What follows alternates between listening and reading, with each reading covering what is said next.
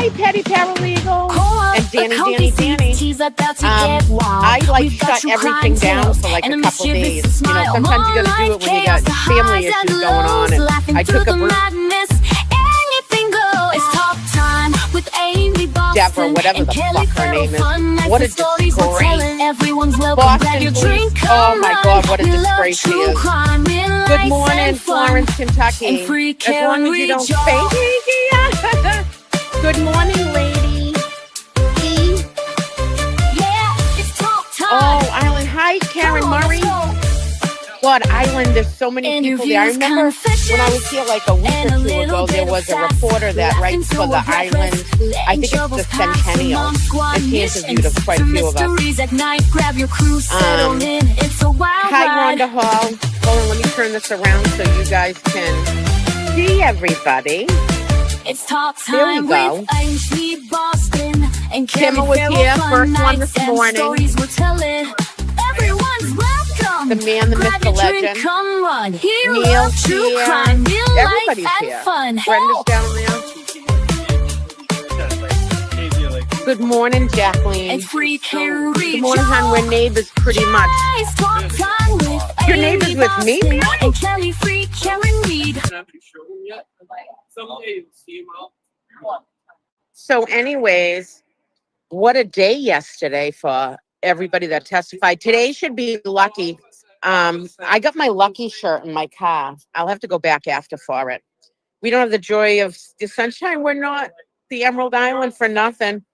Oh my God. Oh, there was a lady here this morning too. I guess she finds 4-leaf clovers, so she was going to look for some. Which would be awesome. Like, she's like, do you want one? I'm like, oh, hell yeah, I want a 4-leaf clover. So she must be out in the grass somewhere looking for them. But I'm told, with Rhode Island Hall, I'm told that the buffer zone has eased up a little bit more. They let people really stay down here, which was awesome. Oh, hi, Connie. My girl, Robin G, I've missed you. I did go on, I went to Tesla on Sunday, Tesla the band, and what a rocking show that was. I ripped it up. Good morning, Julie. I wasn't driving or anything, so I got to completely indulge in good music, and music's good for your soul. Good morning, Tracy V. They still got it after all these years, and they have played. Sunday's show was the 39th year they played at Indian Ranch, and they killed it. Oh, they were so good. And the band before them was really good. Kurt Demer, Deimer. Oh, what a great band. Hi in the UK, Sally. How can they still have court for Erica if you wear the shirt? I don't know. I think Erica's charges ended up getting dropped, but I think they're more going towards the hat that she wore because it had Free Karen Reed on it, which, I mean, you could do that by mistake because it's tiny little print. You forget you have it on. Oh, thank you, Deborah. Her taking the stand for FBI. Don't forget. Hi, Dana. I miss you and Tracy. I had to bounce out of not going to a Monday night dive bar, so I'll hit there next week. I don't know if it's Deborah Deaver. People have called it both names. I just think she's a lion. We should just call her Mrs. Liar. You know why? The quarter size Free Karen Reed. Because the FBI. Oh, there we go. So anyways, it's going to be a beautiful day. Tomorrow's supposed to be 90 here, which will be absolutely crazy. But my car's decorated. It's down at, the very end where I can have it.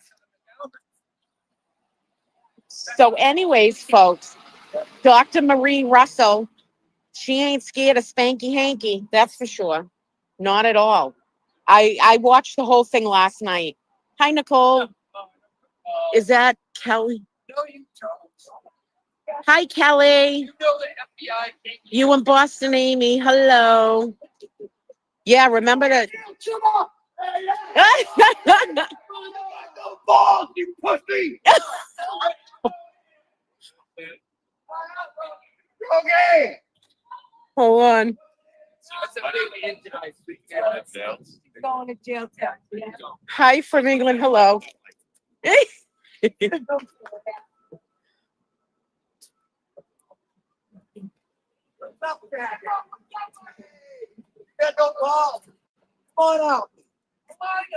good. How are you? Still sitting to pee? Still sitting to pee. Yeah. Hey, where's Natalie? Hey, we're here for Oh, yeah, justice the for John, Oh, too. you fucking maggot. Well, it's terrible that you drive by yelling shit out the window first and you expect a response. Yeah. Asshole. I hope you hit a car. Light him up, Timmer. Hey, that guy, what's his name? Antique Rogue or whatever? He's an ass anyways. But he drives up yelling shit out the window first.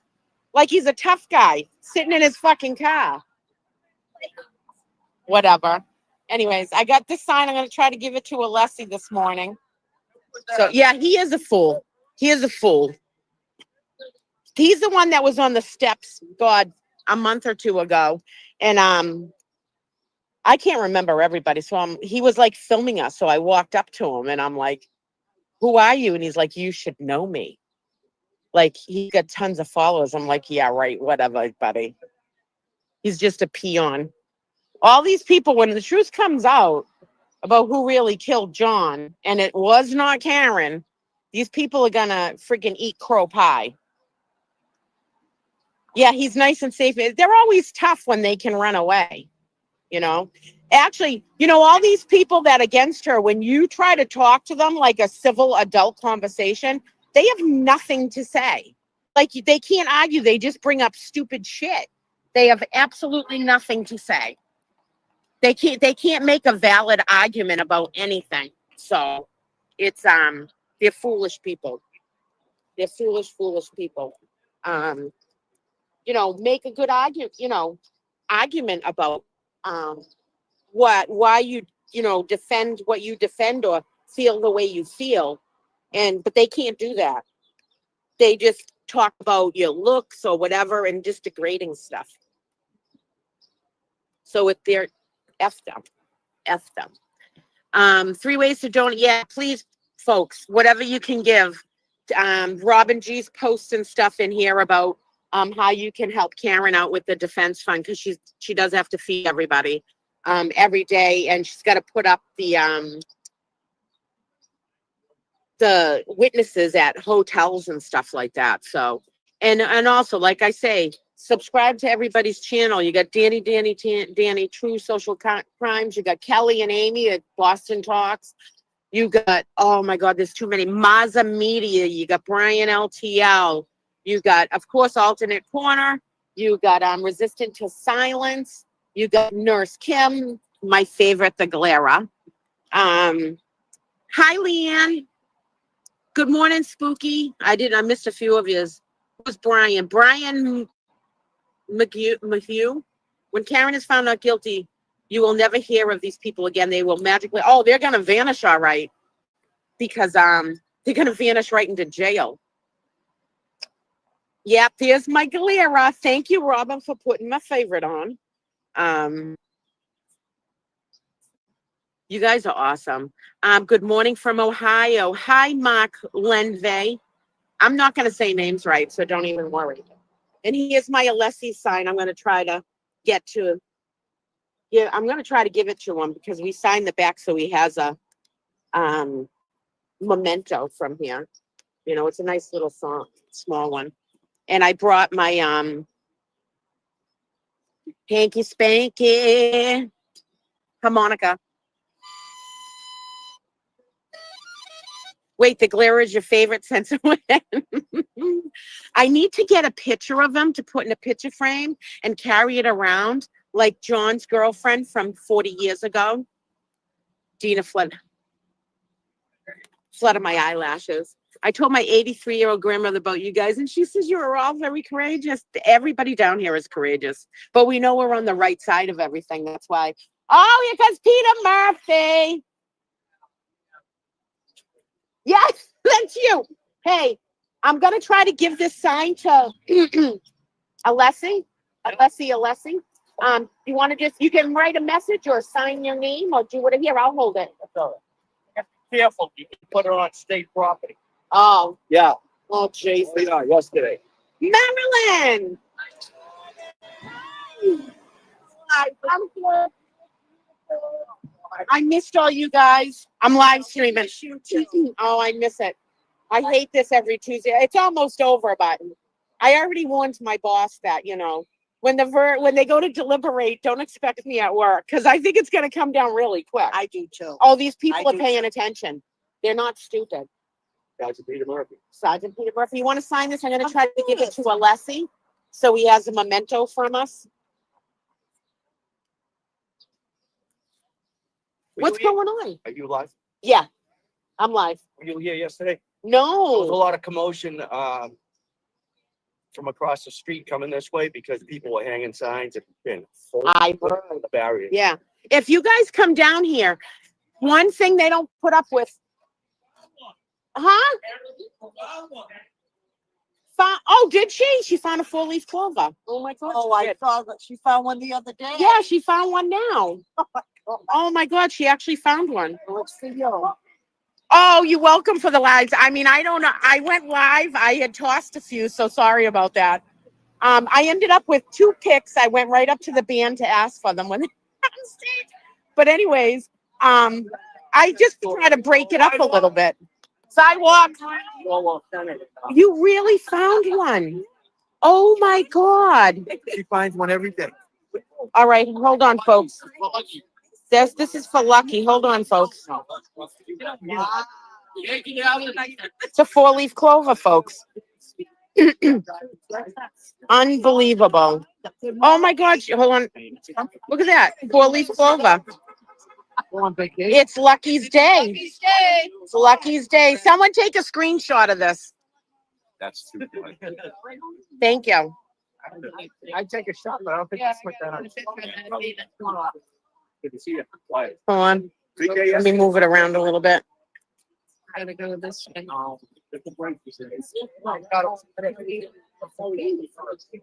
Yeah. You sure came out. Oh, Yeah. Lucky's day. oh my, I get nothing to put it in. I know, that's what I said. I keep wanting. I just don't want it to break. I know. All right. We're going to put him here for now. Oh, here. Will you put mine in your car for now? Bring the water back. Oh, we can. Yeah. All right. Thank you. I'm telling you, she's gonna match. I know. Standing there the other day, and he asked, "Can you find me another?" She walked away and came back 3 minutes later and had me. Oh my God. In Lucky We Trust. Exactly. That's luck, though.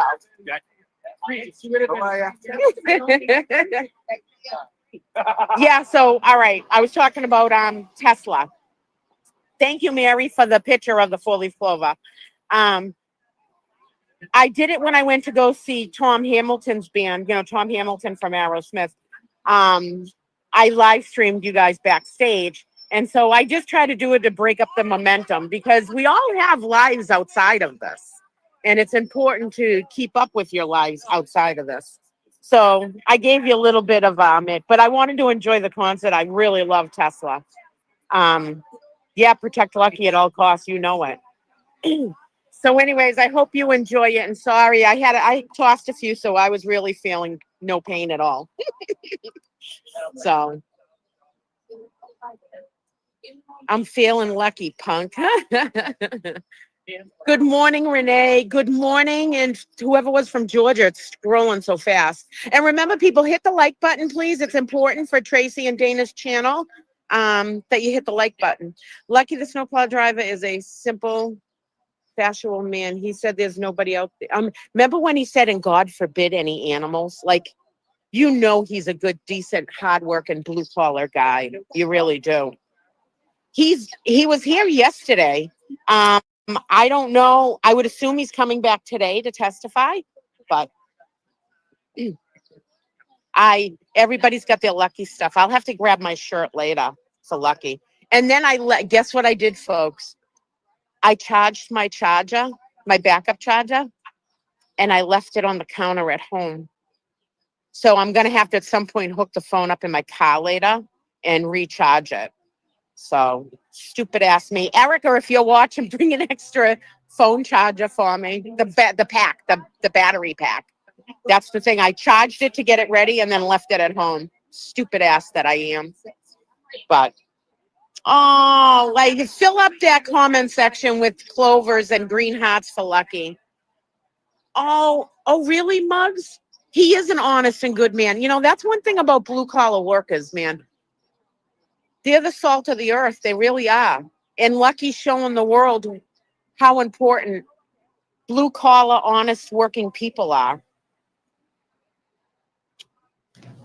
Calm, sane folks that Dr. Russell was unbelievable. You know, one of the first women in Medford to be a police officer. Impressive right there, let alone all the other credentials that she has. And Hanky wasn't freaking moving her. She gave it right back to him. Oh, I love all the clovers and stuff. Yeah, last year we had someone made up, I think it was Chrissy made up in Lucky We Trust shirts. Mine's in the trunk of my car. Tell him we're all supporting him. Yep. Dina. Hey, good morning. Oh, I love it. I love all the clovers. I love all the clovers. Who is it?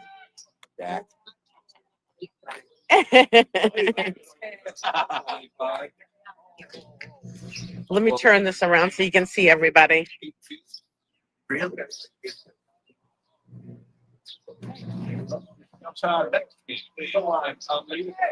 we go. That guy right there, he works for a radio station, which is awesome. And they report on it. So that's an awesome thing. Sidewalk.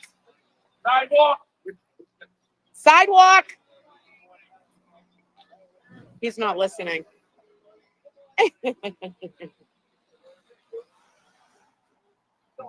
Hardman's here.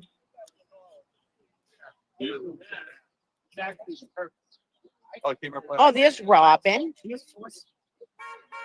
Yeah, but she had nothing more to gain. I love when Scott McGinnis talks. He knows so much about stuff. Hey, Robin. I'm live streaming. Good morning. Oh, that's all right. We'll go like this. Everything going. Good. I haven't been in the tanning booth in a bit, but Oh, you do the food? I do till summer starts, and then I get dark. I get really dark. Yeah. Italian skin. The Italian skin, and the Indian from Nova Scotia, like the Arcadian. My nice grandmother was a lady named Molly Muse, and if you Google her, it shows a picture of her.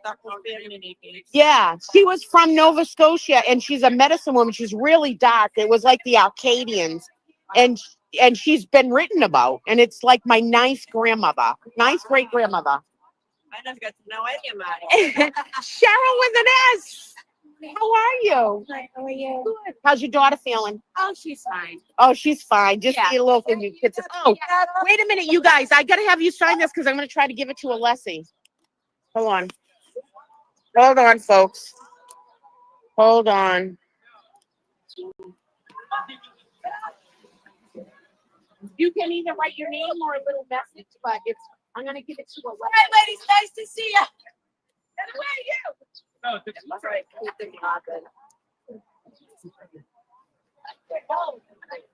Whack it. Kiss it off.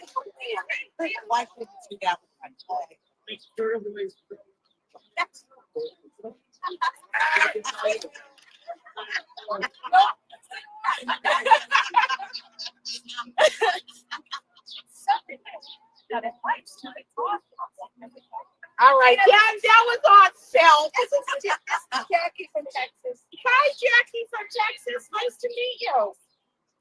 Jackie, how long have you been here for? I got here last Friday. Oh, nice. Days, yeah. Here, it's live streaming right there.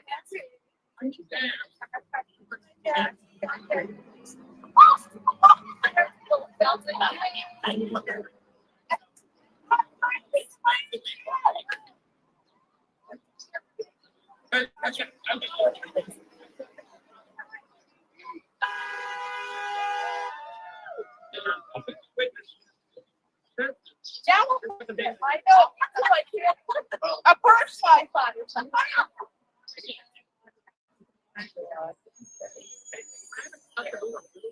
I'm gonna hit the damn thing. Oh, I got my coffee over here too.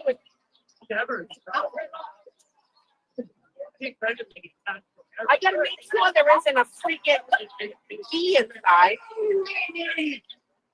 No.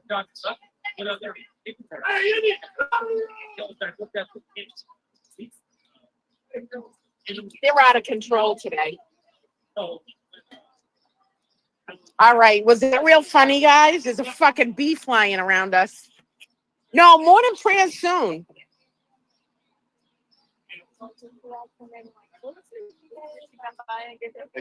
What time you want to do morning prayer? Hi, how are you? Good to see you. Good to Glad see you you're too. back with us. Tuesdays. I know. Tuesday's my day. Oh, you and your concert. Oh, it was a great concert. Sure it was. Tesla. I tossed a few and sang my heart out and Hey, Robbie. paid for it the next day because at 58, I still went to work the next day, but I was hurting. Oh, yeah. I was hurting. Yeah. I was drinking these dog brewery something blood orange salsa drinks. They go down like water. Oh, Yeah. here's Jen. And then they hit you like lead. Yeah, they hit me like crazy. Oh, all right. Oh, perfect. That's Jen Root with her sign. I brought my friend from Germany. Hi. Jen Root. Jen Root. Hi, good morning. How you doing? Good. How are you? Good. Hi from Germany. Yep. How Been listening to everything. do you say hello in German? Good morning. Hello. Good morning. You are. Good morning. There's my Keith with my favorite flag. Night. I love that flag. Oh my God, I heard you So- have these. I feel like we should stand on those stairs and we can just wear those. Yeah. Because we are silent. We Get are. a good picture. Yeah, we are silent Thank you. in a way. Can we make a donation to these? No, this is all free. I wrote free here. We won't be silent. Those are beautiful. So Thank you, yeah. Jen. I'm like, yeah, no. Everybody wants- Everyone can take it in a minute for prayer. I got them. Thanks. Thanks. Thank you for being boots on the ground. Those who can't be there. Yeah, thank you, everyone that's behind the keyboard. You guys matter. I've been saying that all along. Everybody matters. Everybody matters because it's a big puzzle and everybody's a piece of it, right? Everybody's a piece of it. Yeah, because without you guys behind there, this wouldn't be out in the forefront of media and stuff because everything you write matters. So Mike Redot's video speaks volumes, the one with Karen and her family, and they show the little board, and then they show thousands of people supporting her. Yeah. What this is, and it takes. Robin G wrote, Dina, can you ask Bobby if he did his homework, please? Yes. Home goods. Home goods. Dina, can you say happy anniversary to my husband, Jimmy from Cambridge? All right, hold on a second. Happy anniversary, Jimmy from Cambridge. Say happy anniversary. Happy anniversary, Jimmy. Oh, I'm sorry. There you go. How's that? Woo! Trucks can honk right now. They can honk right now. And look at Brenda got a little thing for the 4-leaf clovers. Yeah. In Lucky We Trust. In Lucky We Trust. Jack's here. Hi, Jack. Good morning. Good morning. I won't say that. Is that your daughter? Yeah, that's Yeah. Olivia. That's how we do. Hi, Olivia. I'm live streaming. I'm live streaming. Oh, all right. Good morning, Tina. Hi, PFC. I'm Attorney General and the a great crowd. Governor. Oh, it's going to get busier and busier because One, the buffer zone opened up more thanks to Jason, Allison, Lisa, and Sam. And people are realizing that we have rights here. They're getting stomped on. So come on down. I'm happy to see a great crowd there this morning. We're saying there was only 8 people down the S8 and none were from out of state. That Aiden was like, no, there's people. Of course they lie, people. That's why we bring you this stuff like Boots on the Ground channel so that you can see what's actually going on. You know, the world's watching this and they're seeing what's going on here and they're just as frustrated as we are. Oh, good. I'm glad. You know, this trial could be over by next Tuesday. Honestly, it's coming. Do you want to be on the live stream? Can we introduce you? And tell us where you're from? My name's Jackie. I'm from Texas, Dallas, Texas. Nice. She came here Friday, right? Yes. Friday had to come support Karen Reed. Thank you so much for coming all that way. Yes, of course. The buffer zone there's still a buffer zone. You can't have your free Karen Reed stuff and stuff like that after 8 o'clock. But they're letting us, you can stay down in the buffer zone anywhere around here with just pink on, or you can have a Turtle Boy sign, apparently. You can have a Stop Corruption sign. So you just got to check in just to make sure. Just ask somebody that's down here regularly what they think.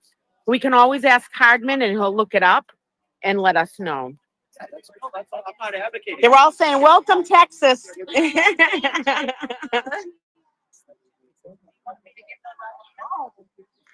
So that's all I can tell you about the buffer zone. I mean, there is interpretation of it, but it's getting very much more relaxed. I mean, they know we don't start trouble, but if you come down here and you're not sure, just ask one of the regular boots on the ground. We want to keep it so no one, not any more people get arrested. But you see these barriers? You cannot hang stuff on these barriers. You cannot. Yeah. And this stuff happens in everybody's town, honestly. It really does. So let me turn this around. Oops, wrong button. Stay in studio. I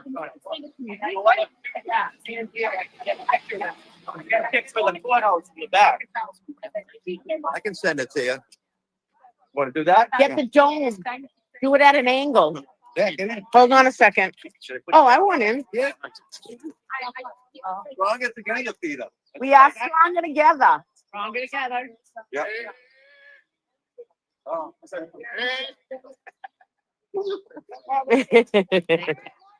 All right, morning prayer, folks. All right. Are we doing it here or on the registry of deeds? Right here? All right, let me put this down. Morning prayer, folks. I know.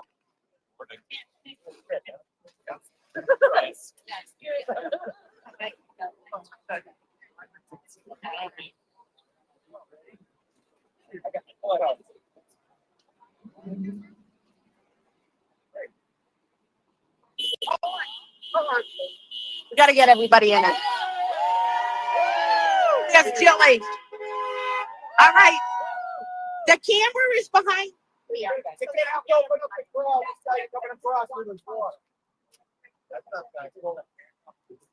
Can everybody go? You see everybody, folks? There we go. Yeah. They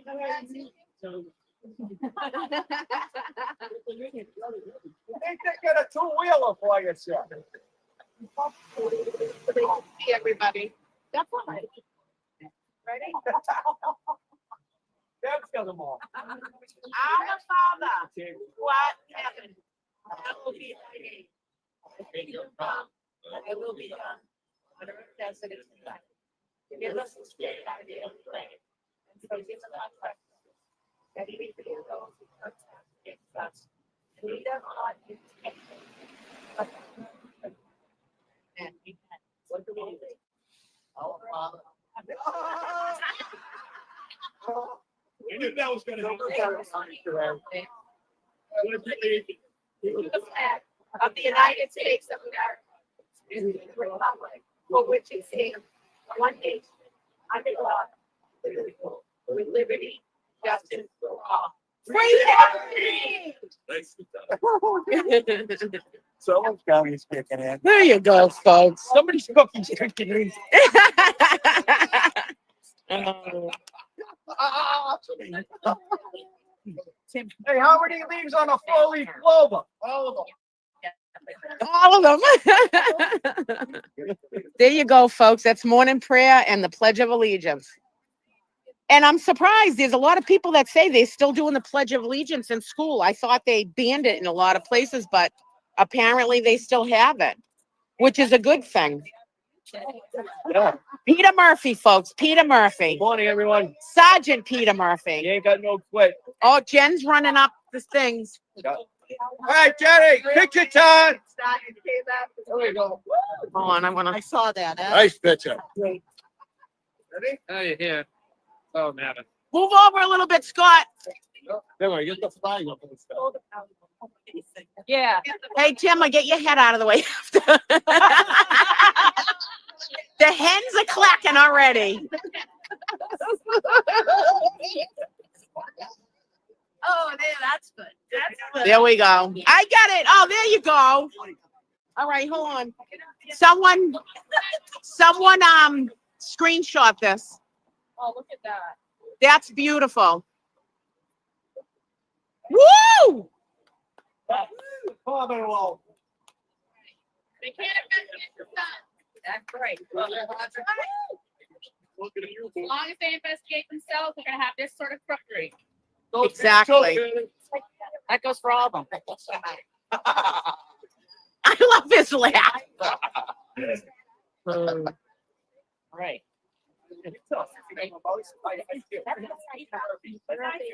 Hi, Dina. Where's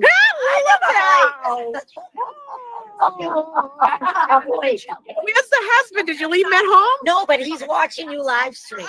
Oh, wait a You minute. gotta say hi to him. Oh my God. Let me turn this around. Hold on a second. All right. Sidewalk.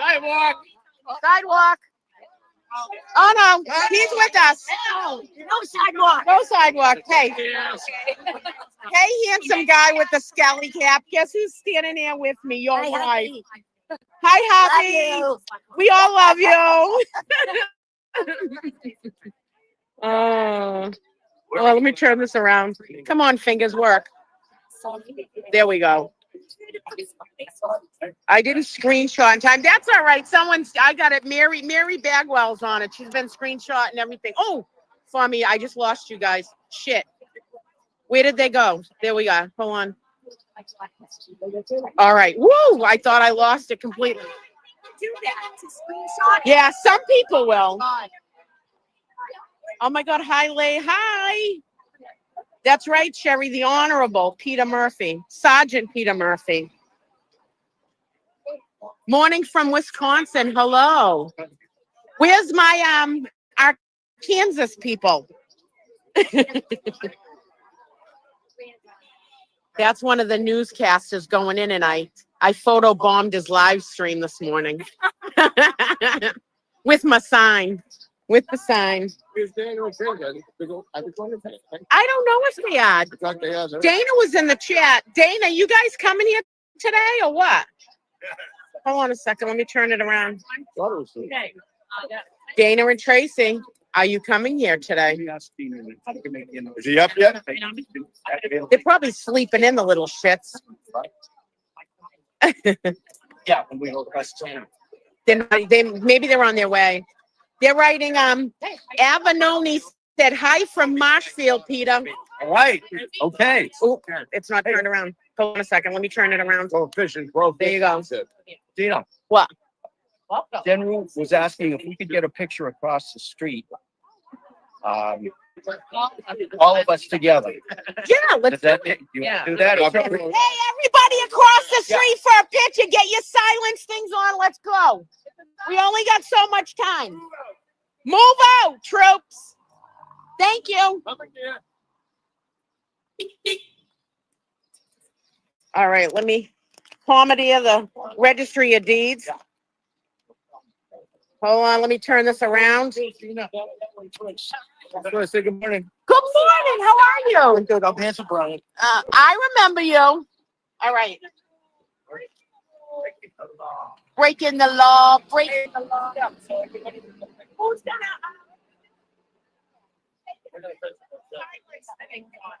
My friend from Germany is doing it.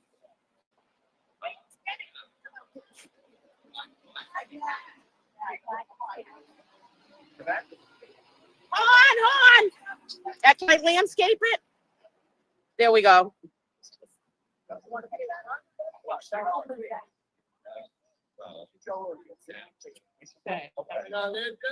it. Everybody hold silence. One more. Janine, come closer if you can. Okay. One more card, Janine. Oh, wait a minute, Scott McGinnis isn't in this. Get the hell in here. Jesus.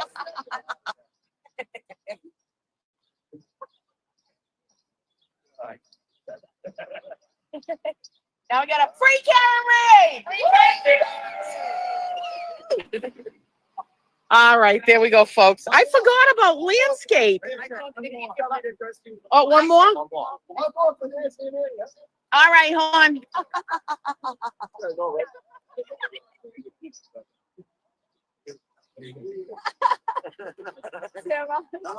Can't take that. Gosh. Yeah.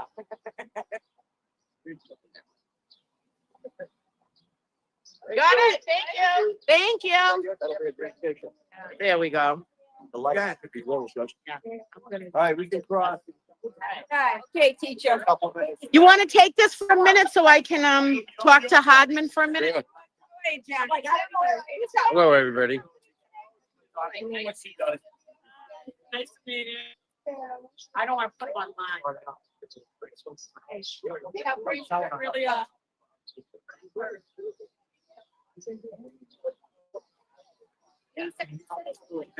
sign that he wasn't the main ticket, so behind. Oh, you have to. Somebody, when he arrived, he's going to see something. Yeah. So maybe I'll get you.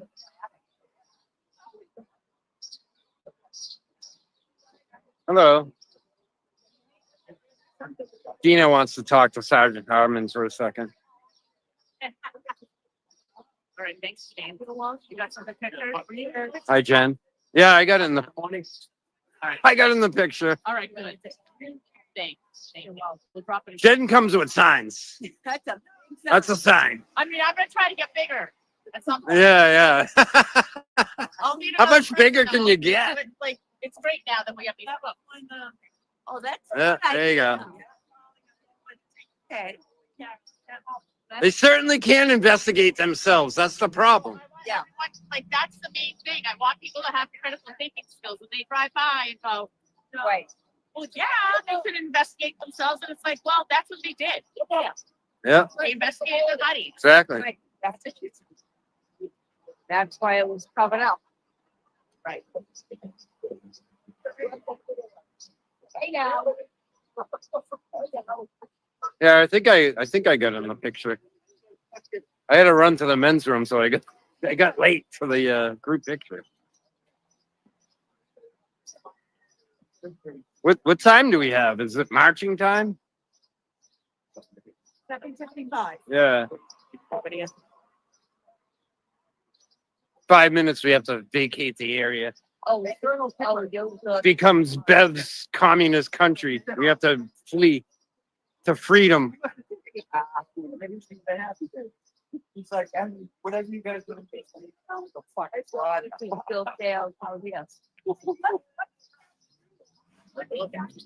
Good crowd today. We got good Yeah. weather. It's supposed to warm up in the next 3 days, right?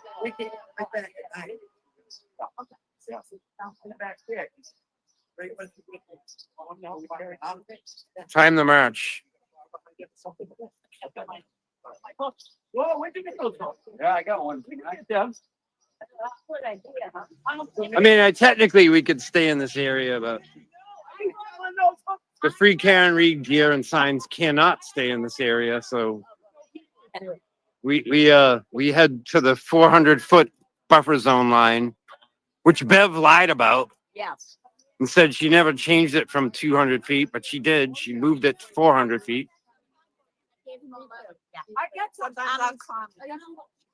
On this end, anyways. The other end is still 200 feet. But this end down here, Bev extended it to 400 feet, so we lost all our parking and our sweet spot from trial 1. She took that away out of vindictiveness and DA Morrissey's orders, because Bev is controlled by DA Morrissey. He's evil. Great. I sit at home screaming at the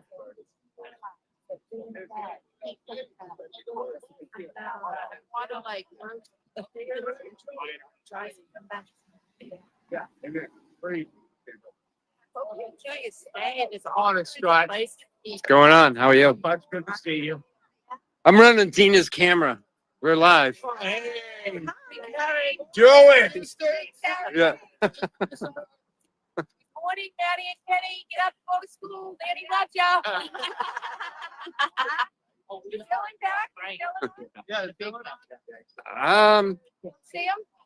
Not that I can see. No, I just see me and you.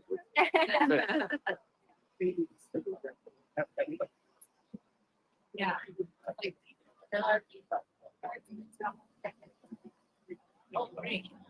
Yeah.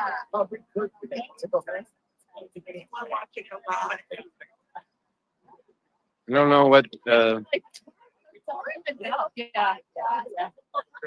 Dina is discussing with Sergeant Hardman. You move it. Well, we're moving. You're not here.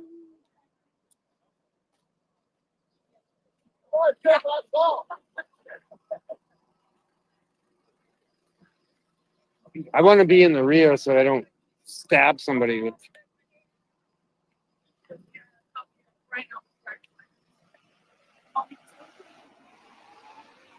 Wow. Oh. Wow. I hope that's okay. Now, we get the boot from there right now? Yeah, No, not. Okay. you don't have to. We had to up until last week. Because I came last Tuesday and I was able to kind of go right back and forth, you know? You can stay down there as long as you don't have anything that's free Karen Reed. Yeah, I don't, well, if I talk Yeah. to them, that's why I'm. Yeah. Like I bag up my sign. I have half a mind to try to apply for some journalistic, press authorization, pass. Press Yeah. pass there. Yeah, it's a difficult situation in Massachusetts to get a press pass. Yeah. It's not easy. Why are we all walking up towards? But I mean, in trial 1, this is where we hung out, right here. Yeah. Trial 1, exactly. Yeah. Bev made sure we lost this area So what your dad does? because we had a stronghold here. So Really, yeah.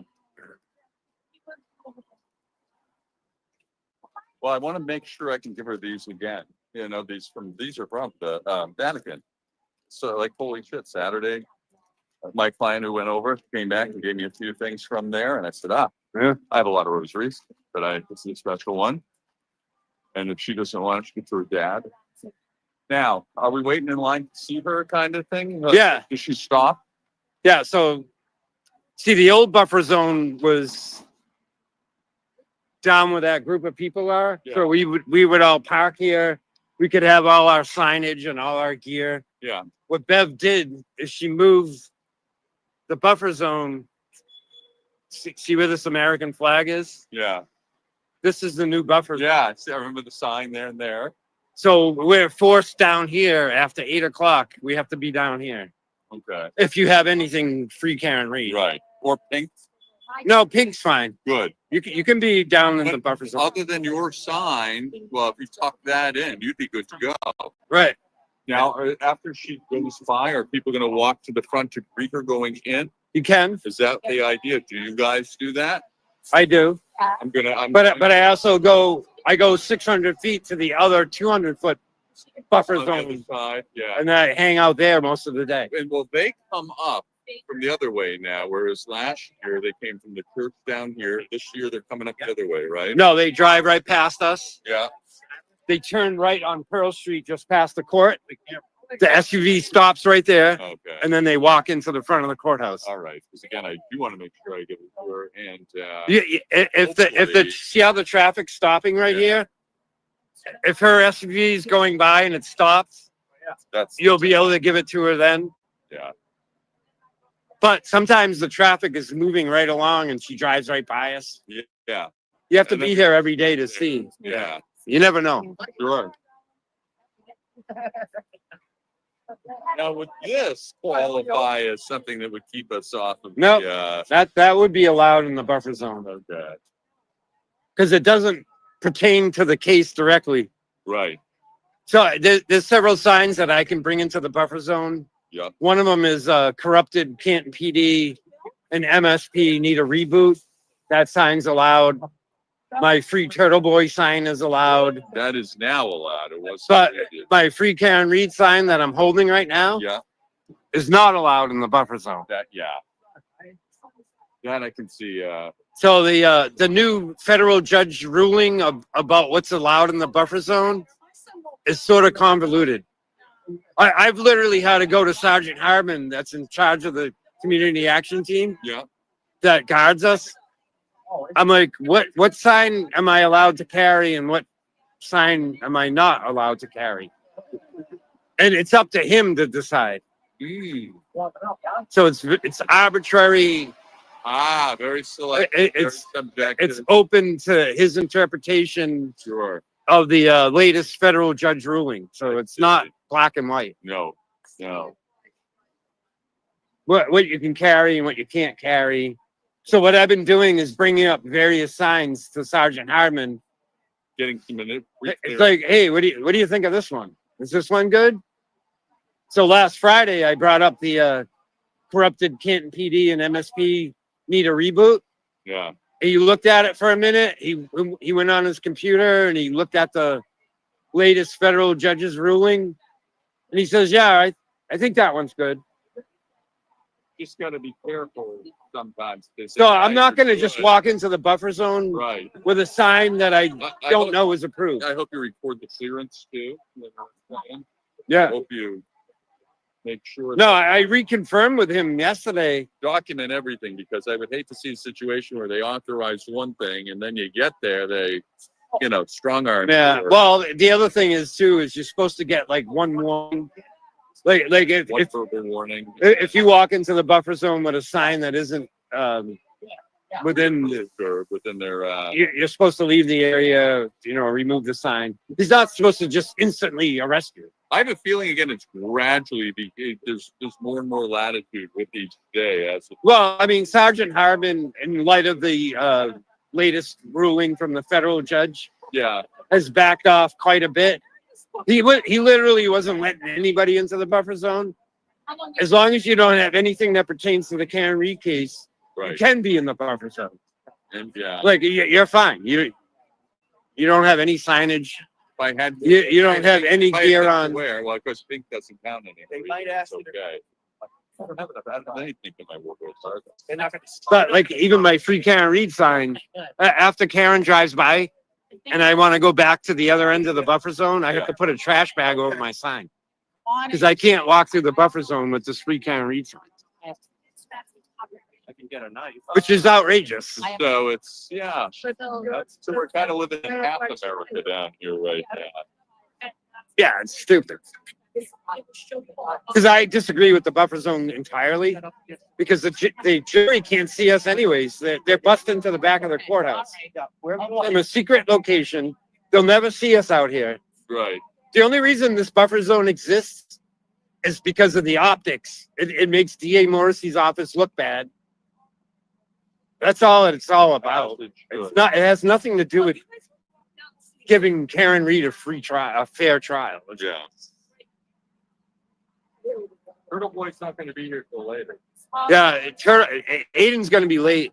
Yeah, he's in Yeah. the bus stop deal and then he's, right, yes. He has to send the kids off to school before he drives down here. Yeah. He won't be here till like 10. Traffic can be really. Yeah, well, dying he's one of the 3 alternates, coming from there. and there's always so that there's 10 media spots and 3 alternates, but a lot of the 10 media spots are never taken. There's no. So the three alternates are like automatic shoo-ins, and Aiden's number 1 out of the 3 alternates. So he's pretty much guaranteed to get in every day. Because a lot of the media puts in for the lottery and they win it and they never show up. So if you're one of the 3 alternates, you're pretty much going to get in. They should change the rules on how they do that media lottery. If you win the lottery and you don't show up, Yeah. your name should be taken out of the hat. Oh, yeah. Doesn't DePietro stroll in late sometimes? I don't think DePietro won this week, so he's probably not around. I hate to meet him because I'd want to slap him if I did, but I certainly am not a violent person for the record. DePietro is just an Laugh. in-person troll, is all he is. I don't think he's even real. I think he's just acting a role. I don't think there's He's a any joke. substance at all. One day, one day, great stuff. No, this buffer zone has nothing to do with giving Karen Reed a fair trial. Yeah. It's all about the optics and the politics. The last thing that DA Morrissey wants is a bunch of free Karen Reed people in front of the courthouse. Again, I was so The amazed. mainstream media would be forced to depict us in that location, and it just makes it all look bad. That's the reason for the buffer zone. I was so amazed when this first came out a few years ago. They said something about there being video evidence of Karen hitting. Oh, that was another mainstream media lie. Lie. Yeah, WBZ4 Boston. Yeah, I know. They see DA Morrissey has the mainstream media in his back pocket, so he can call the mainstream media and leak a false report like that, and they'll mimic it. Yeah. Parrot it. Again, they're about getting it first, not getting it right. Anyway, that's the whole thing. So Michael Morrissey's idea was we'll put the false narrative out in the mainstream media news. Yeah. That we have video proof. Yeah. That Karen Reed ran down John O'Keefe. And then It was a lie, it'll be case but the closed. mainstream media ran with it. You'll immediately close many inquiring minds as to. Yeah. So if you were initially watching that news report, It's you're like, oh, this is terrible. Yeah. This woman ran down her boyfriend by accident because she was drunk. And they have video proof of it. And then you tune it out. Because if all you watch is mainstream media news, you believe the propaganda that they project.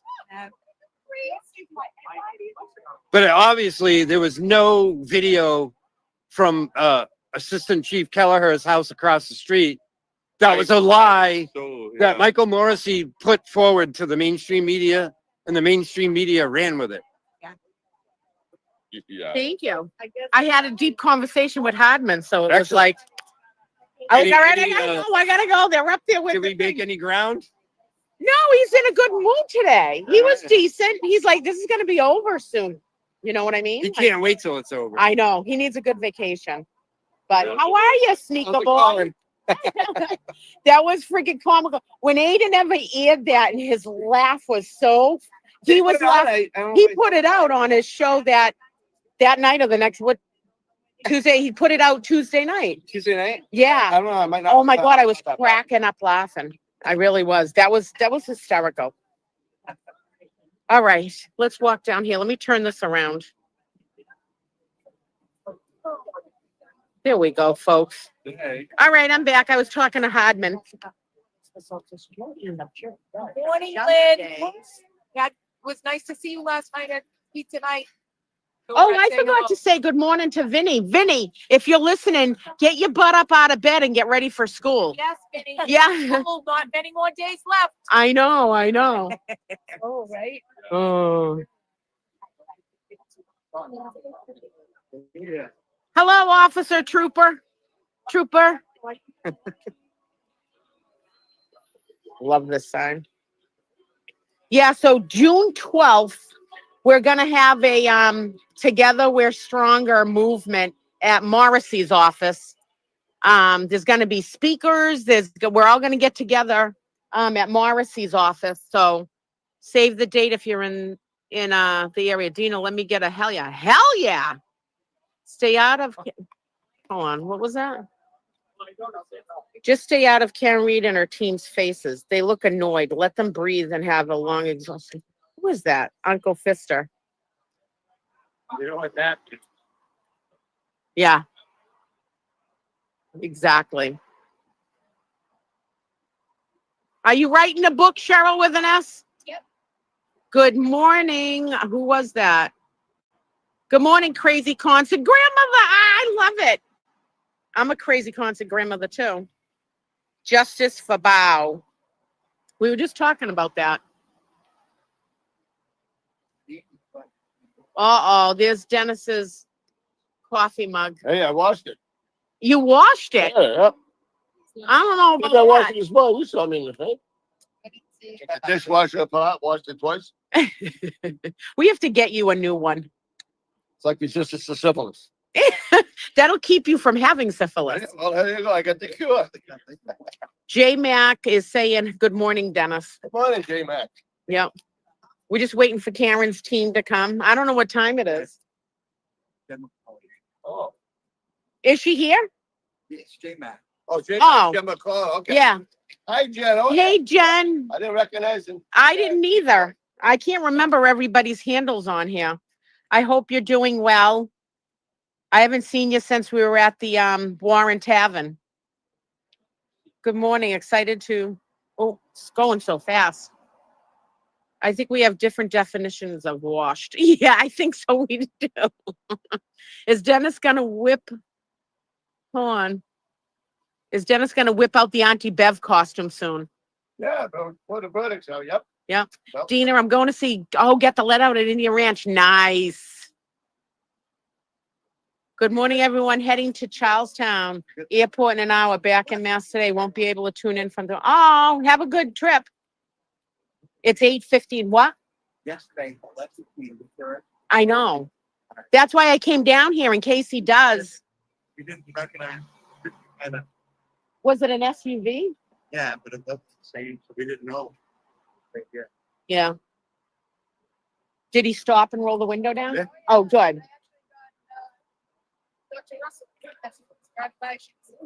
I want to give this to him as a souvenir. He went in- So I had some people sign it.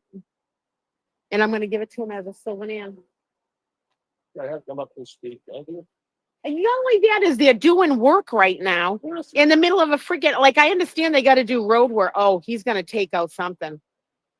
But now they got a hole. Oh, You don't even need the buffer. they got a hole in the ground over there. Like,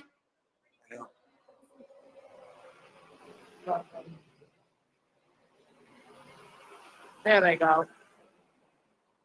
Who is that? They're saying, hi, Brenda. I see you. Cheryl. Where are you, Cheryl?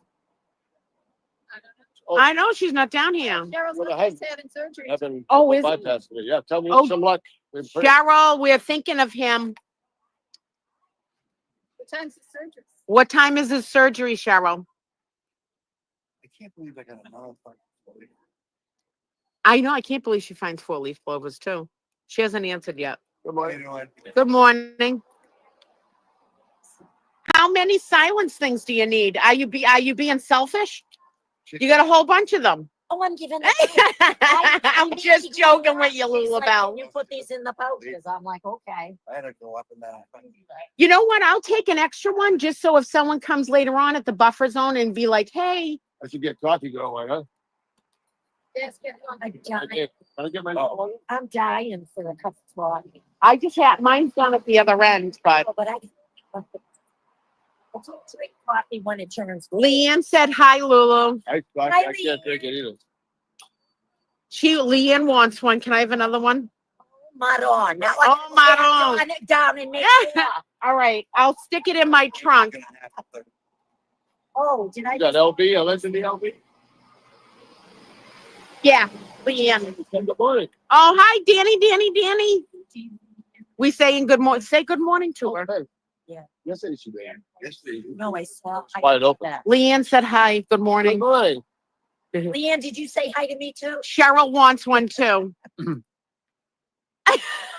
Why don't you just take them and pass them up? No, as soon as I get rid of the last one, I gotta go make more. All right. I got one. I'm like, remind me when you come here that I have one. I only got one extra for someone that shows up. Maybe yeah. Want me to hold it for you? You're not going to on Tuesday. Yeah. All right, Cheryl, I'm giving Dennis Sweeney yours. Yeah. Oh, We'll see. hold on. It's stuck in my earring. It feels like weird. And so, yeah. Yep.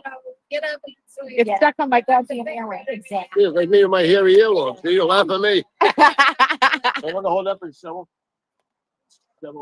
Oh, if you're coming tomorrow, then do you want me to give it to the Sweeneys? No, that. Hold on. Because I always feel like that with my kids. Like, Brenda. yeah. Oh, Jesus freaking Christ. Cheryl wants you to hold. She'll be there. I mean, Leanne, Yeah, drive it.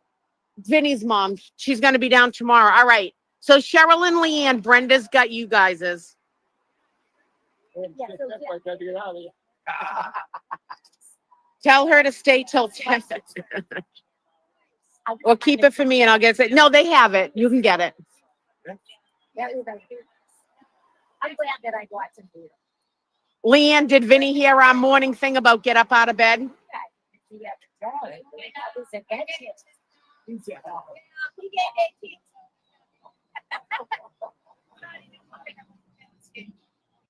Gates out, Bob. When's he coming back? Like September, October? Yeah. Oh, I guess. Let's go to the gate. He'll be so excited to get that. Okay. Yeah. Are you really? I think you have it. Oh, good. Hopefully. Poor Brandy, they don't see you. Where is she? Oh, Brandy. Brandy. Tell her, poor Brandy, they don't see your coffee. What do you think of Kelly Deva? I think she's a lying piece of shit. And I think she changed her story. She did drop in the FBI, but I think she was disgraceful by her testimony. I think it was disgusting. Hey, now, not going to make it over today. Hey, now, I miss you. I haven't seen you or talked to you. He's like, I'm going to call you later. Somebody just, I don't know why. Erica and Boston. Said I saw you go after the. She must have saw it. Rogue must have had that. I did. I put it live while you were doing it. Grab me and Erica lanyards. Okay, hold on a second. If there's any left, I got one extra. Let me get one more. Yeah!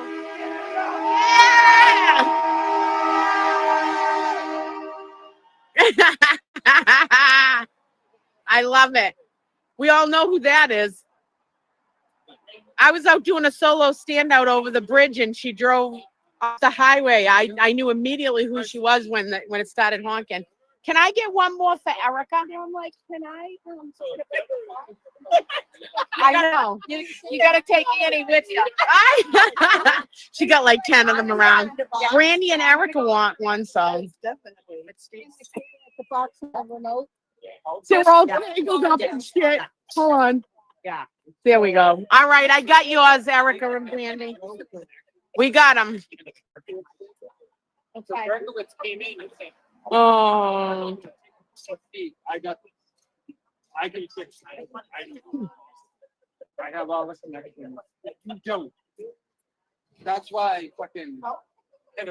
Checking out the signs. It's a good crowd here this morning.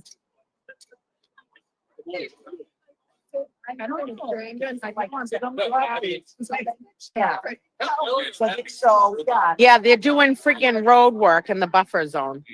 It's crazy. I didn't find that, you know, and, Who's all dressed? Oh, Tracy and Dana must be going into court. God, I missed my coffee. Woo woo! Look at you two. Oh, she's doing the strut. Check it out. You're not wearing your Speedo into court? Oh, I love those shoes. Look at Tracy's shoes. She's all sexy. I'm sexy. Sexy. Hi. Hi. Oh, what a good day to go in with I Dr. know. Russell and then Lucky. I hope we get to see Lucky. Nothing. I have a feeling Brennan's gonna just keep Russell on the stand for all day. Just like, oh, we'll see. We'll see. I don't care. I'm just like excited. That's a cute necklace. What does that symbol mean? Strength. Strength. My brother made it. Also the earrings. The art shop in Plymouth on Court Street. That's my brother's shop. Go and visit it. Go and visit Go it. and visit it. Looking dapper. Thanks. With a nice pink tie. Yeah, I got a little pink going on. What do you already stained your shirt. Dude. I'm not touching your boob. I'm just saying, like, Oh, Like Dana. coffee. can't take him anywhere. That was probably my coffee. I'm walking down to go get my coffee now. Check. Oh, okay. Cool. I can be down there, and they approved my sign. They did. Is this the one that was signed? Oh, Yeah. cool. Oh, you guys Oh, got to sign it. Yeah. Awesome. Second part. Come on. This is great. Oh, I figure I'd give him just a little souvenir. yeah. They said he came early, so I want to get down to the front in case I miss him up here. And that way I can at least Just put, Yeah, you sign it. you want me to put your name? My name, yeah. put his name and then put the channel. Here you go. There we go. Outstanding. Here, don't get a black mark on you. You're all dressed up. This is great. He's gonna love that. That's so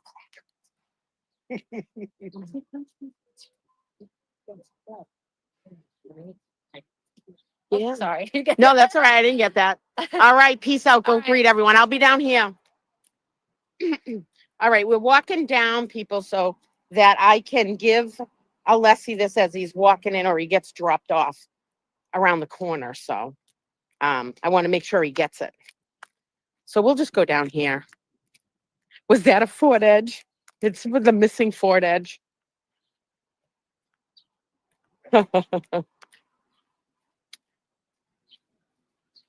Good morning, friends. Good morning, everyone. I missed you guys. I'm only down here on Tuesday. Sometimes I can sneak out a little bit. Like I get out of work and then I drive up here if I can. So that's pretty awesome. The FBI cleared factually innocent free Karen Reed. You know it. More is coming out. Like some big bombs are going to drop soon. They really are. You know, and hopefully they can arrest who really killed Boston police officer John O'Keefe. I pray. I pray, pray, pray.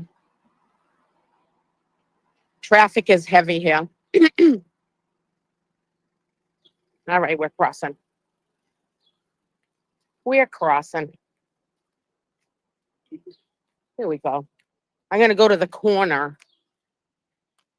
I think Kelly Deva helped because she initially tried to tell the truth. So well, I didn't like her testimony, but then I'm thinking, is she doing this on purpose just to out them? Just to, you know, like make it look like she's against them, but she really is for them. Like, I just don't know. I really don't. Hi, how are ya?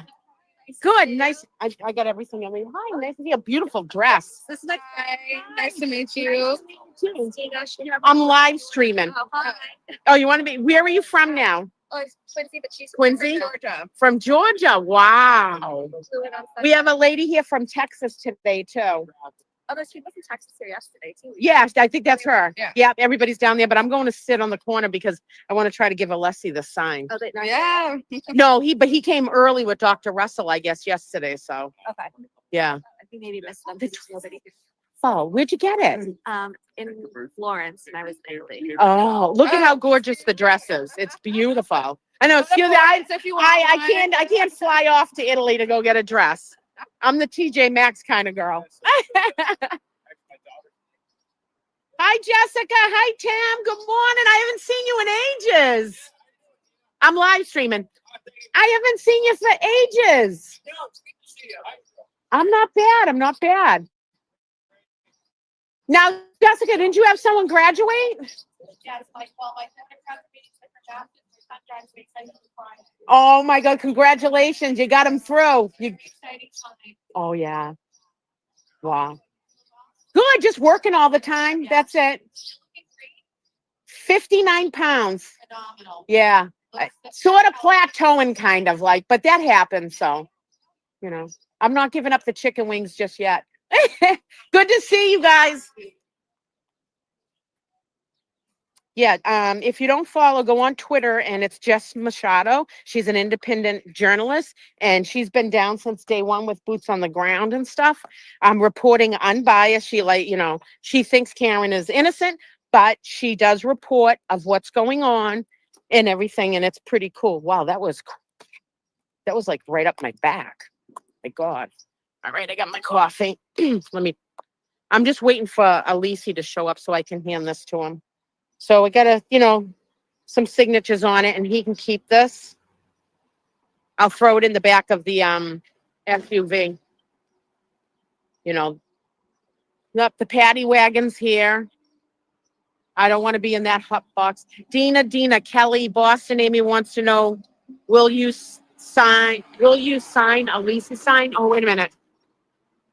Hold on, I didn't see it. So, Dina, can you add talk time? All right, hold on a second.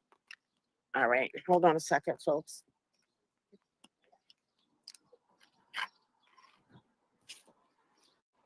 Okay, give us the scoop. Yeah. Talk time with Amy in Boston.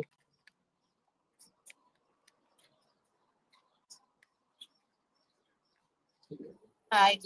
Hi, I'll be right with talk time with. Yeah. We are. We want the scoop.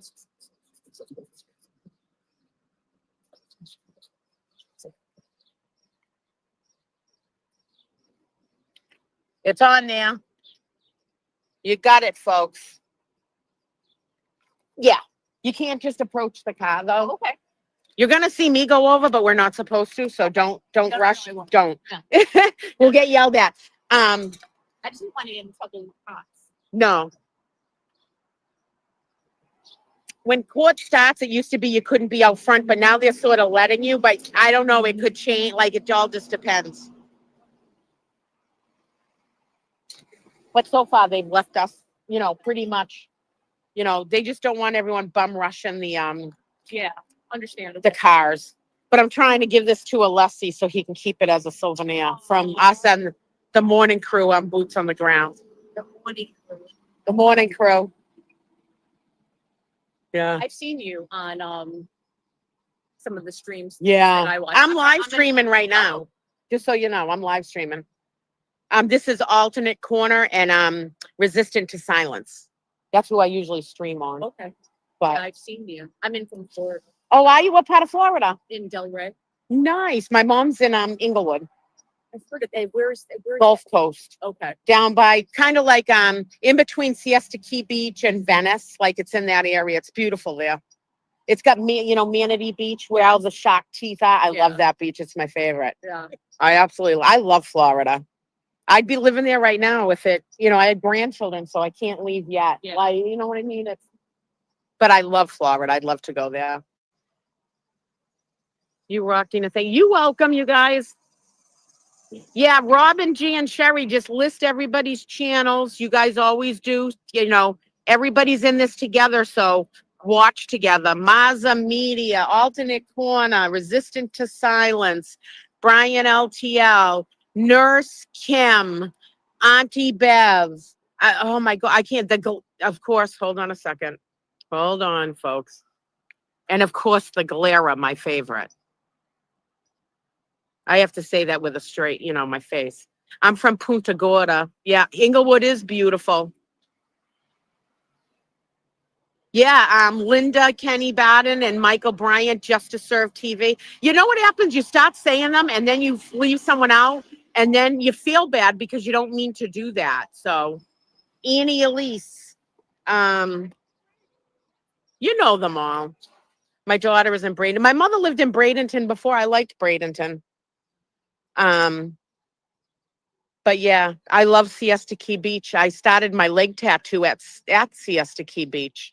That back in the day, God, when white tattoo ink first came out. Of course, it's not it's disappeared a year later. That's my like Florida Siesta Key Beach tattoo, and all the white's gone out of it. Oh, well, don't say whoever you want, just, true crime. There's Danny, True Crime Social. You got that. Someone just pulled up over there, reserved for district attorney. They're really not driving in that car, are they? I mean, we pay a lot of money to these district attorneys with all the cash they've taken from us. You're going to drive in a car that almost looks like my car, Frank. Oh. You got Turtle Boy. I always forget to say Turtle Boy because everybody's already subscribed to him. But my God, Turtle Boy, how could I forget that? I'm losing my mind. I hope he gets in today. Good morning from Jacksonville, Florida. Nice. Nice. Good morning from another Dina Woodcock. Oh, well, hello, Dina Woodcock. Can you add me to the sign, Dina? Who's this? Elise. Watching from the Caribbean, and tell Elise you're a rock star. Good morning. Is that Mama? Oh, there's Mary. Mary Bagwell. Good morning, and thank you for screenshotting everything. Good morning, Kate. Dina hangs with us occasionally. I'll come on soon again, Danny. Maybe today if you're going to be on. Just shoot me a thing saying what time you're going to be on at, so that I know. There's part of the O'Keefe people that sit in their seats, the lady with the dark hair. So I forget what her name is. She's usually always to the far right on the O'Keefe side, front row. I forget what her name is. Is that Shay's mom? No, Shelley Harrington. Good morning. Who's this? Amy loves Karen, Refree Karen. Ah, thank you. I'm a little slow today. As we all know, I have a couple herniated discs in my back, and one of them's acting up today. So I had to take some Tylenol arthritis and get my ass in gear. Dean, I loved your sign behind the Petro. I know. That was so funny. But yeah, when my back goes out, my fingertips on my left side here get numb. So it's inflammation. It's probably from rocking out at the Tesla concert Sunday. I was a little out of control. Morning from Detroit. Oh, one of my best friends lives in Detroit. I said it before. I've been to Mom's Spaghetti. I've been to Motown. She took me to record stores down there. I went to quite a few stadiums where shows are, and it was a great visit. I've been to Easton Market. I had a devil horned hat on and went and stood out in front of the oh, there's Lally. Stood out in front of the Scientology building. Lally's here. Same girl, just left PT. I know, when it hasn't acted up in a while, but I was bouncing and hopping all around, and I should have known better, but it's all right. I need to go get a good massage is what I need. And that helps a lot with the nerves, but that's part of getting old, I guess. It just sucks when it happens, but whatever. Whatever. Yeah, Lally has arrived.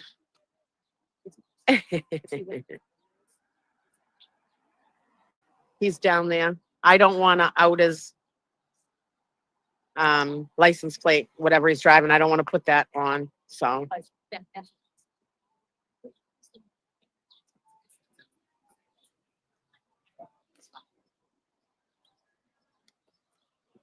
sucks for Dina. Maybe keep Alessi's gift on the ground for now. No, I asked Hardman, this sign's okay. I can have it in the buffer zone. I actually asked him. Thank you, Robin, for putting up Turtle Boy's channel too. Thank you. We're all in this together. Yeah, I got to try to give him the sign out here because I got to throw it in the car he's driving because he can't bring it into court. So. We're in trouble. I'll come and talk to you before somebody more Thank angry, you. excuse me. Thank No, you. she just- Oh, I cannot. Oh, should I put my jacket on? Oh, thank you. see that Thank you for bill. telling me. You can't have your shirt. I didn't even notice it. I forgot that. Yeah, you got to But it has glitter on it. just go like, I lift mine up and tuck it in. I'll just open it when she's here. No, you don't. Oh, They'll I can't arrest you. open. Nope. Oh, don't arrest me. Nope. Oh. Then nothing in the buffer zone like that. Okay, we're zipping up. We're I'm covering. zipping off. That's okay. I don't personally care, but I'm from I Florida. think, I didn't even know, that's why. yeah, I know it sounds silly, but He came they over. don't want any Karen But Reed, thank material Okay, in this. I'm live streaming, just so you know. Fine. thank you. And when Good I say, morning. when I say they don't want, I mean, there's a court order from Right. this building, No, I understand. just I saying. want to abide by. So, And then what happens is one picture gets out and it shows you having that on, and then he's gonna get a phone call to say, hey, you're letting people in the buffer zone with stuff. and you can do that anywhere else. They just don't want stuff Yeah. interfering. We do anything else, please You let can me do whatever you want, but other than, no signs or, No justice for Boston Police Officer John O'Keefe.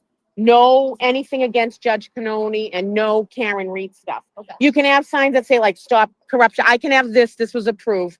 But and you can't yell anything out when they arrive, Okay, whether it good or bad. okay. Like, all the normal rules, the normal laws apply. However, there's a Are they court here order, yet? there's a court Yeah. order that if you want to look it up online, we can get a copy of I it, didn't get which to is say thank you. prohibiting the Karen Reed. No, thank you. material, Thank you okay. for letting me know. thank you. Stay safe. And I was sitting here talking to you and didn't even realize you had it on. I mean, it was so. I would have said something to you. That's perfect. Give me the- See, you're allowed to have yours. Look, I can have mine. It's I'm got from Jersey. approved. I have a customer. She looked at my customer. I had to stop. What time does she get here usually? You know, Anywhere from 8:30 to 5 minutes of 9. oh, she should be here. soon. Yeah. Where she walk by this way or we're not Well, we'll clear? go down. You have to go. No, they usually park around here Oh, and they get walked in. I don't know what to think of this. whole Definitely, thing. I'll get. I've been following it from afar. Well, whether you believe Karen's guilty or not, I believe she's actually 100% innocent. You should be outraged at the way this investigation went, Oh, yeah. because this should never happen again. Boston Police Officer John O'Keefe may never have justice of who really killed I him. watched documentaries. Why? Yeah, and that's not even 100% of everything. Well, I live in Jersey, so I've been following the New York Yeah. Post. New York Post has an article like at least twice a week. Yeah. Say something, right? But isn't that strange? There's SD. SD! See, this stuff- and I'm like, there was a. And, but then that, I heard that the buffer zone was, I heard that that was overturned. Is that? No, it was not 100% overturned at all. They just, they did like an amendment to it where they're letting us stand around here. Okay. But you still can't have Karen Reed stuff or John O'Keefe stuff. You can't yell stuff up to either the defense or the prosecution. You can't have anything with the O'Keefe's name on it. Like, you just can't do that. Got it. Yeah. Yeah. And when they come, like, don't push other people out of the way. Like, I really don't. I Yeah, was I don't here think it'd be that Friday serious. and the car pulled up down there when they went to lunch and a lady actually pushed me. Hey, how are ya? Oh, are you right? Well, what's your name? Kate. Hi, Kate. Free Karen Reed.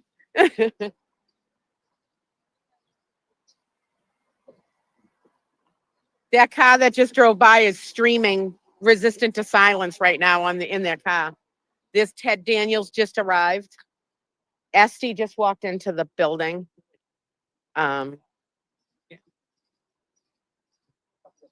They're probably making the two girls come down here because you're not supposed to be over by the media, supposedly. But somehow, Lally's out ripping butts over there by his car. And we can't go past like this brick building here. We can't go past the end of it. They don't want anybody up there. That was told to me yesterday. So you got Ted Daniels is walking in right now. They boot you out of there? No, we realized that they were gonna like line up, we wouldn't be able to see anything. Yeah. I'm like, Something, I guess yesterday they let people over there. there were people over there. Yeah. But they're just like, maybe it's just gonna create a wall and I'm like 2 feet Yeah. tall, so I won't be able to see what's over there. This is how they treat their fallen brothers in blue. I'm not surprised. You can't hold a sign about John O'Keefe. No. How's that? Well, because it's about the case. Like, you can't like outright about the case. They don't want any of that stuff there. So, and as you can tell, since this whole trial started, there hasn't been any supporters on the other side that the ones that think that Karen is guilty, they're never down here. It's because half of them that were here last year, the 5 of them, or 5 to 12 that showed up maybe on one handful of times, the documentary crews aren't down here and stuff like that. So they're not down here. And most of them have some sort of court charges now because it was Crusty Panties and Kim Fair and So Tony Fed and yesterday they said that you could hold signs that say like Canton police are corrupt or Yeah, Norfolk police are you corrupt. can. Yep. And then Mike Morrissey, Meatball Morrissey. is fine. Yeah. Turtle Boy's just nothing Yep, about the Turtle Boy case. stuff is fine. But this is approved, my Elise sign. So.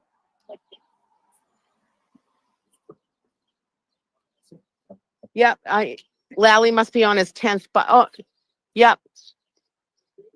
I see his shoes. I think he's still, yeah, he's still over there ripping butts, probably dropping it on the ground, litter bug. Oh, this is Mrs. O'Keefe. Did you see those blue? Oh, she's with the undercover Boston police officer. She had blue lights on there. She gets a detail. Yeah. And she should. I'm sure she has threats against her just as well as Karen. So she should have a police detail. No, I won't be down here tomorrow. I got work. I'm down here every Tuesday.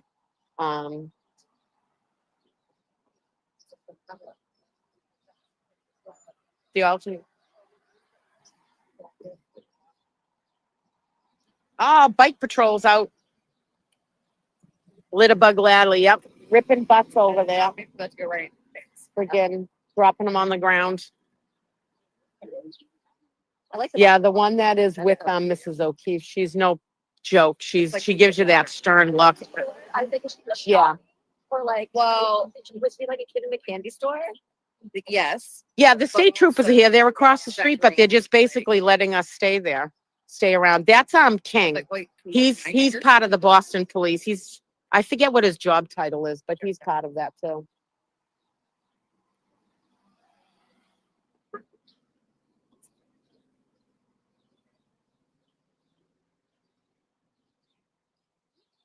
No, we stay quiet. No one yell anything out at all.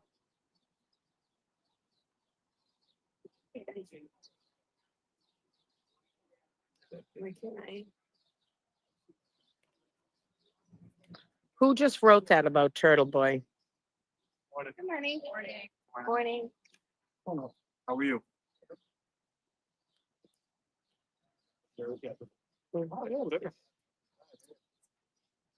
Hi, Patrick. So I try to just ban that person because he wrote something. Yeah, I try to just ban him. Hold on a second. Very nice. He should be gone. Robin, boot him out. Was that you? It just said hi to me. Yeah. Yeah, all right. Yeah, You well, wave. and I was like, can I say hi to Amy and Cal? Yeah. I know he is. Boot him out of here, please. Here he comes. He had 3 cigarette butts and ripped him up, lit it on the ground. I didn't hear you, but I'm live streaming. Tell me after. All right. Tell me after. It was horrible. There goes Lally. Gonna have a long few hours before he can rip another butt. Ah, there they are. This is for you, Alessi. Everybody signed it. Can I give it to him? Thank you. If you'd like to do that. Yeah. Oh, Yeah, just wait from the. Yep. Obviously, put in park. I just don't want you to get your foot. rolled no, over, no and problem. That'd be a tough Whatever day. you say. I know. That'd be a I know. long I don't- day. then I can't run on the treadmill. A long day and a long week. I know. I don't want that.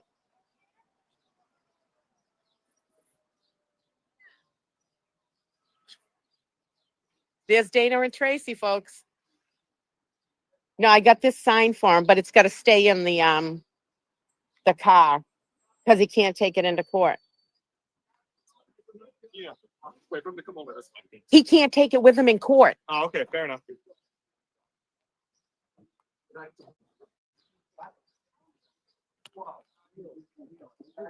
It's a gift for him. Everybody signed it from the morning crew for you. We're all thank proud you. of That's so Thank nice. you. I appreciate it. Thank you. Thank you, Dr. Russell.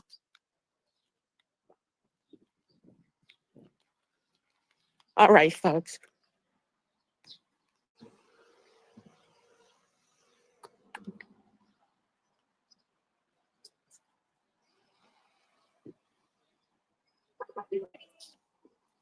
Let's give her a good round of, hold on, a round of applause.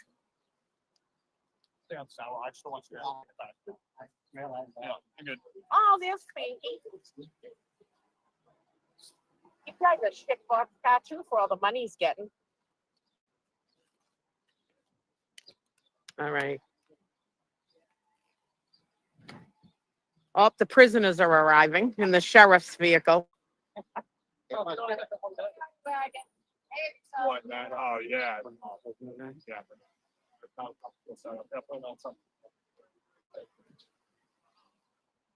Just shush. Just shush. Yeah, I'm pretending I'm talking to you right now. Okay. Of course I'm talking to us. Oh, he's going over. There he is. Hi, Dr. Russell. Doing a great job in there. Oh, it's beautiful out. He's around here somewhere. Go What's his get him, birthday? Alexa. I know. Dr. Russell, you're making all us women so proud how powerful you are. Thank you so much. Give him hell. Yeah. Don't take any of his. Don't take any of his shit. Don't take any of his shit. Yeah, you got it. Sock You it know to you him. got it. You know it. All right.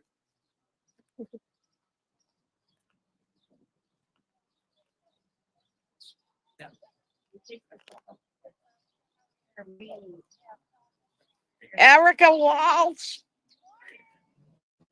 Mama.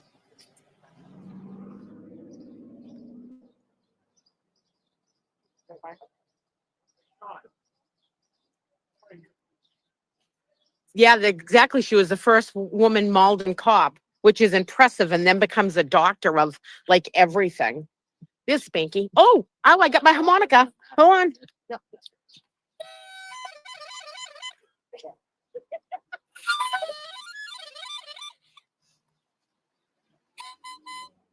I forgot my fingers.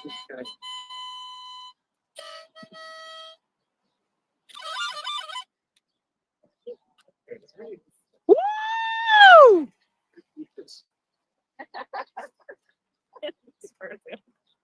Play a harmonica. Oh, there he is, the man. Morning. Give him hell. Good to see you too.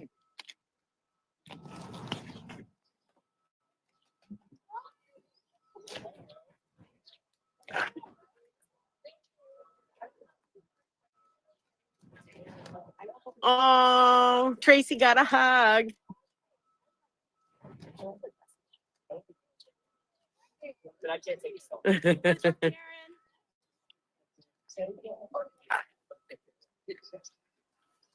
Yeah, Natty. Oh, here, I got to whip out my harmonica. Good luck.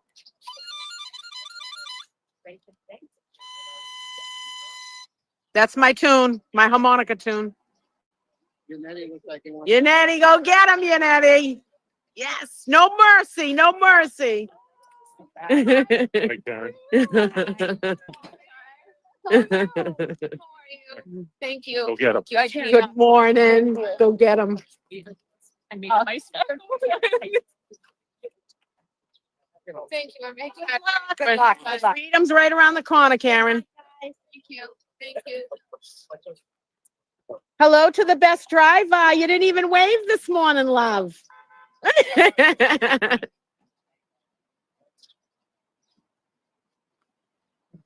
I'm so sorry. She's the world's most famous Phil Sorry. Oh my God, him and the other one. It's okay.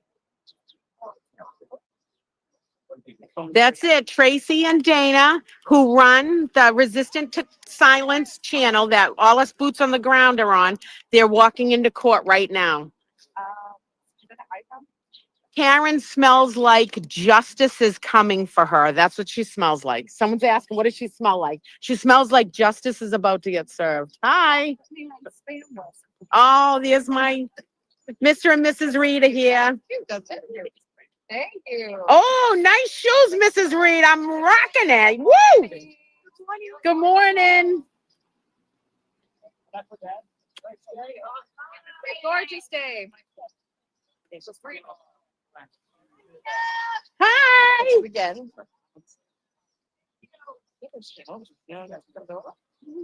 So Esty and them are already in there. Mrs. No, I did. Dr. Russell already went in. Oh, I did. Oh, wait, who's this? That's a different driver. I don't remember him. Oh, the graduate. Woo! That's her defense team, part of them. Evan just graduated law school. 4 of them did, all graduated.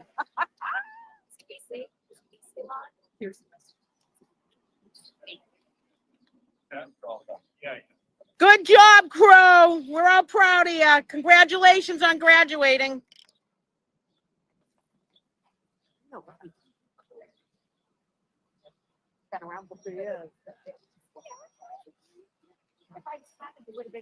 And Evan graduated valedictorian of this class, so. I didn't come home like, I'm not my face, like, I'm like. No, no, but we knew it was there. School I go to. BC. Well, yeah. Here comes Scott McGinnis. Oh, but you can still see him through the trash bag. Yeah, that's awesome. He's got it covered though.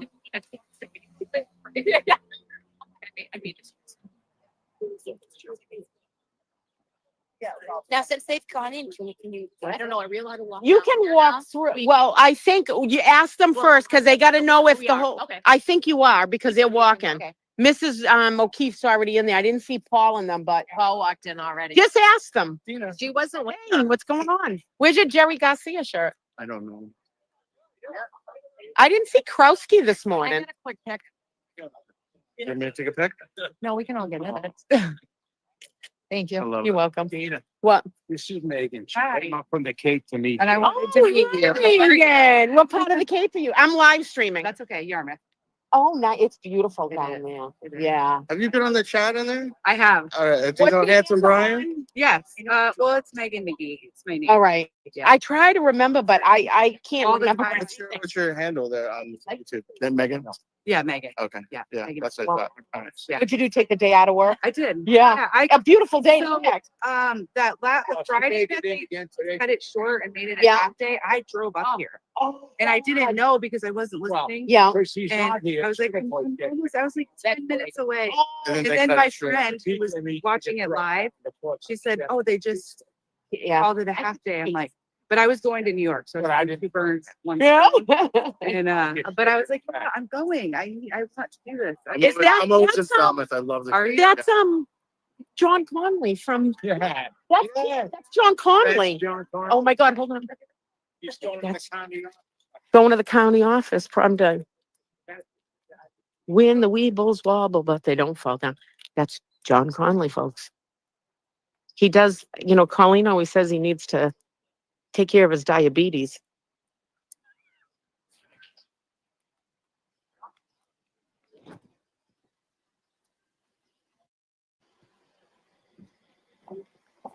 That's John Conley. I'll see what, it's like to find out what he's here for.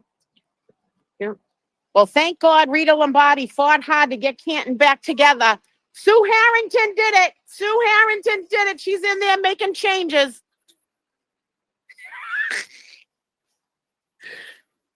Oh, I left my coffee cup over there. Shit. All right, hold on, folks. Let me turn this around. So yeah, that was John Conley from Canton, one of the selectmen. Going back for my coffee. I had to film John Conley.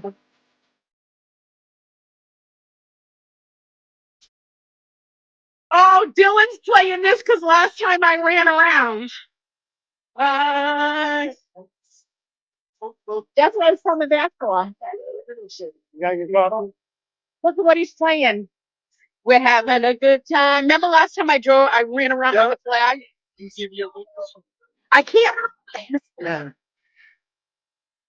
I said to him, "Oh, thank God for Rita Lombardi," and then they thought it 2 hours. And come on, folks, let's go.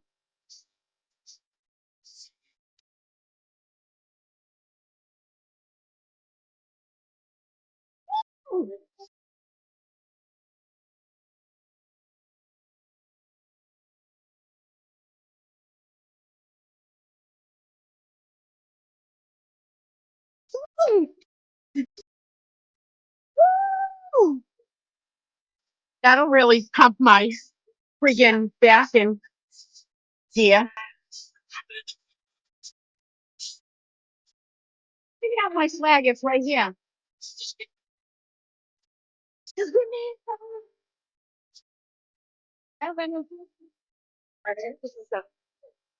you see I played my harmonica for Banky?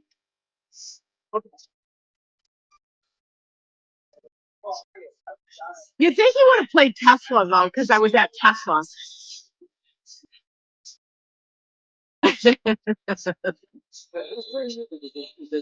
Yeah, one of these candles in the back. Aaron, hey, I missed you when you came here, but I wanted to see you when you come in September, I hope.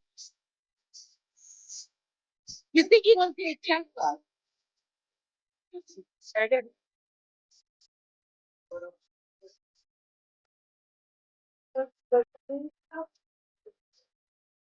You didn't see go by. I think just like we should do it smaller.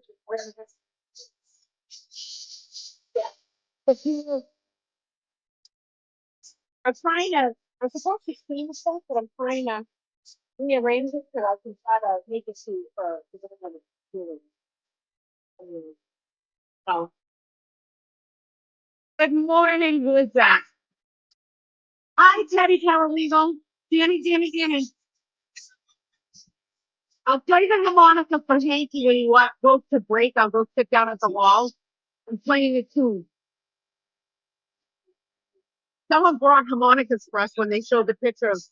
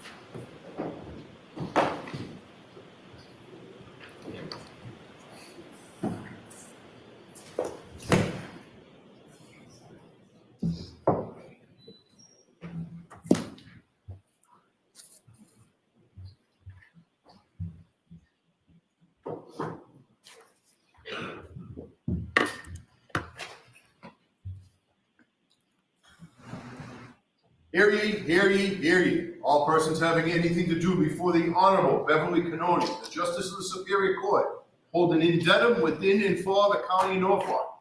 Draw near, give your attendance, and you shall be heard. God save the Commonwealth of Massachusetts.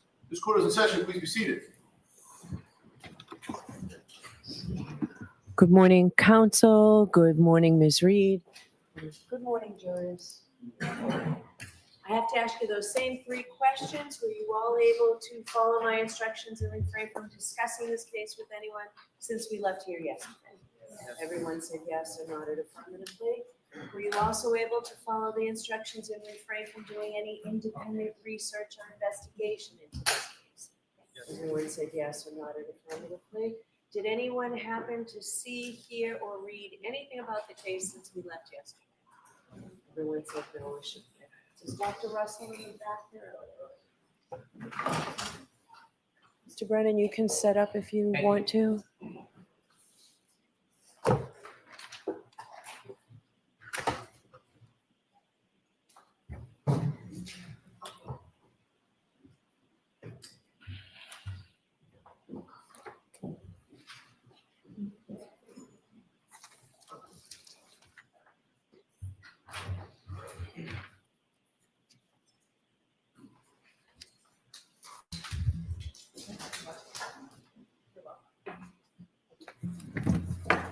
Doctor, I remind you, you're still under oath. Thank you. Thank you. Morning, Dr. Russell. Good morning, Your Honor.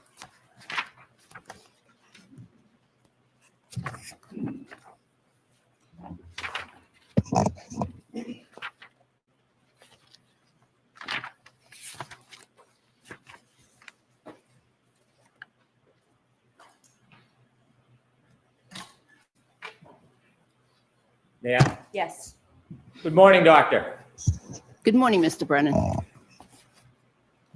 I had asked you yesterday if your opinions regarding the wounds on Mr. O'Keefe's arm changed between when you testified last year and then the more recent hearings that we've had over the past 4 or 5 months. Do you remember that question? Yes. And when I asked you that question, I asked if you had help with your report, and you told us that there was a woman who helped you with your report.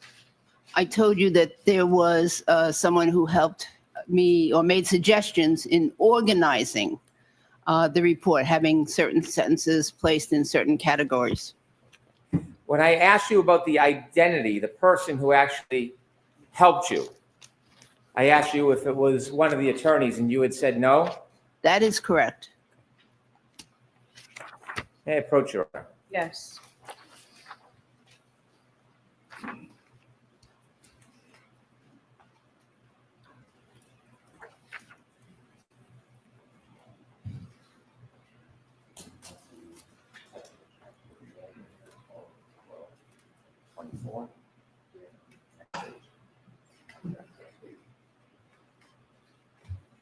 Thank you.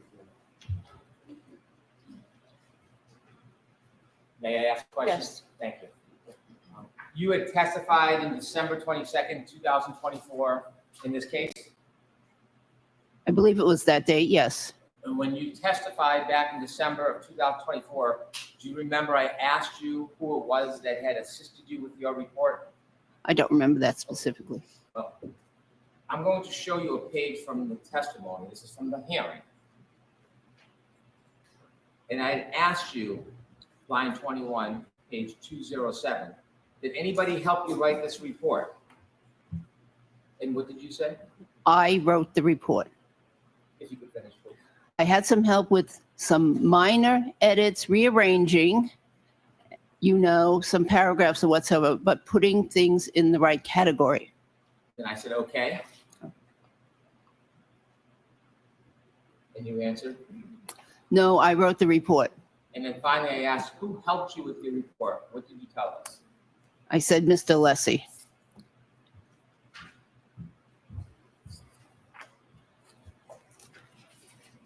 Is Mr. Alessi, is that gentleman the attorney who asked questions on direct examination? Yes. Okay. And so, did Mr. Alessi help you with your report? What I recall is we discussed the report, but I recall that it was someone else that actually helped me rearrange the report. That's my memory right now. Is your memory different now than it was last December? Well, I don't think so, but you have something in writing. Do you think you would have testified to that if it was inaccurate? Mr. Alessi did not help write the report. He may have helped organize and make a suggestion about what is training versus what is experience, but he did not help me write the report. Did you have any help trying to describe methodology? No. You had any help talking about differential diagnosis? No, I'm very familiar with differential diagnosis. And so after that report was written, is there any reason why some of your opinions have changed? I don't believe my opinions have changed. When you testified at the hearing last year,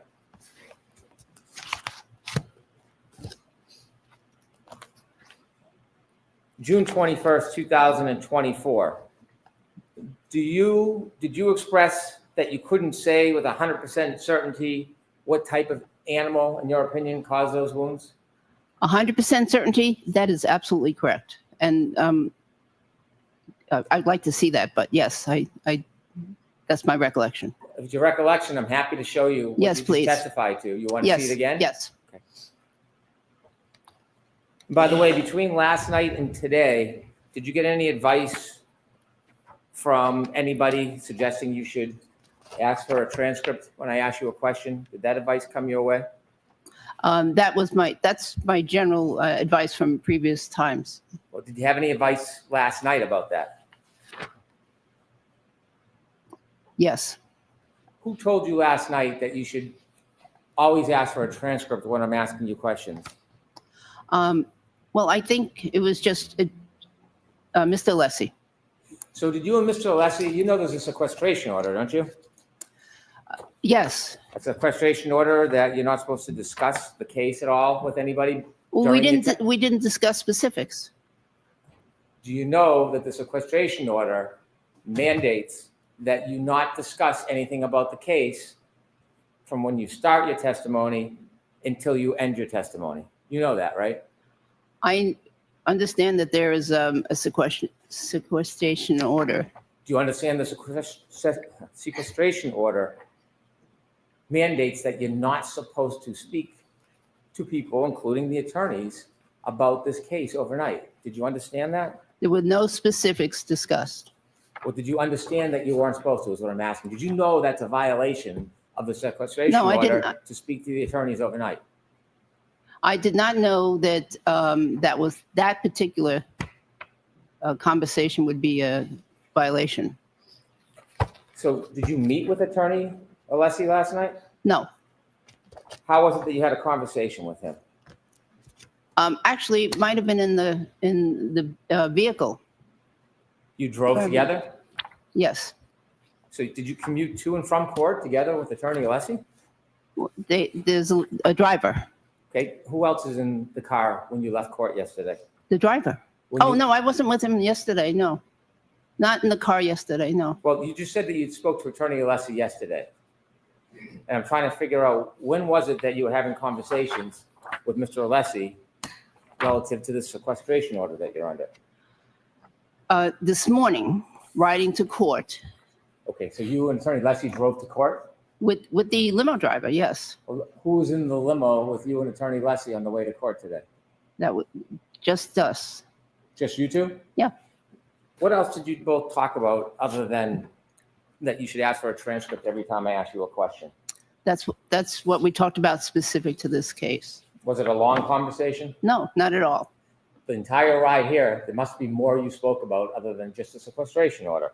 We did. We spoke about Boston, how I love Boston area. We spoke about New York. We spoke about other things. And in fact, I have to say that even on the ride home, back to the hotel yesterday with others in the car, nobody spoke about the case. But I'm talking about this morning when you did speak about the case. What else? Not about the Red That's- Sox or the weather. What else did you talk to Attorney Alessi about this morning, other than you should ask for a transcript every time I ask you a question? We talked about what I did last night. About this case? No, I'm sorry, but I'm asking about this case. that was it. I want to know what all the discussions were between you and this attorney today or last night about this case. Just that I should ask for a transcript. Well, there must have been some there must have been some context. He didn't just turn to you talking about the weather and say, hey, you should ask for a transcript. You must have been talking about something. He also generally, not today, but generally says, be honest. Always be honest. Fantastic. But this morning about your testimony, what did he tell you? Did he tell you this morning you should be honest? Not this morning. Okay. Does anybody need to remind you to be honest when you testify? No. Okay. What else did he tell? How did it come up? Hey, by the way, ask for transcripts. I don't even know how it came up. I didn't put much significance to it. Well, it was just moments ago it happened because you just got to court. You can't remember the context of the sage advice of Attorney Alessi? No. Do you have any memory issues? No. May I approach? Yes. Transcript.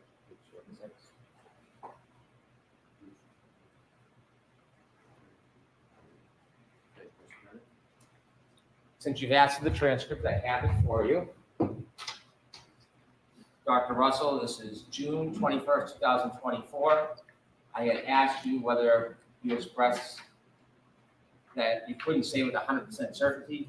You agreed with my answer, so there's no need to try to refresh your memory, but I'm going to show it to you because you asked. Take a look at line 16. Is that now consistent with the questions I asked you and the answer that you gave, that you were less than, you couldn't be 100% certain? That looks consistent. You want more time with the transcript? No.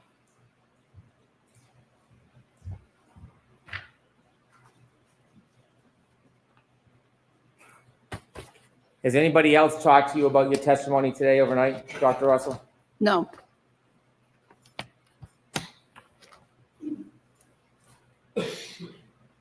When you testified last year, same transcript that we just looked at, do you remember when you gave your opinion to a reasonable degree of medical certainty, you said that you thought the wounds were from an animal, possibly a large dog? On that same date? Yes. May I see the Of transcript? course. Pursuant to Attorney Alessi's advice, let me approach. Objection, Your Honor. I'm going to strike that, disregard that, Joyce. May I approach? Yes. What page you want, Mr.? 23.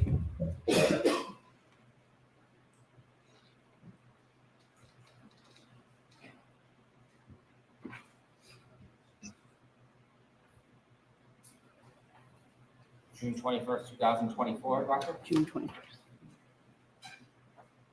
Page 23, line 14. Will you ask the question based on everything we've discussed today? Is it your opinion based on a reasonable degree of medical certainty these injuries were from an animal attack, possibly a large dog? What did you say? I said yes. Thank you. Have that back? Yes, you may. Okay, thank you.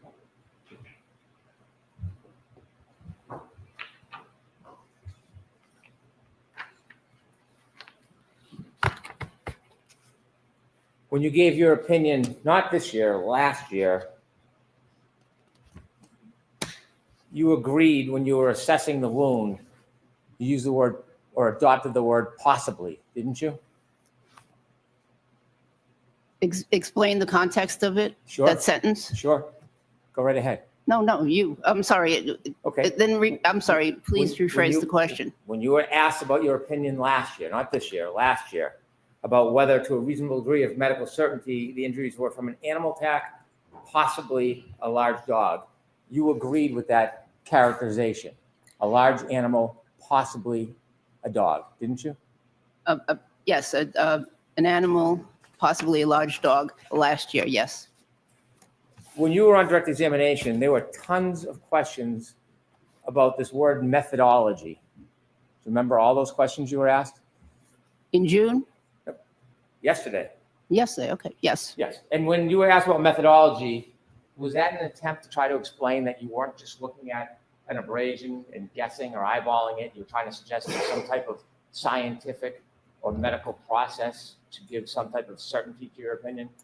That is the process I used. When you talked about methodology yesterday, you talked about your experience in methodology with knife wounds and gunshot wounds, correct?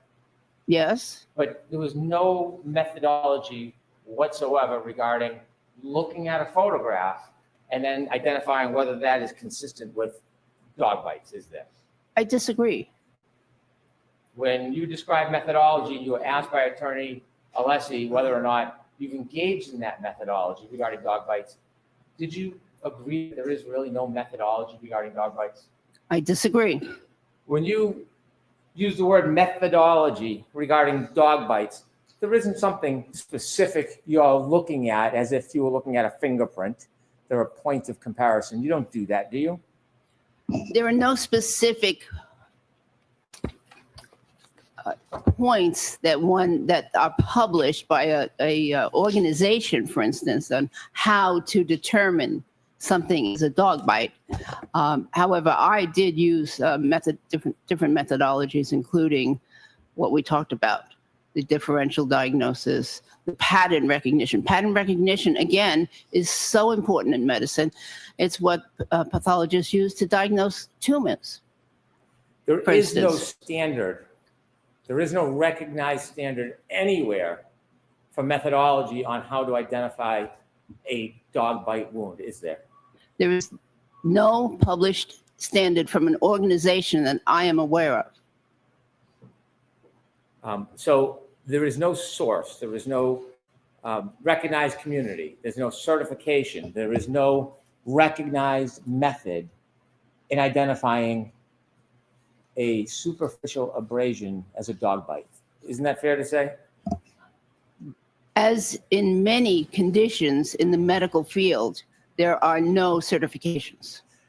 How about published standards? Is there any published standards whatsoever, any, regarding claims that a superficial abrasion is a dog bite? Are there any published standards by any organization?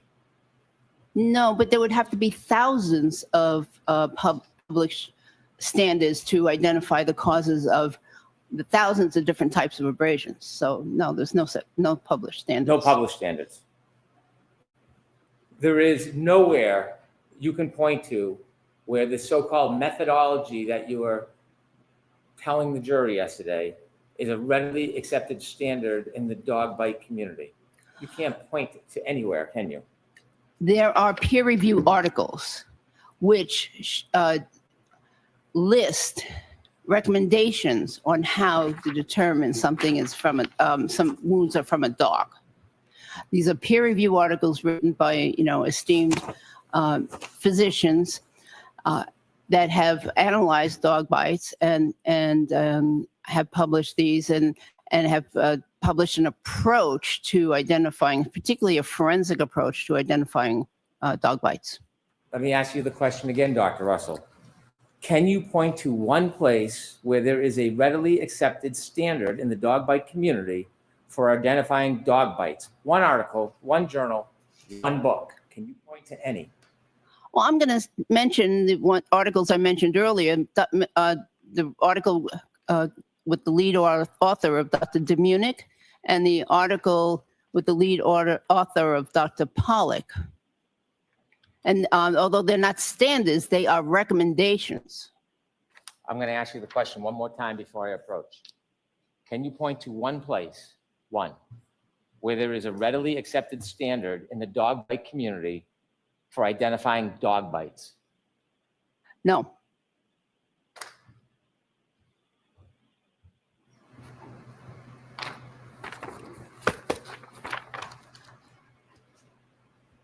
And so with no readily accepted standards in the dog bite community, no defined methodology. When you look at a photo like you do of John O'Keefe's arm, you're just eyeballing it based on your personal experience with dog bites, rather than relying on some type of scientific foundation that has been published and accepted in the community. Objection, Your Honor. I'm going to allow that. Isn't that fair to say, Dr. Russell? No, absolutely not. There are many, many conditions in medicine where there are no standards developed, and yet doctors make and nurse practitioners and the like make diagnoses all the time on these various medical conditions, and more importantly, they treat them because they require treatment. There are not published standards on every single of the 10,000 or more medical conditions that exist, including dog bites. I'm not talking about a stuffy nose or a broken leg. We're talking about dog bites here. So let's focus on dog bites, if you would, if you can indulge me, doctor. Regarding dog bites, since there is no standard practice, there is no accepted methodology, and since there is no accepted and approved guidelines, you are essentially simply looking at a picture, a photograph, and just using your past experience with treating dog bites as the basis for your opinion. Isn't that fair to say? I don't think so. I'm using my past experience, my strong interest in dog bites over 30 years, and the method and the articles that I read. The numerous articles I read, but the articles that have recommendations. I'm using all of that combined to come up with a methodology for determining that those are the result of a dog. When you say coming up with a methodology, are you saying that you're creating your own methodology, that you're the person who has the standard and nobody else? Is that your position, Dr. Russell? No, the phrasing was not good there. I use standard methodology of pattern recognition and differential diagnosis. There is no standard in the medical community relative to differential diagnosis and pattern recognition as it relates to dog bites, not other areas of medicine, dog bites. There is no accepted methodology, is there? That's true. You mentioned that you have this strong interest in dog bites. Let me borrow a phrase. Do you think you had any confirmation bias when you got into this case? I don't think so. Well, you definitely wanted to be in this case. You weren't sought out. You sought the case. That is incorrect. And you said you had a strong interest in dogs, and that is one of the reasons you wanted to get involved in this case. Isn't that fair to say? No, that's actually an unfair statement. I did not want to get involved. I wanted to offer my knowledge and experience to help clarify issues. I did not want to become an expert witness in this case. And I used, again, as I do on just about every medical condition that I look at and every wound that I look at, I do a differential diagnosis. What else could this be? What else could have caused these scratches and abrasions and wounds? What else before I come to my conclusion? On your ride over here today, were you instructed that when I ask a question, rather than answer it, give a long explanation about something else? No. I would like to put up an exhibit of Mr. O'Keefe's arm, and I want to ask you some questions about it. You and I have had many conversations about Mr. O'Keefe's superficial scratches before, haven't we? Yes. And would you agree, looking at these, they are superficial abrasions? Do you agree with that characterization? Yes. When we last spoke, just for background, to remind ourselves, we broke these into separate parts so we could discuss them by number, just for a sense of clarity. And we discussed this as wound number 1. Do you remember that? Grouping number 1, yes. Number 2? Yes. Number 3? Yes. 4? Yes. 5. Which did you call 4? 4, 5, 6, maybe. Okay. So as we go through, I'm going to identify them by number. That wasn't done by anybody else. It was just during our discussion so we can have clarity. Is that fair? Sustained. Is it fair if I refer to this as 1, 2, 3, 4, 5, 6? I think so. Okay. When you testified on June 18th of 2024, last year, when you came in, you were asked questions before the actual hearing. You were asked questions about this particular superficial abrasion, weren't you? I'd have to see the transcript. I believe so, course. but I'd have to see the transcript. Do you remember when you were first giving opinion testimony about this specific abrasion, wound number 1?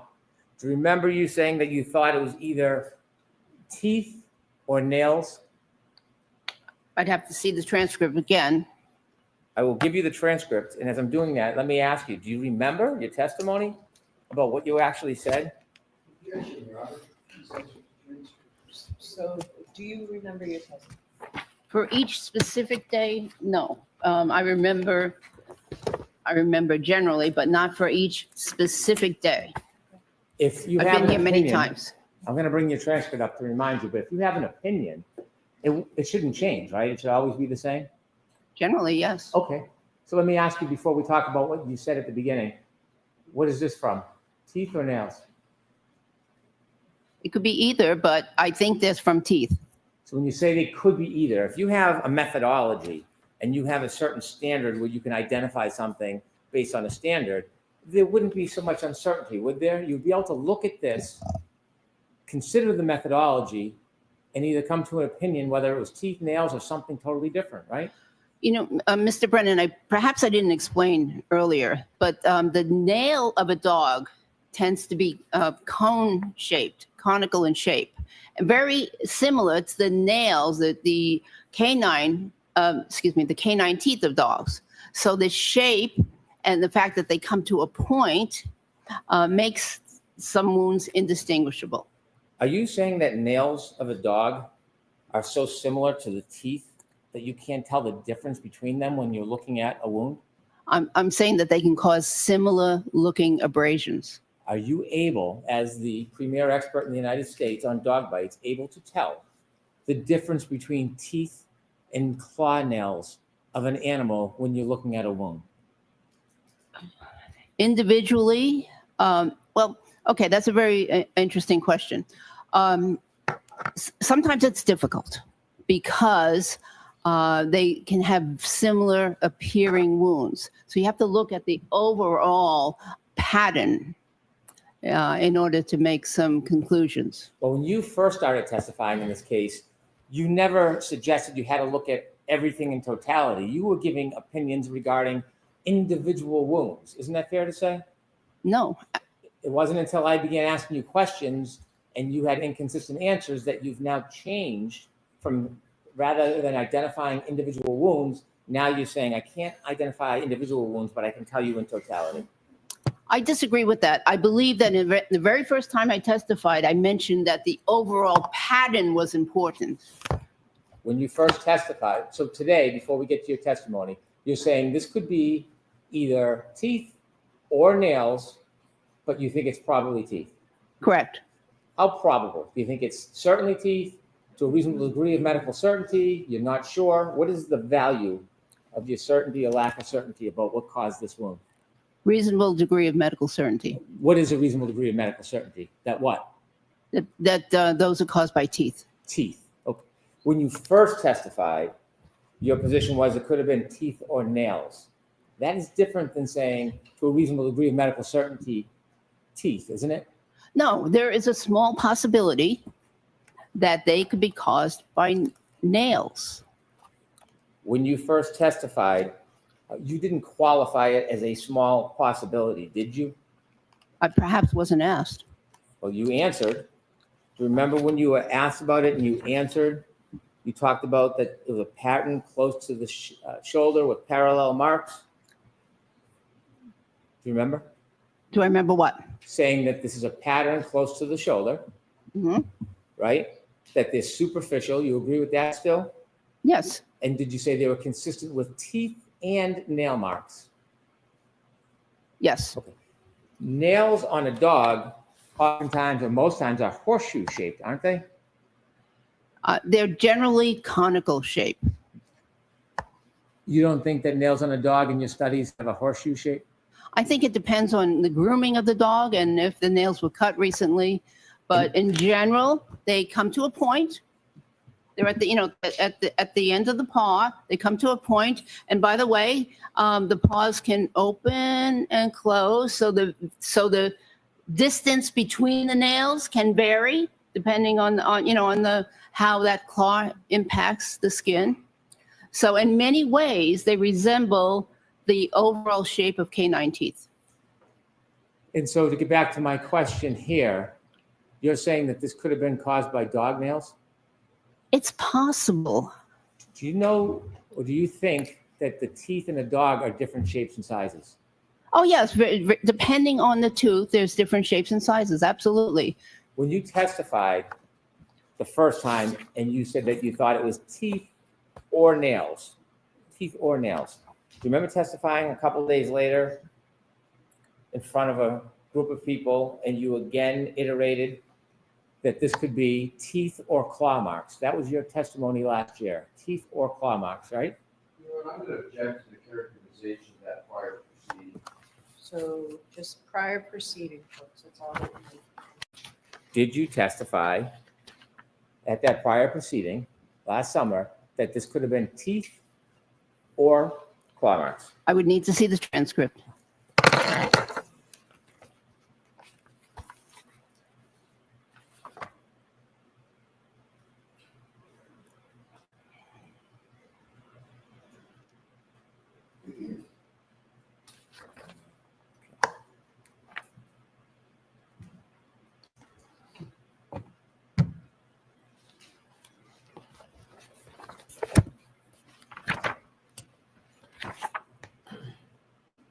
Any approach? Yes.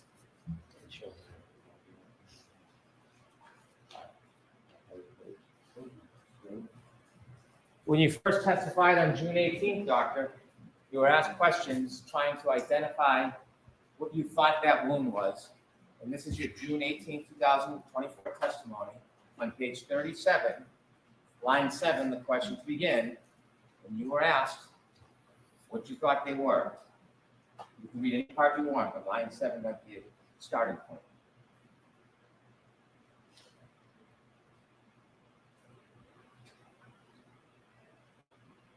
Yes, I said that which are consistent with teeth marks. They also could be possibly consistent with nail marks. Dr. Russell, I'm just going to ask you to keep your voice up, okay? Okay. Mhm.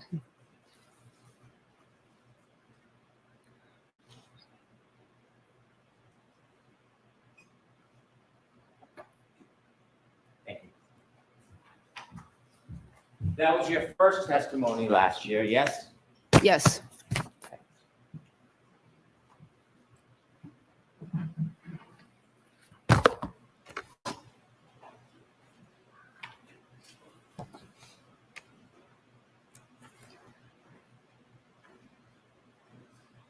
And then did you testify a couple days later and again repeated the same opinion, teeth or nail marks? May I see it? I'm asking if you remember. Yes, I remember testifying.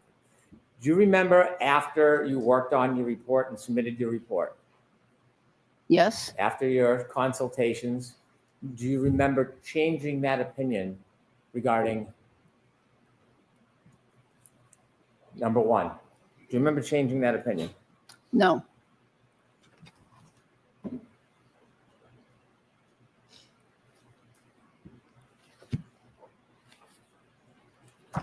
Do you remember changing from either teeth or possibly claw marks to being very specific, claiming that it was definitely teeth marks? No. Are there different types of teeth in a dog? Yes. Okay. The pointy teeth, the big ones, those are called canines? Correct. And the smaller ones are incisors? Correct. There are 6 incisors in a healthy dog on the top and bottom between the canines? Correct.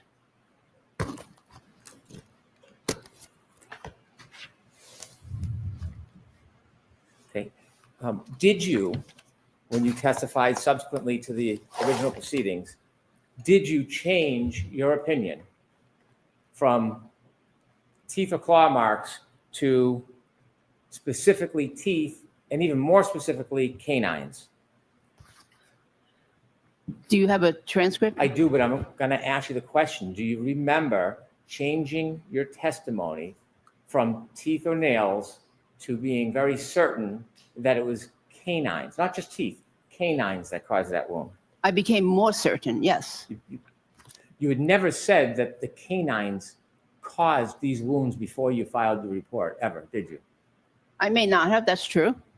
And so after you did your report, you shifted from teeth and nails to canines. Do you remember that?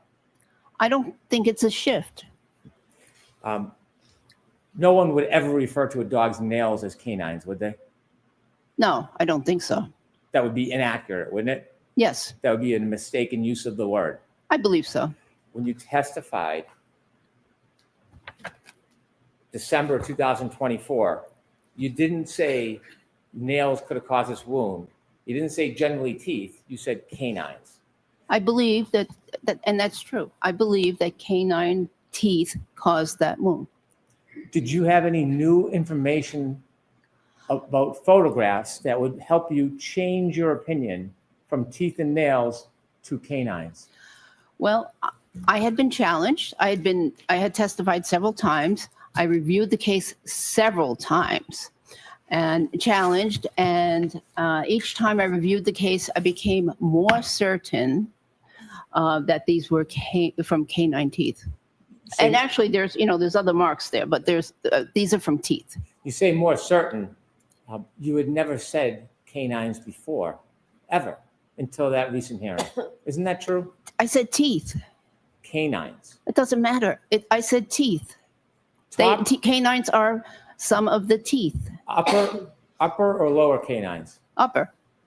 And if it's upper canines, you testified previously that the point of entry would be here at the bottom and the dog would pull this way. That's what you testified to. Yes? No, I believe you misunderstood then. The point of entry is up there. The first initial point of contact is there. And the dog pulled this way, or Mr. O'Keefe pulled his arm the opposite way. Dr. Russell, you don't recall that you said that the bigger circles are the point of entry, the dog pulled this way, and then I asked you, how could a dog pull this way when the arc is like this? The dog's mouth would have to be in backwards. Remember that conversation we had? Objection, Your Honor. Do you remember that conversation? You said that the point of entry would be the bigger circle pulled this way, and then I questioned, how could a dog's arc look like this if the teeth went that way? No, I don't recall that at Remember all. that conversation No. we had? Okay. And so inevitably, when you look at this part of the wound alone, have you expressed an opinion that you're unable on its own to be able to tell whether this was caused by a dog? Which part of the wound? Taking any of these alone, let's start with number one.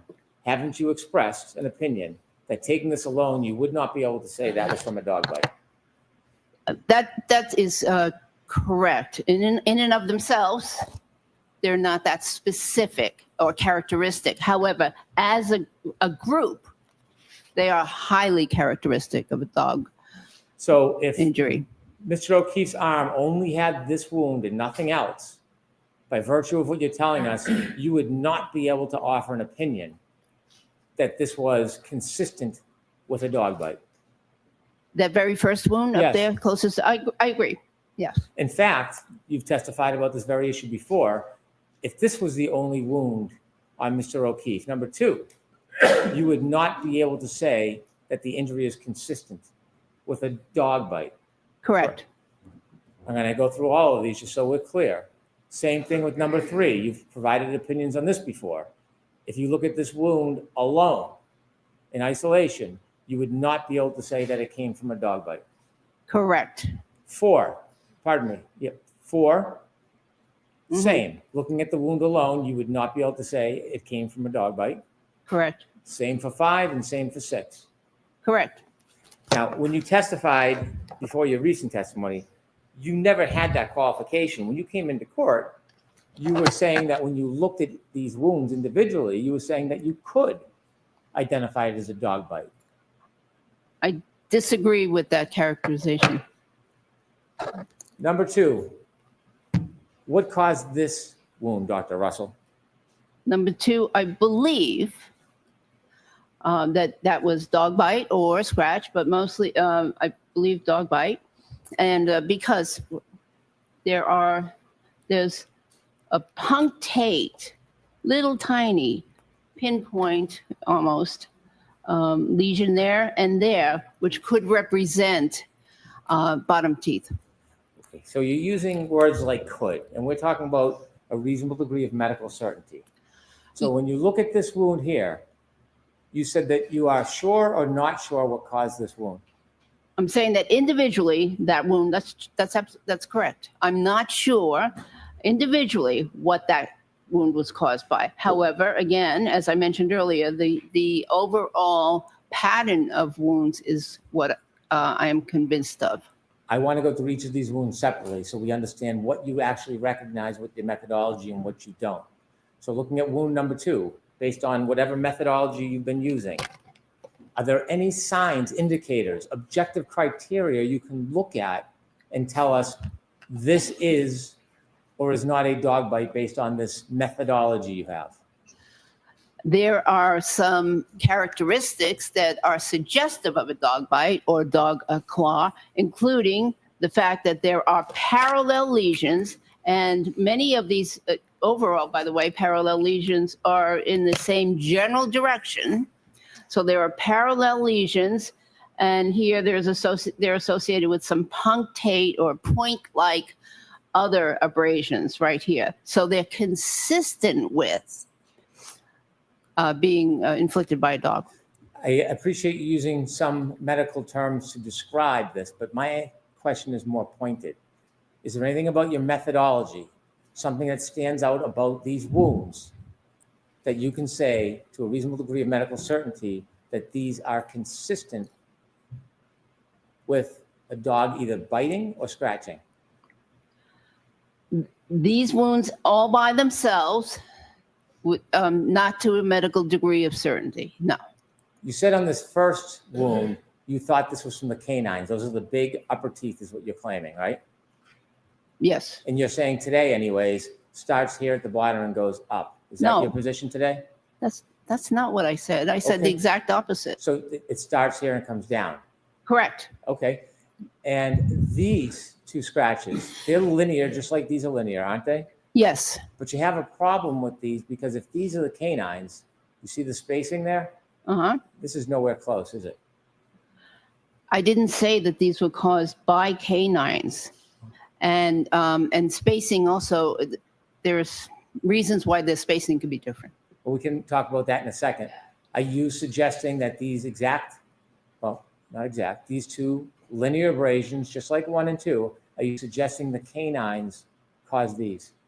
I don't know what caused those, which teeth caused those, or which nails caused those. When you testified last year on June 18th, you said that this was either teeth or claws. Can you give us any development of your opinions, whether or not you think that is teeth or claws? Excuse me? No, well, I couldn't hear to the fan. When you testified on June 18th, you said wound number 2, the top 2 linear abrasions, you believe were either teeth or claws. You've shared with us now you have improved your study and have new opinions. Do you have a clear opinion whether this is teeth or claws? Objection, Your Honor. Sustained, ask it differently. Do you have an opinion whether this is teeth or claws or not something totally different than a dog? I believe they are teeth or claws caused.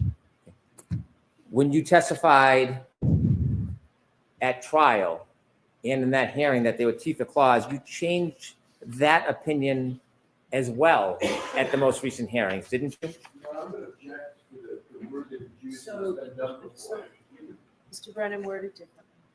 Sorry? Worded differently. Okay. Did you testify at a more recent hearing that teeth made these, not teeth or claws, but teeth? I may have, and I would like to see that.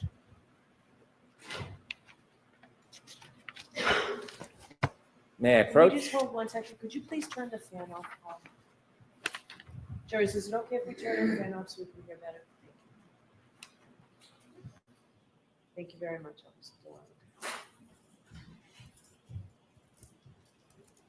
May I approach? Yes. From your December hearing, page 100, line 5, when you were asked about that second wound in December, and I asked whether you changed your opinion from teeth or claws to just teeth, weren't you asked specifically about that on page 100, line 5?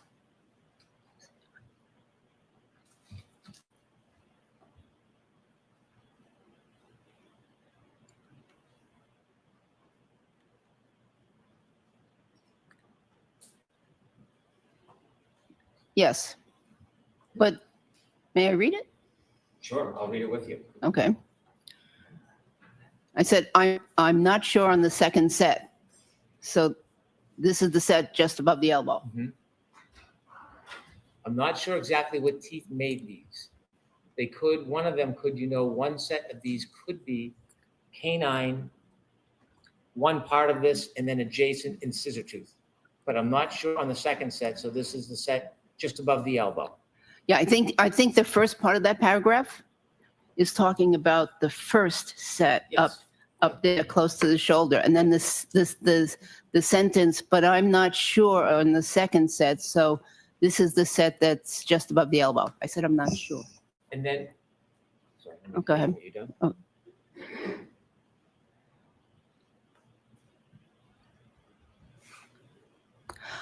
Yeah, actually, I did make another comment. What is it? So, however, what is interesting and certain is that there's an upper set and a lower set. So, this mark was an upper tooth. This is a lower tooth. What I was referring to is this mark here and that mark, and then this mark here and this mark here. So it appears that this is from upper and these are from lower. That's what I was referring to.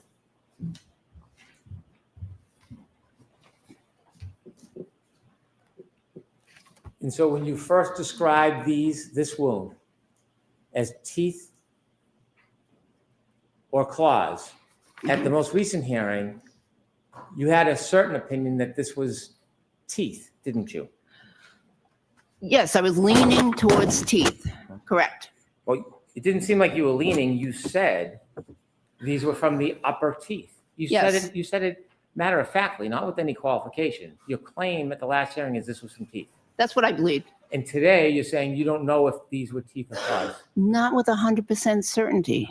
You didn't qualify 100% certainty. You were asked your opinion, Dr. Russell. You Yes. were asked, what do you think? And you didn't say, well, not 100% certainty.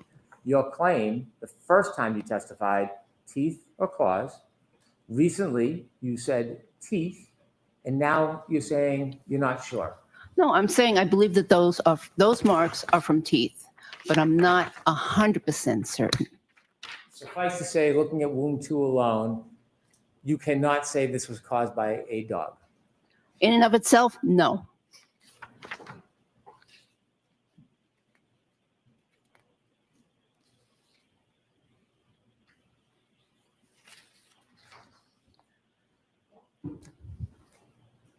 What tooth do you think caused this wound? I don't know.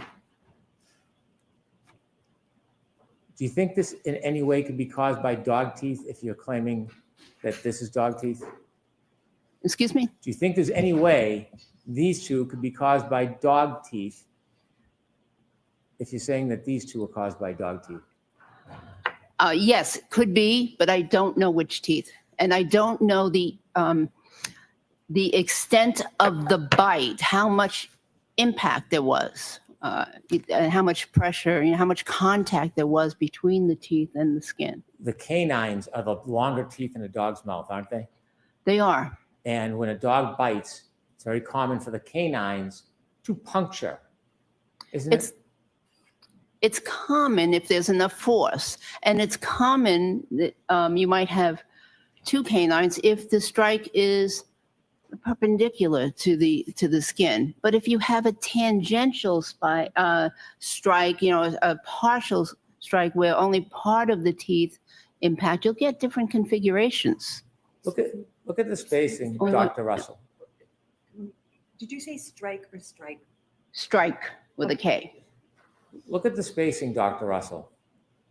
Mm-hmm. A dog causing these wounds, the canines are not going to have such a dramatic distance between them because dog canines don't move, do they?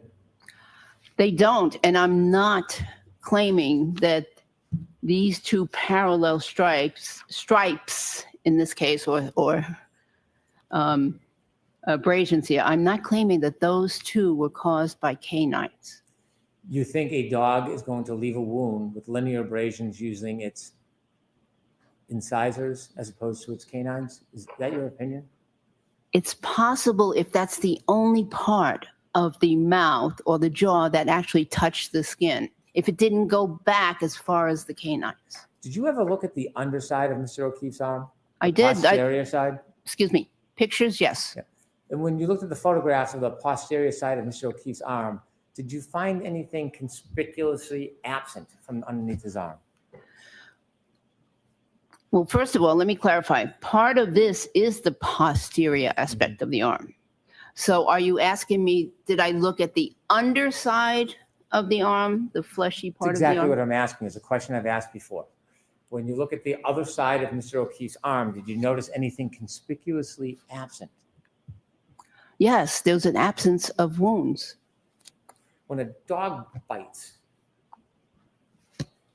I don't care if it's a law enforcement dog or a domestic dog, you know it's like a lever, a dog's mouth, isn't it? It can be if both jaws strike the skin. However, there are many times when only the upper jaw strikes the skin. The lower jaw is a lever, locks, and that's part of the clamping and pulling process of a dog, whether it's a law enforcement dog or a domestic dog. You know that, don't you? I know that they are attached. Your claim is that there's many, many different dog bites on Mr. O'Keefe's arm. Are you suggesting, to a reasonable degree of medical certainty, that these are a number of different dog strikes and coincidentally, every single one of them lacks any wound to the underside of his arm? Yes. Your claim is that a dog penetrated the sweater on the top, but the lower jaw did not leave any wounds? I'm claiming that that's not what I'm claiming. No. As I mentioned earlier, these could be from lower jaw. Those right there. You're saying could be. Could be. That's speculation. We're asking you for your medical opinions. Your medical opinions. Do you have any evidence that the dog's lower jaw, you said maybe upper, maybe, that the lower jaw, even just once in this whole event, penetrated Mr. O'Keefe's skin? No, nothing penetrated the skin. There was no actual penetration of the skin. These are abrasions. But I believe that these small marks right here, punctate marks, may be the result of lower jaw impact. Rather than deal in speculation and maybes, can you tell us to a reasonable degree of medical certainty whether or not this was caused by a tooth? Yes, Your Honor. I'm going to strike the first part. Why don't you ask the other? Can you tell us to a reasonable degree of medical certainty whether this superficial abrasion, put that back up, please, was caused by a dog? In and of itself, that part only, no. Can you tell us anywhere on Mr. O'Keefe's arm to a reasonable degree of medical certainty where the lower jaw impacted Mr. O'Keefe to leave even a scratch?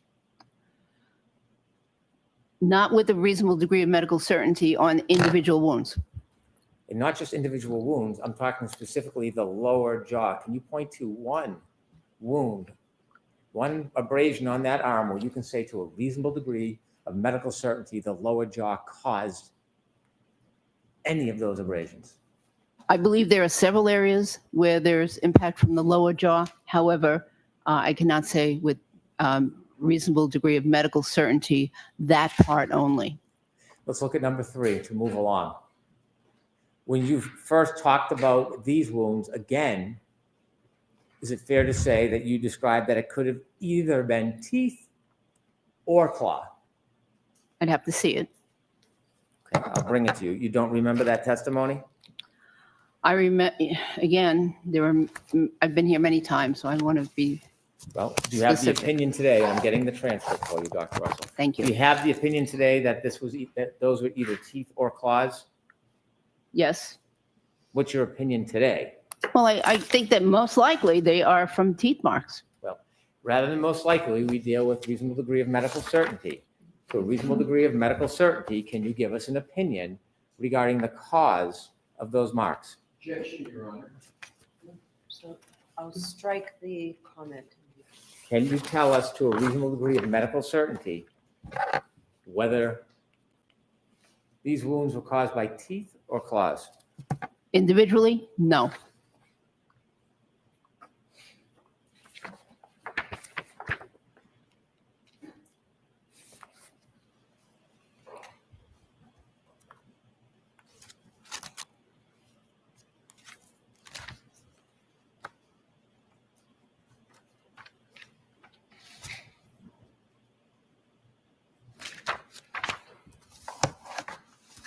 Did you ever change your mind about the source of these abrasions?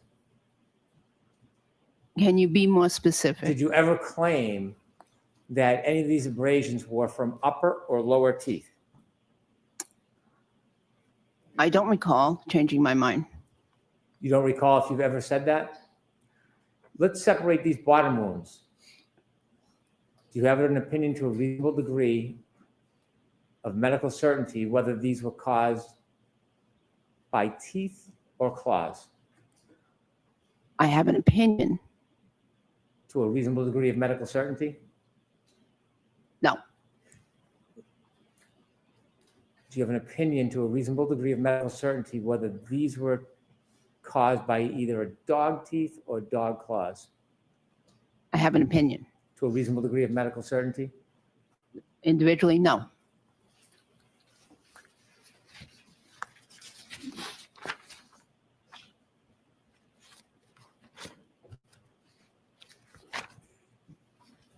The one near the wrist, you had testified yesterday, there's lines in what you believe to be an arc, correct?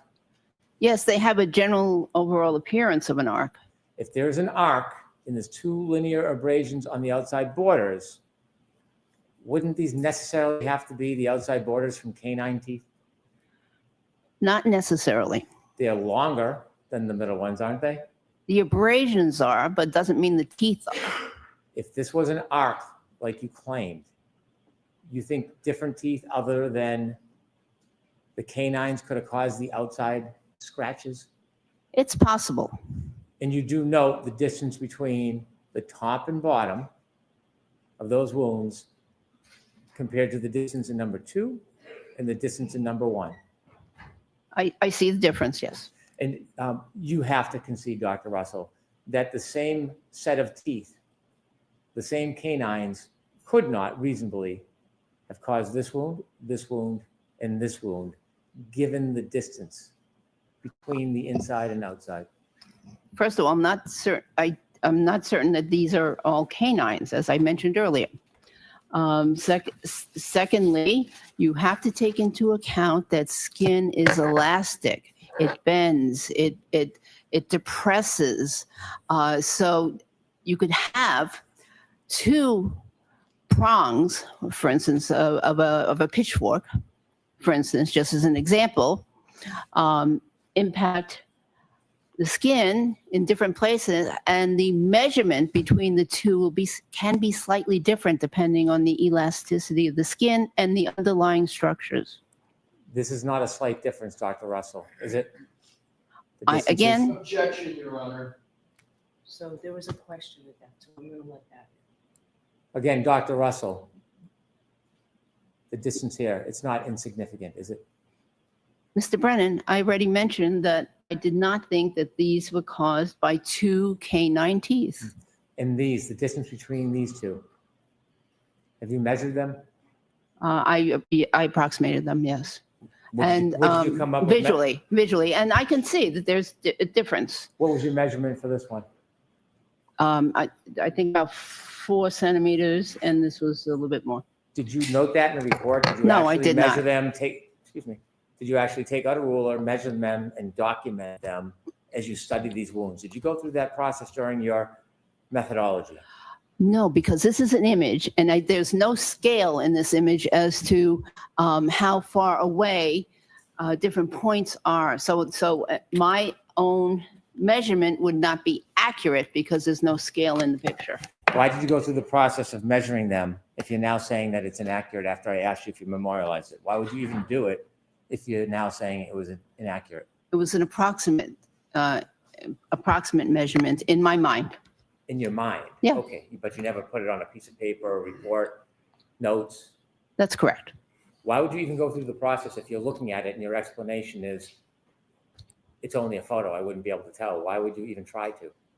I think probably everybody in this room has already done the same thing. And if anybody in this room did the same thing, it would be quite obvious, doctor, that the gaps between 1, 2, and 5 are dramatically different from each other, aren't they?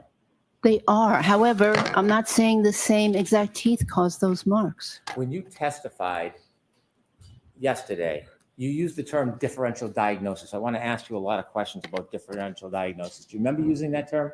Yes. And differential diagnosis was really just a way for you to try to get your opinion to the jury that these injuries were not consistent with the car accident. That's what a fancy way of doing it is, right?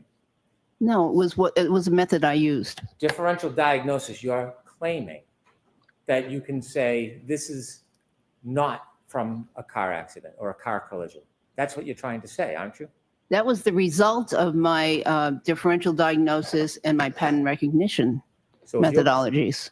If you're going to exclude a cause of the injury, in this case, a collision, you have to know a little bit about collisions, don't you? Yes, I don't know how to answer that. Well, try. Can you be more specific? If you're going to say that these superficial abrasions could not have been caused by a car collision, you kind of have to understand a little bit about the mechanics of a car collision, don't you? Actually, I disagree. However, I've treated thousands of victims of motor vehicle accidents and have seen the wound patterns that they come into the emergency room with. And that forms a basis for me. Do you really think? I'm sorry, please. Did you finish that answer, Dr.? No. Did I cut you off? I believe so. Oh, I'm sorry. Please continue. No, and the thousands of victims of motor vehicle accidents, I've looked at their wounds, I've treated their wounds, cleaned their wounds, touched their wounds, and that is what I use as a basis, part of my basis to determine that these were not caused or not consistent with a motor vehicle accident. When you first gave that opinion that it wasn't consistent with the motor vehicle accident, it's fair to say you didn't have a lot of information at that time when you first came in and said that, correct? Specific to this case? Yes. Yes. I didn't have a lot of information. That's correct. Okay. And so in order to rule out a collision causing these wounds, let me ask you, are you an accident reconstruction expert? Reconstruction? No. Did you ever go to any academy for training to receive any type of degree or certificates in car collisions? Actually, I did receive a certificate in hit and run accident investigation from the Massachusetts Criminal Justice Training Council when I was a police officer. Do you agree that what training you did have was rudimentary? It probably was, yes. Well, not probably. You've used that word before. Wouldn't you say that any training you have had has been rudimentary? In terms of Accident- accident Yes. investigation, yes. Have you ever testified as an expert anywhere in accident reconstruction? No. Do you know what ACTAR is? ACTAR? Yes. No. It's a certification group for collision specialists, accident reconstructionists. Is it fair to say that you're not ACTAR qualified? Objection, Your Honor. I'm going to sustain the objection. Are you ACTAR qualified? No, and I don't know any physicians that are. Have you ever gone to a scene of a car collision and done an investigation and written a report and reached a conclusion about the cause of the car collision and the injuries that were related to that car collision? No, that's outside my scope. It's beyond your expertise. Beyond the expertise of a physician, yes. Right. Yet, yesterday, you offered the jury your opinion that these wounds were not consistent with a car collision. Did you offer that opinion yesterday? Wounds are in my area of expertise. So yes, I am very comfortable talking about wounds from a variety of sources, including motor vehicle accidents. I'm sorry, I didn't want the siren to interrupt you. Okay. Yeah, wounds are definitely within my area of expertise. When you considered your opinion to this jury that this was not caused by a car collision, do you know what type of vehicle is in question? Yes. Have you ever studied the vehicle to look at the make, model, the height of different things like the bumper, perhaps the taillight? Have you ever studied that in this case? I'm aware of some of those factors. Have you Yes. studied that before you gave Studied. this opinion? Yes. Did you go and actually look at the photos, do any measurements before you came up with this opinion? Not before I came up with the opinion, no. Did you ever look at the damage to the rear taillight of the defendant's vehicle and see if it was in similar or the same height of Mr. O'Keefe if he was standing up? Did you ever do that? I have looked at And photographs. when you looked at the photos, did you see that a 6'1" man like Mr. O'Keefe, if he stood, his elbow would be the exact height of Miss Reed's broken taillight? Did you notice that?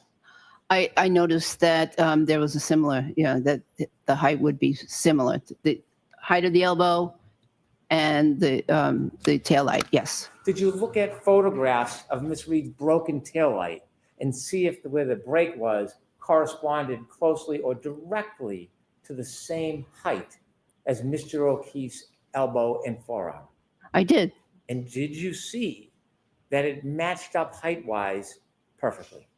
Close, yes.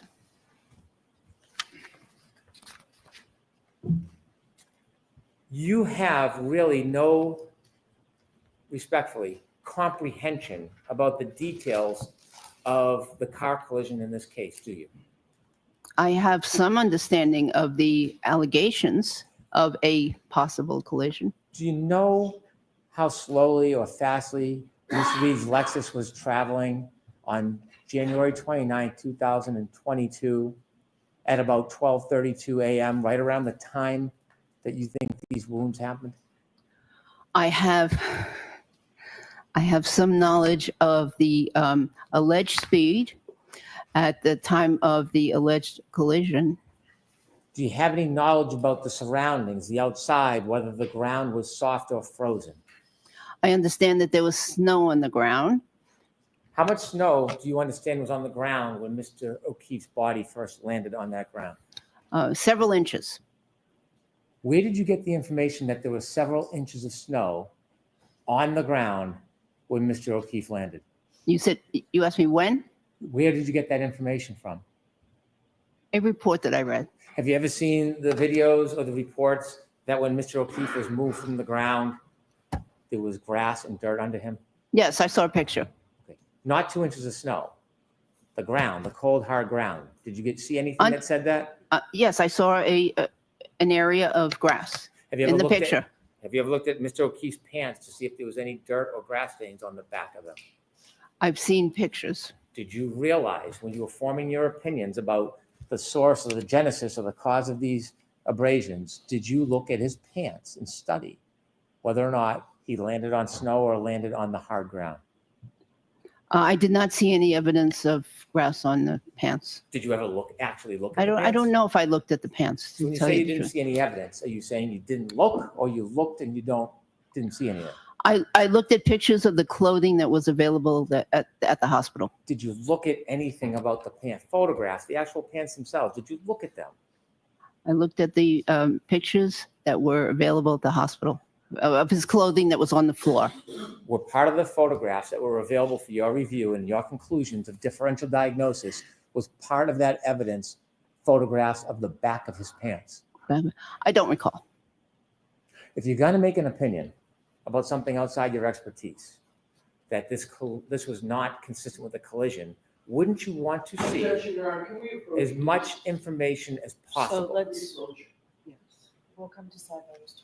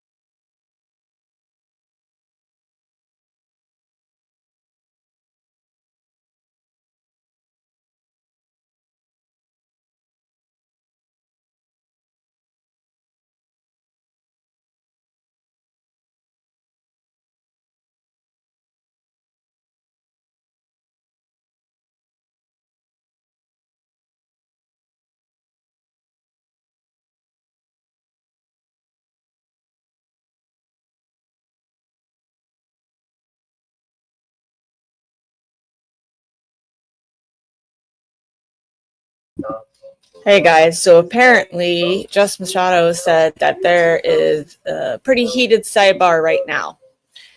So apparently she can hear everything that they're saying and she won't be reporting that, but that it's not calm at all. Just wanted to let you know.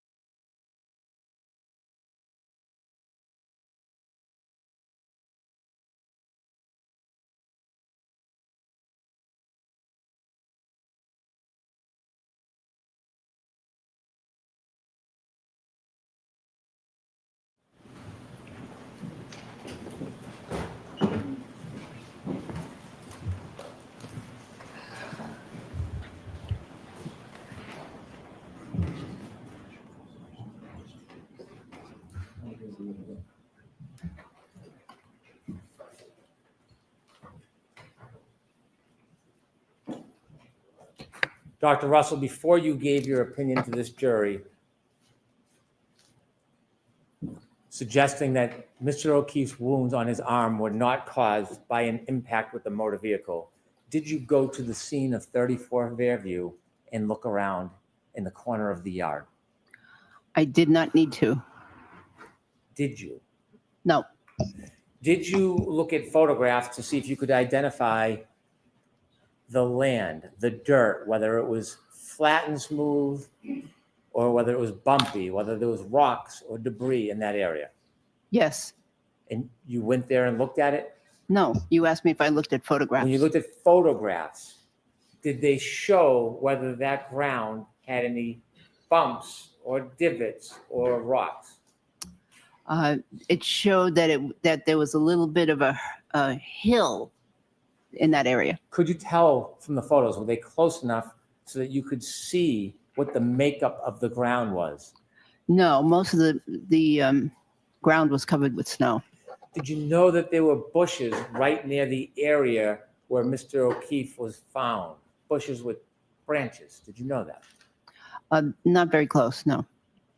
Did you see the bushes in the photographs near where Mr. O'Keefe lay?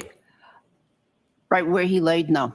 How about next to him on the left? Did you see those bushes? There was some other stuff there in the photograph, but the photographs I looked at were not of excellent quality. Do you have any understanding or information you can share with us the angle of Mr. O'Keefe's body at the time of any impact with a motor vehicle? I don't see any medical evidence that there was impact with the vehicle. Do you know Mr. O'Keefe had other injuries other than just the superficial abrasions on his arm? Yes, but no significant injuries below the neck. How about on the head? Was there a significant injury? Oh, yes. When you considered excluding car collision as a source of those wounds, did you consider in your history that you've seen, or have you seen, let me strike that, have you seen in your history multiple victims of a car collision where they were hit by the same car?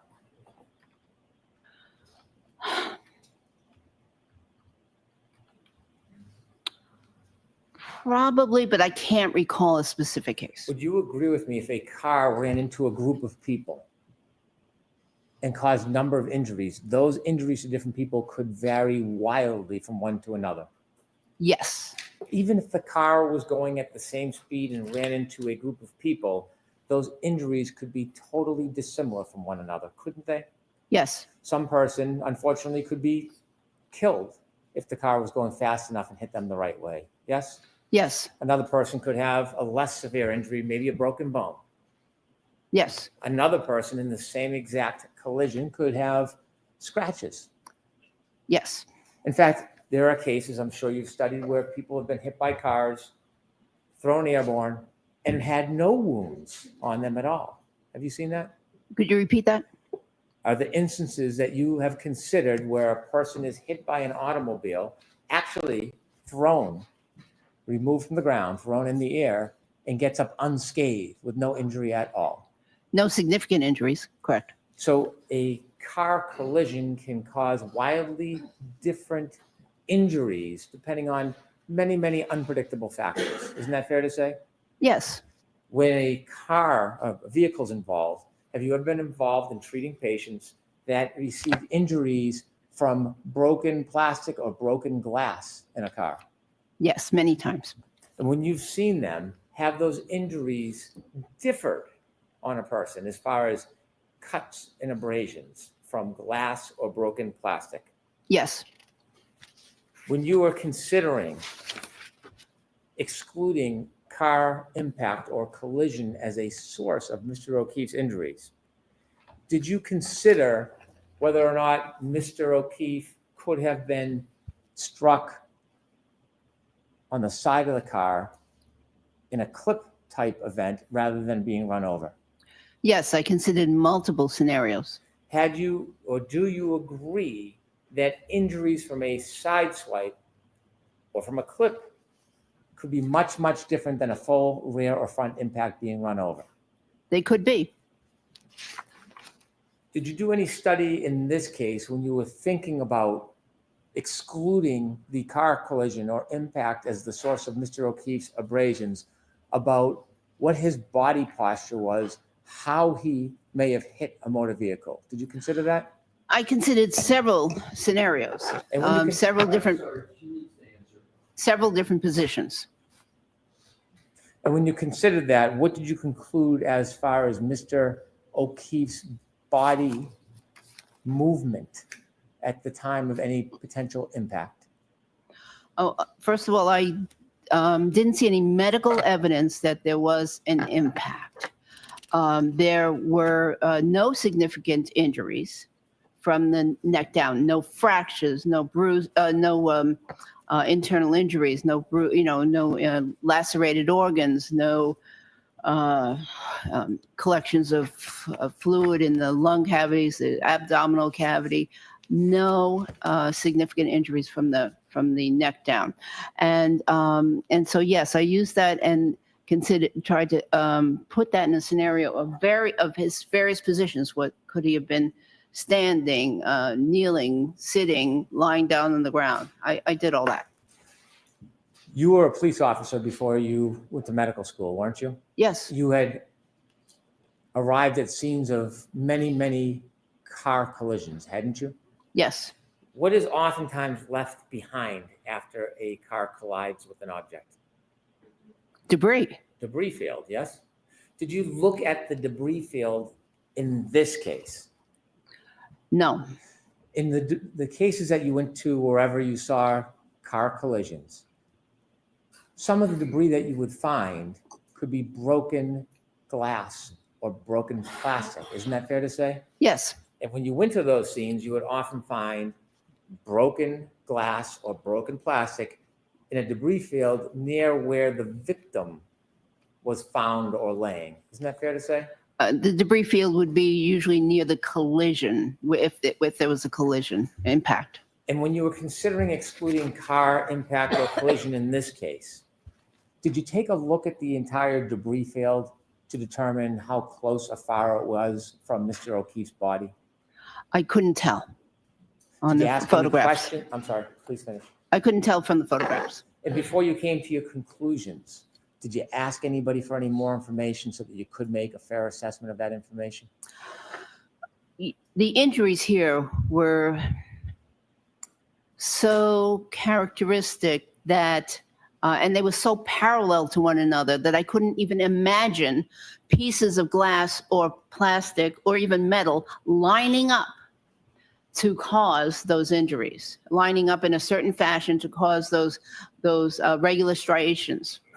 Rather than imagining, did you make any effort to actually seek information so you could identify and evaluate the debris field around Mr. O'Keefe's body that morning? I did not. Have you ever, as a police officer looking into car collisions, ever hear of the term knocked out of one's shoes? Not as a police officer. Have you ever heard of that as a medical expert? I've heard of it as a civilian, yes. Not as a medical expert. Can I have Exhibit 74B, please?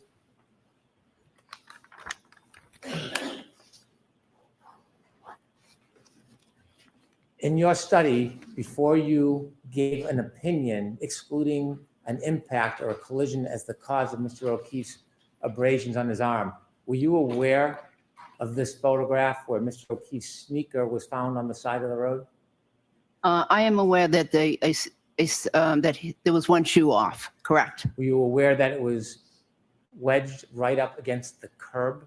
Were you aware of that? I'm aware, I have been aware of that, yes. And when you came to your conclusion that you offered that the injuries are not consistent with a impact or car collision, was this photograph part of your consideration? No. Could I have Exhibit 99D, please? In your study to give an ultimate opinion, where you suggest that a car collision or impact was not the source of Mr. O'Keefe's arm injuries, were you aware of this photograph of Mr. O'Keefe's hat found at the bottom of the snow in the corner of that yard? No. Do you see underneath that hat, there was not 2 inches of snow? It looks like dirt and grass? Yes. When you gave the opinion that he was on 2 inches of snow, would it be important to know whether or not he fell directly on the hard ground or on snow? It could be important. However, it could be. If the ground was frozen, if it wasn't frozen, it could matter a little bit. Exhibit 73, please. When you were reaching your conclusions, you said you considered some of the debris field. Did you see this photograph of a piece of taillight that matches the defendant's taillight of her SUV? Did you consider this piece of evidence that was found in the debris field? Not specifically. 76A, please. Same question. Did you consider this piece of the debris field when you were coming to your conclusions that you offered us yesterday? I considered that there would be several pieces of metal, plastic, or glass at the scene. Did you consider this picture of plastic from the defendant's rear taillight found at that scene? Did you consider that before you gave your opinion to the jury? No.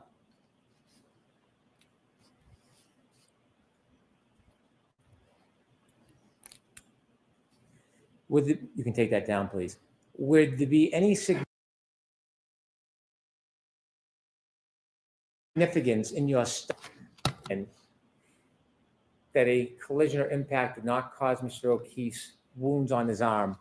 Was it important for you to determine whether or not the taillight to the defendant's Lexus was broken early that morning? I think there needs to be more to the question. Okay. When you were considering potential causes of injuries, did you know that the defendant's Lexus rear right taillight was broken in missing pieces? Yes. Was it important to time when that taillight was broken? What do you mean by time? You understand that Mr. O'Keefe was found on January 29th, 2022, yes? Yes. Early morning hours. Yes.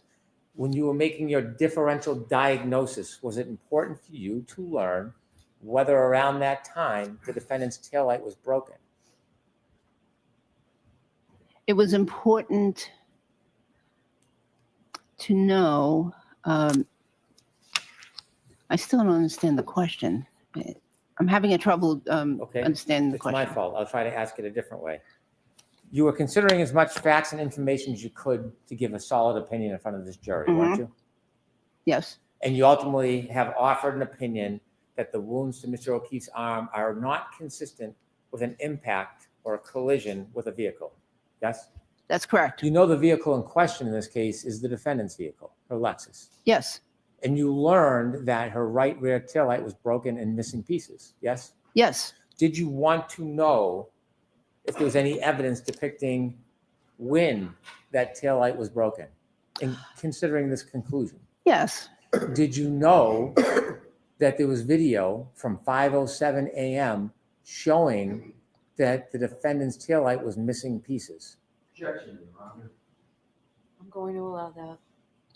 Not at the time, but I expected that if there were a collision, that there would be pieces of the car, a car, involved. So it didn't really make any difference.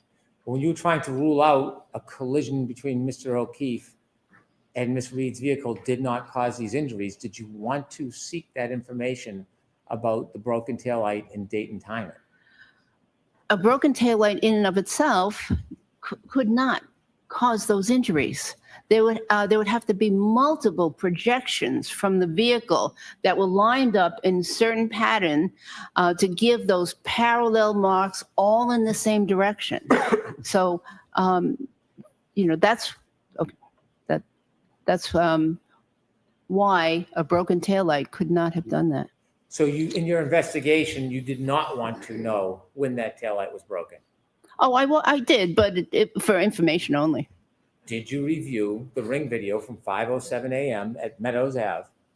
Later on, later on in the, not initially when I had the initial records, but later on I did.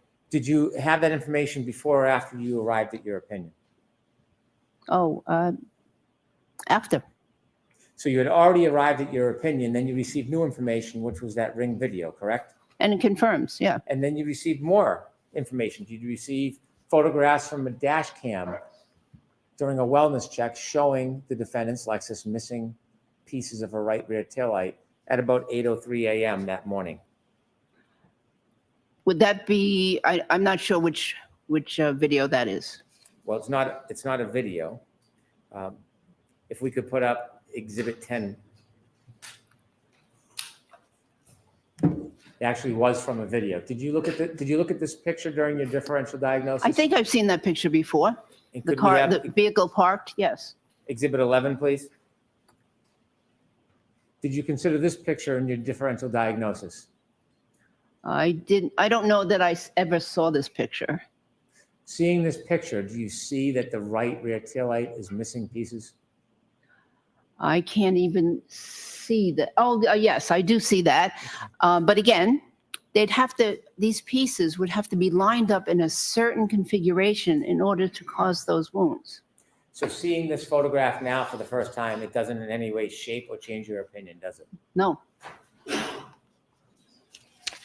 You had, as a police officer, when you're excluding the source, in this case, you're saying the cause of Mr. O'Keefe's scratches on his arm could not have been from a collision.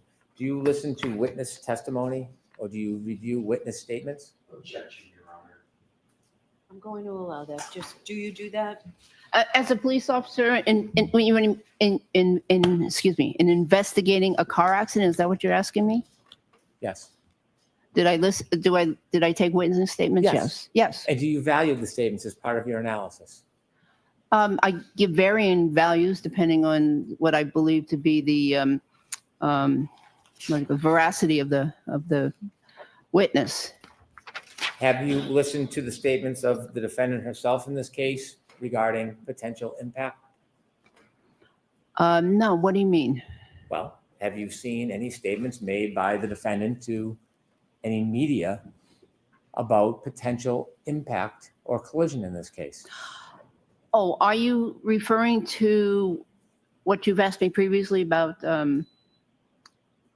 did I hit him or something of that? I don't, what do you mean specifically? Have you seen any of the media statements by the defendant, 2020 Nightline docuseries? Have you seen any of these statements in your analysis of whether or not there was a impact, a collision between the defendant and her Lexus and Mr. O'Keefe? Have you seen any of those? I did see some statements, but that was after I rendered my opinion. And some of those statements, after you rendered your opinion, did some of those statements come from the defendant herself? Yes. And when you listen to those statements, did you hear any of them talk about the idea or issue of collision or impact? Yes. And when you listen to those statements after you formed your opinions, did in any way change the analysis of your opinion? Absolutely not. And I'll tell you why. Please do. Because she had, the defendant had undergone a very stressful event, finding her loved one in the snow. And so after a stressful event, many people suffer from what's called an acute grief reaction. It's very common. And they do things that seem to be irrational. They ramble. They act bizarrely. They make statements that are irrational, that don't make sense, and they oftentimes tend to blame themselves for whatever has happened. I've seen this many, many, many times in the emergency department. Does this happen moments after a stressful event? Oh, yes. Does it happen months later when you go on 2020 or Nightline? I've never seen that situation. Yeah, no. Does it happen a year later when you go and speak to documentarians and be interviewed? Is that the same kind of condition you see a year and a half later? A grief reaction can last years. It usually is very brief, but it can last years. Now, when you looked at the clothes in this case, Mr. O'Keefe's clothes, you are aware that those clothes were swabbed for DNA traces, weren't you? Yes, I'm aware that some of the clothes were swabbed for DNA. Could we have exhibit 147B, please?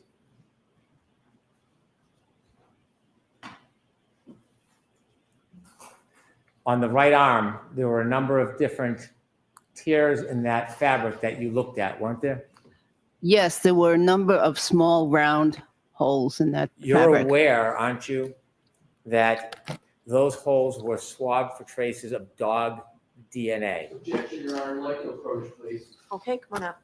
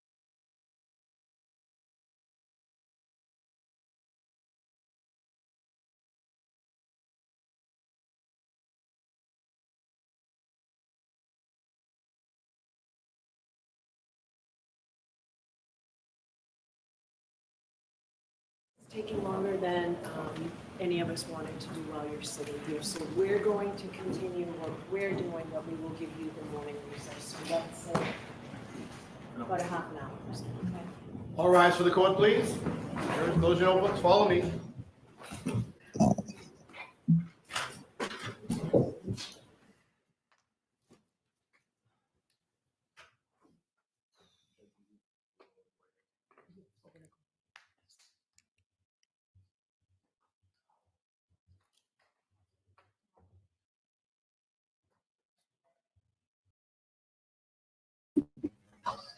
Who's coming up to join me? Turn it down. No. You told me no.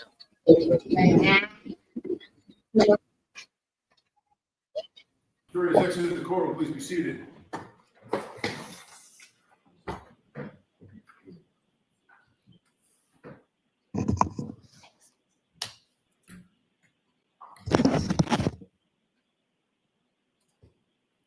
All right, Mr. Alessi, I'll hear you.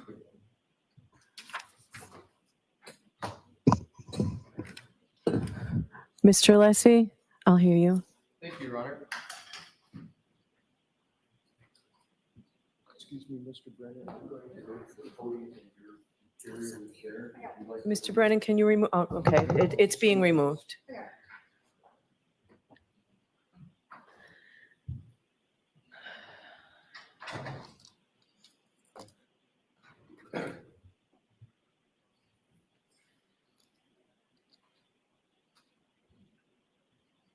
Thank you, Your Honor.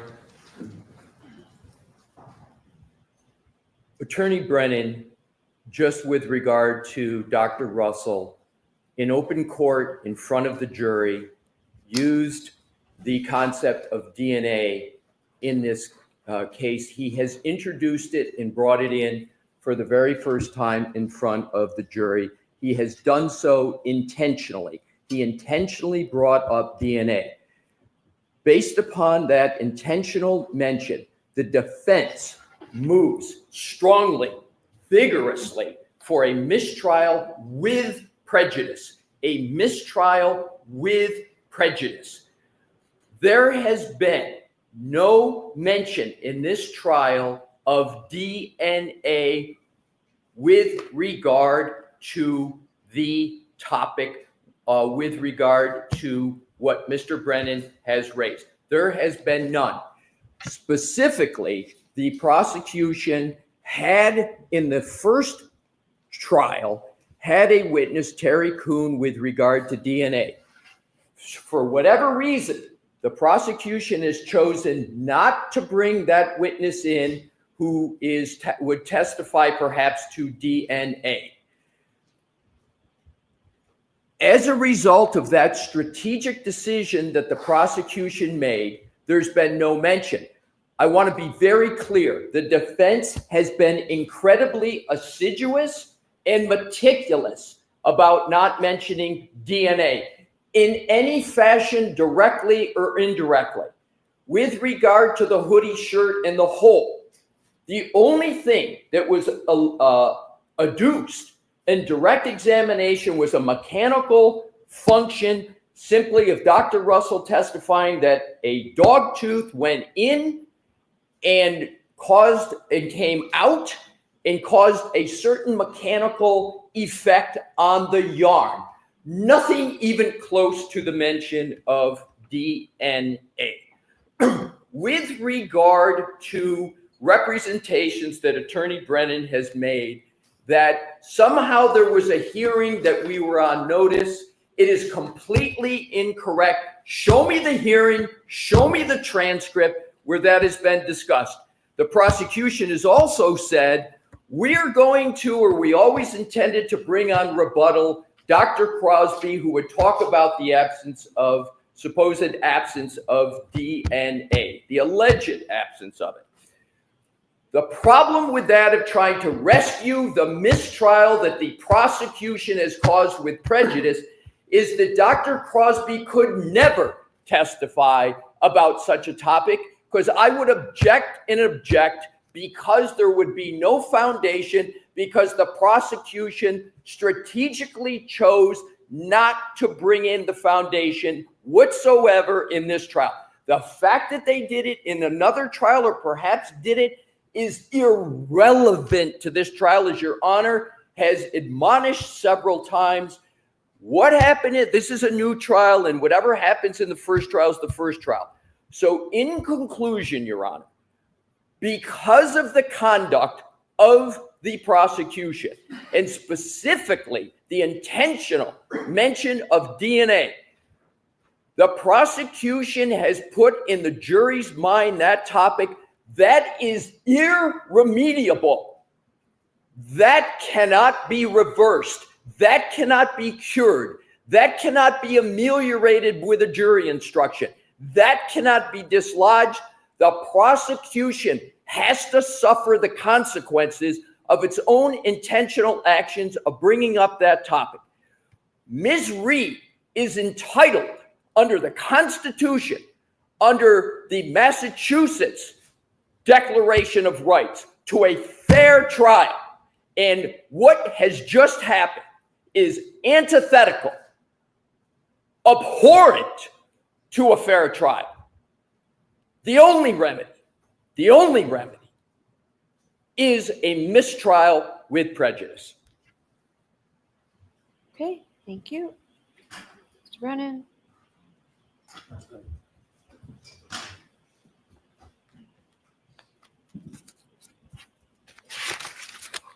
Inquiring of Dr. Russell about the absence of dog DNA is not only proper and permissible, it's essential, and the Commonwealth is entitled on cross-examination to explore theories and facades that the defense creates if there is actual evidence that undermines or contradicts the representations that they are trying to portray to this jury.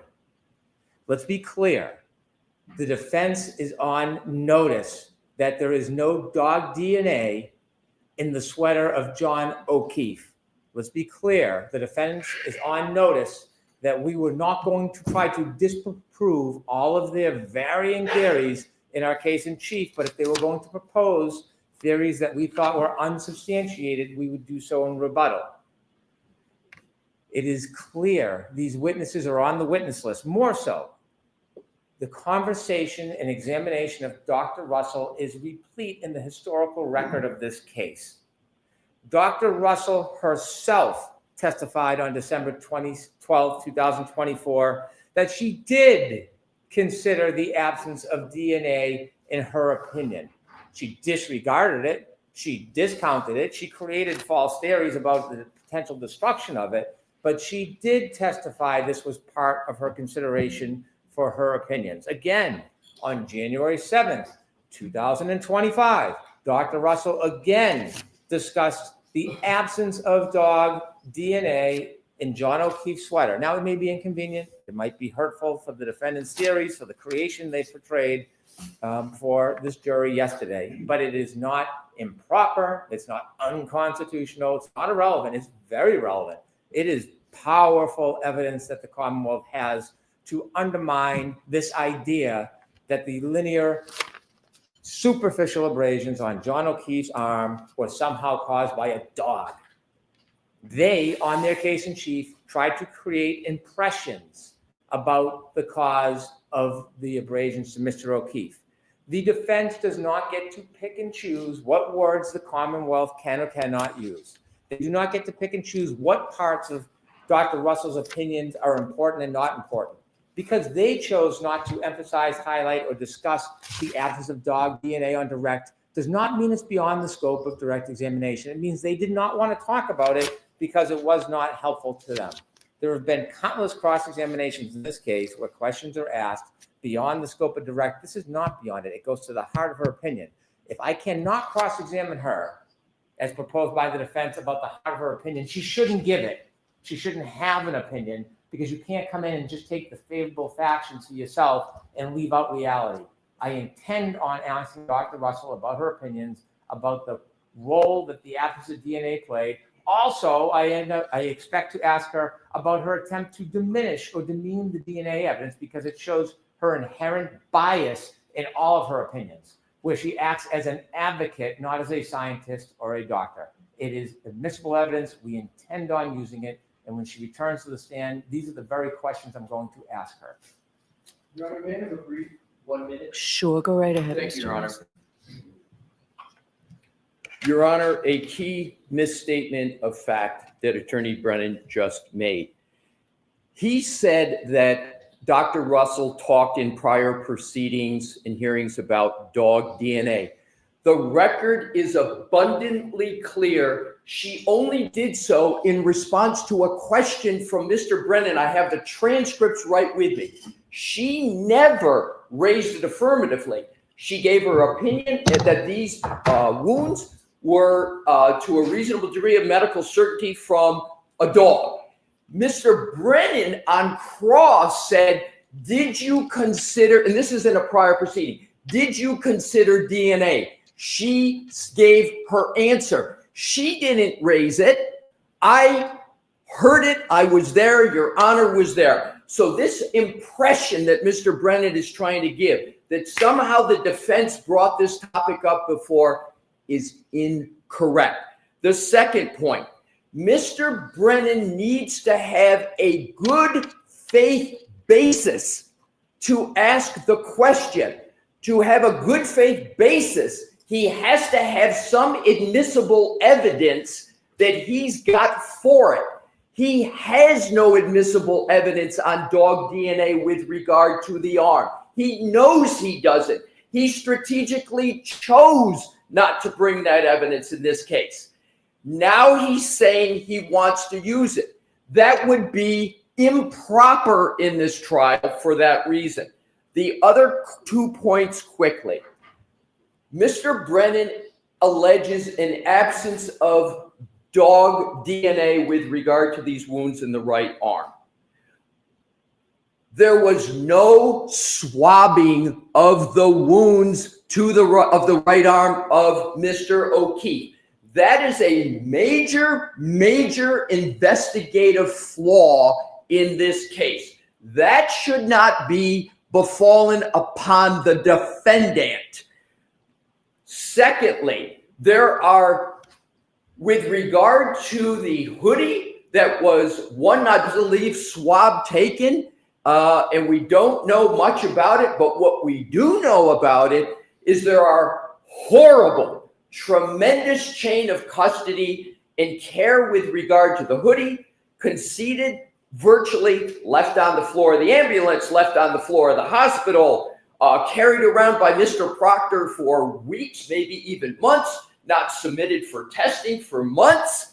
There are huge issues that prevent a fair determination about whether there was even proper determination of whether there was DNA or not. So in conclusion, Your Honor, the defense has never brought up DNA or alleged absence with regard to the right arm of the hoodie. It's always been the prosecution. We were meticulous and assiduous in not doing it here. The prosecution needs to live with the consequence of its action. This is remediable, and I respectfully submit warrants only one ruling respectfully, and that is this trial must be declared a mistrial with prejudice.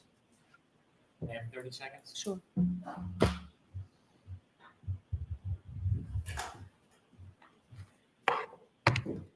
The defense can pound their fists and yell as loudly as they want, but they can't change truth and reality. Whatever the motivation is for wanting a mistrial can't be based on a claim that the prosecution raised DNA for the first time with Dr. Russell at the Lanigan hearing.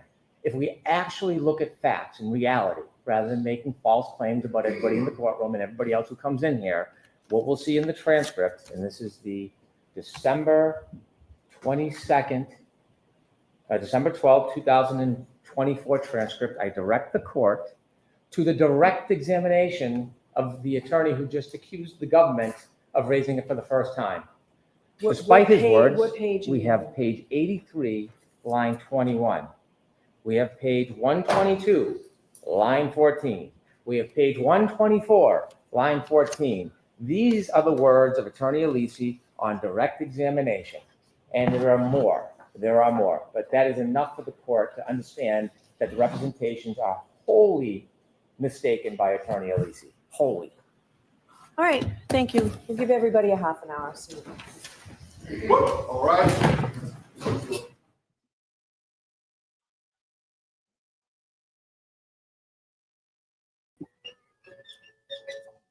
Hello?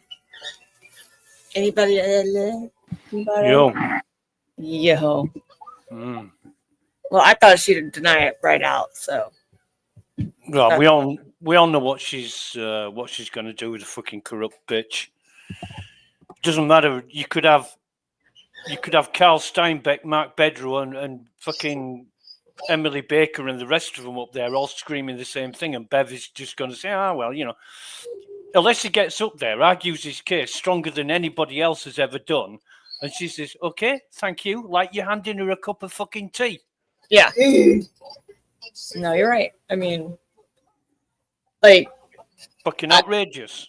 I'm like fuming. I Liam, stop. I've never been like so attached to a case, like emotionally, and when I see him treat her this way, like I want to just freak out on him, and instead I just scream at my TV, and then he's putting in stuff that was not even put in there, not even just the DNA, like talking about the car accident, the things that was never even put into evidence. Well, so, he said there were photos. Well, did he say there were videos of the SUV with broken taillight? Yeah, But that's not been fucking proven. That's still contested. So he's stating it as fact, and I don't know how Dr. Russell would what her opinion is of that, but you can't go around making it up. You can't, like yesterday when he said Dr. Scordy Bellows' report had this in it, right? And she said, "Show me the report," and he said, "Oh well, it isn't actually written down. She said it, so it's not in a report. She fucking said it on the stand." Right. He was making it up too as he was fucking, he's just fucking making things up as it suits him to either get a reply from the witness that he wants, or to force them into a false sense of awareness about what previous evidence has been shown in court. It is fucking outrageous, and it shouldn't be allowed. And if Bev has got anything about her, she will allow Alessi's fucking request to dismiss this case with prejudice, because today especially, Brennan's done nothing but fucking make it up. Everything he's made up, and it has been so obvious when he does it. Like he's grasping at straw, and he tries to trip her up, and she comes back and she knocked him down with that grief statement. That's why he brought out the DNA. Well, the grief after everything happened. Yeah, from the start. I mean, he accused Dr. Russell of changing the testimony from last year. But after she lost her memory. And he not only alleged that once, it was like 3 or 4 times. And each time she's like, no, it hasn't changed. No, it hasn't changed. This is the guy whose fucking expert witnesses, Burgess and Welcher, updated theirs based on a report by a defense expert witness. So what the fuck is Brennan playing at there? He then, after he spends a very long time establishing that there's no official standard or controlling body for dog bites, or any official agency for dog bites, he then accuses Dr. Russell of confirmation bias. So if there's no fucking established standard for a dog bite expert, how can you fucking have confirmation bias? You are the expert. How can you have confirmation bias about your own fucking opinions? Duh. Well, then he brought up did they tell you there was bushes? So what you're saying, your expert's opinions on that was caused by taillights is not true, that's not done by bushes? Why is he even going there? You know, she's a medical expert, not an accident reconstruction expert. Which she said I'm not an accident reconstructionist. I'm a medical expert. But you know, he's alleging that she's not qualified to comment on such things. But fucking hell, Ian Whiffin was. Ian Whiffin has got 0 fucking qualifications in accident reconstruction, but he went the whole fucking 9 yards. He was into everything he wasn't qualified for as well as what he was. So, you know, Brennan not only he takes it there outrageously, he takes it there whether people are qualified or not. But oh my God, when it comes to fucking defense witnesses, if they're not qualified up to the back teeth, then they shouldn't be on the fucking stand opining about such things. I mean, it's so fucking hypocritical. It's just double standards you wouldn't believe.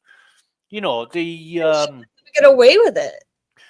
He questions her on whether she's qualified to testify on motor vehicle accident injuries, but you know, Dr. Welcher from Aperture was, and he's not medically fucking qualified. Whereas Dr. Russell's qualified she's got qualifications coming out of her fucking ears. Yeah, like of being a police officer, a forensic pathologist, and doing how many autopsies? 500 autopsies she's done, as well as like assisted in other ones. And then he's got that she's a 30-year ER vet or ER doctor. Like what he has against him is too hard, so he has to come up with ways to try to discredit her that make the jury think that it's happening. But I will tell you this: during that last sidebar 30 minutes ago, when she said the acute grief reaction, then it says we were at sidebar, let's do a check-in with the juries. 1 was yawning, 2 was looking down and sitting on hands, 3 was writing notes, 4 was looking at the Reed family, 5 was looking at sidebar, 6 was looking around the room, 7 was scratching their head, 8 was leaning on his hands, 9 is standing, 10 is sick, 11 is looking down, 12 arms crossed looking at sidebar, 13 looking at me, 14 looking at the sidebar, 15 looking down at notebook, 16 looking at fan, 17 looking towards the O'Keefe family, and 18 looking at sidebar. That doesn't sound to me like they're very impressed. Well, I'm just fucking totally interested in all that, yeah. And she said sidebar was loud. Like it was, you heard him just now. She heard him over in the news area. Yeah. And they have white noise supposed to stop that. So, and that's the other thing. Where is he getting that the defense brought in the DNA? He brought in like 3 different things from transcripts. What does he mean that they brought that in? Because I've never heard the defense say anything. Mr. Alessi has never said DNA about dogs.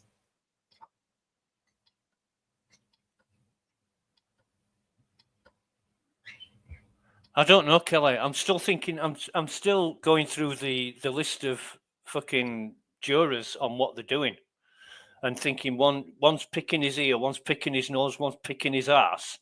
Yeah. And all 3 of them could be excellent fucking poker players who never give anything away. It doesn't mean fuck. One of them's writing notes. Well, good for him.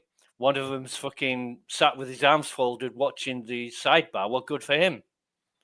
You know, what's it mean? Unless you can read the stuff that she said, that she has said prior, the jury has been not reacting like the way that Hank wants them to, is what she said. I don't know if Hank has made a comment about that or whether she's just guessing, but body language is not admissible in court as evidence for a reason. No, but it's interesting to hear what they're doing. Like if they're just sitting there, like kind of like if somebody's actually really paying attention, then I don't know. For me, I feel like they would be staring, like watching the sidebar, especially as loud as it got. For the other ones to be kind of sitting on their hands and scratching their head and just off into outer space. I wouldn't like to comment. Yeah. I wouldn't like to comment on what the jury are doing or what they look like, or whether one of them's got a bedhead or at once forgotten to shower this morning. It's irrelevant. It's interesting, yes, but you can't count it towards anything. It wouldn't be right, because half these people. Oh, that's the thing. We're never gonna know what their brains are thinking until it happens. It's just Half these people could have photographic memory and they could remember every fucking word that was spoken. But the guy writing things down, maybe he hasn't. Maybe he's got to write things down to the nth degree. Right now, I only have Liam. Declan is with his. Caleb came and got Declan. Took him to give him a haircut. It's nice to have a barber as a son. He can come grab the other ones and do it. So. Oh, I bet you save a fucking fortune. It cost me about $20 for a fucking haircut. Well, I went to hair school too, so I know how to do I color my own hair and all of that stuff. So I don't have to pay to get mine done. If I need to trim it, I just trim the ends to where it's not a lot because my hair doesn't grow very long anyway. But yeah, Liam was not happy though when Declan left. So, but Caleb messaged. Caleb and Connor are going with their dad on an Alaskan cruise next week, and so he was like, "Does Declan need a haircut?" And I'm like, "Yes, now, please." He's got curls hanging out the side. So, beauty school dropout. I did graduate though, Jay. I did graduate. I just took too much to get your license in every state when you're a military person or military family. So, the motion for missing testimony that we were talking about yesterday. Liam's talking to you guys. But the motion for missing testimony, and basically all that means is that a key witness is that should have been called by the prosecution, didn't get called because it won't help their case. And it's for Proctor, Higgins, and Albert. That's the three names in that. Noodles, do I think Auntie Bev will give a mistrial? Do I? I think there's more chance of me coming out as a fucking Muslim than Bev awarding a mistrial with prejudice. Melanie said it cost her 6 times for a haircut for her hat color and wax. Yeah. What's up, Kev? Kev. There. He'll come up in a minute. Assalamu alaikum, Lucas, then, you Muslim bastard. Yeah. Assalamu alaikum. That's funny. So I haven't watched any of the trial this morning. I've been too busy. So have I missed anything besides Hank being a dick? Yeah, you missed quite a lot actually, Kev. Yeah. God damn it! But none of it is super interesting. It's more of the same shit. It's just more common, more frequent, and more outrageous. Okay. Right now, we're waiting to find out if Bev will actually grant a mistrial with prejudice, but we don't think it'll happen. Well, no, of course it's not going to happen. She's gone this far. Basically, Kev, Brennan's been suggesting things to Dr. Russell that aren't true. And he slips them in here and there. And once yesterday, in particular, was with Scordy Bellows when Brennan told Dr. Russell that Scordy Bellow, it was in her report. And Dr. Russell said, show me the report. And then he said, Actually, she said it. It's not written down. It's what she testified to. And today he's been slipping things in here and there that aren't established facts. And the latest one was that the fucking SUV includes DNA. No, the So, dog DNA. dog DNA. I've got SUV DNA written down. Where have I got that from? It was a dog DNA on his shirt. On his shirts. So unless he jumps up and fucking screams blue murder and basically asks Bev to dismiss the case with prejudice, you just know that's never going to happen. Right. Wayne said he just watched Churchill replay that December 12th testimony, and Hank said nothing, or Hank was the one that said DNA. Yeah, well, not only that, but they had said that the shirt didn't have any dog DNA on it, but it had pig DNA. And they were like, and then Jackson was like, well, I don't know of any wild feral hog things in Canton. Do you know of any? But then everybody was like, yeah, well, no shit. Well, the dog could have been chewing on a fucking pig ear. Could have had some, could have eaten some pork from the night before. Some table scraps. Never been introduced into this trial. Yeah. The dog DNA has never been brought into this trial. He did not bring a witness to testify and set the foundation for dog DNA. Right. So for him to just out of nowhere say, did you know that there was no dog DNA on the t-shirt? That's why Alessi freaked out. Yeah. Brennan's such a fucking... I probably missed that. So I'm following what you're saying with the notes I've written down. The last thing I've got is fucking taillight fragments caused by bushes, and then SUV DNA, which Alessi objects to. So fucking, I'm still on the SUV. Yeah. Yeah, it was the dog. They were talking about the shirt and the fact that the swabs, and she told him, or she said that, and he said, does that affect your opinion? And that's when Alessi jumped out, because he says there's DNA, there was no dog DNA on the shirt. Well, that's why Alessi said in that argument just now that they never swabbed John's arm either.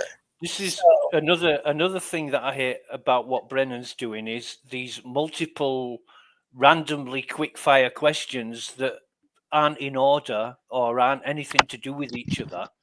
And he's just fucking firing them out, seeing what answers he gets, seeing if he gets anything back that he can use against Dr. Russell.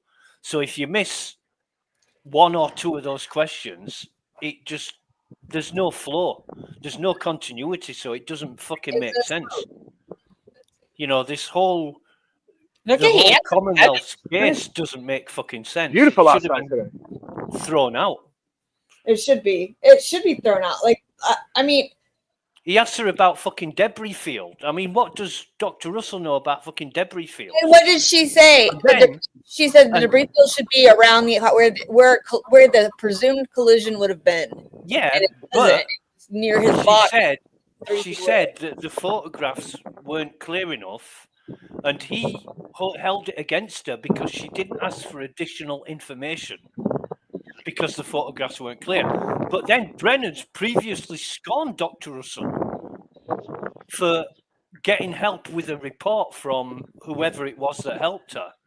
So he's just looking for any fucking excuse and reason. He asked her memory problems. I've seen two. I was able to watch it for like the first 20 minutes this morning, and I saw when he asked Dr. Russell if she had any memory problems, and she gasped. Yeah. And then I also saw when Hank Brennan he made it. And then I saw when he made that other off-colored comment, and unless he was like, "Yeah, I want that stricken from the thing," but she never ended up saying, "All right, Mr. Brennan, that's enough," like she does with friggin' Jackson and Yannetti. Lucas, you're all right? Why'd you drop? He said he got a drop. He might have got a phone call or something. I just think that no, it's not a HIPAA violation because it's not her medical records. They're not asking for her medical records, Karma. He's just asking her if she had memory issues. Yeah, and it's crazy now that Brennan is asking Dr. Russell about Karen's mental condition that night of the incident. And but she came right back out and gave it to him. She was like, Yeah. it's grief. It's yeah, what it was like happened. acute grief, something or other. Yeah. She I came forget. right out and said it, and that was Yeah, a big yeah, that was a big fu to Brennan. He's such an asshole. Somebody should stab him in the fucking face. yeah. I don't like hearing him. He makes me crazy. Yeah. It says let's see.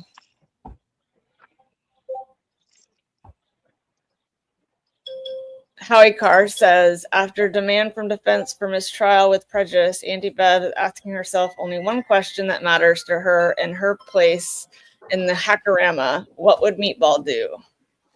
Too bad trial is taking place in Norfolk rather than the U.S. because in America it would be over. So You know that if this is another mistrial, you know this is happening again, right? oh yeah, and regardless of whether they do a mistrial or not or later, it's gonna happen again. They're going to try her again and again and again until Meatball is out of there. Yep. Hi, bitches. Hi, beautiful. Hi. Hi. Kev in the house. Hello, my Amy. Hello. Hey, baby. What's I up? haven't been paying attention for the past like 45 minutes to an hour, so you guys got to catch a bitch up. And I'm just going to say that the jury hated Hank for how he treated Dr. Russell. What a piece of shit. That's elderly abuse. Yep, I was going to say that. Elder abuse. It is. He's not even as bad as he was during the voir dire when he was at her, but I told you that yesterday. I told you he is going to be on his best behavior because he wasn't in front of the jury for the voir dire. Absolutely. He can't keep it in though, Kevin. You can see him doing it. You can see him ass. Wait until he gets a hold of Wolf Daddy again. Do you think he's gonna be talking to him like that up there? Nope, I don't think so. Well, he gets all fucking rapey-eyed for Dr. Wolf, so it don't really matter. Like if she did approve a mistrial. Wait. Hank or Bev? I get kind of rapey eyes for you too, Kevin. I don't know. but I mean, both of them do. I mean, Bev is sitting. You don't think that Bev isn't sitting in that chair and she's not double clicking the mouse underneath that robe while Dr. Wolf is on the stand? Absolutely. And let's just talk about it. Hank Brennan. The mouse. Yeah, that's what. When you had never heard that. You never heard that when a woman plays with herself, it's called double clicking the mouse. Absolutely. I'll use it now, though. Thank you. Good. Noted. There you go. There you My go. husband thinks Kevin and Lucas are the funniest things that walk the earth right now. Feel free. Bro, the Kevin's the best. But not only that, but Hank, you know what Hank Brennan does for fun? He blows into a fucking metal instrument. Right. Yo, He did you plays see the Dina? No, I didn't see her. Bro, Dina had her harmonica out in front of the she was playing it this morning. it. Oh my god, that She is was fucking playing it this amazing. morning when he walked by. Yeah, I died. And that's the thing. He knew that Leslie and Dr. Russell rode together because he walked right by them, getting out of the car. Yeah. That's why. You know what should happen? Somebody should bring a fucking tuba in, and every time Hank Brennan and Alan Lally walk in, they should play bum bum bum bum bum bum bum bum bum the whole time they're walking in there. That'd be amazing. Fucking kidding me. Wait, I thought Lucas was up here. Wasn't he up here? He said he had He was. He had to take a phone call. His credit card for his OnlyFans got declined, is what I was told. Breaking news. I told him to keep trying to get the join for my OnlyFans, but yeah, I know. His credit card isn't large enough. I know. Yeah, his credit card got declined. She charges a lot. Okay, I know. Listen, I charge a lot for this ass. All right. Yep. This is gonna get clipped and it's gonna be on Twitter, and they're gonna be like, "Amy Boston's an OnlyFans." And she bought her ass. Bought her ass. That's right. Oh, whatever. Like wait, Kevin, are you down there right No. I'm at work right now, standing in the parking lot Oh. because it's too nice. It's too nice to be inside, and I don't No, have it's nothing to really do. nice to bring this out. We just had an unemployment session here, telling us how to apply for unemployment once we get laid off in July. Nice. I At least they're helping you. Yeah. Yeah, right. Here you go. Here's some help. Yeah, here's some help. Here's 50% of what you would normally make during the week. So now I really have to open up an OnlyFans. I'm saying I'll be your first one to join. I'll be a joiner. Yes. All right. I will not be joining. I'm sorry. I'm gonna have to get some people on here to do content with me then. Jesus, at this point in time. I will not Don't be joining. threaten me with a good time. All right, everybody, I'm just fucking kidding. I'm really just kidding. I am not kidding. I am getting laid off, but I'm not opening up an OnlyFans. I am getting laid off, but I'm not getting an OnlyFans. We joke. Listen, if I don't, 99% of my life, I am joking and I say some shit. Kevin says some shit. We are just, I think, funny people. So don't, nothing we say is serious. Not Oh, my doing that. son No. got here last night listening to Lucas and Kevin just spouting off, and he was cracking up in the corner. It was he was dying. He was like, "This is hilarious." All right, bitches, I gotta bounce. But Listen, today would be a good day to go day drinking. Just saying. Yeah. I mean, but your girl, I get me a sugar daddy. I can quit my job right now. But no, I have to be my own sugar daddy. Yeah, I can't be a sugar daddy without a job, so I'm out. Your OnlyFans is so expensive. Yeah, I know. Yeah, exactly. Yeah, I'm gonna have to make a wicked expensive OnlyFans. Let me see if I can do it and make more money than all these other content creators. But so did you see what Aiden posted yesterday in regards to the other three witnesses that they have on deck next, which is Officer Barrows, Lucky Lochran, and who was the third one? Yeah, Karina Kolakithis. Apparently, Goat Boy says that Karina has a bomb to drop. Yeah, well, Aiden said that 2 out of the 3 of them had bombs to drop, but he wasn't saying which 2 out of the 3. So I think it's I think it's Barrows and Kolakithis because, listen, I don't even think Lucky couldn't fight his way out of a wet sneaker full of puppy shit. So I mean, I love the guy, but that's not nice. No, listen, I'm not shitting on him. I think he's a great guy. I think he's great for the defense, and I think he's the man when it comes to proving the Commonwealth wrong. But I can't see Lucky coming in dropping bombs. I can't see it. I'm sorry, I can't see it. You never know. You never know because you remember that 4 a.m. so-called phone call that they had come in saying that there was a pedestrian hit on at 34 Fairview, and then they were told not to have that call. What if that's something that gets dropped? Yeah, but do you, in all reality, can you see Lucky Lochran coming in and dropping a couple of bombs as to what happened? I can't. That would be one thing that I would think of that if he had a bomb to drop, that would be what it is that 4 a.m. and about somebody being pedestrian being hit by a snowplow at 34 Fairview. Yeah. And then being told when they asked about it, told not to ever mention it again or they lose their job. Yeah. So like that could be it. But apparently Miss Kolakithis has quite a bit on Miss McCabe. So I mean, I'm assuming everybody has kind of quite a bit on Miss McCabe. Everybody's had sorry, that's not right. That's not that nice. Oh, I mean, Brian Albert has. Brian Albert's. I think. Forget it. I'm not even gonna say it. That was like wicked rude. I just, I don't know. I don't know what to do with. I mean, we all know she's not going to approve it. So we're not. No, of course she's not. Just to get it on the record. But here's my thing: if she doesn't approve it, why doesn't she then turn around and admonish Hank just like she admonished friggin' Jackson and Yannetti for all that bullshit that they had said about Arca? Well, that's the thing. He said the other day, or Aiden said today, we're about to find out if she has grave concerns about Hank, like she did about Arca. And Arca turned out to be a big nothing burger. Right. because she But then didn't. again, Never sanctioned Jackson. She didn't take him off the case. They got no reprimand for it. no, they did. They did. They got What? reprimanded for it because they said that because they had to ask Karen and get this on record saying, do you still want these men to represent you? Because you can't turn around at that point in time and say that these guys, blah, blah, blah, blah, blah. And she didn't do that before she did that instead of the sanctions. So, I mean, in my eyes, it's still sanctions because Karen Reed was like, yeah, no, fuck you. Like, these are the people that are going to get me off. And now all of a sudden, the judge was like, well, if you keep them on and you get, when you get found guilty, you can't say that, that your attorneys didn't fight for you or whatever the hell the legal term is. I'm not a lawyer, so whatever.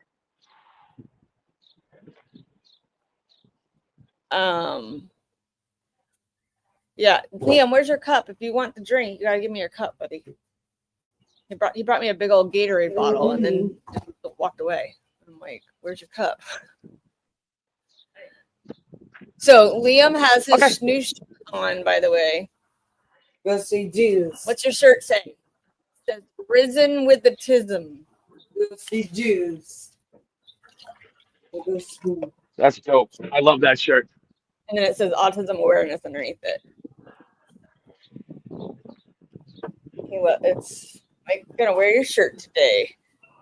I have one that I have my nephew who's got autism, and I'm giving him a piggyback, and I think it says, and it's me and him on the shirt, and then it says, autism isn't contagious, but his smile is.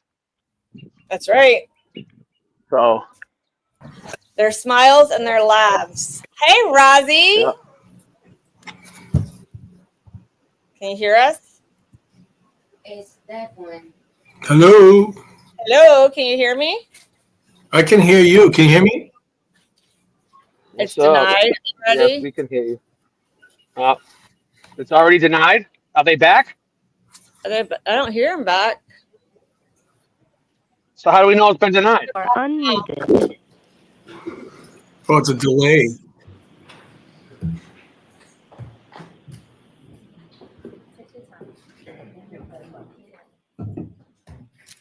Please be seated for the session.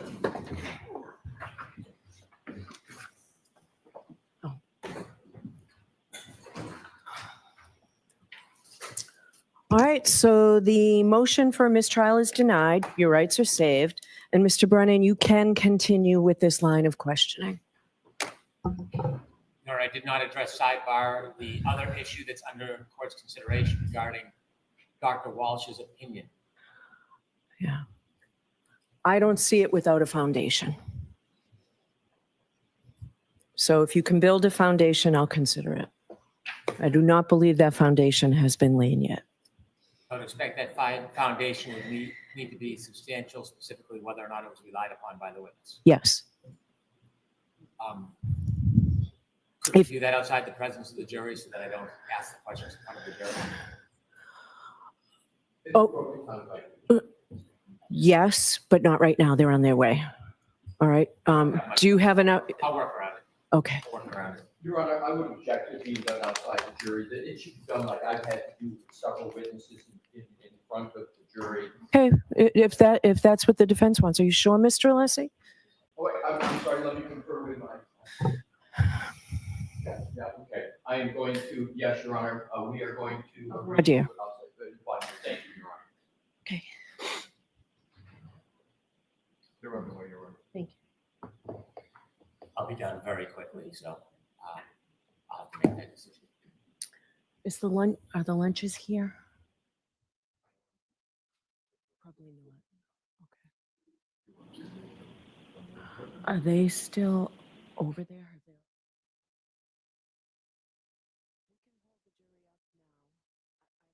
How long they are?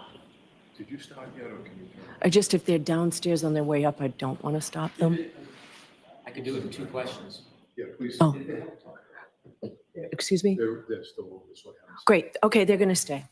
Your Honor, if it might help, obviously, we're subject to whatever, because based upon if Mr. Brennan only has 2 questions, I may have 30 minutes that I could, most 35 to finish up whatever redirect that I have, if that affects your honor's scheduling for the jury. I just didn't want to stop them if they were on their way. They haven't yet gone downstairs.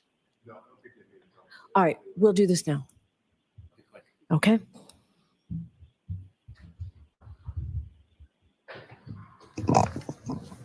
Dr. Russell, during your review of the case, did the defense offer you the report of John C. Walsh, MD, Deputy Medical Examiner?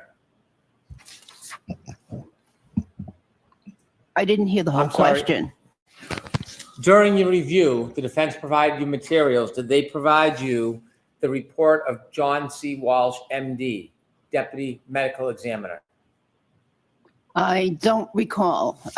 May I approach? May I? Yes. Can we turn the fan off over here, Tony, please? Or- Thank you. Dr. Russell, did you ever review and receive that document from the defense?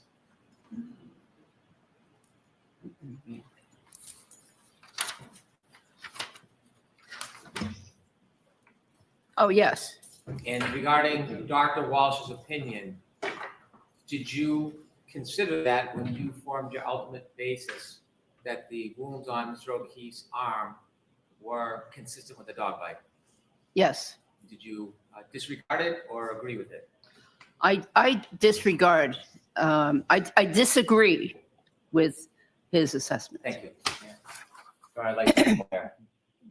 Your Honor, I would object. This is the same exact issue I had here with regards to the witnesses disregarded it, and I was not allowed to pursue questioning. So I do not believe, under the standards that's been set in this trial, that a proper foundation has been set. What do you say about that, Mr. Brennan? How is this any different? Pardon me? I'm talking to Mr. Brennan. How is this different with this witness's analysis? Because they specifically opened the door, they had her vouch for her own credibility, extolling her uniqueness and ability to determine that these were dog bite wounds. And so when they opened their own door to vouch for their own credibility and suggested that they're the only person or a limited person in the entire country that could do this, they should be confronted that they are not alone. There are other experts. So this isn't affirmatively bringing it in. This is when the defense continually opens the door and creates these issues. What do you say, Mr. Leslie? Thank you, Your Honor. My response is this. I'll give two quick examples. Dr. Welcher, Trooper Ball, Dr. Squirty Bello. They talked and opened the door under Mr. Brennan's theory of opening the door widely.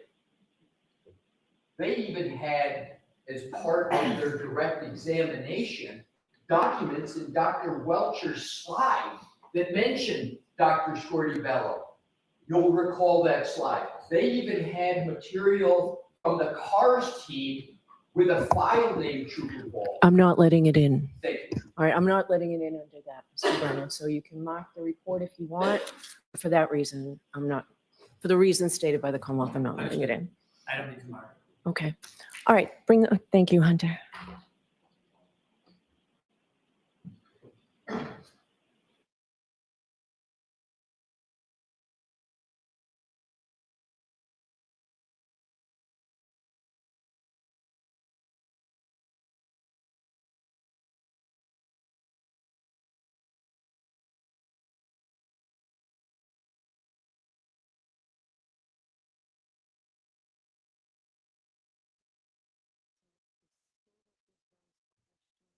An objection.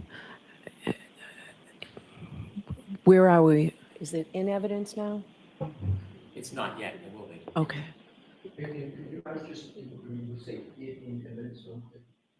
The DNA. It's not, right? It is not. Okay. Is there a question? Yes, it's open. I denied the motion and allowed the line of inquiry.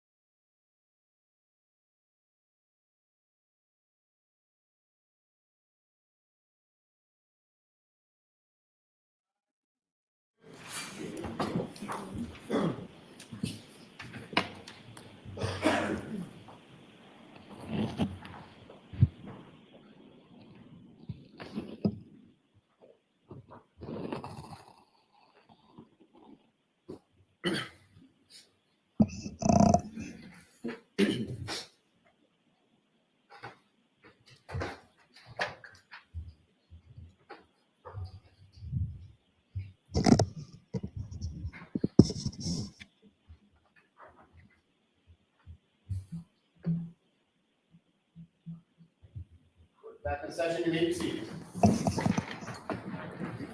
Jurors, I appreciate your patience. All right, Mr. Brennan. Thank you.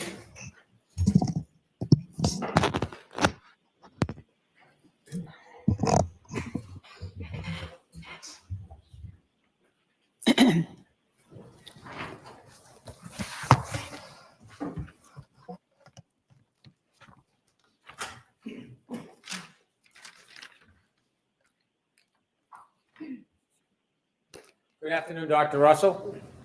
Good afternoon. Dr. Russell, we were talking about your differential diagnosis and your opinion that Mr. O'Keefe's abrasions on his arm were not consistent with impact or collision with a car. I was asking you specifically about some of the things you may or may not have reviewed before you formed your opinion.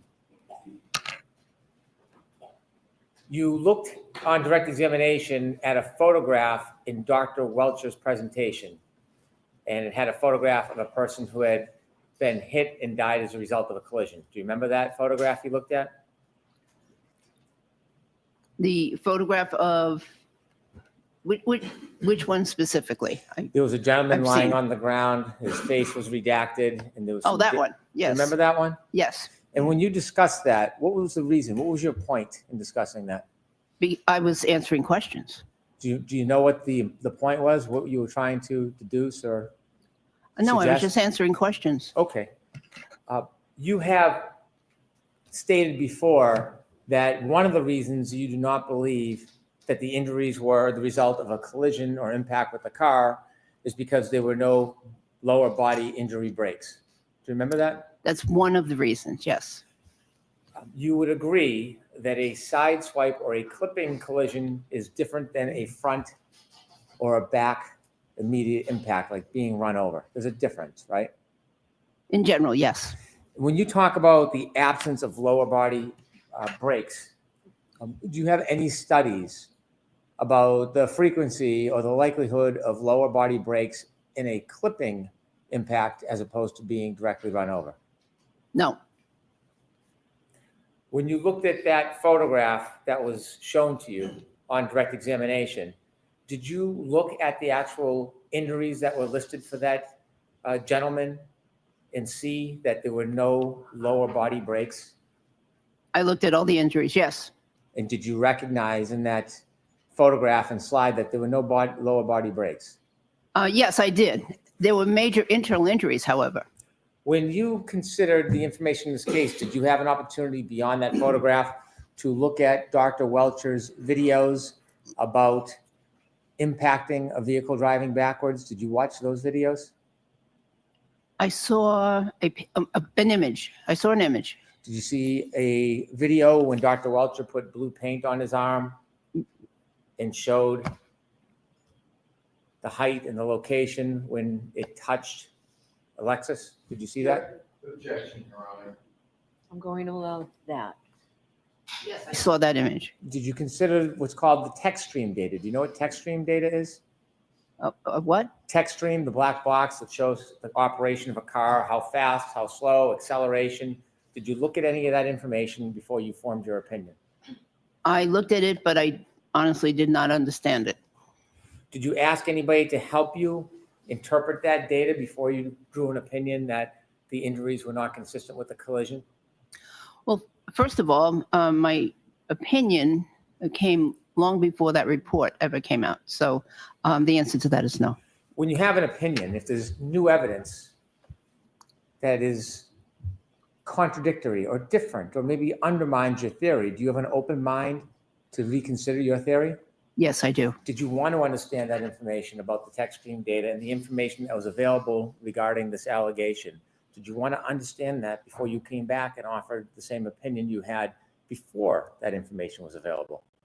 I didn't understand it. And I didn't know that if any of the attorneys understood it, actually. Did you know anything about Mr. O'Keefe's cell phone data when you were drawing these conclusions about when his last movements were? Did you learn anything about that? No. Did you know about any type of DNA testing on the defendant's rear taillight area? Yes. And did you know about any hair found on the car? Yes. Did you consider those things when you excluded the collision or impact as the cause of those wounds? Well, I considered that. However, he had, my understanding is he had been in and out of that car, on many occasions. And so therefore there would be reason for either skin cells or DNA or possibly other, hair, fabric to be on that car. So when you consider testing your conclusions, do you look at it as an advocate or do you look at it as a scientist or a doctor and try to value how little or how strong that evidence is? I'm looking at it as a neutral party, a doctor, a scientist. So you're not looking at it as an advocate to try to discourage the strength or weakness of evidence? Excuse me? You're not looking at it as an advocate? You're looking at it as an independent professional? I'm not an advocate at all. When you talked about John O'Keefe's sweatshirt, can we put that up, Ms. Gilman, please?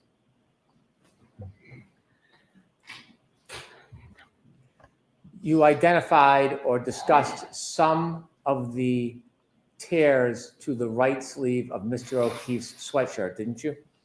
We discussed one puncture to the right sleeve. Yes. Having an interest in dogs and dog bites, certainly you're aware in your experience, when a dog bites, it creates quite a bit of saliva, doesn't it?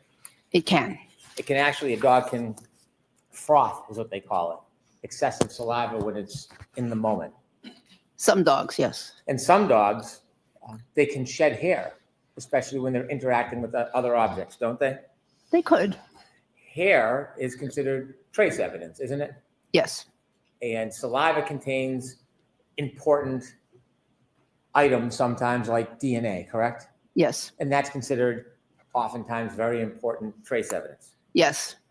And Dr. Russell, are you aware that one of the criminologists took swabs of holes on the left sleeve of the sweatshirt? Objection, Your Honor. No, are you aware of that? Yes. You've heard of UC Davis, haven't you? Yes. And in reference to that previous question, however, the swabbing was done many weeks after the death. And there were images of clothing on the emergency room floor. So yes, I am aware that there were some swabs taken at some point. Is that gratuitous answer part of your advocacy or part of your medical objective opinion? Objection, Your Honor. And so you're aware that these holes were swabbed to send a sample to UC Davis, aren't you? Yes. UC Davis, do you understand they specialize in dog DNA? Animal DNA, I believe. And you also know, in giving it before you gave your opinion, that when they were tested, there was no dog DNA found in any of the samples. You knew that, right? Yes. In fact, what was found was pig DNA. That's correct. And there's no identification where the pig DNA came from, is there? I don't think so. So when you saw the information, after you claimed there is a dog, prove it, John O'Keefe, when you saw the information that they were swabs done of those holes and the results were no dog DNA, did you consider that before giving your ultimate opinion? Yes. And in fact, you've tried to discount the significance of that evidence in the past, haven't you? Yes. In fact, you have made claims about that evidence candidly with no foundation whatsoever, haven't you? I explained why there could be no dog DNA found. You were claiming that it was inconsequential because a number of speculative reasons, didn't you? Objection, Your Honor. So the objection sustained. You can ask it differently. When you were discussing the absence of dog DNA on Mr. O'Keefe's sweatshirt in the past, were you trying to make suggestions that perhaps the samples could have been tarnished or compromised in some way? That's one possibility, yes. As a independent, objective expert, should you deal in possibilities, or is it a better practice, best practice, to deal with objective criteria in the form of actual opinions to a reasonable degree of certainty?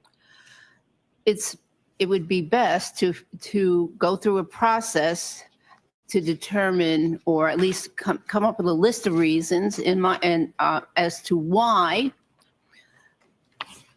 dog DNA was not found.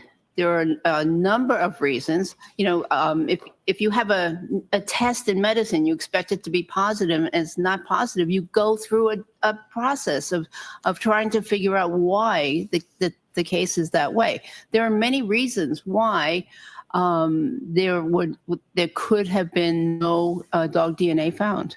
When you first gave your opinion, you didn't even know about that DNA testing, did you? Not initially, correct. But then once learning about it, you were not willing to reconsider and change your opinion about the source of these scratches. You maintained the same opinion you had before, correct? I reconsidered, however, my opinion did not change. What you suggested is there's possibilities, is the word you would use, possibilities why there were errors with the DNA. Yes? Yes. You can't tell us anything based in fact. Wait, no. I'm sorry. You can't tell us anything based in fact to support the claim that something was wrong with the testing of this DNA, can you? Not in fact, but again, you have to go through a process. If you expect a certain diagnosis or a certain finding on a lab test and it doesn't materialize, then you wonder why, and you want to know, was the test done correctly? Was the specimen handled correctly, et cetera, et cetera. There's a process. And in that process, you found no evidence whatsoever, none, zero, to support any claim of compromise of that DNA process, did you? Well, ideally, the swabbing should have happened immediately or very soon after the incident. So there was a delay in processing or swabbing to begin with. And then, of course, I don't know about the transportation or the chain of custody. You were a medical examiner, weren't you? Yes. When you were a medical examiner, when you examined a person or their body, you did everything you thought was reasonably necessary based on the information you had, correct? Yes. Did you know at the time Dr. Scotabello did the autopsy, there was no claim whatsoever that a dog caused these wounds? Yes. Did you know that claim didn't come about until over a year later? No. And did you know that in response to that claim, that's why this was done at a later time? Did you know that? Still, for a complete investigation, this should have been considered by investigators early on. Even where there was absolutely no claim or evidence whatsoever that a dog caused these wounds? Well, again, a complete investigation. You can't tell us one step that went wrong with that DNA process, can you? The process, no. In fact, you have admittedly very little experience with DNA. I have little personal experience with DNA. And yet, although you're not an advocate, you are willing to advocate trying to undermine the strength of that evidence, aren't you? No, I am a scientist, and I'm trying to understand why it could have been negative.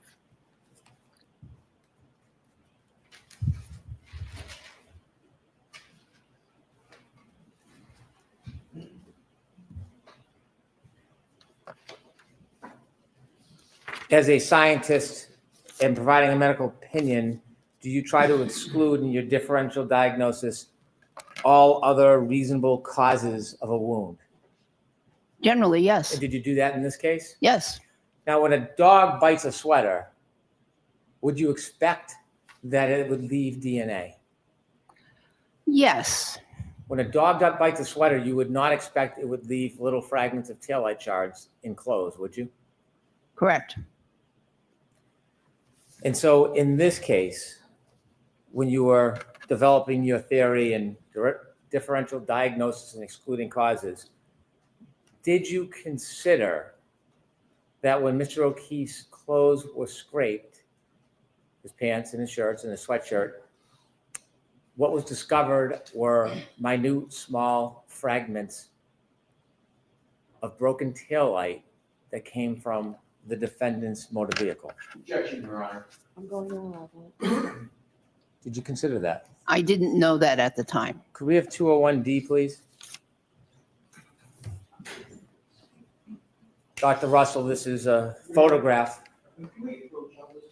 Okay.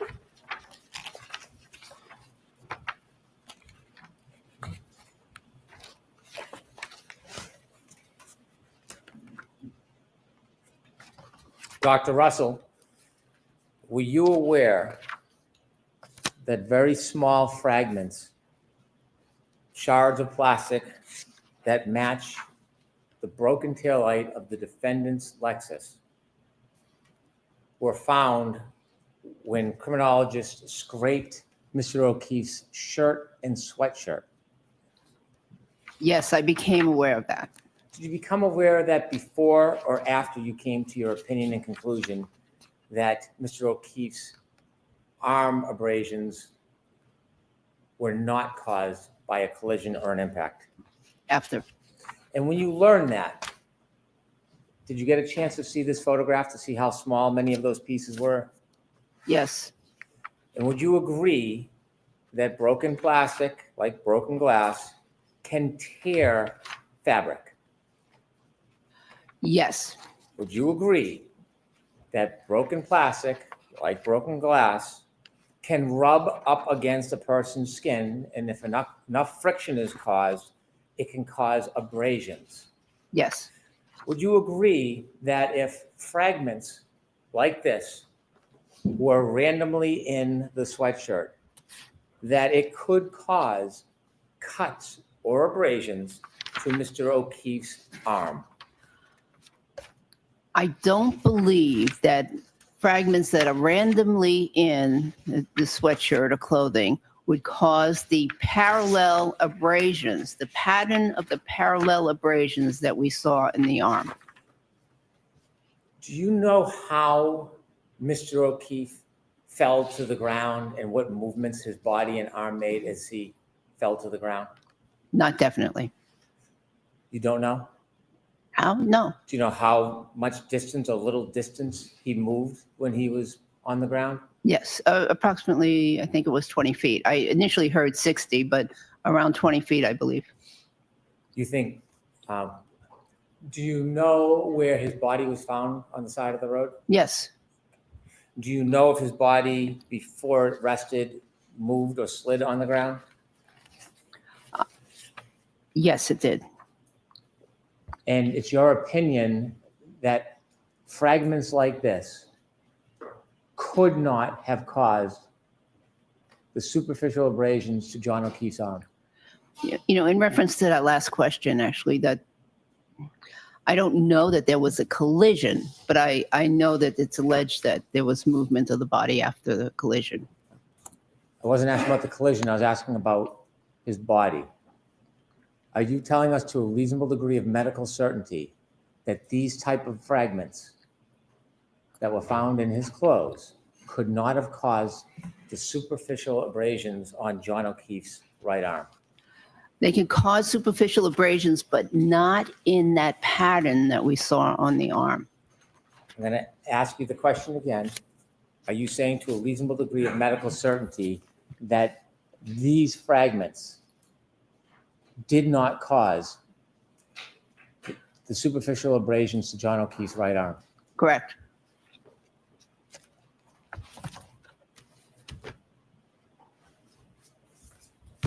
I have no further questions. Okay. Mr. Alessi? Thank you, Your Honor.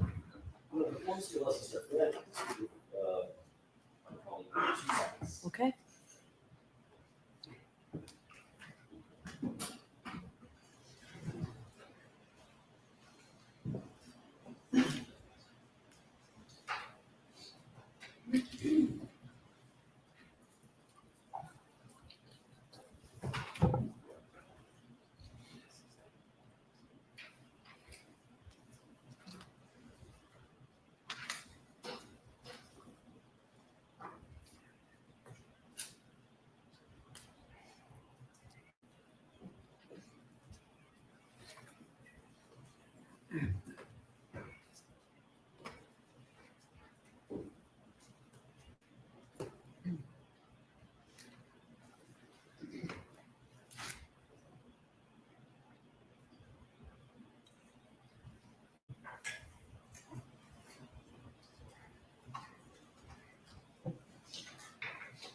Thank you, Your Honor.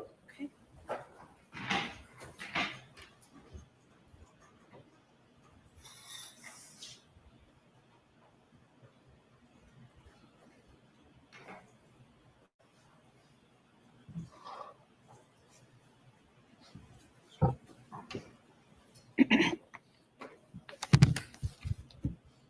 May I, Your Honor? Yes. Thank you.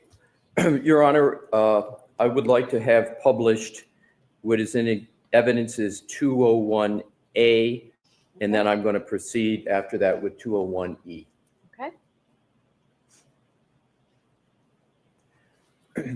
Dr. Russell, I have up this exhibit, and with regard to the questions of Attorney Brennan that he just asked about these alleged shards, can you tell the size of them from this depiction? I don't even see any shards in that depiction. Can you read that slide and see the handwriting that is there? Yeah, it looks like clear app plastic collected from 7/18/18. There's another date over to the left side, and then it says AMV 6/29/23. Right, and if Mr. Wolk, you could go back. Can you determine at all from this whether the shards are microscopic or not? I cannot see any shards. All right, let's go to 201E.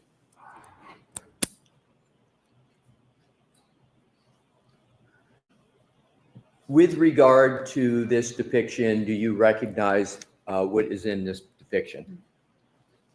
It looks like irregular, red-colored pieces of debris. Thank you. And do you recognize the ruler above those pieces? I'm not sure if this is the same ruler as in the previous image, but there does appear to be a ruler. If we could go back to the previous slide, does that at all assist you in determining whether or not it's the same ruler? Not exactly, but there are similarities. So let's go back to, flip back to the next slide. Does the, what is up in black help you reach any conclusion about whether those pieces are microscopic in size or not? Well, so those are, again, I'd like to go back, but I think those might be 16th or 32nd of an inch if we're using the same edge of the ruler. Those pieces that are depicted are not microscopic because we can see them with our eyes, but they're extremely small. All right, so they're extremely small. You've asked, you want to go look back at the ruler. Does that further assist you in your analysis as to the size of these pieces? 16. So those looks like they're maybe a 16th of an inch or less. Okay, so let's go back, Mr. Wolf, one more time. So these pieces are a 16th of an inch or less, correct? Yes, if we're using the same ruler. Right. So with regard to, and if we could, Mr. Wolf, now go to Exhibit 1.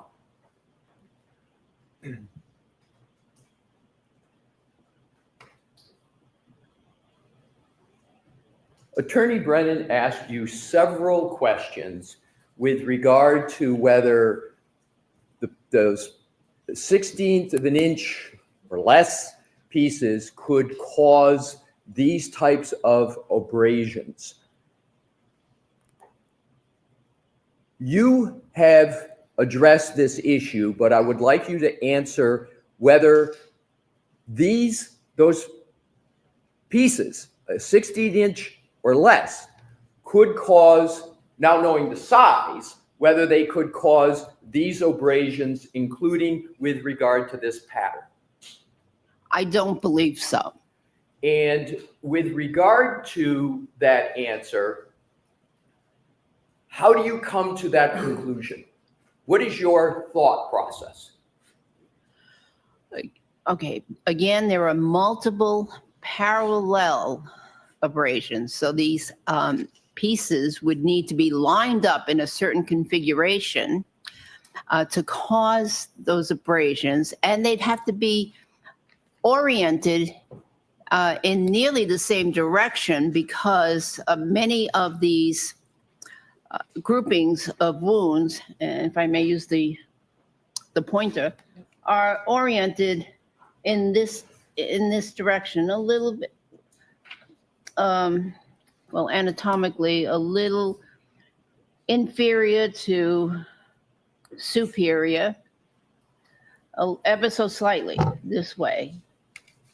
So they're oriented in the same way. So not only would they, those abrasions are rather large for those tiny pieces of plastic or glass, but they'd have to be oriented in a certain way to cause those wounds. As an emergency department physician, as a forensic pathologist, what is the likelihood, if any, that those shards could cause those wounds? You have to ask it differently, Mr. Mason. Dr. Russell,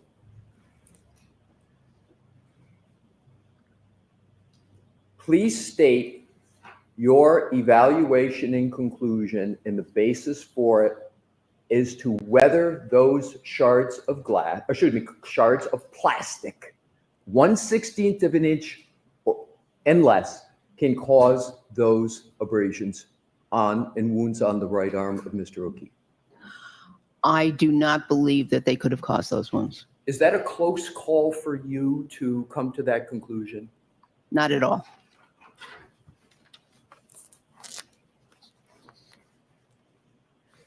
You were asked several questions by, please keep that depiction up, Mr. Wolf. You were asked numerous questions by Attorney Brennan where he wanted you to go section by section by section and evaluate each. He grouped these, I think, 5 or 6. Do you recall that questioning? Yes. Is that a scientifically proper way to evaluate this wound to determine whether or not not it is from a dog? Is that a proper methodology to look at each individual section only? No. How, at a scale, is it improper to evaluate them that way under your methodology? Sustained. Dr. Russell, what is the proper way to evaluate the wounds on the right arm to determine whether or not they're caused from a dog? To look at patterns, because individual wounds can vary, but the pattern is what is significant. And on your direct examination, did you go through this method that you just described, a pattern and pattern recognition? Did you go through that in some detail and discuss that? Yes. Now, you were asked questions by Attorney Brennan, and in his questions, it was asserted that you don't have a standard, a published standard. Do you recall that questioning? I'm going to allow it. Do you recall the question asking whether you had a standard to reference for your methodology? You recall that questioning? In reference to dog bite wounds, yes. Yes. Yes. And with regard to the question and assertion in the question with regard to a methodology, you referenced studies and as part of your answer. Do you recall that discussion with Mr. Brennan? Yes. Do those, and are those studies peer reviewed? Yes. And give the name, please, again, that we had gone over on direct, but give the name of the lead authors of each of those studies. Yes. So one of them was by Dr. D. Munich, and the other one was Dr. Pollock. And by peer review, that means that it's the article was reviewed by other physicians in those respective specialties of the authors. I'm sorry to interrupt you, Dr. Russell. I'm sorry. Finished? The specialties of the authors, yes. We could take that down for a moment. Your Honor, may I approach, please? Okay. If I could have, Your Honor, for Madam Court Reporter, exhibits marked for identification PPP and QQQ. Right. And I'll start with PPP if I could, please.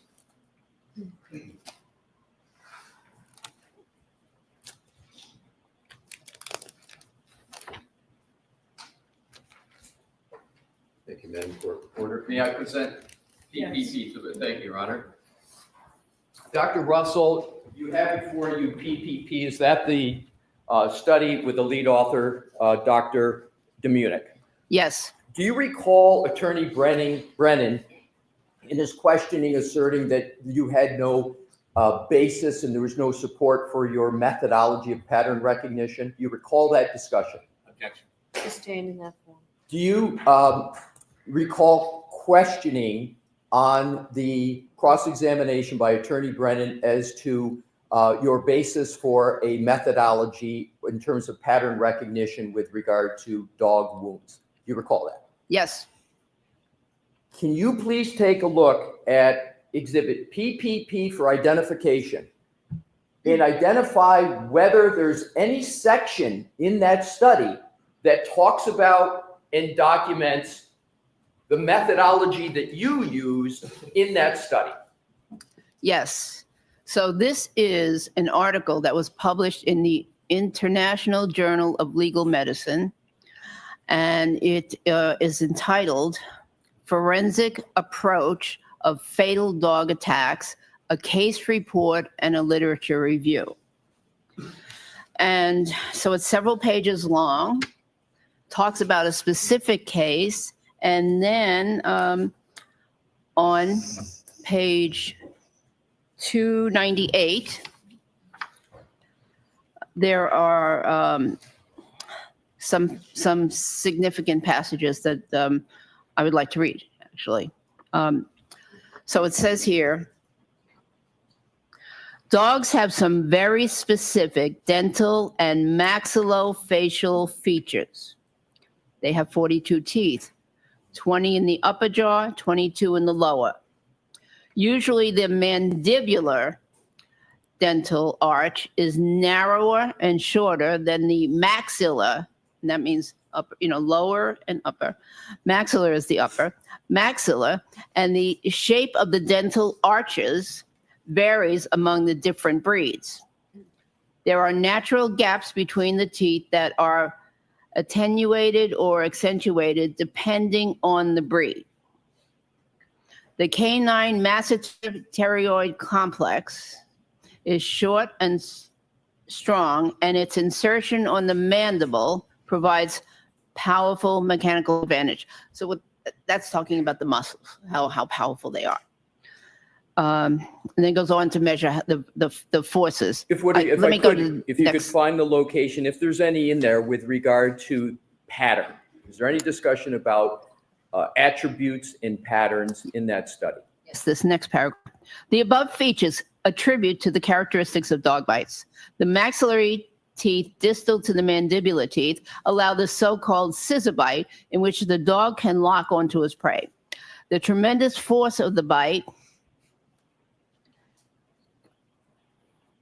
muscle complex can develop, allows the dog to twist and tear, and cause great damage. The injuries caused involve a combination of biting, crushing, tearing that results in characteristic patterns of punctures, lacerations, avulsions of the skin and soft tissue. Forensic pathologists noted the multiple torn wounds with adjacent puncture wounds, the so-called hole and tear combination. That's in this case. The puncture wound, a round hole, is made by the canine tooth of either the upper or lower jaw on one side that serves as an anchorage, while the other teeth cut into the flesh, causing stretching lacerations in the process of biting, shaking, and tearing. This should be considered pathognomonic for dog bites, especially when accompanied by tissue defects and claw marks, the latter being narrow, superficial, linear abrasions arranged parallel to one another, 4 or 5 in number, and usually found in the vicinity of the bite. This pattern allows differential diagnosis with bites of other animals, which are not accompanied by pulling and shaking, nor by the usage of prominent canine, and with stab wounds caused by sharp instruments. Does that study support or not support in the literature a pattern recognition methodology? That's sustained. What do you conclude from the language you just read in that study with regard to methodology of discerning dog bite wounds? That pattern recognition is very important. Now what I would like, if I could approach Your Honor. Okay. Sure.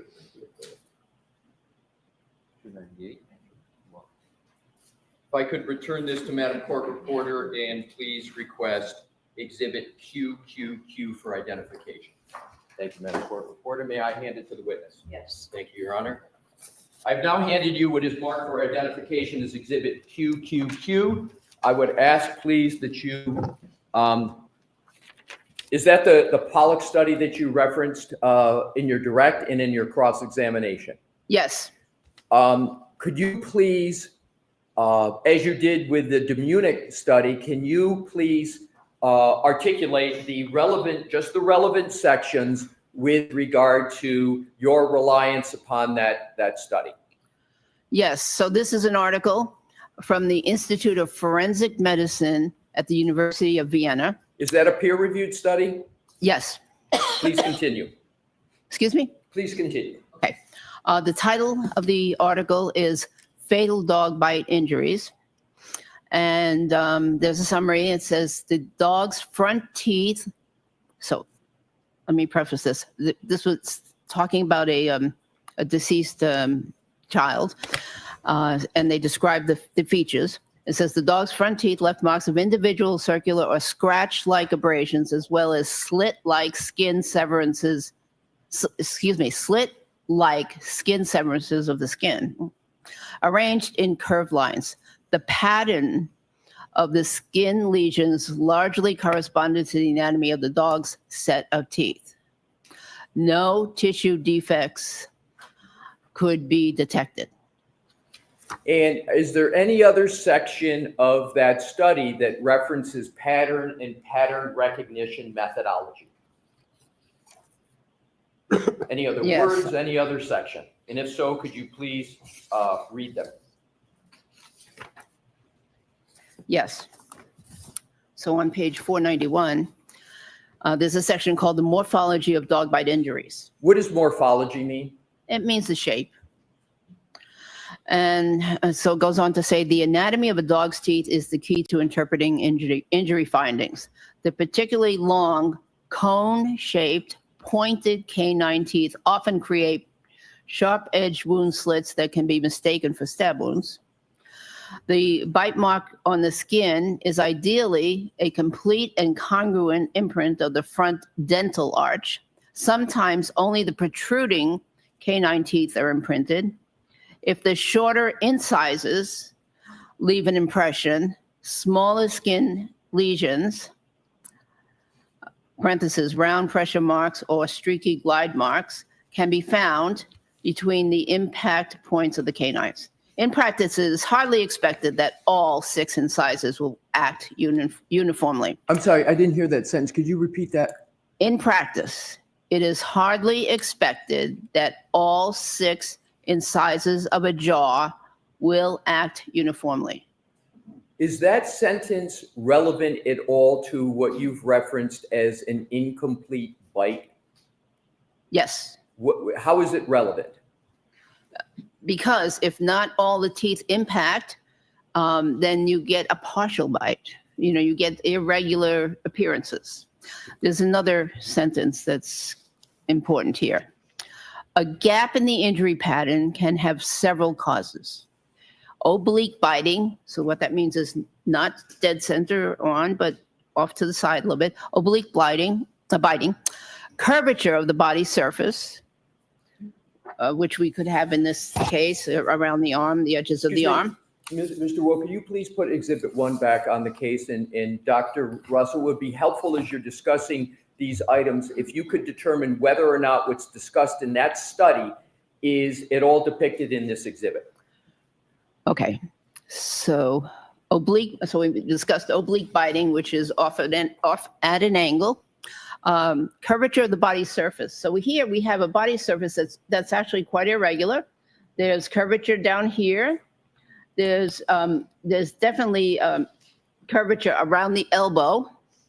And so there's curvature around the bones. So curvature of the body surface can change the appearance of the wounds.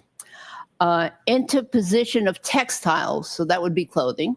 Is there an example of interposition of textiles in this case? I don't think so. Well, was the decedent in this case wearing any, is textiles mean clothing? Yes, and I thought Was you the meant in this decedent- article, but yes, there was textiles in this case. Mr. O'Keefe was wearing that hoodie sweatshirt Please continue. or sweater shirt. So interposition of textiles, and then it goes on to mention some other things which I don't think apply in this case, such as different tooth lengths, tooth loss, abnormal teeth. And is there any other aspects of that study that are relevant to your analysis and methodology with regard to evaluating the wounds in Exhibit 1?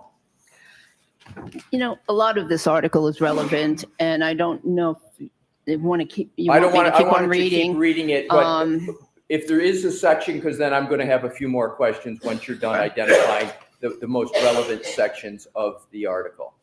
Yeah, this. And then there's one section that said. Thank you. Yes, thank you. Then it does mention that in some victims, parallel scratch marks originating from clawed paws are found accompanying the injuries. And is there any other section that you believe supports your evaluation of the wounds on Exhibit 1? No, I think that's it. All right, so, thank you, Your Honor. May I approach? Yes. Thank you, Dr. Russell. Mhm. Thank you, Madam Court Reporter.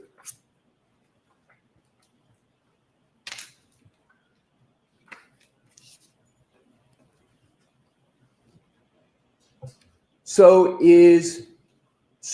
do those studies, the Demunic and the Pollock that you just referenced, do they support the methodology of pattern recognition that you applied in evaluating Exhibit 1? Absolutely. And do they directly or indirectly support that methodology? Directly. And is that medical literature peer-reviewed support or not for your pattern recognition methodology? So as to the form, Mr. Leslie. Do those studies, each of them, those peer-reviewed studies, support your pattern recognition methodology that you applied with regard to Exhibit 1? Yes.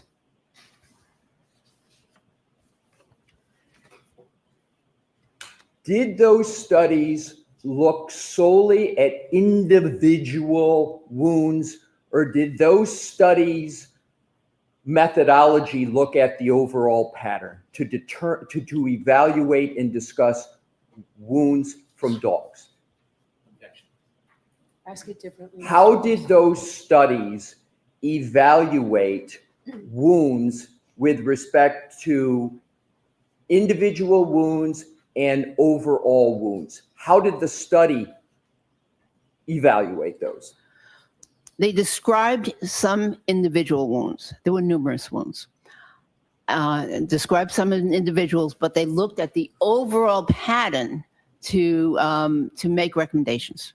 Was the pattern, overall pattern in those studies important or unimportant in the analyses and conclusions that those authors reached? Important.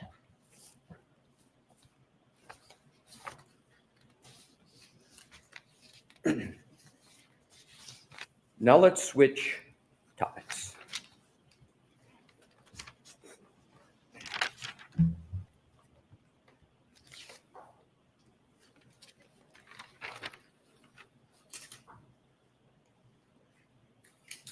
Attorney Brennan asked you about various considerations you made with regard to differential diagnosis. Do you recall those? Yes. Let's just start with your differential diagnosis methodology.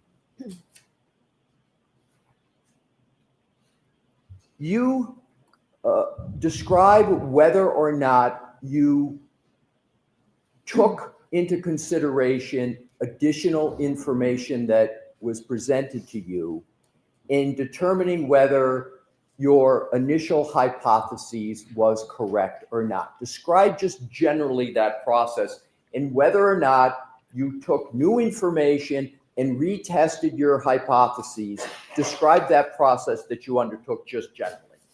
So in general, when a physician is presented with a set of circumstances or wounds or symptoms or whatever, they come up with a possible diagnosis, but have to consider other diagnoses as well. That's what a good physician does. They consider what they think is the most likely, and then they go through a process of eliminating the or including and the other possibilities.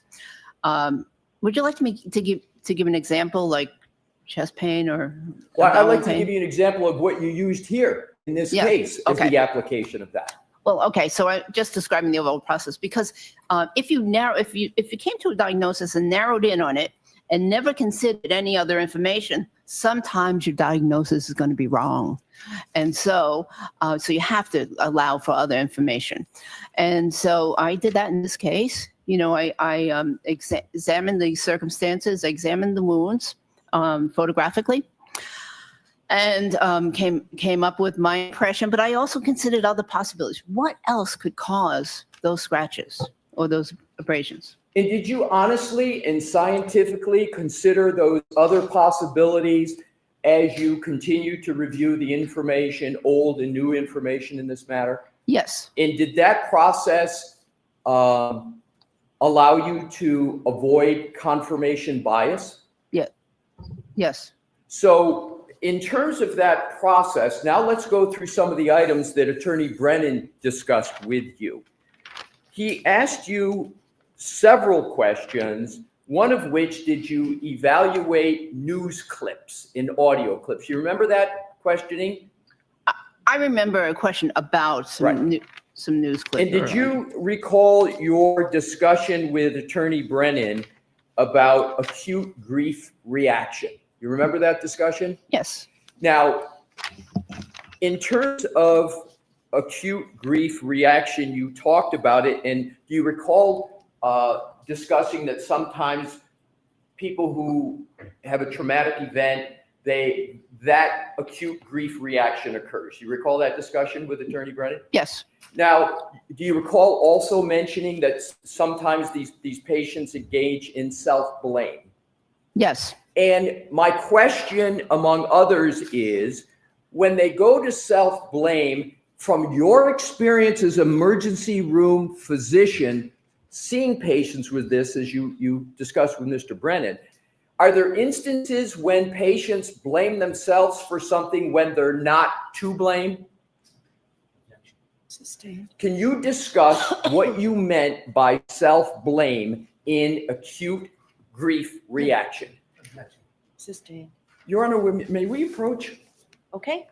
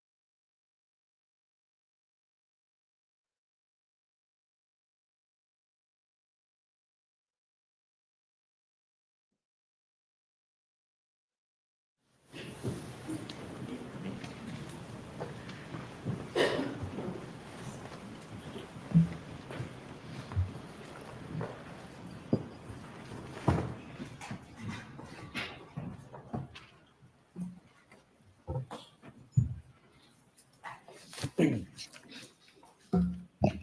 I have a moment, Your Honor? Yes. Thank you.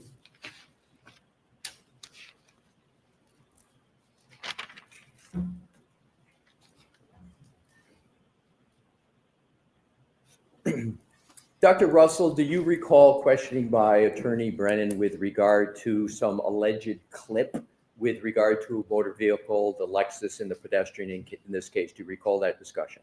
Yes. And have you reviewed and Attorney Brennan asked you about the slide presentation that what Dr. Welcher did with regard to this supposed accident reconstruction? You remember those questions? Yes. Mr. Woke, if you could please publish the slide from Dr. Welcher's presentation with the arm out in the glass in the back, not that one, the one in this case of the Lexus and Dr. Welcher dressed up as Mr. O'Keefe and with the clothing in the back, but with his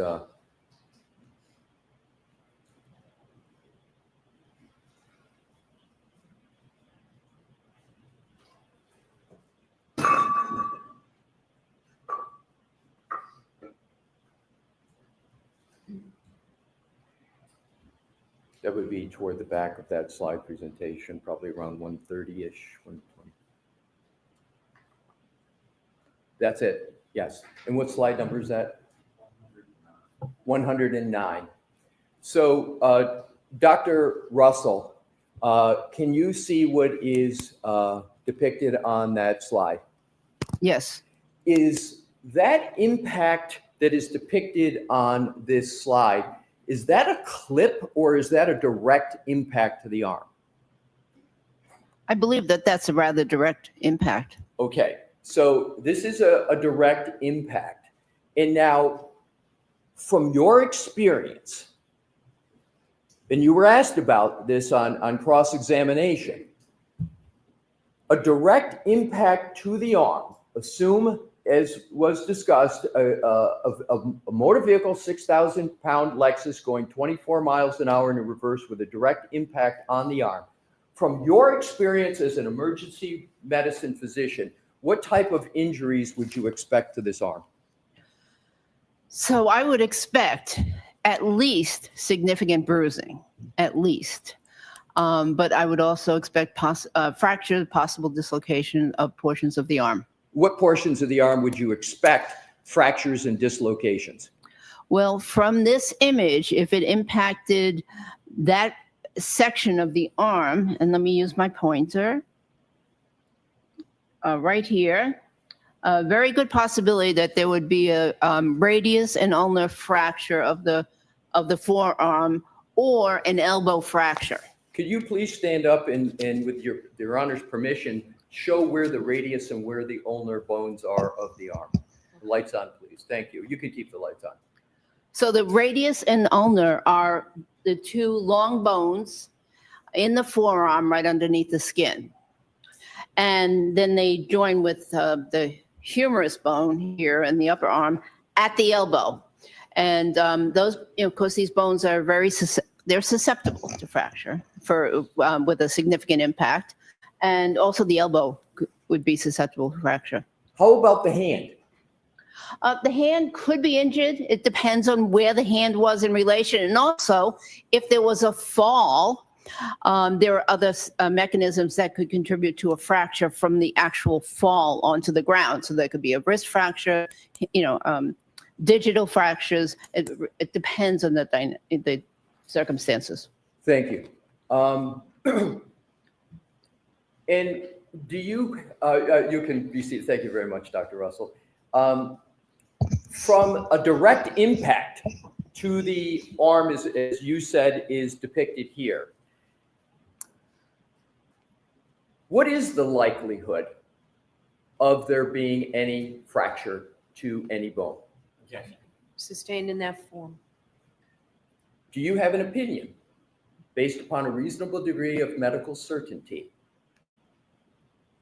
as to whether there would be any fracture to any bone? I believe that there was a very high likelihood that there would either be a significant bruise or a laceration or a fracture of the bones. Now let's go to, as I understand it, you have reviewed the autopsy report of of Mr. O'Keefe? Yes. And you've reviewed the file, the medical records files, correct? Yes. Is there any indication at all of significant bruising to the right arm of Mr. O'Keefe? No. With regard to the lower extremities, from what is depicted here, meaning this impact,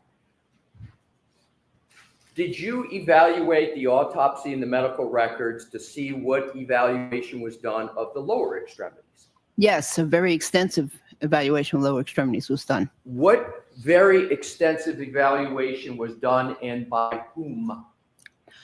By Dr. Scorbello, and it was both an external and an internal examination of the lower extremities. Let's start with the internal examination by Dr. Scorbello. Could you please describe what type of internal examination she performed?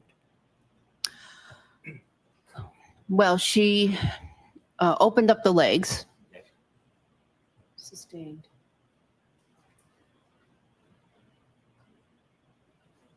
May we approach her for lunch?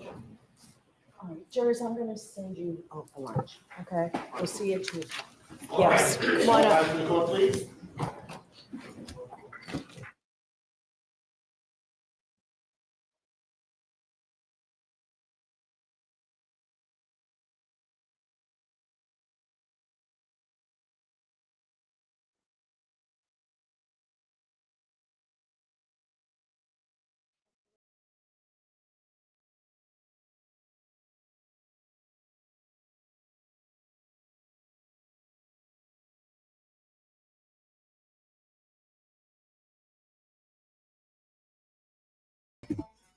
So I'm gonna let whoever wants to be up get up. Hold on, I'm coming back.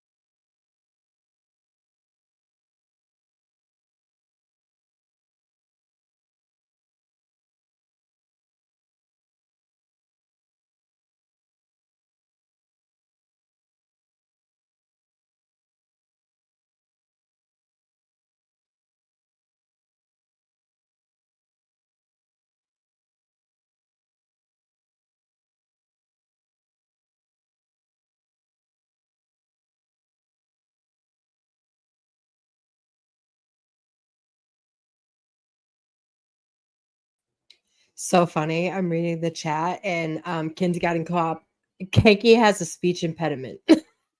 Like wicked bad. Wicked bad speech impediment. Oh. All right, Chrissy, does that help?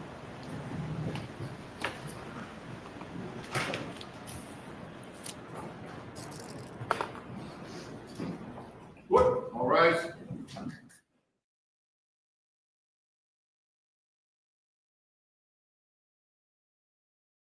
Hey kids.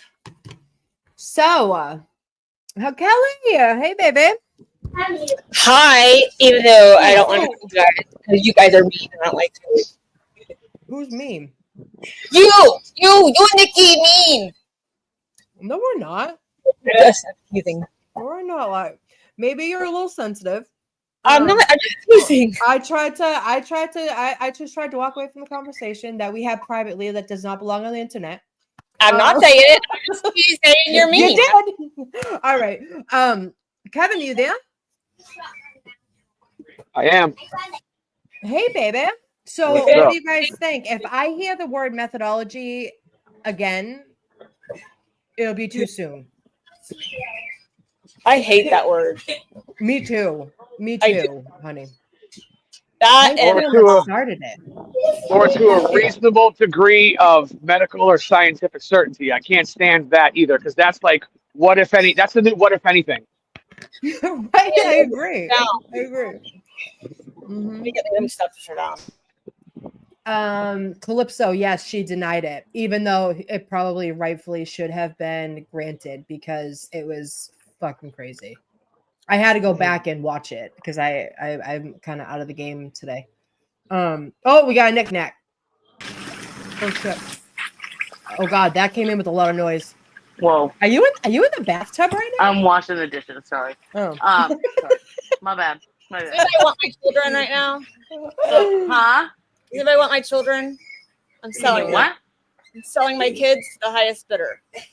Oh my god. Don't say that too loud on the internet. Seriously. You'll So pay.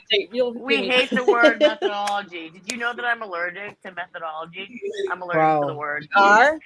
I Really? am. I am. My mom found out when I was little that I was allergic to it. I'm sorry. Oh. I had to. It's Don't fine. make me fucking stressy. I have a disease called Kelly Bro, stressinitis. I just housed. Oh, hi, Casey. I just housed a bowl of pasta salad while I was Anyway, watching. Tank fucking sucks. Can we just start there? He does. Like, he sucks. Period. In every sense of the word. Yeah, I need methodology to wash my Jeep. Yeah. Oh my god. Yeah, Hank sucks. I think she did good. She was unfazed by his assholeness. Yeah. Dude. And I How like can you how. talk to an old lady like that? How can you? Oh my god! Like, right? Who but fucking does the that? same reason as like why like Alan Jackson didn't cross Peggy O'Keefe because he didn't want to be the bad guy. Like, why are you gonna ask questions? Right. If why are you gonna ask questions if you're gonna look like he should have taken a different like kid gloves. Yeah. No, what should have happened is he should have had Little go up there and cross-examine Peggy, just like they had Laura McLaughlin go up there and directly examine the kids. Yeah. You know, Right. take a female approach, like a motherly approach to it. Yeah. You know, not that Liza Little's a mom because she's not, but she's a female, and you know she would come Right. across as being less abrasive. Yes, I totally agree with you. It just has a different Yeah. tone and presence with her. Yeah. Yeah. Hanky has nothing. Yeah, I agree with Kindergarten Cop. He says Spanky has nothing to lose with Bev in his corner. It's true. Of course not. I mean, none of them do. None of them do at all. I mean, it doesn't matter. Like I told you, SpongeBob SquarePants could fucking be the prosecutor, and it wouldn't matter. Like she's gonna do everything she can in order to try to help the Commonwealth, convict a woman who shouldn't be convicted of anything. Right. You know, so it doesn't really matter. Right. You know? I mean, look at the way that she. And the thing that's crazy for me is Did you guys ever watch, any of you watch the Emmanuel Lopes trial I that she did, and presided that was over? extremely sad. Yeah. Yeah, and she basically was like, she basically told the officer's wife, "You're not allowed to cry in this courtroom in front of the Yeah. jury." Fucking Yeah. asshole. Yeah. Like, what the like? Who What says the that? fuck? But Like, are you but serious? Peggy can give like the finger and roll her eyes, and what Right. fucking Paul O'Keefe got sent to the back pew for his bad behavior. That Make was it make totally sense. acceptable. Make Yeah, it make sense. I mean, yeah. They look at the basically treated Madam Paul Court O'Keefe like reporter. Rosa Parks. She just rolled her eyes when it was on X. She rolls her eyes when the Dr. Russell gets down. She looks at her and then she just like rolls her eyes. It's like who are these fucking people? Wait, the Ugh. Madam Court reporter was given Dr. Russell a stank eye. I live 20 minutes from Dedham. What no. She was being rude to Dr. Russell? I didn't even see She that. walked by and she got off the stand. It was probably during the break when they were going up against each other. Yeah. And she did. She fucking rolled her eyes. I That's reposted awful. The court reporter did. Yeah. Yeah. Ah. Yo, you're not on And- Twitter, Kevin. You gotta go. you, you keep fucking up, don't you? I got another friend request, but this time on Instagram. Hey, it wasn't me, Frick. I'm not a rat, so that ain't me. No And one has said your name. No one has told anyone your real identification. so well, I mean, you saw Sorry, when I'm she rude. literally leaned her head back. What was it? 2 days ago? Or was it when Welcher was there? She leaned her head back like, what the fuck? Yeah. Yep. So maybe she's just like, because only because Dr. Russell was like, yeah, well, you see, it could be this and that. Like, I mean, the fucking lady's old. Give her a fucking break. Right? Lady's And old like as shit. for him to sit there and like this is the thing too, like he was doing his job, right? But at the same time,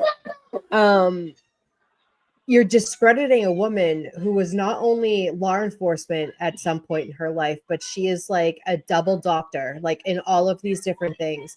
And I loved every single minute of when she was like, no, if they did the investigation right, they would have tested the pants immediately. It doesn't matter whether or not it was tested a year and it was degraded, but if the investigation was done properly, it should have been. And I'm like sitting here like cheering, like, oh, because she's fucking right. If they had done their proper investigation, they would have got a swag of that before anything. When it was everything. But else not, was but even if they would have gotten a swab of it immediately, it wouldn't have mattered because it was already tainted evidence because it was laying on the fucking ER floor. And how many people's feet and how many people's other DNA were on that floor at that point. I mean, nobody has any idea. So I mean, the integrity of that shit. I mean, who doesn't really matter. I mean, who knows? Jen McCabe could have been in there after she just fucking got done jerking off fucking Chloe. We don't fucking know. Like, Cora? Cora, you mean? Cora. She was there fucking finger blasting her at the fucking at the Albert's house before she fucking went to the hospital. Who knows? Clothing Fucking on the Jill, air floor. Jill Daniels could have been in there fucking drooling on something. I mean, that girl fucking has seen more fucking dick than a urinal. I mean, look at her skin. Got to hold that shit up with a belt. Bro, she is only like 3 years older than me. Yeah. Like, how is bad genes, I guess. She looks like a fucking nutsack. How does that work? Dude, they all do. Why do they all look like Skeletor men? All of those Weeks ladies. All of them. Kindergarten Cop says clothing on the ER floor is common during. I mean, that is true. Right. No, right. That is true. Right. And I understand that. But if you are going to swab it for DNA, it's already going to be tainted. Not only that, but you don't think that they weren't stepping on that shit when they were trying to fucking bring him in there after they got done ripping his clothes off his body? Come on. Right. Kicking it to the corner? But regardless, though, even if they took those pants and shirt and whatever else, socks off the floor of the emergency room, the holes and everything should have been swabbed for what they thought. Actually, at this point, when he was in the hospital at that point, they didn't even think there was, quote unquote, an incident. Do you know what I'm saying? Yeah. Do you remember Yeah. when? Do you remember when? Who was up there? Gallagher. Gallagher's like, we didn't even know that there had been a crime committed. What are you, a dead man on the fucking lawn, and you don't know that there's a crime committed, sir? Yeah. What? Even though, I mean, whatever. Whatever. What? Say it. Nothing. It's like there's a man laying on the front lawn. Like, okay, cool. Like, wouldn't you immediately think that there was a freaking crime committed? Okay, so if that's the case, that makes Michael Proctor's case even that much more disturbing because you didn't even know that there was a crime committed at that point in time. So from that time, so when did you think that there was a crime committed? When Karen Reed never said, "I hit him, I hit him, I hit him, I hit him." When Karen Reed never said that. They knew a crime was committed when Jen McCabe told them. Yeah, of course. Yeah. Well, you can't believe called Lank. You can't believe anybody who's got a little girl body and an old man face. You can't do that. Stop it. Oh my god. No, Never believe anybody like that. No, you can't. How can but you? all of it all leads back to McCabe. She's the one. All of it. All of it. She's the puppet master. When Gallagher had said that he was there during the group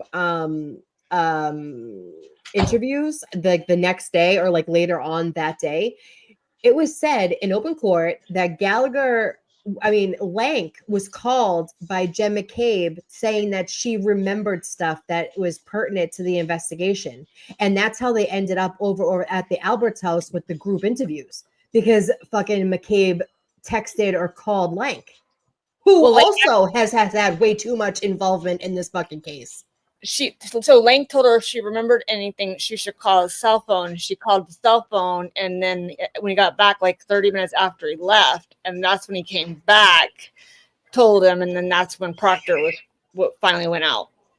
But then but then she went over his house a couple of days later. Remember? Right. Yeah.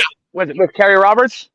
The day that she didn't stop by 34 Fairview, you mean? Yeah. Oh yeah. The day that she just didn't stop. Yeah. Okay. Well, and then there was the group interview with MSP as well. So there was the group interview with Gallagher and Lank, and then there was the group interview with Proctor and Bukaki. And remember when she was like, she's saying everything because it was done at Jen McCabe's house. She's telling them everything. She's telling them everything. She's a talker. Yeah, I think Jen McCabe's the talker. Right. If you ask me. Of course she is. She has to have her fucking nose into everything. Yeah.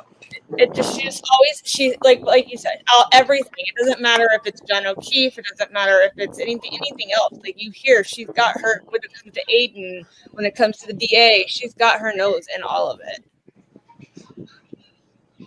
That's right. So I got Liam to sleep. Or I see that Hate came into the chat looking for the boys. I see. Well, that's new. Look at I that. think she's looking for Lucas. Yeah, hey, settle down, girl. Settle down. Settle down. So I heard that I heard that Hank's going to be behind the Norfolk County Courthouse dumpster sucking dick for fucking money to raise money for harmonica studio time. Dude, what happened, Dina? I had the harmonica today. Oh my god. A judge can summon people to testify in court. That is true.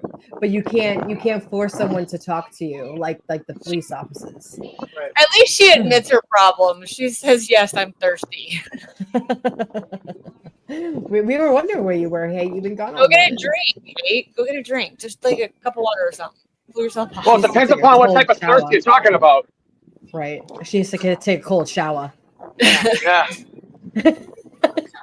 You guys, I gotta bounce out. I'm off break. I will see you guys in chat. All right. Yeah, I mean, I don't know. With all this, I do believe that Hank has screwed himself on the cross, though. Even though he thinks he got something, unless he has come back to direct, I feel like he doesn't have it. Yeah. Unless he has had her stand up and talk about, like, No, we can wake up. That's what I said yesterday about how we did talk about how he didn't really go into detail, and I feel like at Cross he was going to come back, and that's what he's doing. He's talking about like how the bones break, talking about the those papers that she were able to read about how dogs bite down and pattern recognition and stuff like that. Like he's gone, and he went one step too far when he did. I'm not gonna lie, he had something when he said you rode with Leslie and he told you to ask for transcript. He had something, but the moment he said, "All right, do you have no memory, Declan?"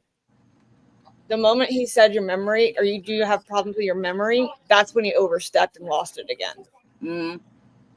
So I feel like that was because we saw her gasp. Well, deer. he right, but he also lost it after he questioned her about it. Leslie, he goes, "All right, I'll come to the stand and give you this stuff that Mr. Leslie told you to ask for every time I ask you a question." Oh yeah, remember that one too? Yeah. That little fucking zinger. I forgot that one. Yeah, he said that too.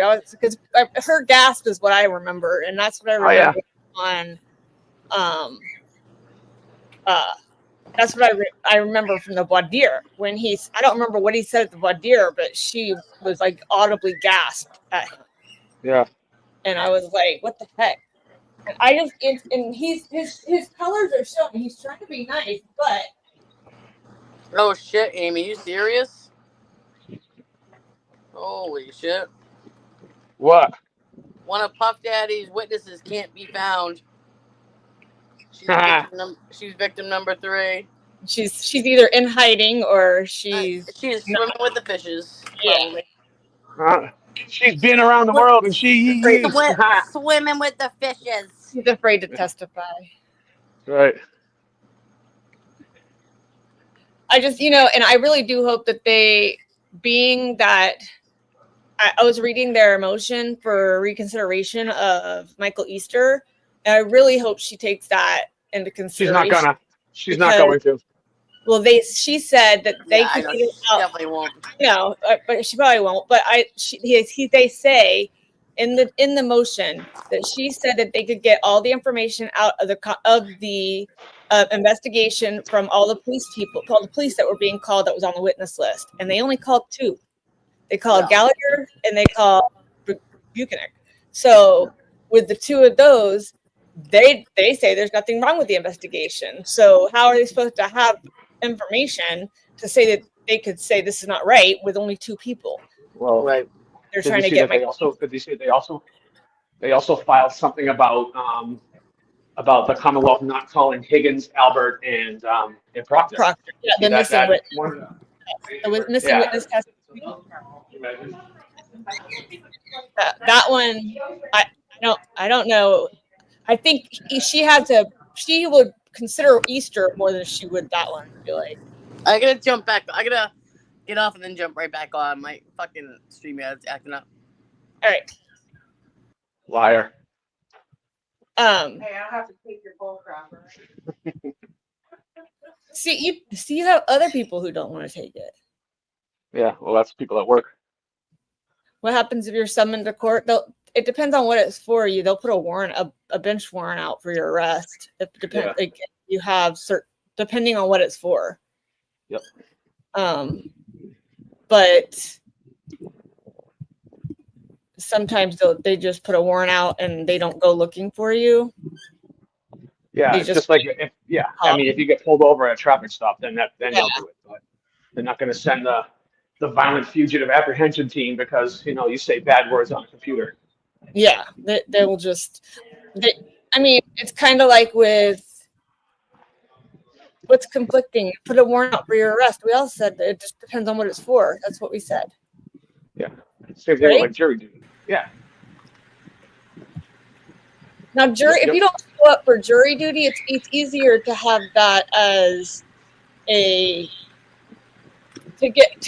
make up for that, because they'll just say, okay, we'll throw you back in the pool. If you're like, oh, I forgot about it, and I forgot about jury duty, they threw me right back in the pool. I've only been called for jury duty once in my entire life.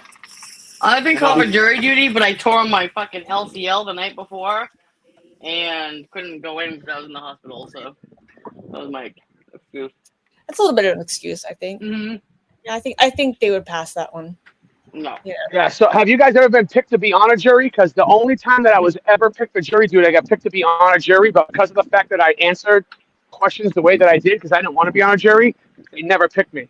Oh, they did pick me, but then they told me to go back. Oh my god, I would love to Because see I that told, story. Have never had to go in to actually have questioning done. I've only had to be, we have to, they give us a date and then we have to call and see if your numbers are told to come in or not. The Lord was on a jury. The Lord was on a jury. Mm-hmm. Yeah. What was his case? I don't know. He told me about it, and he was like talking to me about it when I was saying something about this case. But yeah, like years and years ago. Yeah. Yeah, the only was like a time hit and run. I think also. I've only been summoned once for jury duty, and I didn't have to go. Yeah. It helps though that I I'll moved ask every him later about it. So I wasn't in a place long enough to really get jury duty Yeah. until I came over here. So I was like, damn it, I made it. So fucking nice outside. I got jury duty. I don't know. Watch, you know what's gonna happen? Now we're all gonna end up getting jury duty. Watch. Nikki, will you want to be on a jury after like this case? This is something that interests you, or anybody in the chat? Oh, I'd love to be a juror on this case. Absolutely, I would. Well, I'm talking about any case. Like after watching this case, would you want to be on a jury? Yeah, I mean, but it would have to be like a murder case. Like I wouldn't want to be on like some like white collar crime bullshit jury. Like, oh, you embezzled $3 million.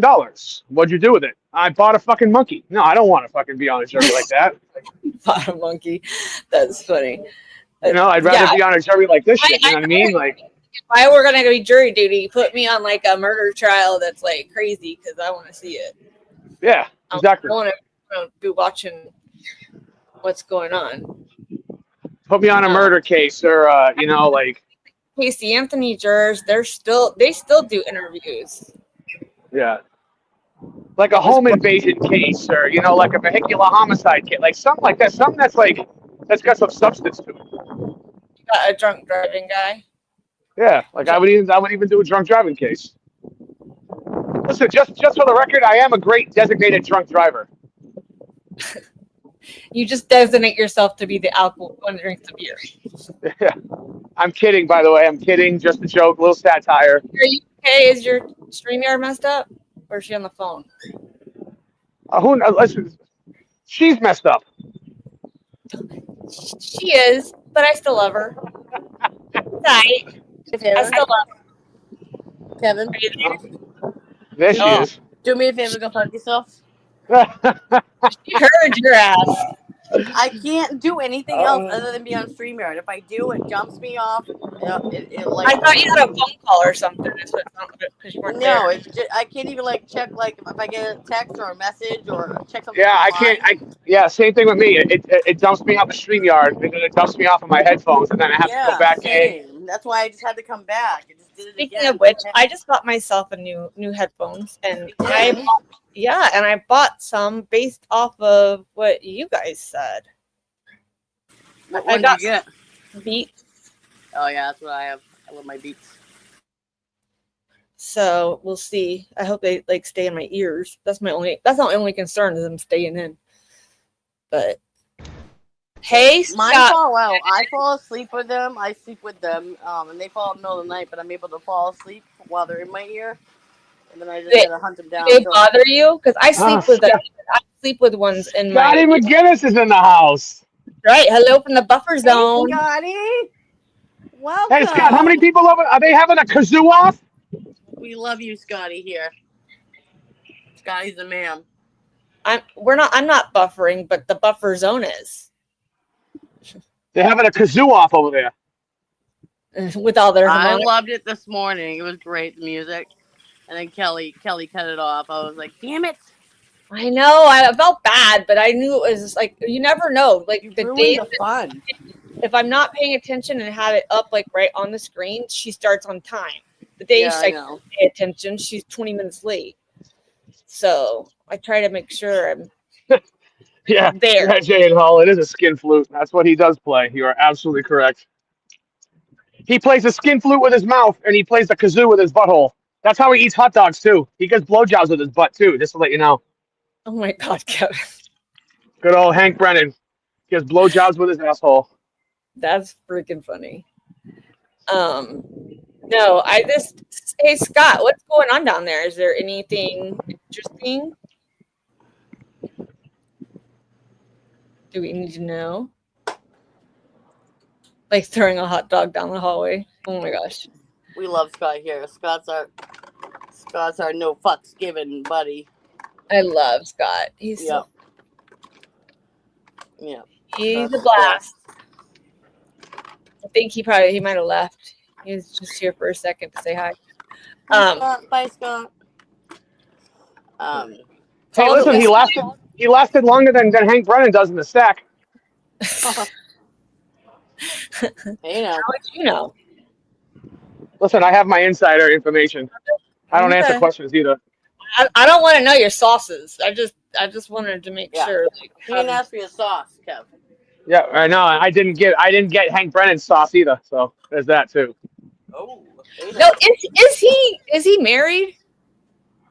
I mean, if he was married, the question you have to ask is it's to a man or a woman. Yeah, a poor lady or ma'am. Oh my God, could you imagine the conversations at night? Nope. Oh, I'd be like, stop talking. Yeah, baby, do I make you horny? That's not the conversation I was talking about, but that's freaking funny. It's just crazy that he plays a kazoo because his voice sounds like he's talking like a kazoo. Right, exactly. I always carry a wacky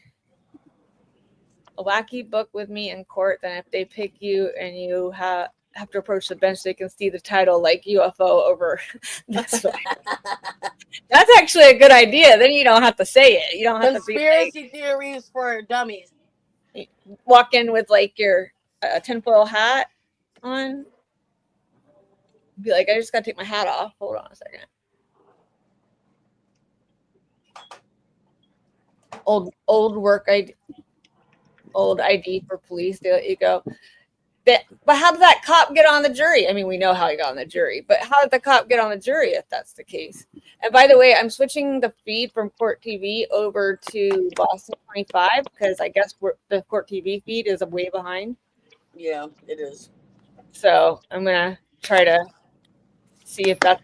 The only thing I worry about is sound. So tell me, you guys, if the sound isn't loud enough, then I'll go like crime or something. Well, they all work with the same microphone, so it shouldn't matter. But unless depending upon how Fox 25 has their feed, but they all work off the same microphones and shit. It just so. depends on what they do for their sound box, though. Yeah. Which have their own, and that's where it goes. I would never stream Court TV just based upon the fact that they still have Julie Grant hired and they still use Plevin as a legal expert or an expert for the Commonwealth. On there, but Plevin apparently, did you guys see that? Like Plevin was like questioning how that girl was a cop yesterday, and it pissed off like KP and them. I know, I loved it. I was dying. It was so funny. Yeah, I was like, and I don't even watch. I just saw it from Turtle Boy, but it was great. Yeah. I know I can't. I hope Alessi, zips this part up quick, buttons it, hangs out. Look who's here! Fucking Linda. Listen, Linda. Who put you on YouTube? God damn it. They need Linda, to you're do always better in the home, Linda. You're always welcome here. Nikki, I'm here. God, alert the fucking troops. Hey, Linda, guess what I had for a snack last night at 10? SpaghettiOs. You're welcome.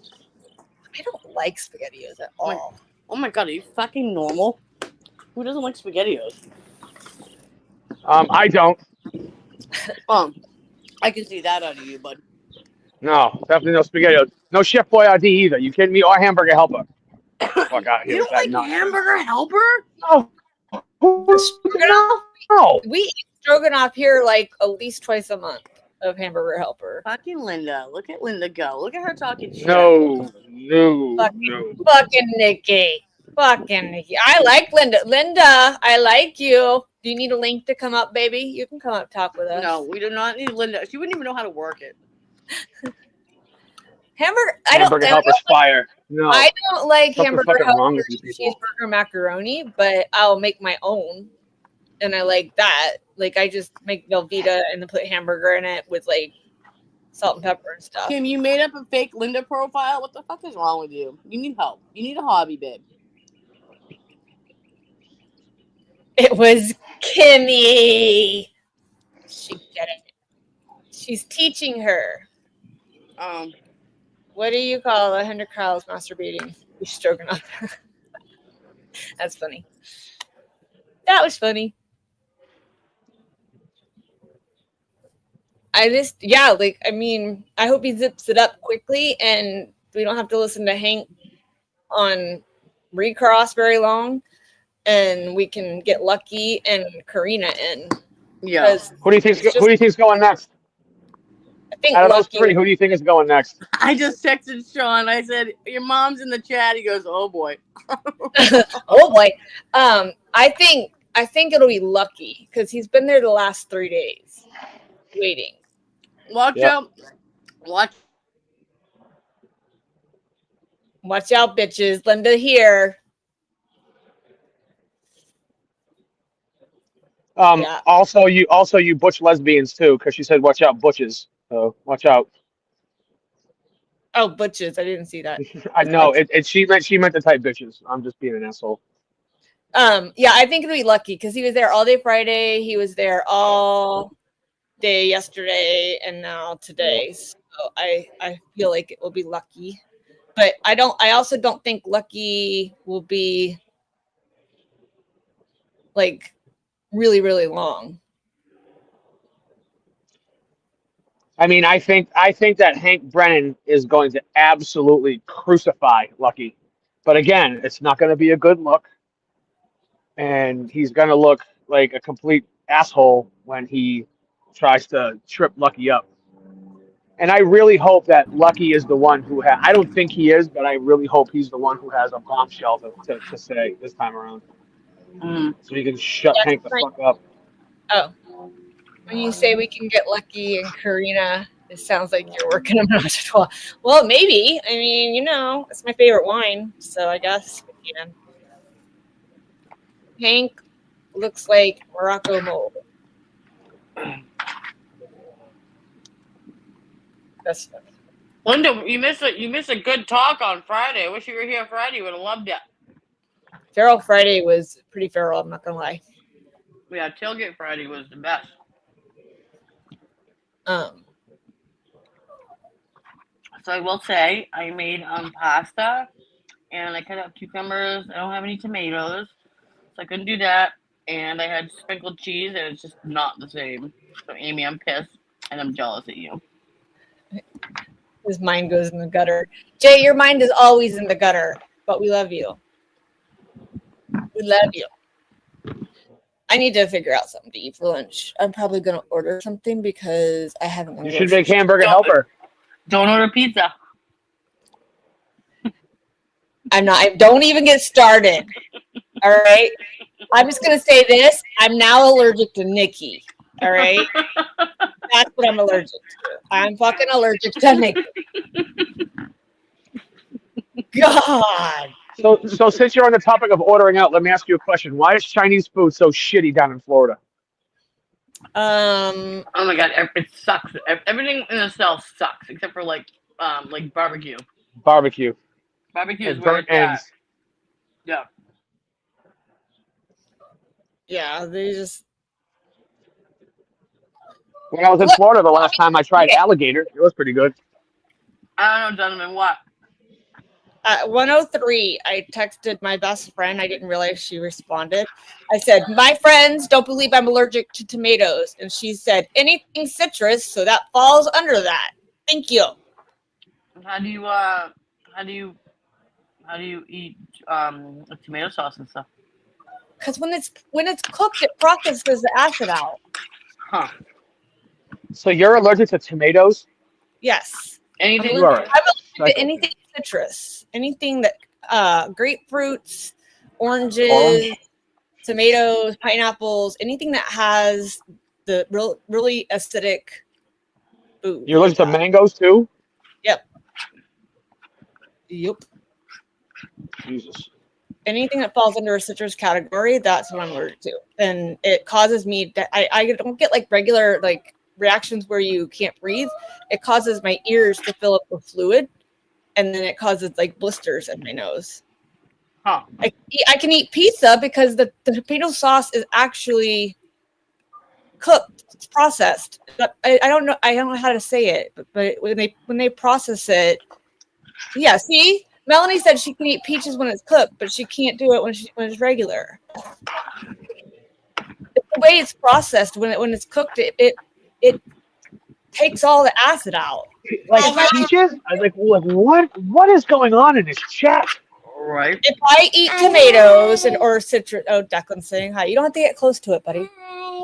Hi, baby. Hi, Declan. He got his haircut. Yeah, he got his haircut. He's looking all fly right now. There's only two things that I'm allergic to. I'm allergic to ibuprofen and bullshit. Yep, exactly. Me too, Kev. Me too. Yep. Good. Oh, look at the handsome boy. You look so handsome. Stop growing, will you? That'd be Show great. your shirt. Show your shirt. Let me see. Listen up, Rizzler. Is turning 10. Oh, no cap. No cap. I love it. Yeah. But no, so Jay. Melanie, you understand what I'm talking about. When you cook it, it changes it so you can eat it. So Kelly, Jay wants to know if you're allergic to Florida license plates because they have oranges on them. Yeah, I actually have the autism one. I don't have the Florida one. I have the autism one. Yeah. She starts foaming at the mouth. Yeah. Kindergarten cop, only allergic to husbands and boyfriends. Yeah. You're right. I'm Hey, very allergic to she has a new name. Lord Lord Pisses mom. Yeah, you do you know the story about how he got that? You might want to change it there, babe. What? No, do it. Tell us. Tell us. No, I ain't telling you, but Come I'll on. let him Your do room. the honors. And Liam's Or I'll room. let Sean do the honors. Bring him back out. Don't leave him. Lord Pisses mom. grow Jesus Christ, Linda. Piss her mom. No, damn it, not piss Linda. his mom. Piss her. Piss us mom. Lord, piss her mom. Jesus, Linda. You're out of control. Thanks a lot, Kim. Yeah. But no, now I'm allergic to Nikki too, you guys, just so you know. Everyone. Oh, Jesus, I gotta send this to Sean. Hold on. Oh, God, it's gonna forget him. What are you sending? A screenshot of his mom's name. Oh. Kim said, "You're welcome."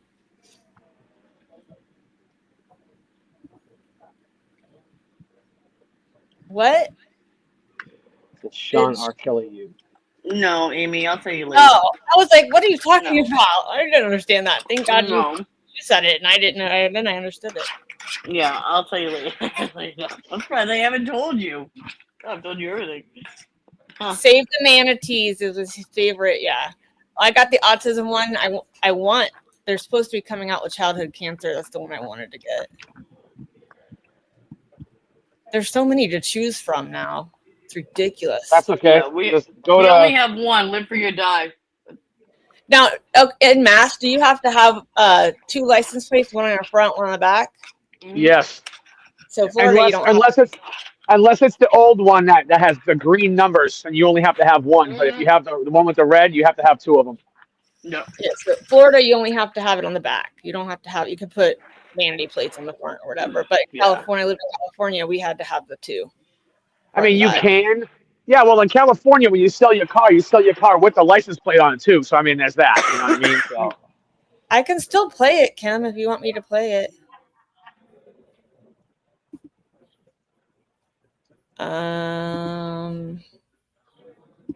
What are we playing? Kim sent What are me we- something and asked me to play it. So we're going to play it because From I Auntie Deb.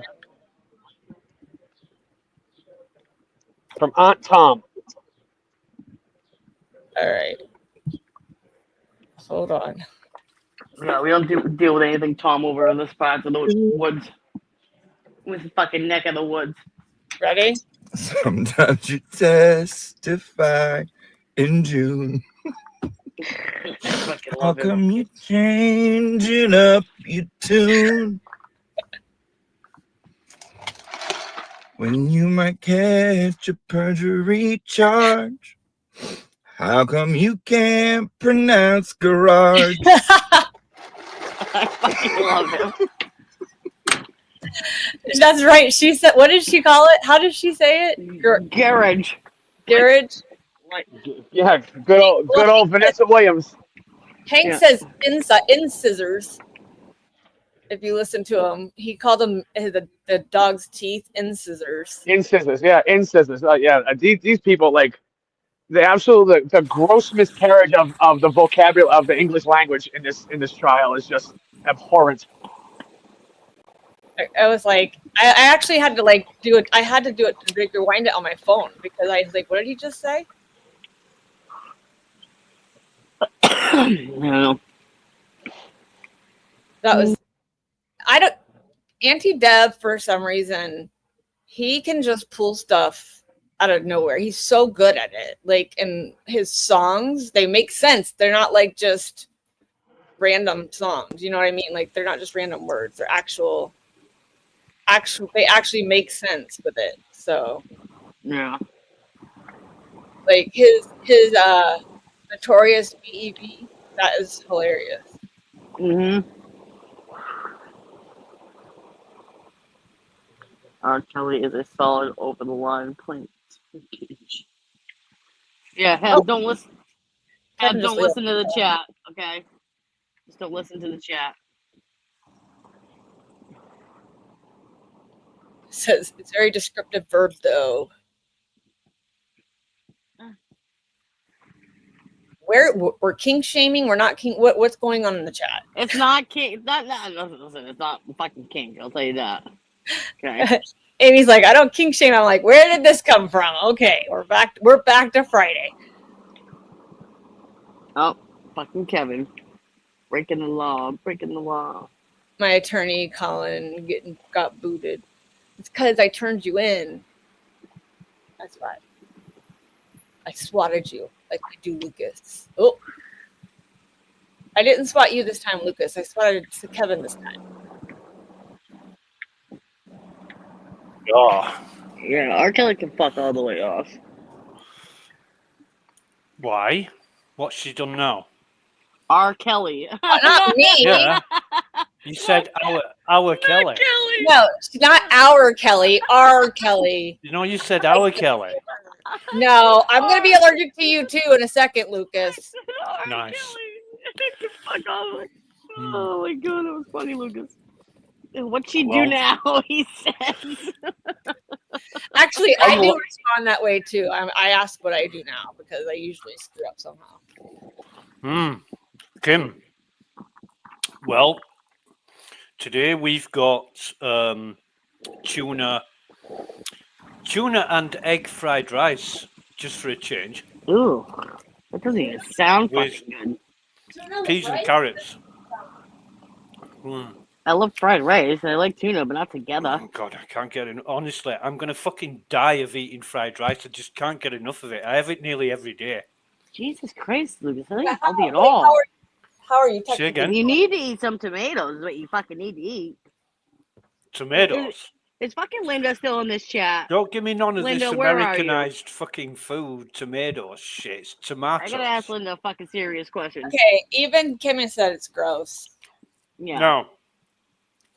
I love sweet and sour sauce. And what do they make sweet and sour sauce with? Tomatoes. I don't eat it. Right, okay. Linda, where are you, Linda? Listen, Linda. Like to Linda, order listen. on by my side. Okay, Linda, what the says fuck she is wrong said- with your What the fuck is wrong with your children? Why do they not like tomatoes? Don't you like tomatoes? You like tomatoes, right? And she says, no, they're gross. I'm going to die. I think was an I think she Asian likes in a tomatoes. past though. life. I don't think so. Lord Pisses Mom. I'm fucking dead. That's a great name. See? I had What happened to your children? I know Sean was obviously dropped. But did you drop Kimmy too? All right. You guys take over for a sec, Nick. I have to call Walgreens for Steve. Freak. Tomatoes are good and they're healthy for you. What's that, Nick? Nothing. So Amy made this delicious pasta salad. Yeah.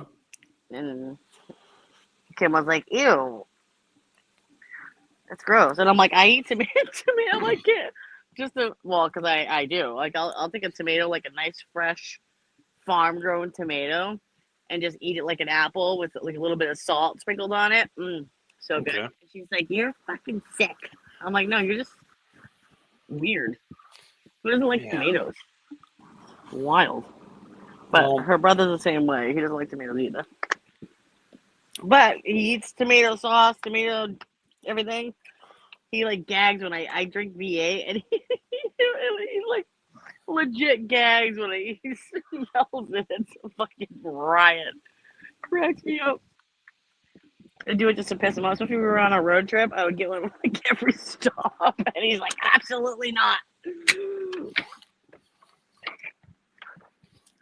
Just to irritate him. Okay. Yeah. A little fun fact for you. We call it Linda never listens. She never we call listens. it tomato juice, not sauce. Tomato? Tomato sauce is what Tomato? you call. You call it what- tomato sauce? Tomato sauce is what you call ketchup.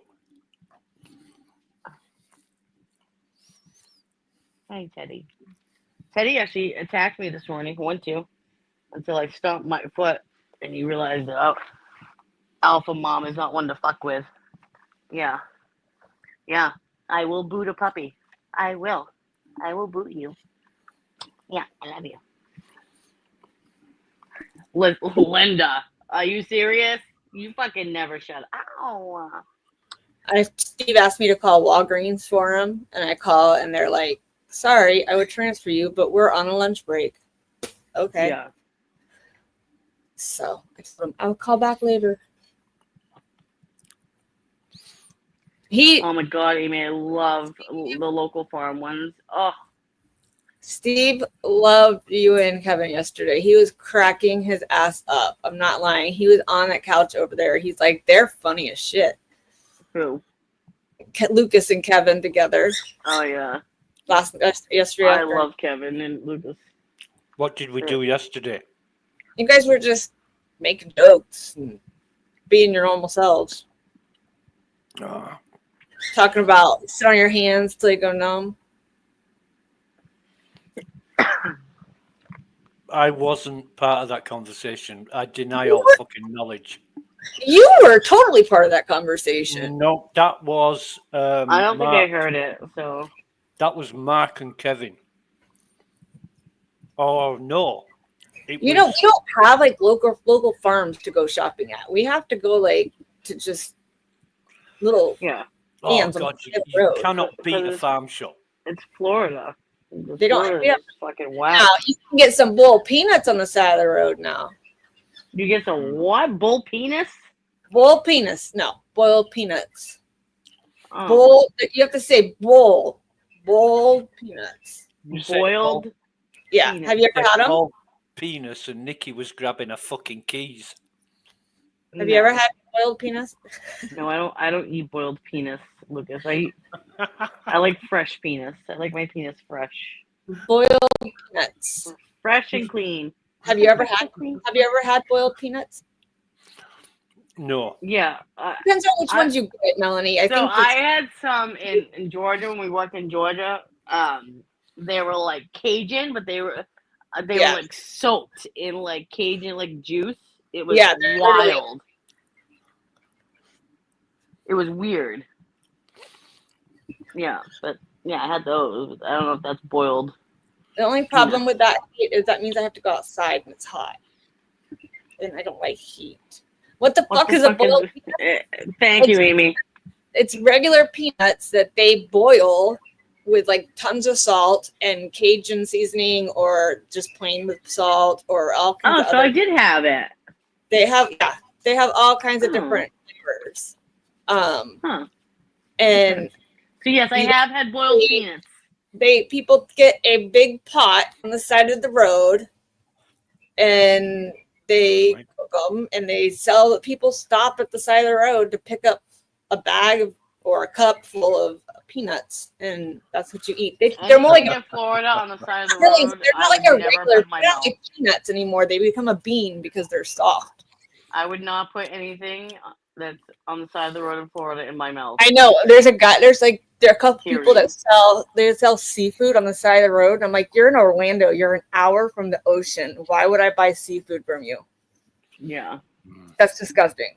Yeah. Yeah, it's a southern thing. Yeah, we don't have it up north.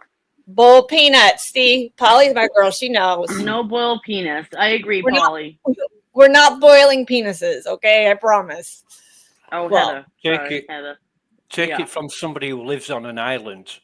Anybody who's selling seafood, fresh seafood, that's not within 5 minutes of the fucking coast, don't touch it.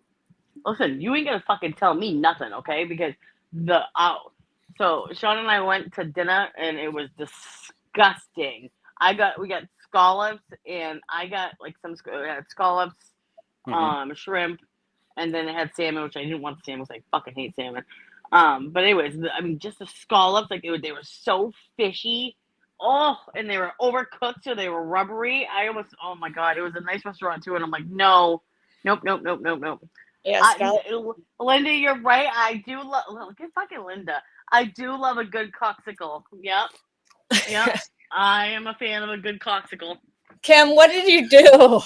No, this is Linda. This is not. This is No, just I know, but I'm like, you should put her on here. We're gonna tour. I don't want her to think bad of us. This is our Linda. This is fucking Linda. Yeah. We I love once, you. If you want to. I once went to a Chinese restaurant, ordered a steak, and it was fucking cutting it. You needed to be the strongest man on earth. Yeah. So I called the chef over.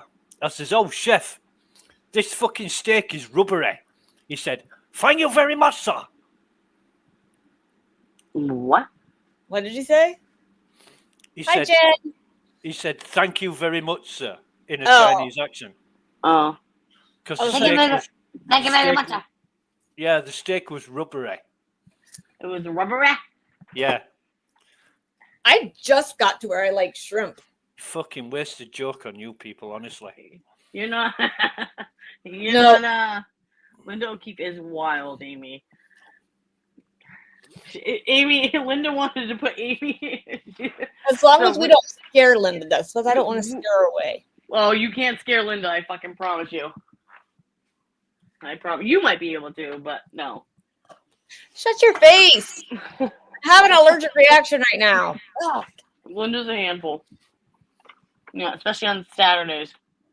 Jay said when you have to explain the joke, it loses comedic value. No, No shit. Listen, Jay, you settle the fuck down over there.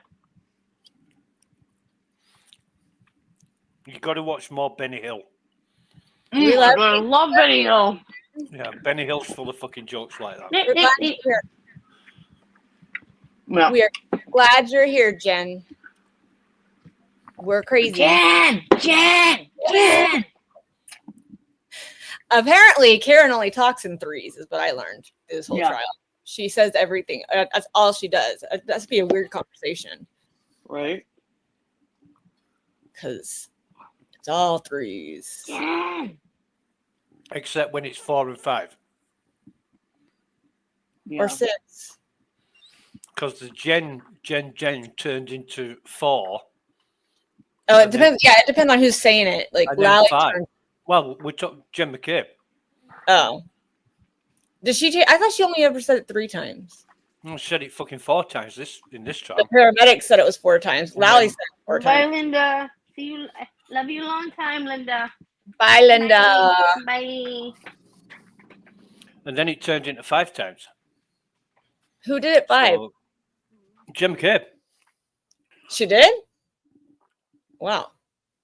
I mean, her story, like nothing in her story matches. I know that they don't know what she testified to last year, but nothing is the same. Well, of course, because it's fucking made up and you haven't got a clear recollection of it in your mind because it never fucking happened, only Right. in your mind. That's why, yeah, and that's why it changes. That's why her story's slightly. But I'll tell you, when she tells a story, I mean, just watching the first trial, she nailed it, word for word. It was fucking crazy. There was one thing that I think Microdots did where it was Jen McCabe and Matt McCabe together, and they said the same exact words. It's not made up. It's not something. It's just not a story. It's the truth. That's what they said. Yeah, but it was Matt McCabe and Jen McCabe giving testimonies separately, and the testimony almost matched word for word. There was a few words different, but it was so. It was like watching somebody repeat something that somebody else said. It was that close. It was like it literally was. I mean, I when I saw it, I was like, man, I didn't realize that when it happened in the trial. I actually went back to watch it to make sure, like, I wasn't losing my mind because I didn't. But yeah, they're word for word. They rehearsed it very well. Yeah. What's this? Not only that, like those little fragments that he showed with like the hairs, you could tell, like I could tell it was microscopic by looking at the picture. And I know it's hard for her to see it because she's like away from it on the other side of the room to see all like, because of the little hairs you see with the microscopic taillights. But I mean, when they went it back out and it was in that little thing, you don't see anything. Like it looks empty. Hold on. Breaking news. D Marie's in the chat. Everybody say hi to fucking D Marie. D Marie! She's feeling a little FOMO. She got FOMO. No FOMO. D Marie. You're welcome, girl. Hey, D Marie. No FOMO. Do you know how hard it was for us to get her stupid membership? She better, D Marie, you better, when you get the email that says your membership is about to expire, you better take it over and make it happen again. Oh my God, you're a fucking Leo. I'm a Leo. Girl, Jesus. I love you. This is why you have a crush on me. I can't do it. I can't do two of you. Yeah, I'm a Leo. I am a true to the core Leo. D Marie, I can't do two of you. Two of Nikki is like no. Oh, August 6th, right here, girl. August 6th. Boop, boop. Hey, girl. That's my mama's birthday. Yeah. And it's Sutton's birthday.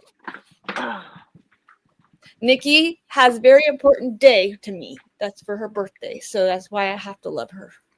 Yeah. 3 of them? What do you mean 3? Why is there 3? Who else is August? Who else is a Leo?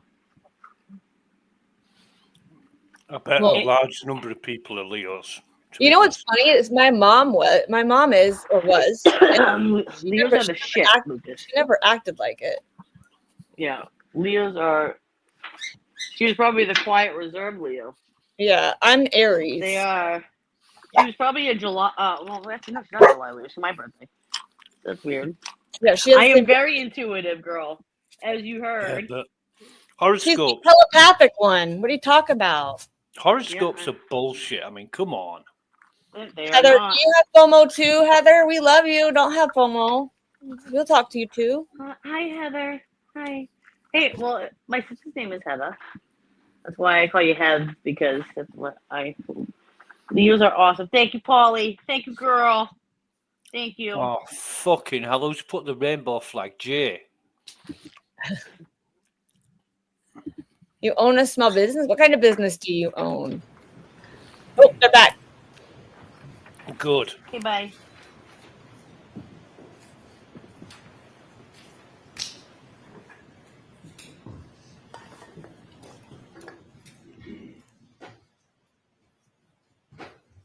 You're welcome.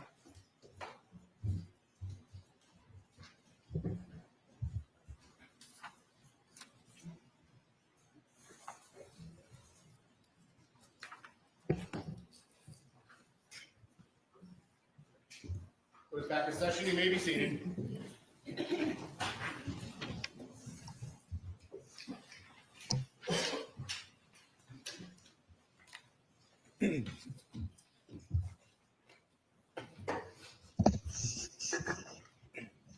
All right, Mr. Alessi, whenever you're ready. Thank you, Your Honor. Dr. Russell, we left off talking on the topic of differential diagnosis, and more specifically, we were talking about the lower extremity, the leg, and you were mentioning we reoriented to Attorney Brennan's questioning in the area. Could you please describe for the jury your basis of differential diagnosis with regard to the lower extremities and the leg, and specifically with regard to the autopsy's analysis of that area? Well, the autopsy doctor did a very thorough evaluation of lower extremities, and to include, the external examination, which is very important, as well as an internal examination of the extremities, the tissues beneath the skin in both legs. And just briefly, how did she perform that internal examination beneath the skin to look at what was beneath the skin? Well, to directly visualize those tissues, she had to open up the skin. So she opened up the skin in the legs from the buttocks right down to the bottom of the legs near the ankle, and then reflected or folded back the skin to examine if there were any injuries to the tissues underneath. Were there any injuries to the tissues underneath from that examination? There were no injuries that she mentioned, nor no injuries that I saw on the pictures. And no injuries, did that include analyzing whether there was any inflammation? No, you can't tell about inflammation, but I specifically looked at the area adjacent to a very punctate little abrasion on the knee. And I looked underneath of that area very carefully on the photograph, and there was nothing, no injury underneath, no bruising, no hemorrhage underneath that abrasion. With regard to that, how did you describe that punctate? I want to make sure I got it accurate. By the right knee? Abrasion. Abrasion. Could you determine from that even the age of that abrasion? I could not. I have no further questions at this time, Your Honor. Oh, okay. Brennan? Could I inquire about scope? See what type on.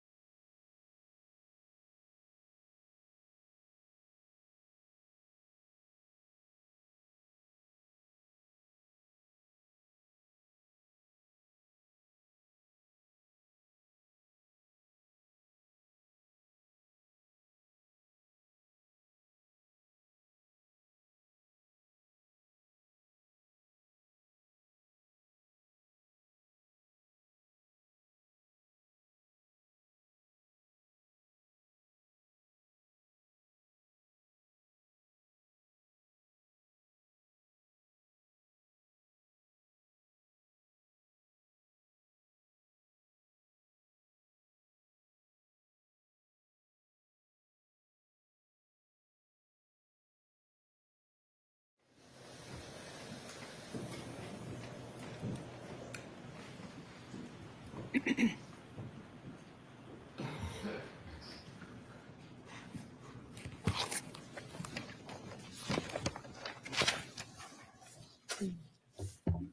I? Yes.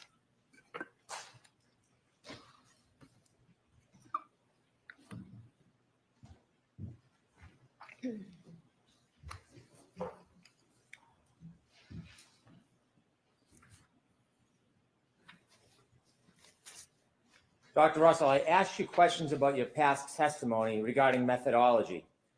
And when I asked you those questions and showed you some of your transcripts, would you agree with me that you have testified that there is no recognized methodology on diagnosing dog bite wounds?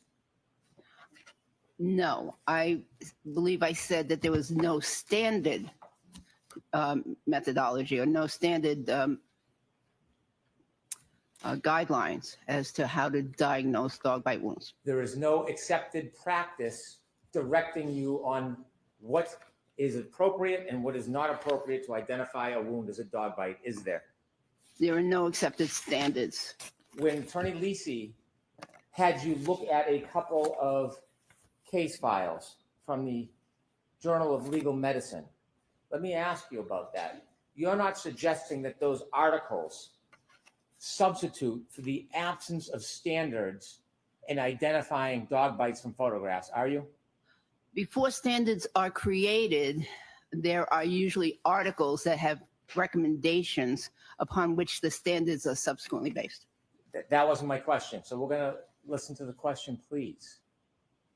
Okay. Those articles, whatever their value you think they are, they do not create a standard to apply for diagnosing or looking at a photograph and coming to a conclusion whether the abrasions are dog bites, do they? Correct. And so when he had you read pieces of these articles, had Attorney Alisi gone over these articles with you before? Yes, we discussed them several months ago. Did he point out parts of them he would like you to read? I pointed out parts that I thought were significant. In this article that was marked for identification, parts of it are highlighted. Who highlighted those parts? Mr. Alessi highlighted those based on my recommendations. So Attorney Alisi highlighted the parts he wanted you to read to the jury? Yes, and I believe they were the same parts that I read last time. Can we have Exhibit 1, please? Now, regarding the Munich article, that was a case study on the unfortunate death of a young girl, yes? Yes. Who was attacked by or bitten by up to 3 different dogs. Yes. And it was a neck wound from which she bled. Yes. Very, very unlike what you're looking at here. Yes, but that's very typical of an article, scientific article. They will present a case study and then present the research behind what they have seen in other articles and make recommendations. I'm not asking you to defend that it's different. I'm asking you if it is different. Oh, it is different. Very different, isn't it? Yes, that neck wound, yes. Extraordinarily different. Yes. And so when you read this, let me ask you a couple questions. In this article, it talks about the characteristics of dog bites, doesn't it? Yes. And it talks about the maxillary teeth distal to the mandibular teeth allow the so-called scissor bite. Yes. So when the dog clamps down, the teeth kind of go to the side to tear the skin. I didn't interpret it that way, no. Okay. A scissor bite is when a dog bites down, yes? Yes, I believe that what they were describing was the dog bites down. And when it bites down, it anchors. That means teeth on the bottom penetrate, puncture, yes? They can, but they don't always puncture. And then the top is a puncture. If you're going to scissor, it requires a puncture, doesn't it? It's a mechanism. It's a movement. What they're describing is a move. The way I read it, the way they described it is a movement like a scissor, where it's open and it's closed. It doesn't mean anything about how deep they penetrate. There are no scissor bites on that wound, are there? I don't know. I see 1 or 2 things that shown up what I think might be upper and lower, so it could be. Would you define any of those abrasions as scissor bites, Dr. Russell? We talked earlier about how these marks here may be lower. I'm not going to define it. No, I can't say for sure that there's a scissor bite, but I see things that appear to be characteristics of upper and lower teeth. I'm asking you about scissor bites. Please listen to my question. There is nothing on that wound that is consistent with scissor bites, is there? I don't know. Well, you're the expert. So when you look at that, can you point whether there's any wounds that are consistent with scissor bites? According to their definition, and that's not an accepted definition, but according to what they were describing, and I believe what they meant was an open and closing of the jaw as the scissor activity. I believe that there's possibly 2 areas where I see that. You're now saying this article that you relied on redirect examination is not an accepted authority? I'm not saying it's not an accepted authority. It is a peer review article. The injuries caused involve a combination of biting, crushing, and tearing. Do you see any crushing or tearing in those abrasions? There's no crushing or tearing here, but does not mean that there has to be crushing or tearing. I'm reading your article. I'm just reading verbatim, and I'm asking you about it. Yes, and I'm trying to explain so that nobody gets nobody misunderstands this. Crushing and tearing that result in characteristic pattern of punctures. A puncture is when a tooth penetrates the skin and there's some depth to it, correct? Yes. Show me one puncture, anyone, There on were- that wound. Okay, there are no punctures on this arm that I see. However, again, the wounds don't have to have every single characteristic. It is it depends on the force of the bite, how the wounds are going to appear. The injuries caused involve a combination of biting, crushing, and tearing that results in a characteristic pattern of punctures, lacerations, and avulsions. There is no punctures whatsoever in that wound. Would you agree with me? I agree. There are no lacerations in that wound. Would you agree with me? I agree. There are no avulsions in that wound. Would you agree with me? I agree. However, I'm just asking you the question, Dr. Russell. So you can maybe ask her. Specifically, this study says the injuries cause a combination biting, crushing, and tearing that result in characteristic pattern of punctures, lacerations, and avulsions. They name 3 things that are characteristic traits of a dog bite, and you would agree not one of those 3 traits is present on the arm of Mr. O'Keefe. Would you agree with me? I agree. However, in that case, those were dog bites that killed the victim. In this case, we do not believe that these dog bites killed the victim. When they were discussing this article on the victim who was killed, do you realize when they were giving background, this background has nothing to do with the case study? This is general background I just read. Do you realize that? They were investigating fatal dog bites. Do you realize that is not qualified in this article? You realize that? I realize that they were commenting on fatal dog bites. This is not a case of a fatal dog bite. This article, I'm going to show it to you. May I approach? Yes. In the highlighted paragraphs that Attorney Alisi had you read, that is describing the background of dog bites, not this fatal attack. Would you agree with me? The title of the, no, I don't agree. I move to introduce this as an exhibit, please. Mr. Leslie.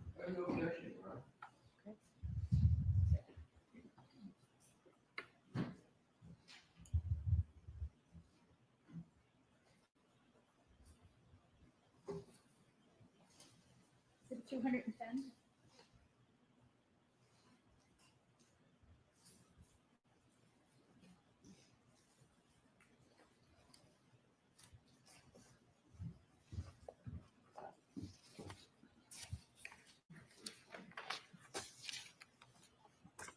In the other article that you read from, that was highlighted as well. Who highlighted the portions you were to read?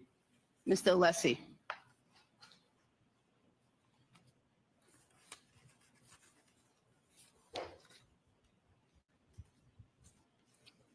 describes that teeth from a canine create a stab wound-like skin laceration. They can do that, right? They can do Do you that. see any stab-like wound lacerations to Mr. O'Keefe's arm? No. It talks about punctures. And again, we've discussed this. There is 0 punctures on Mr. O'Keefe's arm, correct? Correct.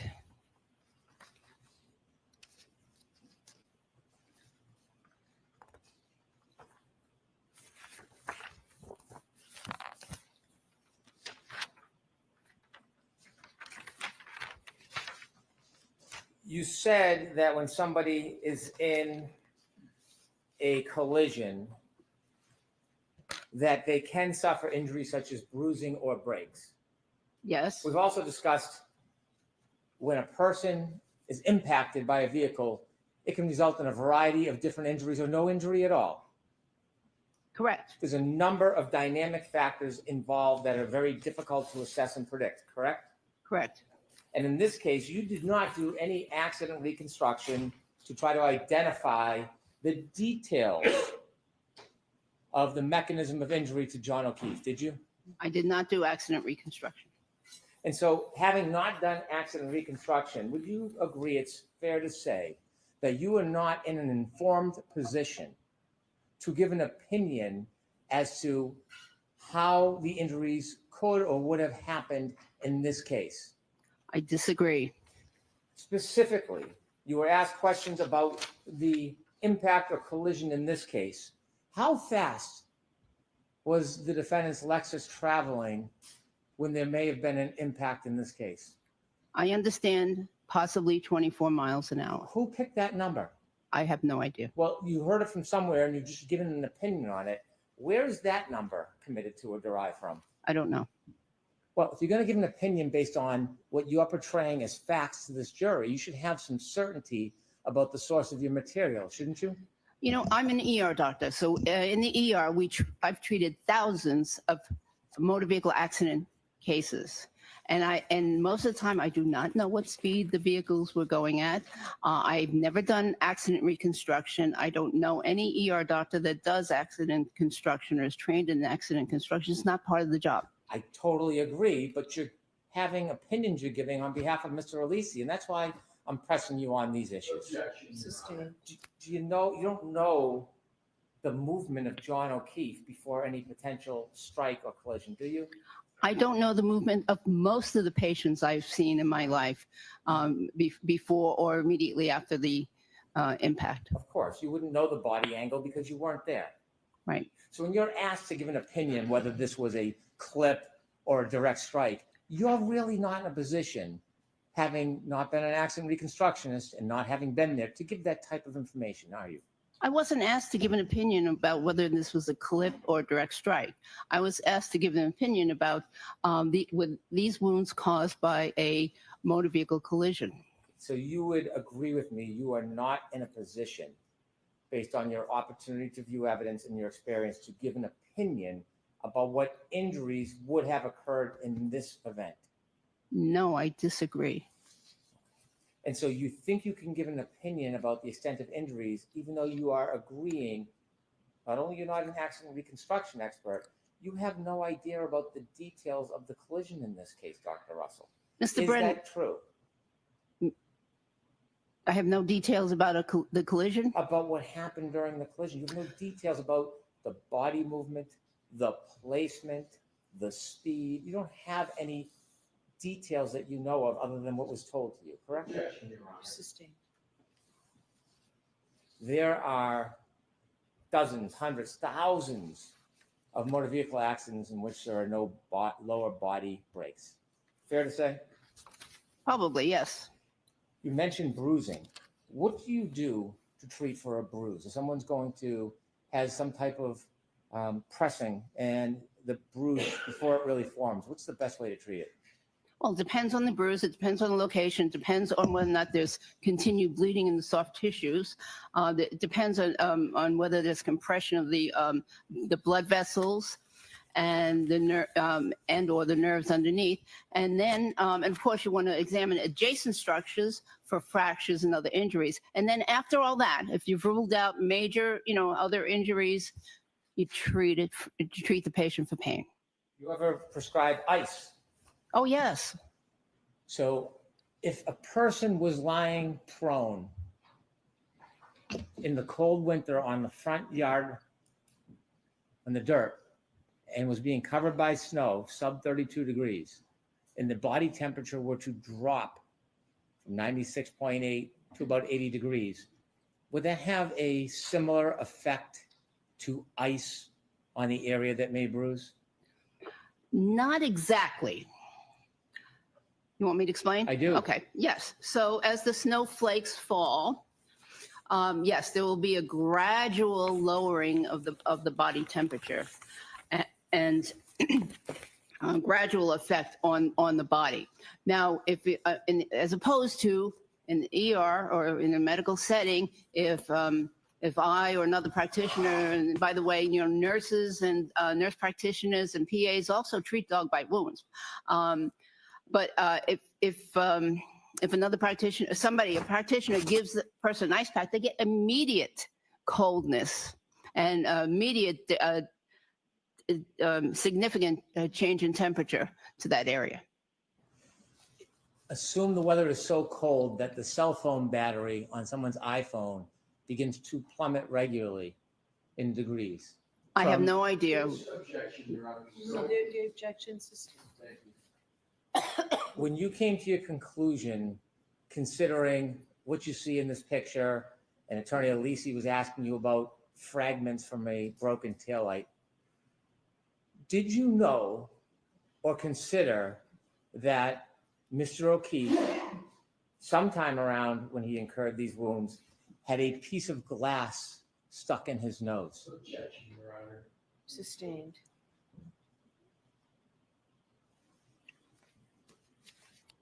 Finally, Dr. Russell, you said during your differential diagnosis, you consider information, you either weigh it, accept it, or you distinguish it and you disregard it, correct? Yes, generally. During your differential diagnosis, you've referred to a number of different people studies, things that you haven't done yourself, but you've looked at other people's efforts. One of the things you looked at was the deputy medical examiner from the Forensic Pathology Investigations Division of the Armed Forces, a person by the name of John C. Walsh, correct? Objection, Your Honor. I'm going to allow that. Would you like me to ask that again, Dr. Russell? No, you don't have to ask it. I read that report, yes. And John C. Walsh is a doctor, correct? Yes, that's what it says. And do you have any understanding that he works with the Forensic Pathology Investigations Division of the Armed Forces? Yes, and therefore his practice may be limited in scope. Well, you are trying to qualify what he doesn't do. Do you know if his practice is limited in scope? Typically, the medical examiners that work for the armed forces often have a specific practice that is limited in scope. Do you know anything about Mr. Walsh and his practice? No. Why do you find the need to try to undermine the extent of his authority before you know anything? Why is that important? Objection. Sustained. You don't know what his scope and practice is, do you? No, but I always look at where the person works that writes the report in terms of physicians and what their possible experiences are. They work in a medical examiner's office in Alaska or Hawaii or big city or a little town. I look at those things. When you considered his opinions after his review of these materials, did you consider when he offered in his report that multiple abrasions ranging in size from 2 to 3 millimeters up to 7 centimeters were documented on the decedent's right arm? Yes. These injuries do not photographically appear to be, nor are described as puncture bite wounds, and thus are highly unlikely to be the result of an animal bite attack. The abrasions are non-specific Abrasions occur as the body moves over a blunt or rough surface such as a skinned knee. Did you read his report and consider it? I did. However, I don't know if he's ever had any experience with dog bites examinations. So I had to consider that and weigh it. I have no further questions. Thank you.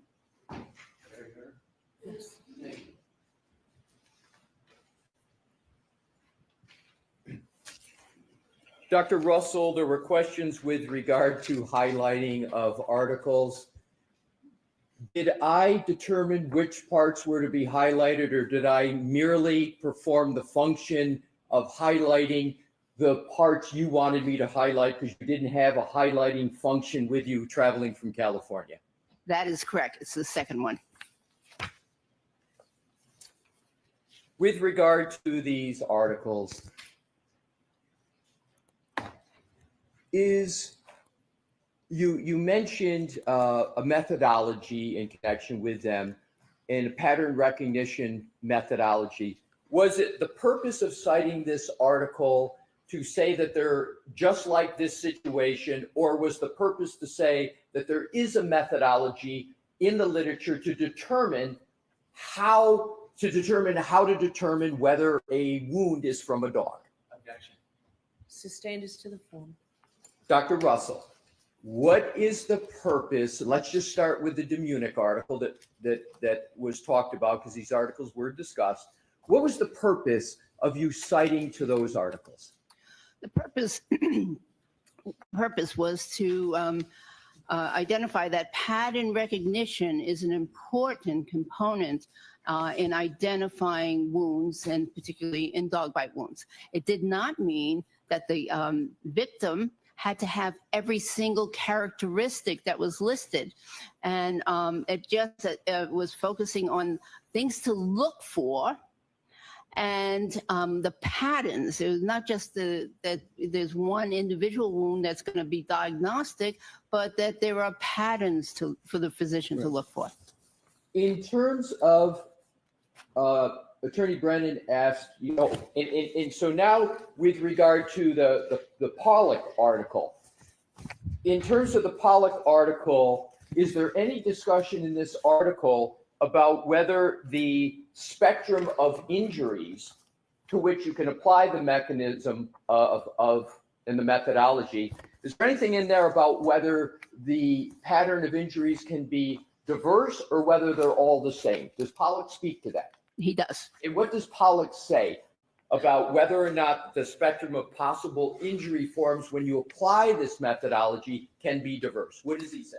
Well, he mentions about the actual surface of the body that is impacted, if there's any curvature to that surface, if there's any structures underneath that would affect the bite. So yeah, those are, and if there was material or textiles or fabric that were in between the bite and the skin. And there were other factors too. Okay, thank you. Now, lastly, what I'd like to cover is Attorney Brennan discussed the Dr. Walsh. May I approach, Your Honor? Okay.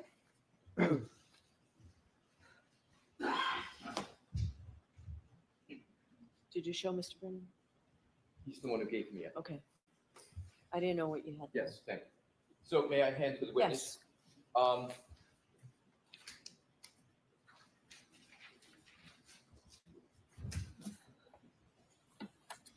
May I stand here, Your Honor? Yes. Thank you. Just step back a little Yes. bit. Yep.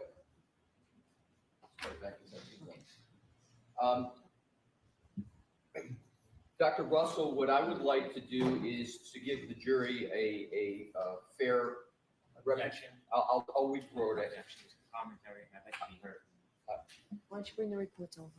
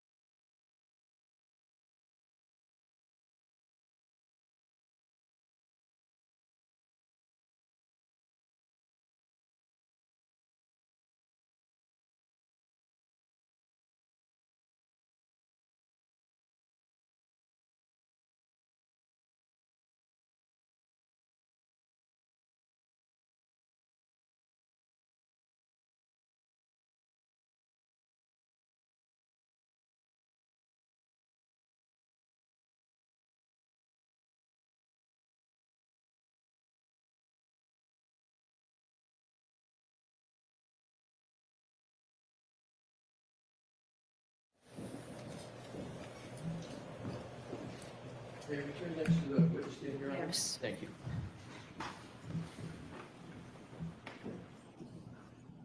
May I proceed, Your Honor? Yes. Thank you. Dr. Russell, I am re-handing you this letter from Dr. Walsh. And what I am going to do, and you just tell me if I do it correctly, I'm just going to read 2 paragraphs, okay? And you just tell me if I'm reading it correctly. In totality, the injuries documented in the autopsy report and photographs are non-specific and may be the result of a variety of different mechanisms. No additional information was provided regarding the possible circumstances or events surrounding the death. The absence of additional information prohibits the attribution of injuries and contribution of findings to a specific underlying cause of death. Did I read that correctly? Yes. No further questions, Your Honor. Thank you, Dr. Russell. All right, Dr. Russell, you are all set. Thank you. I'm going to have this marked for identification. Thank you.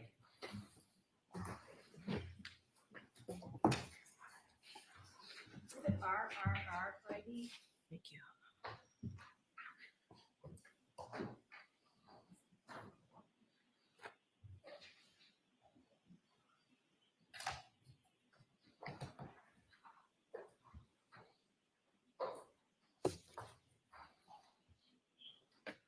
And the next witness is who? Sorry, Your Honor. Who's the next witness? If I may, Your Honor? Yes, just tell me the name because I need to know whether we need to go to sidebar first. Okay, thank you.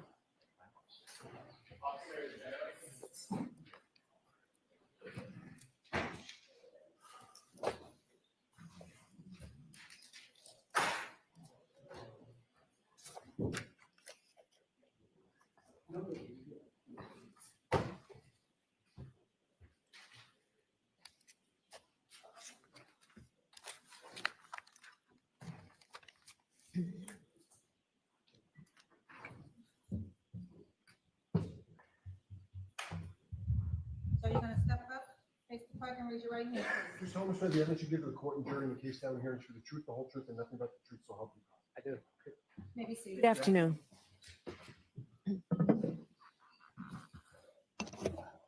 All right, Mr. Jackson, you are all set. Thank you, Your Honor. Good afternoon, sir. How are you? Good afternoon, sir. Could you please state your full name, spell your last name for the jurors, please? Nicholas Barrows, Barros. And where do you currently work? The town of Dayton, Dayton Police Department, How long have you worked for the Dayton Police Department, sir? since 2011. And what's your position there currently? Currently, I am a sergeant. What's your duty assignment as a sergeant? What do you do? I supervise the 4 to midnight shift. We'll get to that in a little bit more detail in just a second. A couple of more foundational questions. How long have you been a police officer altogether? Since 2011, so going 14 years. And what education and training and background do you have that qualifies you to do your duties as a sergeant, a supervisor at the Dayton Police Department? I completed the police academy. I hold a bachelor's degree in criminal justice. I've been to many trainings as a police officer and as a supervisor. When did you get your bachelor's degree? 2012. Is the Dayton Police Department an autonomous police department for the city? In other words, is it a branch of, say, for instance, Massachusetts State Police, or is it an autonomous department? It's on its own. Okay. It's not in any way connected to the Canton Police Department, I presume? Correct. Is it in any way connected to the Massachusetts State Police It Department? is not. As a supervisor, are part of your duties to oversee subordinate officers in their daily fare, whatever that may be? Yes. Does that include anything having to do with crime scene investigation? To an extent. Witness interviews? No, that would be the detective bureau. What about working and coordinating with detectives? To an extent. Collection of evidence or working with detectives as they collect evidence? They would collect evidence. Maintaining crime scene protocols, things of that nature? Correct. All right. As a sergeant with the Dayton Police Department, are you a trained observer? I am. Would you consider all of your subordinates, the patrol officers, day-to-day officers, Are they also trained observers? They are. Is that part of policing? It is. Describe that a little bit for the jurors so we understand. We are in the police academy. We're told to watch everything. It's our heads on a swivel. We are always looking because we don't know what the unknown is.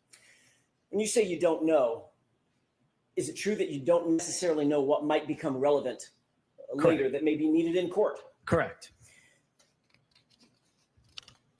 I want to draw your attention to January of 2022, a few years ago. January 29th, 2022, did you have any, you personally, officer, did you have any personal relationship with the Canton Police Department? I did not. Did you have any personal relationship with a trooper from the Massachusetts State Police named Michael Proctor? I did not. Do you have any relationship with a person by the name of Brian Higgins, an ATF agent? I did not. Do you have any relationship with a Boston police officer known as Brian Albert? I did not. Did you know any of the witnesses or individuals involved in an ongoing investigation related to the death of Boston police officer John O'Keefe? I did not. On January 29th, 2022, did you receive some sort of a call to respond to a particular location? I don't want the address of the location. We'll get to that in a second. Did you receive some sort of a call in the afternoon? I did. Describe that for the jurors, please.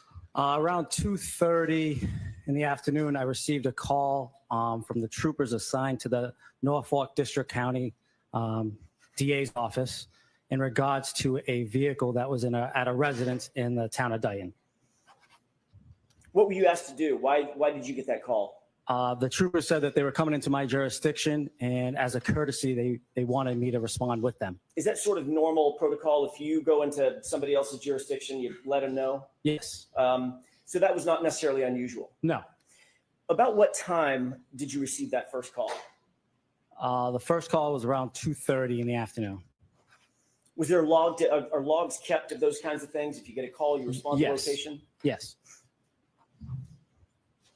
At some point after you received that first call, did you receive any other call specifying a time of arrival for the MSP troopers, anything like that? I did. Describe that for us. I got a second call around 3 p.m. From Trooper Michael Proctor stating that he was about 10 minutes away from the address in Dayton.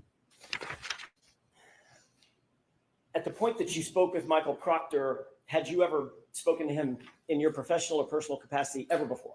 Never. Did you know the name? Did you know who he was? I did not. Complete stranger. Complete stranger. What time did you actually arrive at the residence? I arrived at the residence, I believe it was 3:27 p.m. Sergeant Barros, did you, I don't want the address, cameras are rolling. Did you respond specifically to a residence in the city of Dayton? Yes. Did you at that time know who lived at that residence, who resided there? I did. How did you know that? Early in the shift, when I came on at 8 a.m., the midnight shift, the outgoing shift, had told me that a resident of Dayton at that address had called looking for a ride to Brockton Hospital. Who did you know at that time, or who did you believe at that time to live at the address that you are now responding to? William Reed. That was Reed, R-E-A-D? Correct. Okay. Did you know anything about his daughter at that time, or did you just know the name William Reed? I just knew William Reed, the name. At the time that Michael Proctor called you, did he say anything about what his intentions were once he arrived at the location? Yes, his intention was to retrieve a vehicle that he said was involved in a homicide. Did he specifically say to you at 3 o'clock-ish in the afternoon, he intended to seize the vehicle? I believe the first phone call, that was his intention. Meaning all the way back to 2:30? 2:30 is when he first called me and said that they were coming to Dayton to retrieve a vehicle that occurred in a homicide in Canton. And you understood that to mean what? Retrieve a vehicle? Seize. Thank you. What was your role once you arrived at the scene at the Reed household? My role was Trooper Michael Proctor asked me to facilitate a tow to tow that vehicle. Was that a private tow company? Yes. And when you say facilitated tow, what does that mean? He asked who we used for towing vehicles, and during that period of time, it was Diamond Towing. Did Diamond Towing ultimately show up, a representative of that They did. tow company with a tow truck? Correct. A flatbed? Yes.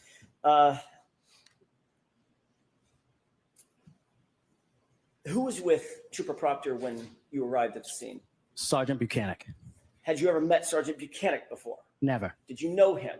Nope. Do you know him professionally or personally? Never. Had you ever spoken to him? Never. Ever? I'm so sorry. It's getting late in the day, and I guess I'm going too fast. Sorry, my fault. Let's start that just a little bit slower. Did you know him? No. Had you ever spoken to him before? No. Had you ever heard his name before? No. No relationship whatsoever. None. Same with Trooper Proctor. Correct. Once you arrived at the residence, did you have an opportunity to see the vehicle that was the focus of Trooper Proctor and Sergeant Buchanan's attention? Yes. Once I arrived and I parked my cruiser at the end of the driveway, I observed a black Lexus SUV in the driveway. What were you driving? I was driving a Ford F-150 police cruiser. A police cruiser that's a Ford F-150? Correct. They have those? Yes. Cool. Were you in full uniform? Full uniform. Gun, badge, the whole works? The whole works. Did you ever go inside the house? Briefly. What was the circumstance of going inside the house? I went inside to let the troopers know that the tow truck operator was there. And I also went in to ask how we're going to get the tow truck into the driveway because there was about a foot of snow. Okay. That sort of answers my next question. Did you see whether or not Trooper Proctor and Sergeant Buchanan actually did go inside the residence? Yes, they did. For the bulk of the time that they were in the residence, where were you? Outside the residence. Were you with the black SUV? I was in the garage speaking to the defendant's mother. The defendant's mom? Yes. Janet? Okay. Yes. Where was the SUV at this point? In the driveway. Did you have an opportunity to see the SUV? I did. Did you walk all the way around it? Not all the way around. Did you see the rear end of it? I did. Did you make note of the rear end of it? Yes. How long would you say you were at the location in a position to observe the rear end of that SUV? 2 minutes, 20 minutes, something in between, longer? I would say not the entire time that I was there, but a good amount of time. More than a glance? Yes.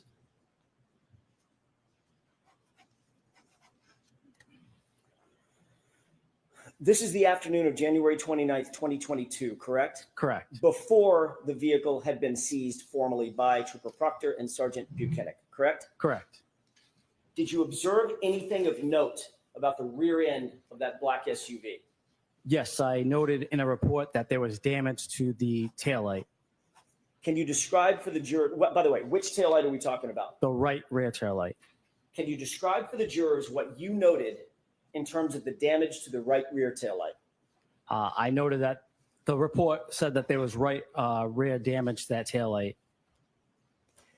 When you say damage, have you ever described that damage previously? I have.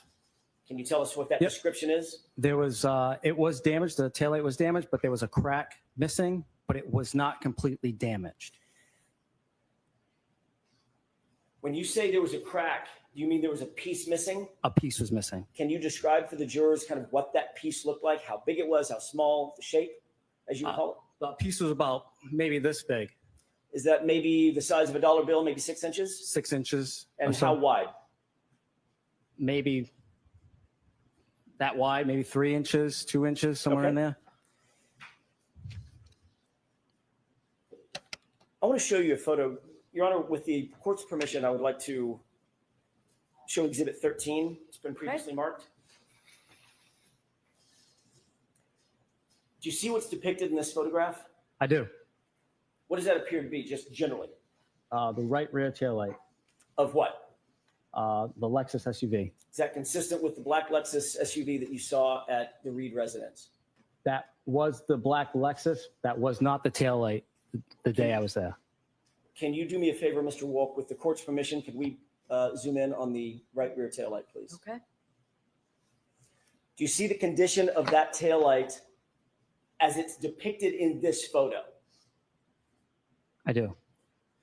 Sergeant Barros, is this the condition of the right rear taillight when you showed up at the Reed household at around 3:15 in the afternoon on January 29th, 2022?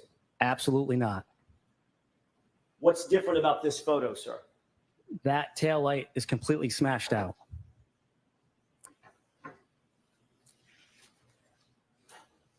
Does it appear that there are additional pieces of taillight that are removed from this taillight condition than when you saw it at the Reed residence? Objection. Sustained. Ask it differently, Mr. Jackson. Of course. Describe specifically, other than the fact that it's different, describe in detail for the jurors what is different about this taillight as it's photographed here. That middle section was intact when I was there. Towards that right side where that large chunk is, that's what was missing. I'm going to hand you a green laser pointer. If you can, there's two displays, one monitor directly in front of you and one to your right. If you could use the one to your right, it's a little easier on the jurors. Describe what's different about that taillight. Can you see that? So this area was intact. This is what I saw was missing here. May I approach? Yes.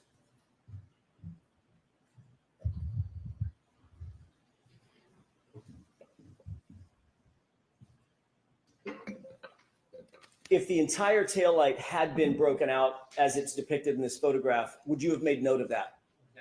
Sustained. Do you believe you would remember if the taillight, well, let me ask it a different way.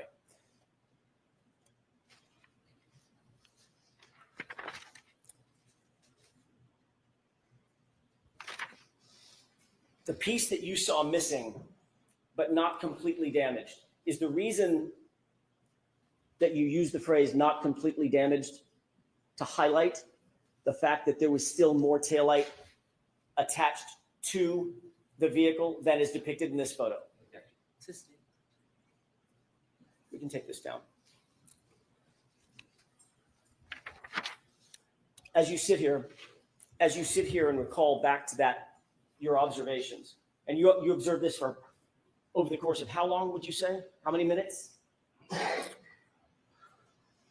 Probably 20 minutes or so. You actually wrote a report about this, correct? Correct. And you documented your observations, correct? Correct. In your documented observations, did you use the phrase cracked but not completely damaged? I did not. Sustained. You've testified previously, I have. about a year ago. Yes. Did you use the phrase cracked but not completely damaged then? The objection sustained, Mr. Jackson. Ultimately, was the black Lexus SUV towed and cleared from the scene? It was. Is it your responsibility or part of your responsibility to log the time that things like this happen? Like, for instance, the SUV is taken away? When I cleared from the scene, yes. What time was that when you cleared the scene? I believe it was 4:17 p.m. Suffice it to say that SUV was not seized at a later time, correct? Correct. It was not seized at 5:30 p.m.? No. I'd like to show you another exhibit, if I could. This is exhibit 105.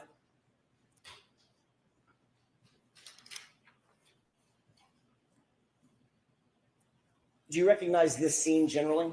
I do. Do you recognize it as being, what do you recognize as being? This is the Reed residence. Do you see some vehicles in that still shot of the video? I do. Describe what you see. That tow truck is diamond towing, and that other vehicle that's at the rear of that tow truck is the Lexus SUV.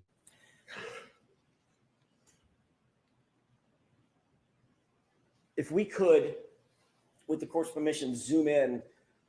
It's high on the screen, correct? What's that? The vehicles are high on the screen as we're Correct. looking at it. Could we zoom in to the top left portion of the screen? Okay.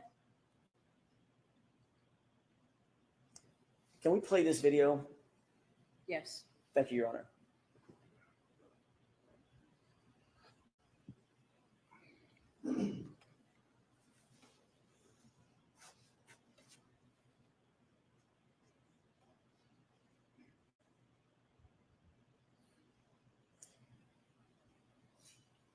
Can you see what's depicted in the still image of that video right now? I can. I'm going to ask you if you'll turn to your right, concentrate on this area. This area here. Do you see what's depicted in that still image? I do. Does that appear to be a taillight? Yes. Does it look clear? Does it look like it's shining red? Looks clear. The portion that is intact, does that appear to be brighter red? Correct. And the photograph that I just showed you a second ago, is that red portion there? Can you rephrase that? Sure. Let's go back. You see the red? Yes. All right. Is that the condition of the taillight as you saw it on January 29th around 3:15 or 3:30 when you got to the location? It was. Let's go back to the other exhibit, please. Exhibit 13. Can we zoom in, please? Can you see that this entire area is now missing? I can. Sustained. Just ask it differently. Sure. The area that I'm circling here, do you see any red lens in that area? No. Is that consistent, this photograph consistent with the condition of the taillight as you saw it on January 29th, 2022, at just after 3 o'clock in the afternoon? Absolutely not. Thank you. Lights, please. Thank you. Thank you.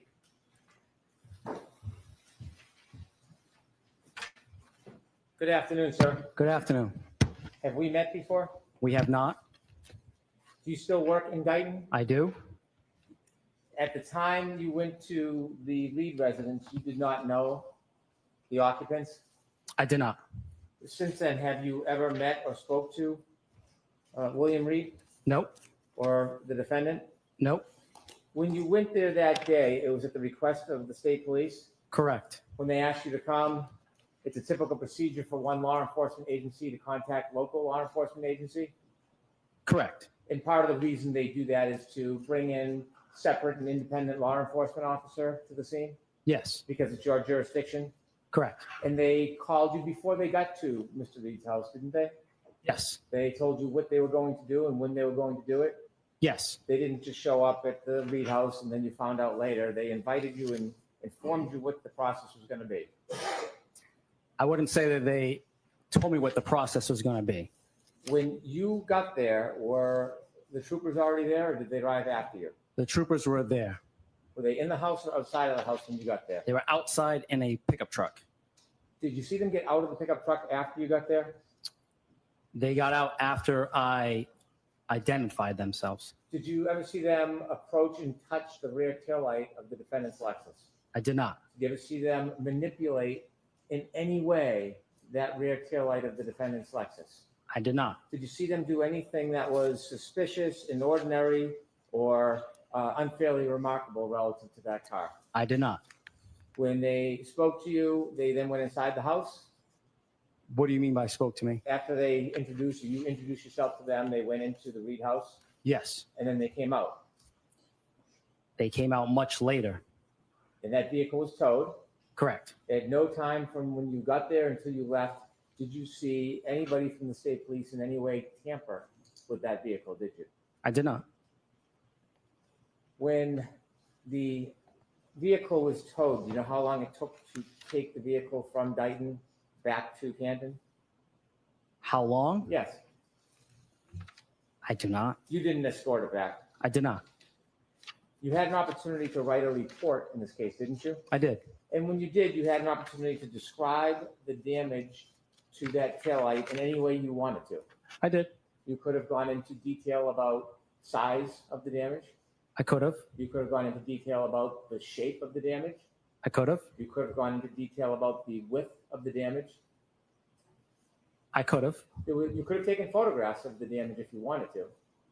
I could have. In fact, there was no limitation on what you could have written in your report regarding the damage, was there? No. You write reports regularly, don't you? I do. You're trained at the academy. It's the best way to memorialize events. Correct. Because in time, your memory is not always as good later on than it is at that moment. Correct. What might be important or remarkable later might not be remarkable at the time you're making the observation. Correct. So you're taught at the academy to use as much detail as you can so that you can have an accurate memory later on. Correct. Because oftentimes, well, you respond to a number of different events and incidents, don't you? I do. You write a lot of reports. Not necessarily now in this position that I'm in, but. Did you at the time? At the time, correct. Yeah. And so it's sometimes difficult to remember the details of all events, and you use the report to refresh your memory. Correct. When you wrote your report, and you could have put as much detail as you wanted, is it fair to say you only wrote one single line about the damage to the car? Correct. The vehicle had damage to the right rear taillight. That's what I wrote. Fair to say you didn't document that it was the size of a dollar bill. You didn't say that, did you? No. Or that it was 3 to 6 inches. You didn't mention that, did you? No. You didn't mention the placement of where the damage was. To an extent, I did the right rear tail light. Right rear taillight. You didn't indicate if it was on the side or on the back. I did not. You didn't provide any other details of the description when your memory was probably at its best. True? True. And would you agree that your memory that day was probably much more accurate than it is today? I would not. When you wrote the report, did you ever have an opportunity to write a supplement report if you wanted to give more detail? I guess I could. You didn't. I did. Inevitably, you were a witness at you were a witness at a prior proceeding in this case, weren't you? Correct. You came in and you swore under oath regarding your memory. Correct. And that was probably a year to a year and a half after you first made the observations which you reduced in writing in the police report. Correct. And when you made those observations, that was on January 29, 2022? Correct. When you came into court and you testified, that was on June 10, 2024. If that was the date. You were asked questions to use your best memory to describe the damage to that taillight last time you swore under oath to tell the truth, weren't you? I don't think I was asked that. What were you asked about to describe the best you could the damage to that right rear taillight last time you were in court on June 10, 2024?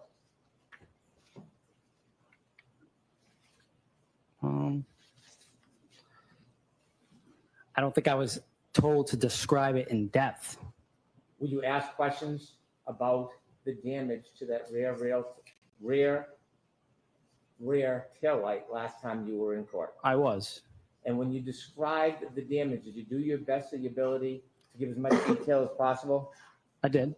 Did you qualify your memory at that time, saying to the best of my ability and recollection? I did. And when you qualify as a police officer with the best ability and recollection, that is recognizing that time had passed. Time has passed, yep. That you had a report, that you could refresh your memory. Correct. And did you refresh your memory with that report before you testified last time? I did. And when you qualified that it was to the best of your ability and recollection, that account for the fact that when you looked at the report, there was no detail other than your commentary in your report that the vehicle had damage to the right rear taillight. Correct. And so when you qualified, you were considering human factors like time had passed. Correct. That your report was respectfully scant. Correct. But you had heard a lot about this case since that point, hadn't you? Correct. And so considering your memory in June of 2024, when you qualified your answer, was it considering all of those different factors that had passed in between that time? Can you rephrase that? Yes. When you decided to qualify your answer and you said to the best ability and recollection, and then you went on to describe what you remember from the break of the taillight. Is the reason why you used that qualification to the best ability and recollection, is it because of those human factors that had passed? I would suppose so. And sir, since the time you came into court on June 10, 2024, have you spoken to anybody from the defense about this case? Yes. How many times have you spoken to somebody from the defense about this case after you gave your testimony on June 10, 2024? Once. Where did you speak? Who did you speak to? Attorney Jackson. Did you speak to him in person or on the phone? In person. Okay, okay. You're not hesitating, are you? No. Where did you speak to him in person? At his hotel. How did you know where Attorney Jackson was staying? He told me. Did you find it odd to go visit an attorney at their hotel and talk about a case?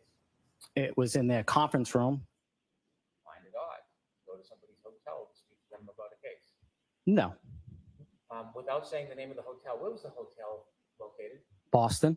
And where were you located? I don't feel comfortable telling you. I'm sorry. Did you have to drive? I did. So you took the effort to go to see Mr. Jackson at his request. Did you know who Mr. Jackson was? I did. Did you see him on TV? I did. When you went there to the hotel in the conference room, who else was there? Attorney Little. Okay. Who else? I'm not sure of the other gentleman's name. It was one of the gentlemen right here on the end. The Good looking one down there on the right. No, it was not. Somebody else? Somebody else. Okay. Was there anybody else there? No. When you were in that conference room, were you shown your police report? No. Were you shown your testimony from the last time you came to the court? No. The photograph of the vehicle in Sally Port, the vehicle with the missing glass, were you shown that? No. Had you ever seen that photo before? Of course. And you saw it at the last event you testified at, right? Correct. And when you were shown that photo during your prior testimony, you never, ever suggested that that was in any way different than what you had seen in Dayton. Nobody asked me that.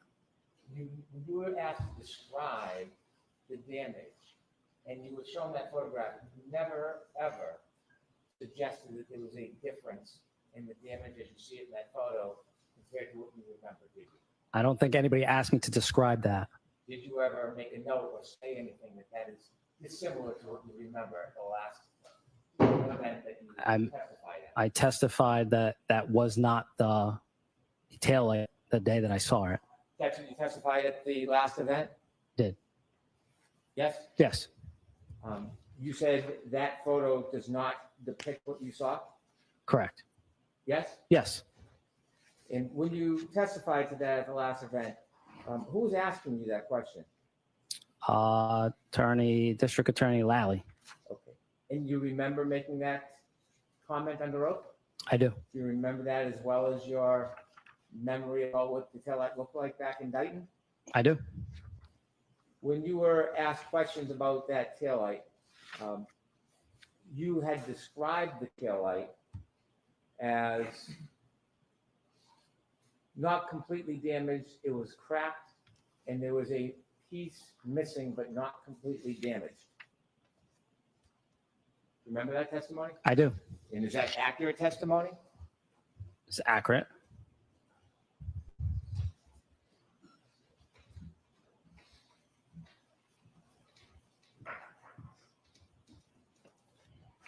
So in your memory, in June 10, 2024, was that vehicle's rear taillight had a piece missing, correct? Correct.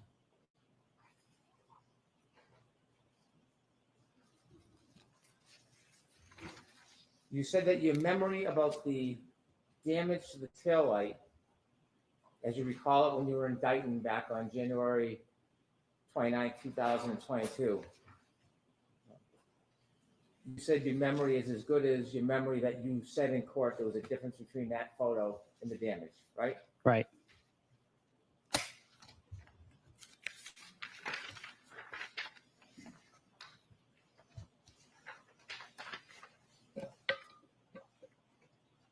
Have you ever read your testimony from your last proceeding?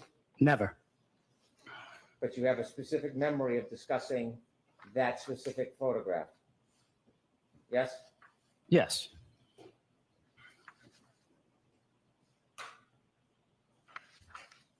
Any approach? Yes.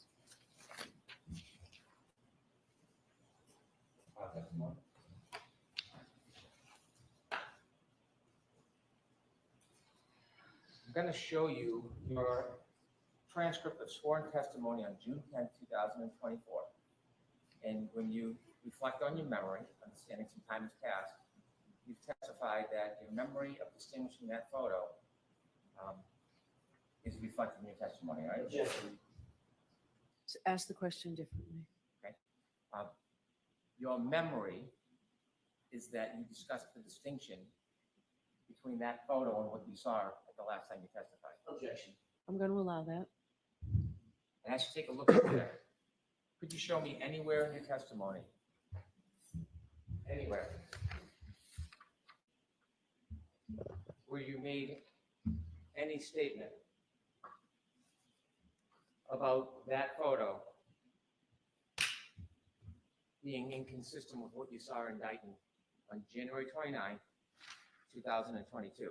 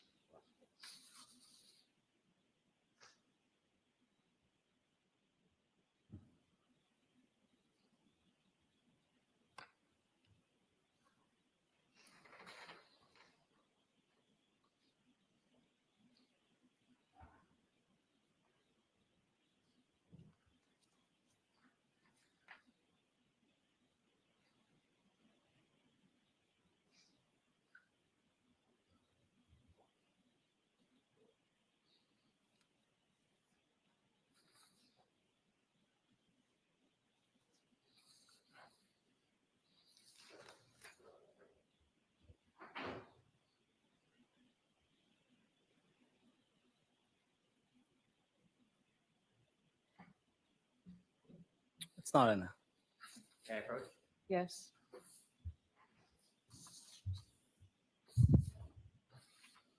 I can put it back on. Thank you.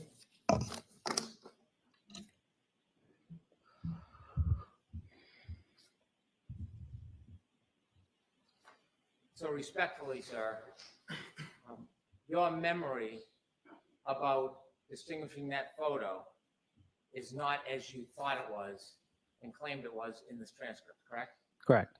And that's not a matter of you trying to fool anybody or lying, is it? No. No, it's a matter of time passes and memory fades. Yes? Yes. And that's one real example why the academy, they teach you when you write reports to be as detailed as you can, to accommodate the fact that memories can fade, right? Correct. Memories can change.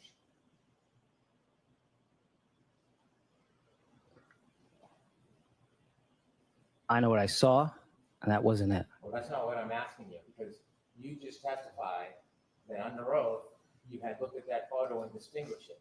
But that's not accurate, is it? No. And so it's not a matter of you perjuring yourself or lying, it's a matter of difficulties with memory, wouldn't you say? Yeah. And Correct. you share those same difficulties with memory as many other witnesses. Objection. Sustain. You have, as is human nature, difficulties with memory at times, correct? Correct. And so that very certain memory you had about your testimony last year, fair to say that never happened. Correct. You were simply mistaken, weren't you? Or something more, please tell me. Correct.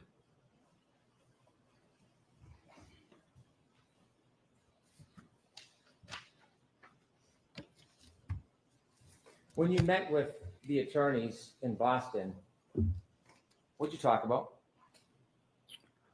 It was just a way for them to meet with me and see me face to face, and then ask me how I would be subpoenaed, who would they need to send a court summons to, what my schedule was like coming up in the next month. Those next things- months. Those things all could have been accomplished by phone, correct? Could have. So the face-to-face meeting, what did you talk I'm going to allow it. about over here? What did you talk about? Excuse me. So that, okay. Over here?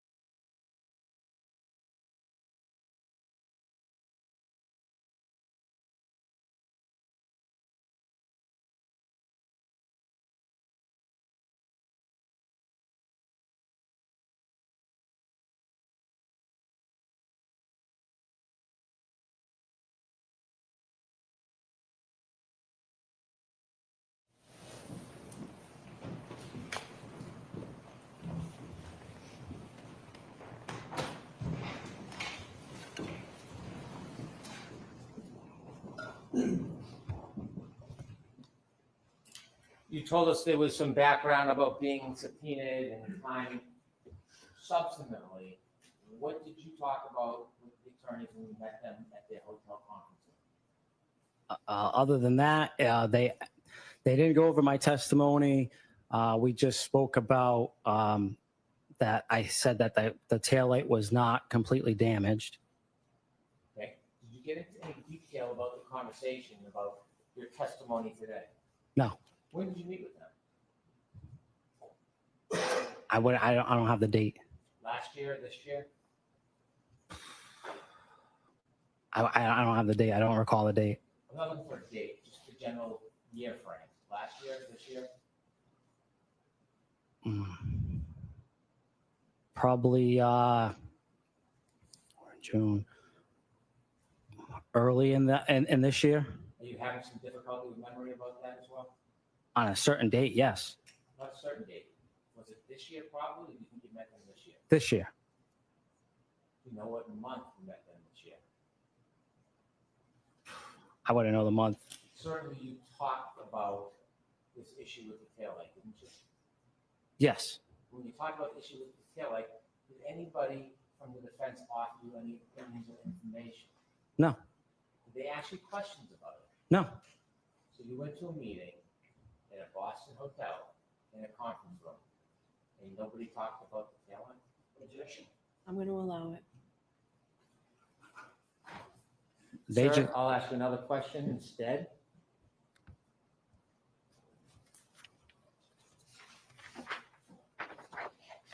Have you had an opportunity to see other evidence of that taillight being damaged that morning before you saw it? On the 29th of January? No. The video that was shown to you with the tow truck, had you seen that before today? Yes. Who showed it to you? From seeing it on TV and.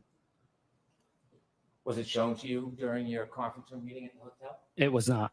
So you looked and studied and watched this case a little bit? With all due respect, sir, I don't live under a rock. It's all over social media and the news. You can't avoid it. I'm not criticizing you or discounting you, I'm just asking you. Have you been exposed to this case since you made those observations in Dayton on January 29, 2022? I have. Have you seen other video footage and evidence about that taillight since January 29, 2022? I have. Have you seen other information since you last testified last summer about the taillight? I have. and seeing this extraneous information, this other information, do you think that played a part in some of your difficult memory? Objection. I'm going to allow that. Your Honor, can we approach? Okay.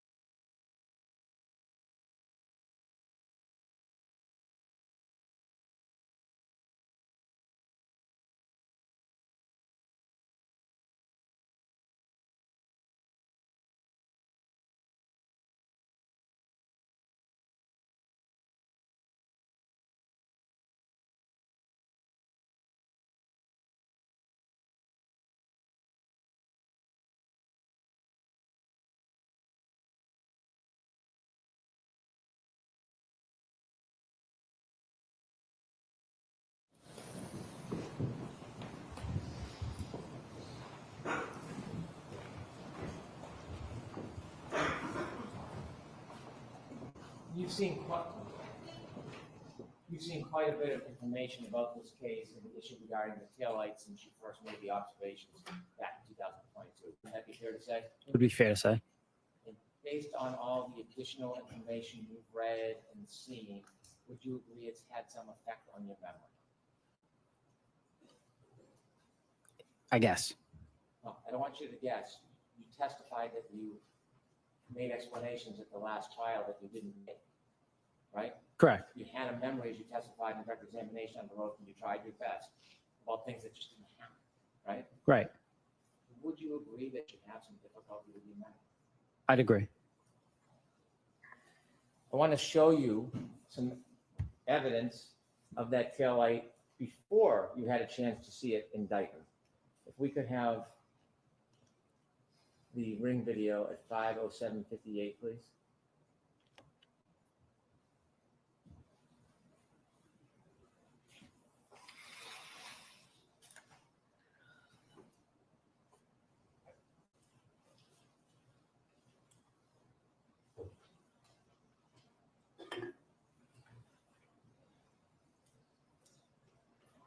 Have you seen this video before, sir? I have. Before you proceed, Ms. Gilman, have you seen this on social media? The news, social media. Has anybody else shown you this video? No. How many times do you think you've been exposed to this video?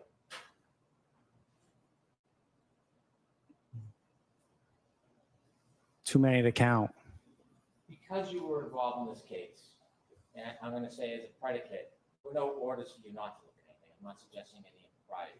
But because you were involved in this case and issues regarding the taillight, do you think you had a particular interest when things like this came on TV and social media to take a look compared to your memory? Did I have a Yes. particular interest? No, I didn't follow this case But you've seen this many, many times. because of what is out there on social media and the news. I understand. Please play this, please.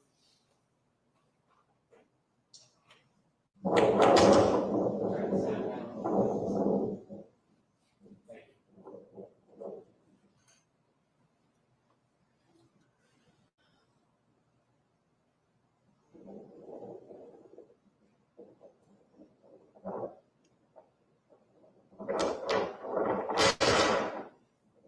Stop, please.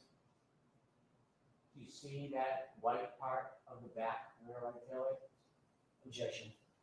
I'm going to allow it. You see that? Sir? Can you zoom in a little bit more? I can. You can or cannot? I can. You can. C-A-N can? Yes. Thank you. Continue, please. Stop. Can you bring it back, Ms. Sullivan? Back more. Open, right there. Zoom, please. You see, sir?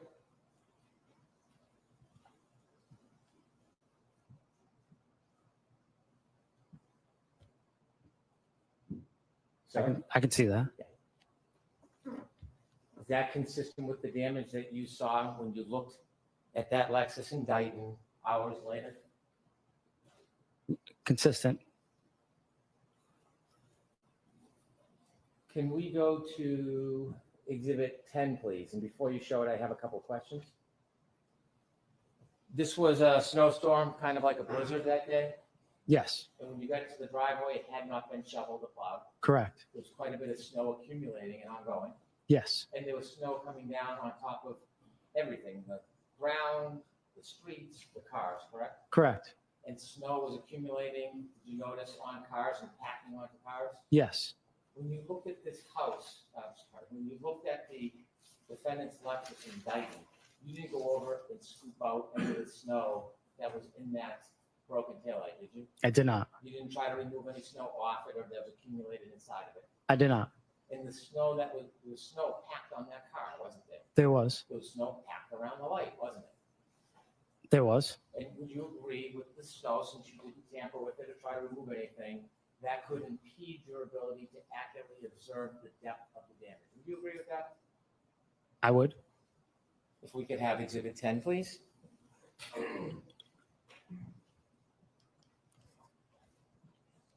that appear to be the same Lexus you looked at when it was in Dayton? And it's a far view, so I don't want you to guess. If you're not sure, you can tell me. I wouldn't be able to tell you. I can't. Okay, we have Exhibit 11, please. Can you take a look to the right? You see that right tail light, the white part? I can. Missing, yes? Looks like snow is packed on it. Does it look like there's a right tail light there? Does not. This is before you saw the car in Dayton? Do you know that, or you wouldn't know that? That doesn't look like the Reed's driveway. Do you know if this photograph was taken before or after you made your observations in Dayton? I do not. The right rear tail light and the missing parts there, is that consistent with what you saw around 3:27 on January 29, 2022? Yes. I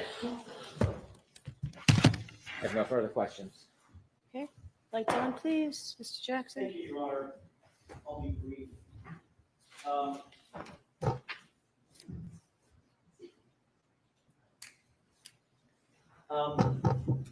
Sergeant, did you celebrate your birthday 2 years ago? I did. Kind of a big deal. It's your birthday, right? Yes. What day of the week was your birthday 2 years ago? No idea. Do you have a difficult memory, sir? Yes. The fact that you had a birthday, you recall, correct? Correct. The day of the week of that birthday may fall by the wayside in your mind, right? Right. Sustain this to the form, Mr. Jackson, is Of your course. witness. The fact that you can't remember the day of the week, does that mean that you have a bad memory? Objection. I'm going to allow it. Correct. You remember being in Dayton, correct? Being called out to Dayton to the residents of the Reeds. Correct. Do you remember the time? I do. Do you remember the weather? I do. Do you remember who you met there? I do. Do you remember the conversations that you had? I do. Do you remember the phone calls that you received? I do. The first one? I do. The second one? I do. Do you remember being in the garage and speaking with someone? I do. Remember it was this lady, pretty lady right here in the blue? I do. You remember meeting Mr. Reed? Briefly. Handsome gentleman with the gold tie? I do. You remember all that? Mhm. Do you remember the SUV? I do. Do you remember the condition of the taillight? I do.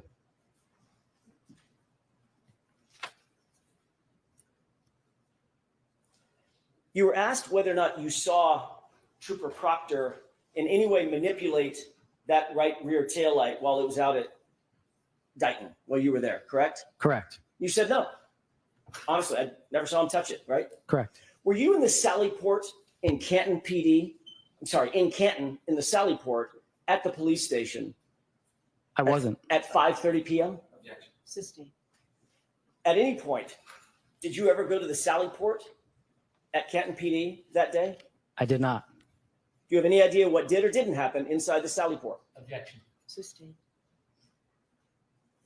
You were asked by Mr. Brennan, you could have taken photos had you wanted to, correct? Correct. And certainly you could have, right? Correct. Was that your vehicle that was being seized? No. You were simply there to assist another officer, right? Objection. The form, Mr. Jackson. Of course. What were you there to do? Just to assist another agency. Would it have been normal protocol for you to photograph that vehicle? No. Did you see Trooper Proctor photograph the vehicle? No. Did you see Sergeant Buchanan photograph the vehicle? No.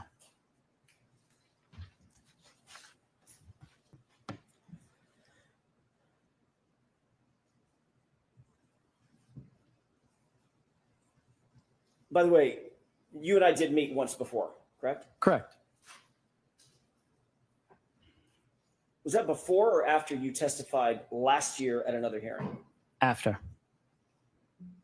And you were called by whom last year at the other hearing? The defense or the Commonwealth? The Commonwealth. You testified for them? Correct. Objection. So that's stricken. It's beyond the scope. Did the Commonwealth ever contact you after your testimony at the hearing last year? They did not. Did they ever call you on the telephone? After? Correct. No. Did they ever send you a subpoena? No. And you testified last year that the taillight was cracked, but not, or damaged, but not completely broken, correct? Sustained. You and I met in a hotel in a conference room, correct? Correct. Anything sketchy or nefarious about that? No. Did I introduce myself to you? You did. You happen to know I live in Los Angeles? Correct. I don't have a house, right? Correct. I don't have an office out here, correct? Objection. Sustained. Do you know whether or not I have an office? I do not. Do you remember me asking you if you would mind meeting at a hotel where I was staying in a conference room? I do. Okay. Do you have any problem with that? Nope. Did you find that unusual? No.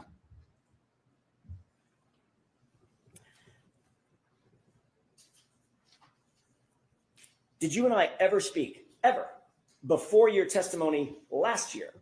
No. Did I ever tell you how I wanted you to testify? No.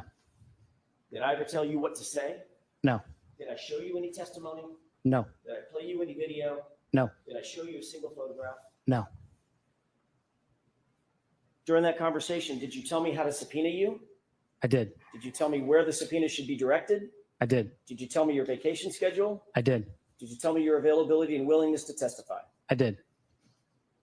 Did we talk about any other thing of substance other than that and whether or not you recalled what your testimony was from last year? That was all we talked about.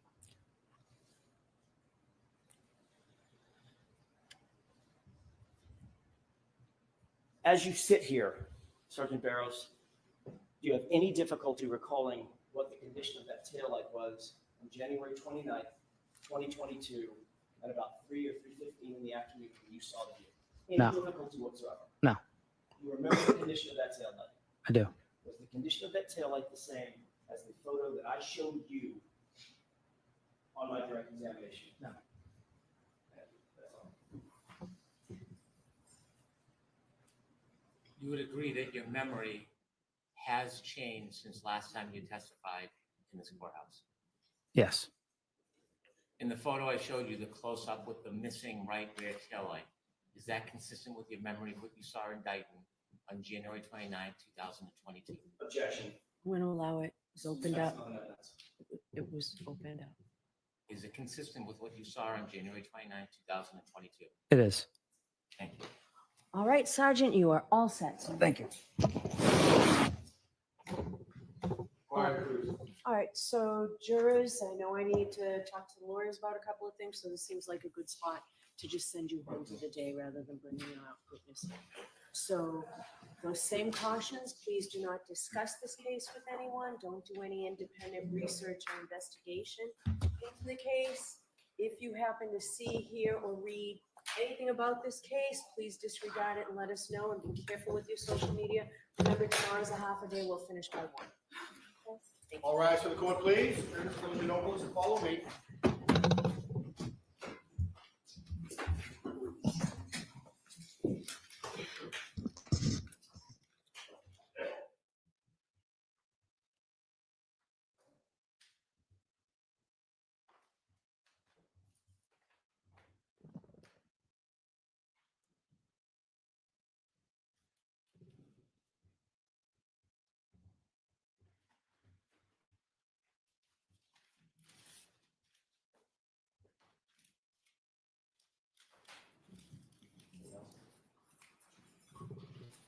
Jury's next to the court, please be seated.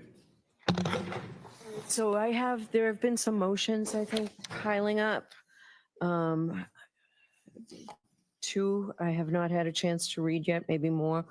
Commonwealth's motion for reciprocal discovery, and then the defendant put in writing about the discovery from Aperture. I've not had a chance to read the prosecutor's opposition. I'd like to do all that before I hear you on that.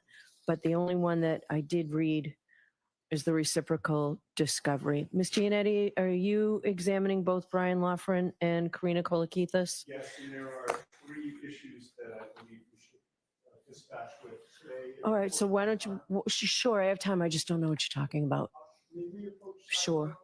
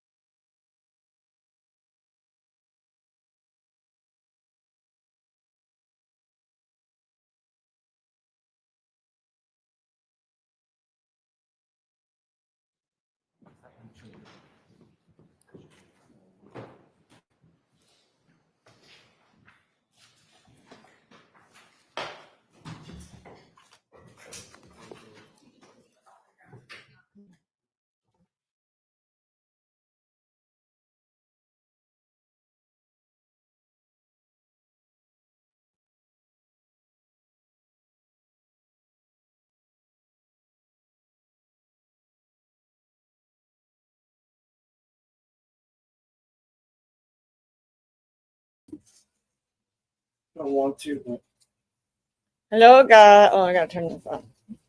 Hello, guys. I put the link in the chat if anybody wants to come up for just a few minutes. I know Amy is probably on mom duty.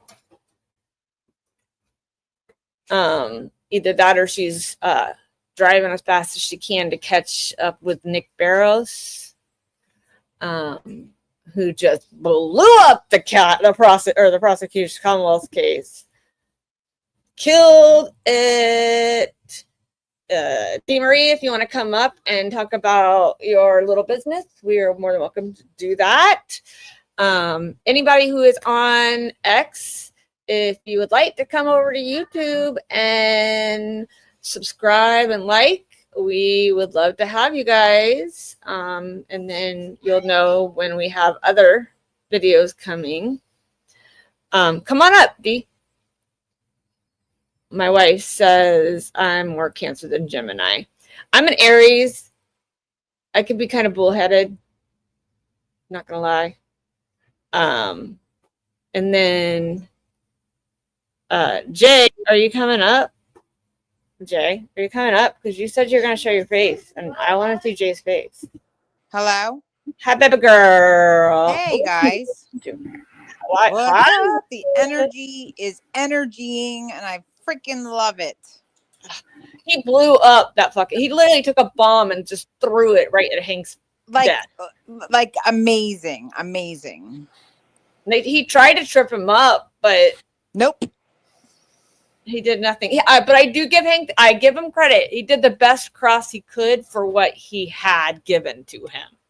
Yeah, I mean, oh, absolutely. I mean, yeah, I 100% agree with that. And I think Hank is a good lawyer. I don't think he's a bad lawyer. I just don't like him. I think he's a bad everything. He's a slimy lawyer. I just think he's a bad person. I just all around. I mean, there's you know, good people that do bad things, and there's bad people that do bad things, and he's in that category for me.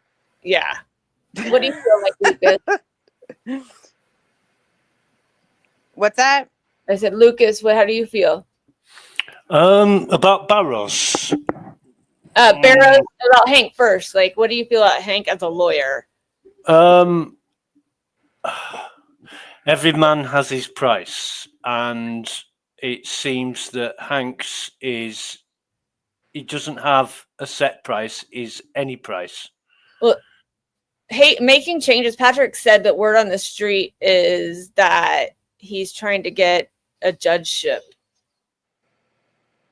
Well, he's going the right way about it in fucking Massachusetts, isn't he? He does everything wrong. He lies, he deceives, he's as corrupt and dirty as fuck. He's going to get straight in there with the rest of the judges. Did I just lose you? Amen. Making changes. I don't think he's a good person at all. I think he's a horrible person. However, I'm just trying to critique his style of how he crosses. Like when he comes off an asshole, he didn't come off an asshole to him. Dee Marie, it keeps deconnecting. Oh. It keeps deconnecting. I have to turn it back on.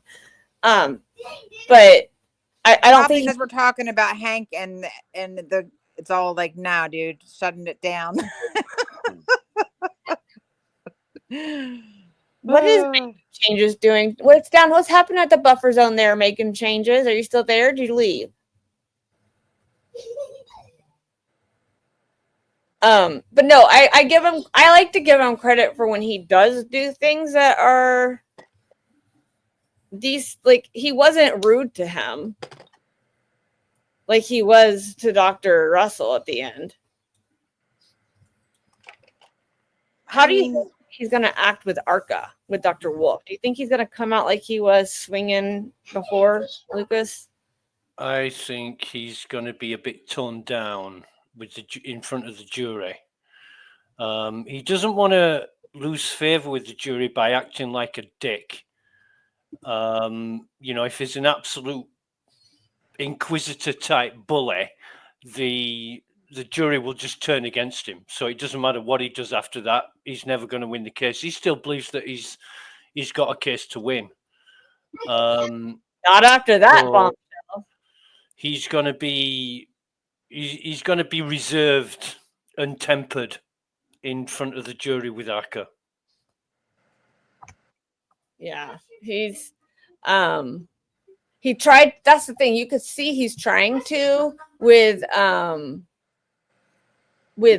Dr. Russell. Like, he's really trying to reserve himself and like apologize. I'm sorry, I didn't mean to snap. But you can tell when he gets pissed off and it like just that snippiness comes out. And I feel like it's Dr. Russell is done, Sean. We moved on to Nick Barrows, Stock Officer Nick Barrows from Dighton. And he was not going to let Dighton Daddy. He did not back down. Nope. And I love that JJ said, who called you first? Who, when you testified the last trial, who called you? Yep. And did they call you this trial? Nope. Nope. Like, funny as well when Brennan goes for, is your memory reliable? Shit, and of course it isn't. Nobody did Dr. Russell too. Yeah, he did it to her. Yeah, he did the same shit with Dr. Russell. I think as far as Barros goes, he remembers the day, the 29th of January. He remembers that he turned up for court last year, but he doesn't remember exactly what was said. And I think that goes for a lot of people. They know. Well, like Jackson said, your birthday was recently. You remember your birthday? Yeah. You remember what you did, but do you remember what day it was on? No, I don't remember what day my birthday was on. That was a really good point. I loved that. You're gonna remember things for different reasons, aren't you? Not everybody remembers the same thing for the same reason. So he was okay. He stuck to it. He allowed Brennan to lead him on a little bit with his fucking stupid questions. But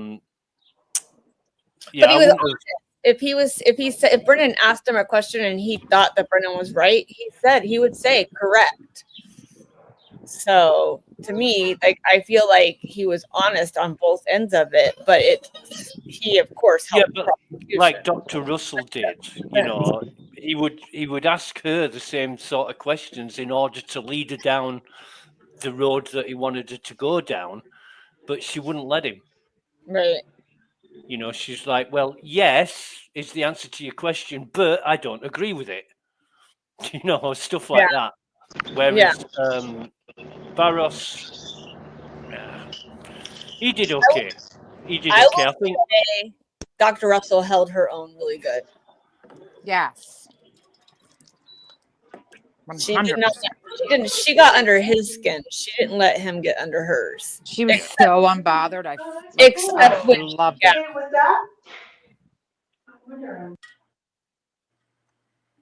Kevin, are you there? What a day, man. What a day. Yeah. Kev, are you there? All right, I'm just gonna mute his mic. So, I think in terms of overall winnings and losing, I think defense is still up. You cannot deny somebody who was there and they saw the tail light, and I don't think the jury will be paying too much attention to the blurry fucking video that Brennan brought up after the clear picture that defense showed. They showed the unaltered pictures. If you remember, it was a white box. Well, when Brennan showed that video and he stopped it in just the right place and he said, is that what it looked like? And then the next fucking frame, that white bit's gone. It's red. And I'm like, where did that fucking white bit go? When he showed those videos in the pre-trial, trying to talk about like things that they were going to let in, you could tell when they put it onto the tow truck, there was a white box. Yeah. Well, it that's wasn't yellow. because Brennan is still of the mind that these fucking cars have the old-fashioned filament glass bulbs in them, and they don't. They're LEDs, which are made of fucking plastic. Exactly. And they're not white. The only white LED in a tail light is the reversing light. And the rest are red. And that was broken too, and that's not easy to break. You know, it's a whole separate compartment from the red light. Yep, that's it. So, I mean, I think a lot of factors with Barros are going to be beneficial to the defense. Like, they were all wrapped up by 4:17 in the afternoon. Not fucking 5:30 or whatever Proctor said it was.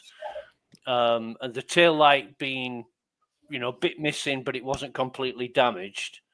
And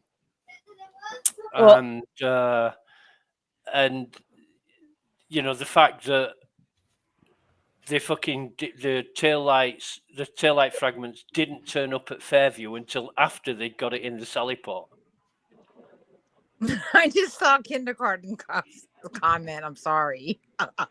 Oh my god, I love it. You know, when Nicholas Barrows dropped that bomb, Peter wrote, "Why are we here?" Listen, all I'm going to tell you is the fact that me and Nick Barrows are going camping this weekend because that man just gave me a pants tent. Kevin is switching sides for him. Everyone is so sexually confused in this chat today, and I'm so here for it. Like I, however, am not. Okay, I am the only one in the chat that's not. Because Kelly's our resident prude. I'm not a prude. I just get married, and I respect my marriage, so I can't be that way. No, everybody went through the sexual revolution, but you kind of bypassed it. Yes, because I have. I want to buy this man. I want to buy this man a prostitute. Dude, real. We got some horny motherfuckers in this chat, and I'm here for it. I love my husband, and he lets me talk to you guys like that, and lets you guys talk how you want, as long as it's not towards me. So that's why I keep. All right, I'll allow it. Yo, money saving idea. Save yourself spending money on a prostitute and become the prostitute yourself. Oh, there you go. I can't. I don't think that. No, I want to buy a prostitute for Barrows because that guy just fucking absolutely just destroyed everything today. You can take a jar of Vaseline and a rectal dilator, and you're all sorted.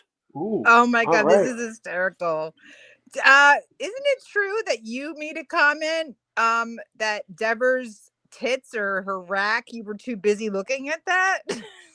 Yesterday. Yeah, I did say that. Oh, okay. I mean, to be honest with you, what fits? Because I didn't see anything there. We all fam. They're already trying to smear him on X. Sergeant Trying to smear Barrows? Yeah. What, the 3 fucking people who don't even count in this life? Mama Llama, fucking Andy Dufresne, and fucking. No, it's Yellow Cottage Tails. Oh, fuck him.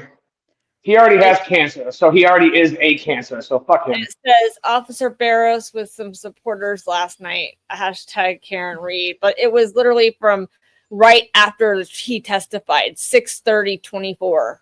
Yeah, he's such a fucking dick. It had nothing to do, they had not even deliberated yet. It's crazy how you can be a cancer and have cancer all at the same time. And I know it's not good to fucking joke about cancer. You never should, but fuck him. I don't spend too much. I don't waste too much time on these people because all they do is they just look for any angle, for absolutely any way they can have a go or point the finger or criticize or blame people. And that's all they do. That's all they fucking wake up for in the morning. Yeah, it's the same thing with politics. So negative. Same thing with politics. People who fucking hate fucking Trump will literally try to find anything to do that. The same thing when Biden was in office. One thing that fucking Biden, one thing that Biden does, everybody's like, oh, fucking Biden. It's the same fucking thing. It's just shit. Goes back to the old saying: if you look hard, if you want to find something desperately enough, and you look hard enough, you will find it. Listen, after Barrows testified today, I look hard enough. Yeah, I'm just saying. I mean, seriously, guys, like it's on the world news, this trial. That's Like, what he said. He's like, with all due respect, I don't live under a rock. Yeah, that was amazing. But I gotta say, like, this is my intuition too. Like, they are gonna find her. Like, it's just gonna be thrown. I just feel like I honestly feel like the defense is saving the best for last. I told you. think it'd be Who's last? Who's You last think is it'd be Arco. I'm telling you, Arco is going to be the one to close this case down. See, I told you think guys that that we're for like, weeks. and we're getting there. But I really feel like, and I feel like it's going to be AJ. It's just going to drive it the fuck home. This is what I'm feeling, and it's going to be like free her, and then Karen Reed will own fucking Massachusetts. Well, that's what's going to happen. What's going to happen? Jackson's going to come in right after Arca testifies, and he's going to do what Jim Carrey did in Liar. Liar. He's going, the truth shall set you free. The color of the pen that I hold in my hand. That's my prediction. Honestly, AJ is going to bring it home, and the defense is absolutely saving the best for last. I know it. They're going to go out with an explosion. I feel it. It's building. Yep. It's going to be like explosive diarrhea. Yeah, we're going to be subject. Go ahead, Lucas. We're going to be subject to Brennan again and his bullshit, questioning people, let them questioning say their it. Good. memories, question the motives, question whether they're how many times they've met with lawyers, question who did what and who said what and how long they spent on the phone. Good. Let the jury hate him. Let them. It doesn't matter. It doesn't fucking matter because his case is built on bullshit. And it all stems from Michael Morrissey, and I hope they all fucking go down for what they've done. Yep. I honestly feel like the jury is like they're already like this is Hank's a joke. So let them see, let them see that. John DePietro says, "Nice guy, good officer, no impact on case." Yeah, it's crazy. I've never once in my entire life, and I'll be 46 2 weeks from today. I've never once in my life seen a defense attorney go up against another defense attorney because you're both defending your own side. Like you're not prosecuting a woman, you're defending a lie. Yep. I haven't seen anything that Aiden's posted that is about being big tomorrow. Didn't Brennan used to be a prosecutor? Has something. I don't know how you guys keep up with all this social media. Like I'm on TikTok and secretly on here for you guys, and that's it. Listen. If you want to see like horrific shit, go on Twitter. I can't. Twitter will change your life. I'm doing like a digital detox. It's too much. I gotta. She found me on TikTok from my videos, and then I was like, "Come to YouTube, we're streaming it." Because she was like, "I can't find color is pink," and you said free Karen Reed, and I just stood out to me, and I was like immediate follow, and then she led me here, and the rest is history, and I'm obsessed. She's like, "You're my new best friend." I'm like, "Come on to YouTube." I felt it. I'm so like I love it. I love us. I know. I love us too. Hey, how many away now from 1,000? Or are you guys away from 1,000? We are what, Lucas? What were you saying? Brennan is a former prosecutor in Essex and Suffolk counties who now works primarily as a defence attorney. Yep. He's a highly respected and skilled former prosecutor and long-time defence attorney with over 25 years of experience in state and federal courts. Has expertise handling complex law enforcement matters, said Michael Morrissey. There you go. Oh yeah. Oh, there you go. There's a caveat there. We're 15 away from 1,000. Yeah, so still at 985.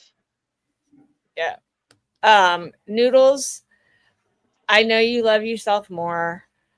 but your butt needs to be on this panel because you all of a sudden disappeared and you used to be up here all the time. Spacey Stacy, hey baby girl. Let's see. What was I gonna tell you guys? You haven't called Brennan a cocksucker today, Kev. Yeah, you need to that's it. Oh man. Guys, Hannah, I gotta He's a get going. cocksucker. Oh wait, yeah. Let Dee Marie real quick. Just tell everybody about I her don't have to. business. It can wait. Like I said, I don't chase. You know No, what I'm no, saying? no. We want you to come.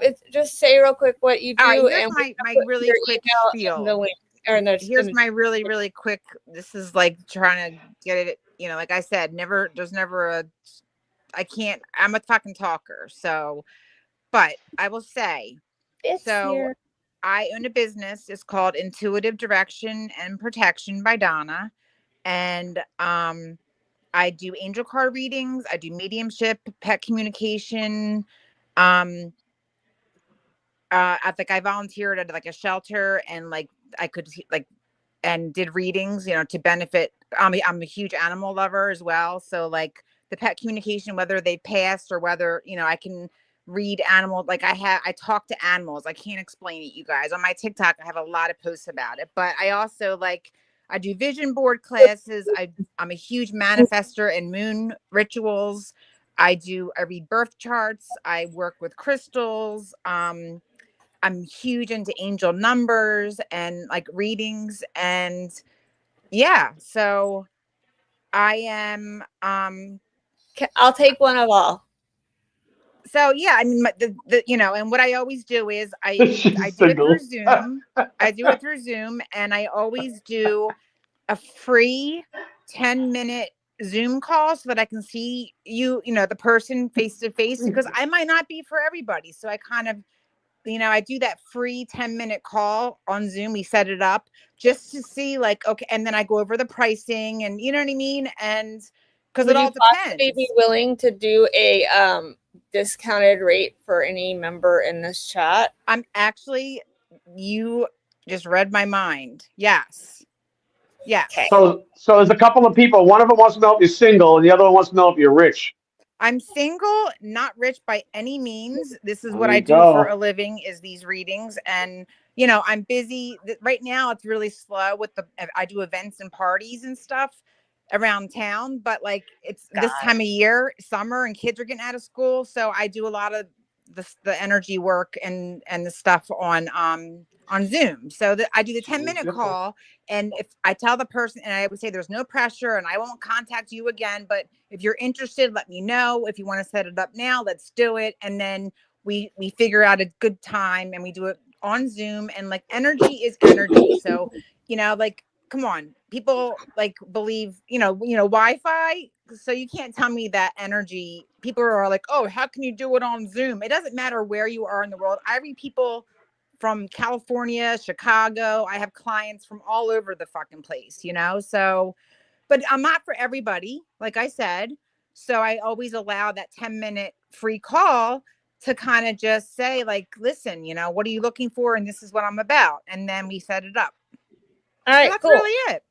Nice. We're going to put your email in the description box after the stream. So it'll be there if anybody wants to go there and see it. Yeah. And then because I'm working on a website and stuff, because I had a page on Facebook, and it was from because very local, and I got so many reviews and stuff, but I personally have had to take a step away from social media, especially, you know what I mean? So Facebook, but you stay on TikTok. Can't link your business. I can't link my business account to you have to link it to your personal Facebook. So, and I'm choosing for myself, to not be on Facebook or Instagram the last 6 months, because I have to work on myself, and it just kind of gets me. So the point is, I don't have a website. I have a Facebook page, but it's deactivated. So I honestly I'm working on a website, but this kind of all just, I was on TikTok with husband TikTok, this guy that's kind of famous, and he had me on one night. And since then it's everything blew up for me, which was amazing. And now I'm found all over the place, and it feels good, but I was I don't chase, I attract. I don't brag about it. I don't let, you know, like, and it came up in conversation. So I'm like, okay, you know, I'm letting it happen organically. Right. Well, what And that's it. I want you to do is if you have like a code or something like that so that they know what it's coming from this chat, then we'll put that all together too, so I can put those in the description for the next stream. Well, I'll know because the email that I get, like, I know, like, all you have to do is, yeah, I get what you're saying, but I don't know how to do codes and stuff, guys. Joe, she's okay. We had to go do mom stuff. She's been working all day on the computer. She gets to go do mom stuff now. Joe's comments have been absolutely killing me the last 10 minutes. I can't even see the. I stay out of the comment section. Like, when I talk about this stuff, I stay out of the comment section because people have their, you know, their opinions. But like, I just don't get involved with politics. I don't care about your politics and your religion. You know, like, love is love, energy is energy. We're all healers. We're all intuitive. It's a muscle. If you don't use it, you lose it. I chose at the age of 31 to use that muscle, and since then I've grown and expanded. And Hey, that's what they say about men too. If you don't use it, you lose it, and that's their muscle. Joe said code is popsicles are in bloom, but we're gonna move on to have more conversation about the panel because Lucas has to leave in 5 minutes. So I know I love you guys so much, and I will see you tomorrow. Okay. All right, love you. Dee Marie. Bye. And my name's Donna. My name's Donna. I just never wanted Donna Marie. Okay. I felt bad. Okay, Donna. I did call her Donna once, and I was like, I mean, Dee Marie. No, it's cool. Yeah, don't rush on my account. I'm just saying. No, I want to hear your take. That's why. Oh, I've said all I need to say. I haven't got anything much more to say about what happened today. How do you feel he's going to be Lucky? Lucky, I think Lucky might be another one who gets bogged down with Brennan's bullshit. Because he's really, you know, whatever you think of Brennan, he's fucking good at lying and deceiving. He really is. He's very skilled. So, you know, whatever people say about him, he's good at what he does. So I think Lucky might be another one that gets bogged down with all this bullshit about who've they spoken to, how many times, how long was you on the phone, blah, blah, blah. It really doesn't matter. I mean, he's just looking for something to use against them. That's all he wants. He tries to confuse them. I've listened to him. Well, on one hand, I've listened to him ask the same question 20 different fucking ways, and on the other hand, I've heard him object to the same fucking question that he's asked the same witness. And when Alessi or Alan Jackson is asking the question, Brennan's fucking objected to it. So if it's an objectionable question, why is he asking it of his own fucking volition? He's asking the same question. Right. Oh, like he said, Hank's going to grill him on being red and green colorblind. But he knows like the taillights. He knows the shape of those taillights. And if you look at because I went and looked them up after he said them, and he's correct. The roundness of one and one's more square. Like, he knows his cars. So. Well, I'm still stuck on the blood. You know, if the 3 liters of missing blood still holds true, I want to know where that fucking went. Because it sure as fuck wasn't on the lawn. It was in the basement. Or in the garage. Patrick, I think he's probably nervous because he's been there 3 days now. For full days and hasn't been called. Lucky knows that if they weren't going to pin it on Karen, they were going to pin it on him. Yep. If the story would have been that John got hit by the snowplow, but Karen turned up first, and Lucky knows that. They tried to do that. Like, there was that 4 a.m. phone call or 4 a.m. transmission that said there was a 34 Fairview pedestrian struck by a snowplow. Where was it? And they asked about it, and They were told never to speak of it again, and they would never have a job. Where was this? At the business or the town, whoever runs the snow plows. It came out. Peter Murphy had told her right where he found out about it. Oh, right. Okay. So yeah, 4 a.m. Anyway, transmission is your new I've got a dash. I'll catch you. I'll catch you, good folks, tomorrow. So take it easy. All right, we'll miss you. Bye for now. Bye. Ta-ta, you cocksucker! You got into it. You got into it. Sorry. Respond. Sorry, I tried to get it in before he left, but I don't think I got it. No, he was out, but I think it's funny because he probably still heard it. Good. We did.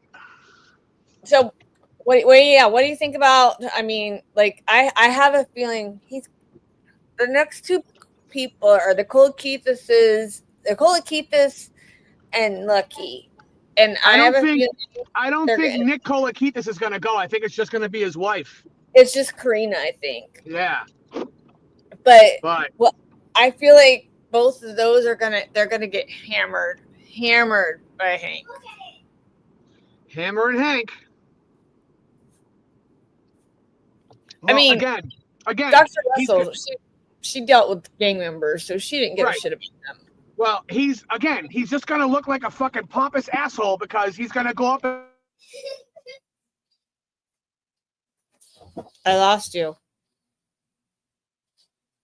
Against fucking Lucky and everybody else, I don't care. Maybe he's just, maybe that's just the way he is, but I don't know. I think there's something intellectually wrong with Lucky somewhere. Maybe he's got some sort of learning disability, or maybe he just, I don't know.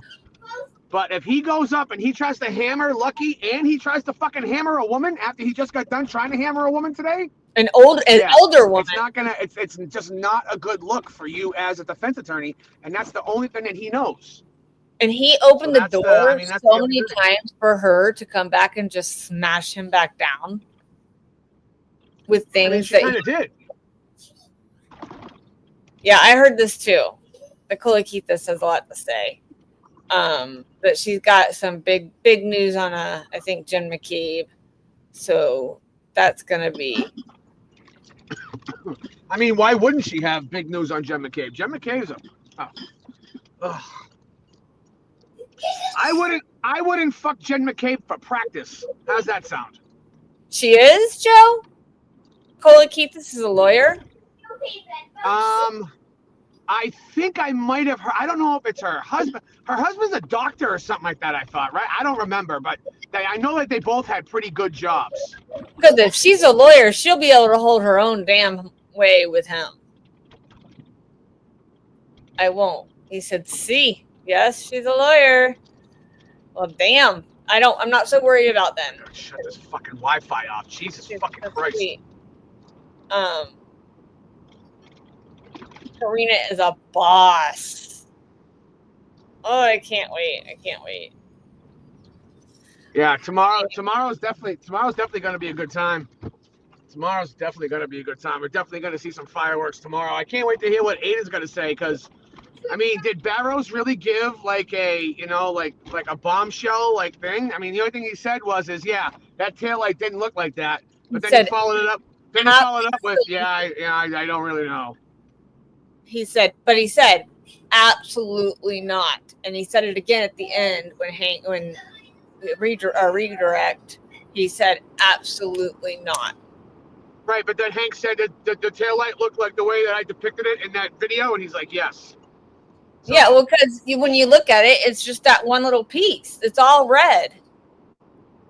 It's not the whole thing. You can see that video. It's still not all shattered. It's that one little piece. Oh, the size of a dollar bill.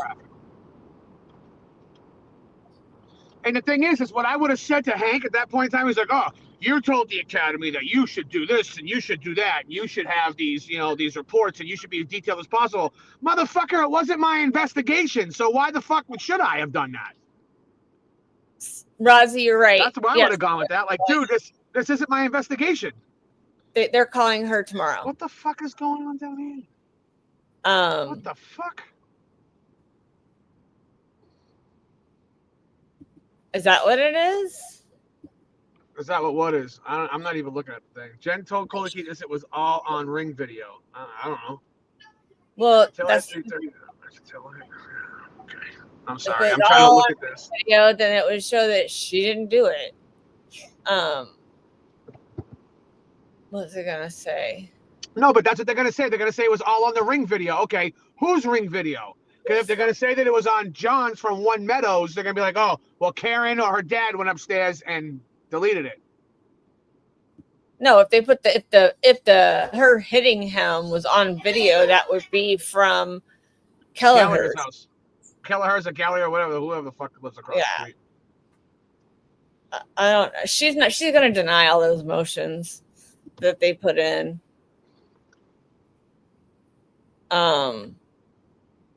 But yeah. I don't know. I don't know where we go from this. I'm so nervous for her. For who? For Karen. I feel like I feel like she's an that I'm just waiting at home to make sure she's okay. I think it's been. I think this has been better for her this time around than the last time. To be honest with you. What the fuck is going on over here? I'm never gonna make it home tonight. What the Jesus Christ? But all right, dude. Well, anything else you want to say before I turn it off? No. Oh shit. Okay. There's an accident here. That's why. Who's not on the defense list? Kolokits. Both the Kolokitsus are on the defense list. Yeah. I saw them in the beginning because they were called by the Commonwealth, and then last trial. And all they did was say good things about Karen. And they believe Karen is innocent. Yeah, hold up. Oh, this was good evening, Tilly. Making Changes said the media said that it was on Ring 2. You remember that? Good catch. Yeah, the media did. I think I shared it today. There was multiple things on X that let me see. What the fuck is going on over here? This is insane. Why are all these people? Are these people looking at a car accident? Oh no, why is there a TV crew here? Looking at a YMCA. What the fuck is going on? What is that? Ice over here or some shit? Who knows? Maybe I didn't share. I did share the Hank Brennan gaslighting dictionary for witness preparation. That's awesome. That's fantastic. Nothing malicious about it. It wasn't nefarious. I misunderstood the question. It was a false memory created in good faith. I'll never forget it after forgetting it many times. What am I missing? You know that Hank gave her all those things to say and said, go home this weekend and memorize this shit for when you get up on the stand. And that's the other thing. Like, I understand you want to find out where they met. You want to talk about what they talked about, stuff like that. But he sits there and acts like he doesn't do the same shit. Oh, of course he does. And they didn't go over his stuff or his testimony. They just went over when they could subpoena and all that stuff. Yeah. Hank Brennan is so crooked, it's not even funny. Like it's sad is what it is. I heard that not only that she went from that, but I heard that she was given the promotion or the salary promotion over two guys that were there much longer than her and had much more experience. So yeah. And Liz has the what blueprint? What's the blueprint? Knick-knack, headwhack. Nikki, you want a link or no? Yeah, knick-knack. Get your ass up here.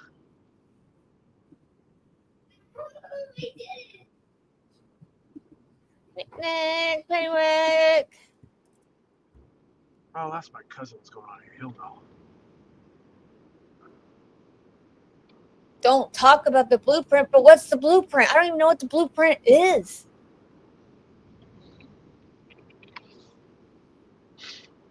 What blueprint are we? What are you talking about? Liz in the text messages, he said Liz has the blueprint. So I don't know what that means. What'd you think, Nick? I thought Barrows did great. I do think Hank tripped him up a tiny bit, only because he's a fucking slime ball, and it's just Hank being Hank. He's slimy, like with his hey over here, like even like Jess Machado said the same thing. Like she said that she gasped out loud when he did that, almost like he was calling a dog because Jackson objected to something, and Barrows looked over at Jackson, and Hank was like, "Hey, over here!" She's like, in my head, I heard a snap, and I know there was no snap, but it was like he was calling a dog. She's like, I was so blown away by it. She's like, he is a menace. Like he's an absolute. Hank is just a slime ball. But he said, "Don't be shy." Yeah, he's fucking demoralizing. He's just a prick. Like, and you know what's funny? You know what's funny is he can do that in the courtroom, but as soon as you get him out in the streets, he fucking collapses like a fucking screen door in a hurricane. Right, exactly. Who she tried to do her Spaces, but Spaces has been acting up lately. So she went on and did a live on her Facebook. So just if you type in Jess Machado on Facebook, you'll be able to watch it. You could, if you want, you could probably play it. It's really good. But ask. She doesn't. What is Jen wanting? She's wanting somebody's info. Jess Machado, probably. I'm assuming. But yeah, no. I thought Barrows did great. I mean, it's blatantly obvious. Like he's like, absolutely not. It's not what I saw. Like it doesn't get any more fucking point blank period than that. No, and he was. Hey Scott, how are firm. He was not going to allow. Yeah, I mean, it's okay. So either way, it's just obvious that they, she hit something. Her taillight might have been cracked, but I mean, for them to bring it back, clearly they framed her. I mean, it is clear. It doesn't get any more clearer than that. So I don't mean to interrupt, but I have a guy right now who's in a tank top and blue shorts and camouflage blue socks with a fucking princess crown on his head, and he's fucking dancing. Pictures or it didn't happen? Video or it didn't happen? Hang on a second. Is it you? Are you just telling us what you're doing?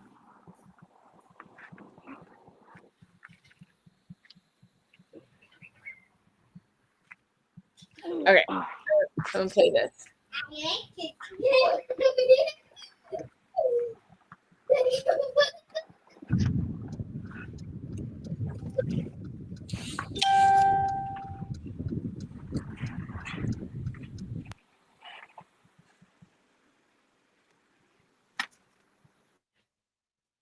What did she do? You just gotta fast forward a tiny bit. Stops it. Yeah. For the second consecutive day, my Twitter, and I don't know if it's just me, but Twitter is not allowing me to host a Spaces event, and I simply cannot just ignore the 24 on 24. So we have to do it. So we've bounced over to Facebook. So Facebook people meet the Twitter people. Twitter people meet the Facebook people. Hold on. Yikes. This is all just not working. It's all just not working. Okay, we're back. So let's give everybody from Twitter a minute to jump over here. Hold on. Like I just said, this is what? Can you guys hear me? Yeah. All right, watch this shit. Hang on. I don't know. How can I turn the camera around? I don't know if I can, but how do you turn your camera around?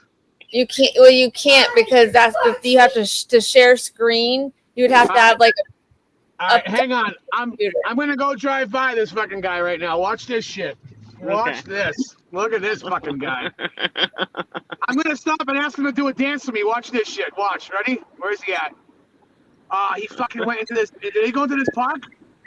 Hold on. No. All right. No, I think he's right here. No, I saw the road. Is this him?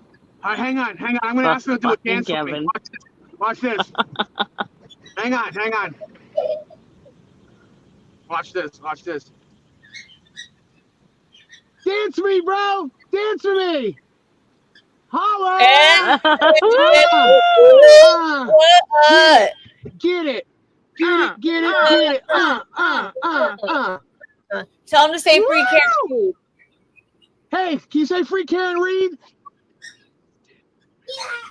That's fucking dope. Did he say it? No, not yet. He's got headphones. Can you say free Karen Reed? Free Karen Reed. Not you. All right, buddy. See ya. How fucking funny was that? I love you. I told you. So much. That was fucking amazing. Normally, not where I do 24 on 24, but you guys actually get to see the 24 on 24 ride. We are on Route 24. Okay, so I'm just going to start again.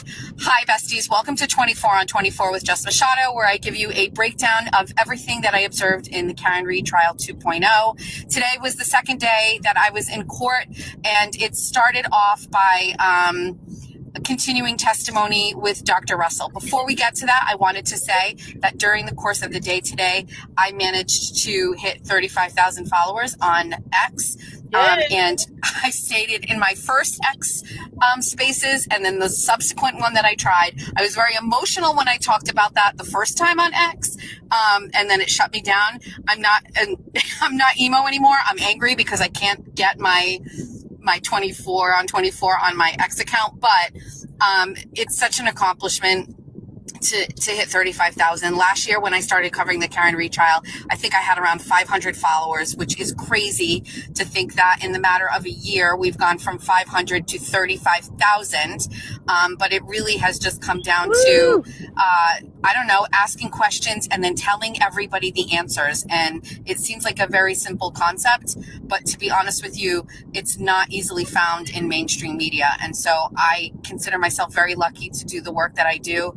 I am supported by all of you. I appreciate you.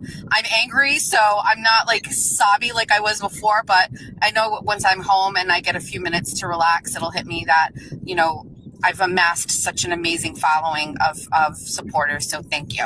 So let's get right into it. Instead of starting at the beginning of the day, I'm going to start at the end. We had Sergeant Barrows from the Dayton Police Department, and this whole testimony, this whole thing, I think, turned into an absolute disaster. And I haven't read anybody else's take on this, so I don't know.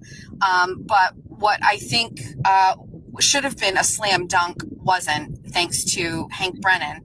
And again, I just don't think we can underestimate what he's capable of, which is today, I believe, completely dismantling the confidence that Barrows had on his testimony today. And so we start off obviously with Alan Jackson, and listen, this looks like a sure thing. It is like, hi, I'm the officer. Here's what happened. I don't know these people. He was very strong. I've never met Proctor. I don't know any of these people. I don't know the Reeds. I don't know any of them.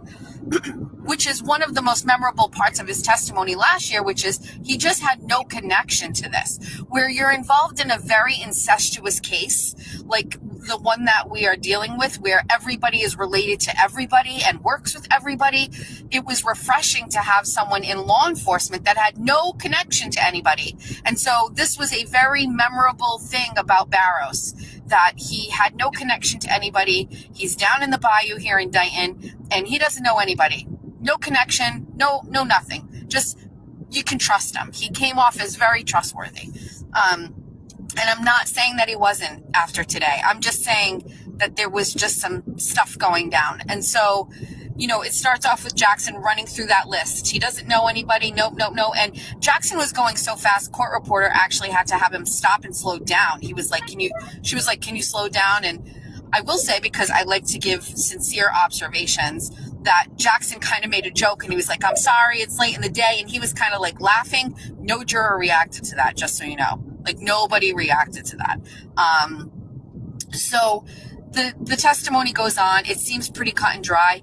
The defense throws up a video and we're all watching the same thing. It is a video of Karen's car getting put on the flatbed at the house in Dighton, and it's very clear in the photo. You can see a red taillight. It's obvious, and I'm watching every juror, and we're all looking at it. Everybody in the courtroom sees it, and I chose to actually look at Hank Brennan at that moment, and I watched him, and he just looked at it. He was watching. He was looking at it, and you know, from someone that I would say, I can't always say I paid close attention to what was on screens last year because we only had one and it was very hard to see. This time around, we have 2 screens. It's easy to see things. And I was like, man, that is far more clear than I remember, this red light. And Barrow says, like, I saw damage, but I did not see what you're showing me now. As the defense throws a photo up and it's basically a carcass of a taillight. It's the housing of where the taillight should have been, and it's all kind of silver or white, and there's no red taillight there. He's basically saying, like, that's not how I remember it. It was damaged. It was missing this little piece, not missing this whole thing, right? We're on lock. I'm like, yep, that's believable. Pair that with the video, and I'm like 100%. But then you get Brennan, who comes up like a villain, a total villain. And he starts like questioning Barrows on what he testified the last time. And I think he was just tripping him up. And it was very skillful. And I thought he tripped him up and he had him questioning himself. And then in the middle of all of that, he brings up something that we don't normally hear about, which is the meeting of Barrows and the defense team. And I mean, you would like to think that every single person that has been called by the Commonwealth has met with the Commonwealth prior to testifying. But for some reason, the way that Hank made this sound, it sounded so nefarious. And it was like, oh, so you drove to a hotel in Boston. And Barrows is like, well, we're in the conference room. And, you know, for me, and I'm sure all of you, I was screaming. I was like, he doesn't have an office here. He's from California. And on redirect, Jackson did get to that. But like in the moment, you know, for the juror's sake, I was like, I'm hoping somebody's going to tell them that. Like maybe they don't know that Alan Jackson isn't from here. You know what I mean? So Kelly, can you pause that? It just sounded so much worse than what it really is. And, you know. So here's my take on that, right? Yeah, Alan Jackson does not have an office here in Massachusetts, but guess who does? David Yannetti. Yeah. So what they should have done he has is they one should in have been at Boston. Yannetti's office. And he has one in right. And Boston. Right. So that's where he kind of. So if I'm a juror, I would have said, yeah, you might not have one here, but your co-counsel does. Why couldn't you go there? Not that it's really like that big of a deal. If he had, but if still. This isn't David Yannetti's only case. So, and he has other people that work for him. So if there's conferences going on or meetings already scheduled, it just works out easier to go to the hotel in Boston. There's nothing wrong with that. They went into a conference room. No. Right. No, and I get that, and I completely understand. I'm just saying, as a juror, I would say, all right, well, why couldn't you go there? Granted, he could have had, but David Yannetti would only have to make a phone call and be like, hey, I need the conference on this date between this time and this time. Can we make this happen? Because not for nothing, but the Reed case is David Yannetti's biggest case. Not to be like, all right, dude, you're up for, you know, a DUI. Go fucking shit in the hat. We need not the fact that he did. You know, I get it, but not big sure as it could. All right, now shut the fuck up. Sorry. I mean, I agree that you guys, it could have been a phone call, but maybe they just wanted to touch base with everybody in person You know what I mean? I don't know. There's other reasons behind it. I just Right. don't think it was anything bad. Right, and I think that you have the right to be able to meet with your clients any way that you want to, but Hank is using anything he can to his advantage at this point in time, and this is the classic definition of grasping at straws, because this dude literally will just try anything. He is taking literally all the pasta and all the boxes, and he's just throwing them at the wall to see what He's sticks. throwing shit at the wall to see what sticks. That's all he's Yeah. doing. And That's it's just because it's bullshit. all that shows you is that he's desperate. He's trying hard to make sure. So Right. Exactly. Right, because he's a defense attorney that's defending a prosecution. How? What? The photos of Barrows at the Free Care and Read rally. Okay, if this backs up, we get a whole whack of this.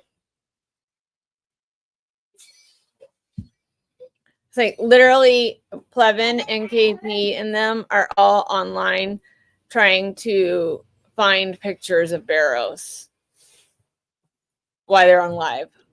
So what does that tell you? Here's another grasping at straws friggin' idea. Right, fucking losers. Yeah. He was trying to. Hank is so crazy about this. He's like basically trying to convince. It's almost like, you know, those videos you watch late at night where you're like watching interrogations take place in rooms after somebody murders somebody, and these detectives are like getting it out of these people. Like that's what I felt like. It was like an extraction, and it made me sad because at some point Barrows changed, his tone changed, and he sounded less confident. And like I said in my spaces that is now deleted, I said, I'm not saying Barrows walks in that room cocksure and, you know, uber energy and like really like exuding confidence. He comes off as calm, cool, and collected, which to me translates to trustworthy. And at some point during the cross-examination, I felt that deteriorated. And I can't say how the jury was interpreting it, but the only saving grace for me as being someone who believes Karen is innocent is it was very shortly after we saw the video that showed the red taillight, right? So I'm like, well, that memory is fresh. We just saw the red taillight as it's pulling away from the Reed residence. And so despite this looking or sounding maybe not so great, how can you can't unring that bell of what we just saw. And so I was a little disappointed, but I guess what made me sad was Barrows looked like he was giving himself like an internal beating over kind of I don't want to say caving under pressure, because that insinuates that he was not being honest, meaning like that he let his guard down and he wasn't able to articulate what he wanted to. Do you know what I mean? And I also think he tripped him up a little bit when he showed him the picture of Karen's car in Canton at the house. And he was like, yeah, that's what I observed. But like, that's not the same as what he said he observed in Dighton. And I felt like it tripped him up. So I kind of felt bad for Barrows. But I don't feel too bad for Barrows because, like I was saying earlier, with all of these gross, grubby, velociraptor-looking Canton cops, and these just weirdos, like every single fucking guy is just not attractive. It was really great to have Barrows walk in there, and he's very easy on the eyes, ladies. I know you know what I'm talking about. And we've got this, you know, this man from down here in our area, Fall River, Dighton, Somerset area. And I was like, that's what our cops look like. Just so you know, your cops look like the Alberts. Our cops look like Barrows. Just if we're keeping score. They don't look like Higgins down here. I got hard again. We're different down here. So I don't know. I mean, I was leaving, packing up, and Tim from Canton TV came over and he was like, you know, what did he show him? What was going on? I was like, well, he showed him his testimony from last year, where he was basically trying to say, like, you know, you didn't actually say that there was a difference.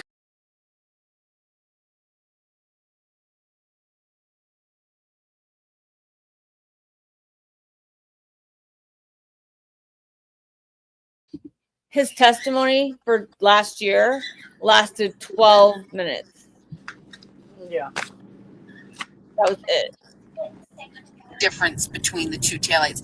I mean, Barrows was right on point when he was saying nobody asked me that question. And I was also internally screaming at the time and saying, like, tell him, like, I follow what I'm instructed to do right here. Like, if you guys asked me about it, I would have said it, but nobody asked me.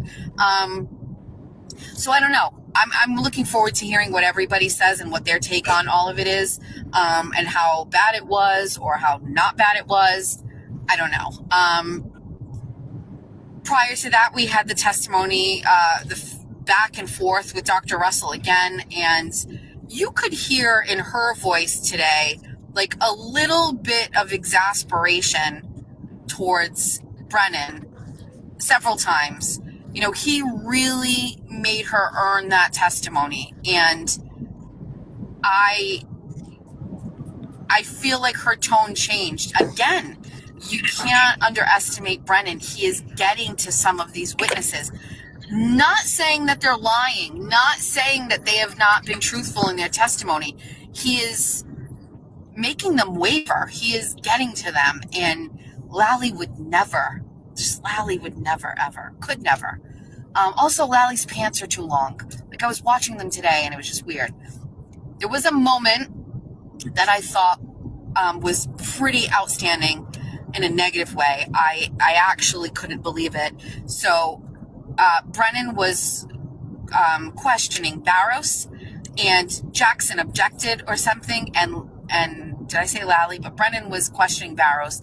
Jackson said something or objected, and Brennan, like he was calling a dog, went over here. And like, in my mind, I heard a snap. I know I didn't hear a snap, but in my mind, I heard a snap. It was like, over here. And I gasped. I was like, like, what? Like, this reminds me of those guys who, like, you think are one way and then in bed they're not. They're different. Like, they look like a certain way and then they take you by surprise. They're like, where'd that come from? This guy just doesn't have the stature. Although I'm seeing it more now that he's a certain way, but here he is, like, snapping at a witness and saying, over here. I couldn't believe it. It was so crazy. And then again, earlier in the day today, where he questioned Dr. Russell's memory, and she gasped and she went, like, he was like, do you have a bad memory? It was just so crazy. He's a menace. Hank Brennan is an absolute menace. Well, that's to you and that's to me. We have no idea what this jury is thinking. I will tell you, and I'll finish up with this, you know, watching the jurors again, I see at some point they really checked out of the testimony that lingered regarding dog bites. I feel like there was at one point, there were two jurors in particular that got everything out of it that they were going to get. They stopped writing. They put their notebooks in an upright position, like leaning up against their chest, like they weren't going to write anymore. And it's still, and the testimony continued to go on and on and on, but they were like done. But in the beginning, they were into it. And then they just kind of like were like, I've hit my threshold for information. So, I mean, I'm sure you guys maybe feel that way too. It really just went on and on and on. And, you know, I've got to give credit to Dr. Russell, like, again, another person you don't think has it in them, but she was fiercely protective of her experience and her reputation. And it takes a lot to exert yourself against an attorney on the stand in a case like this. I mean, you've got to give credit to even Devers. Give credit to Devers yesterday, who, like, had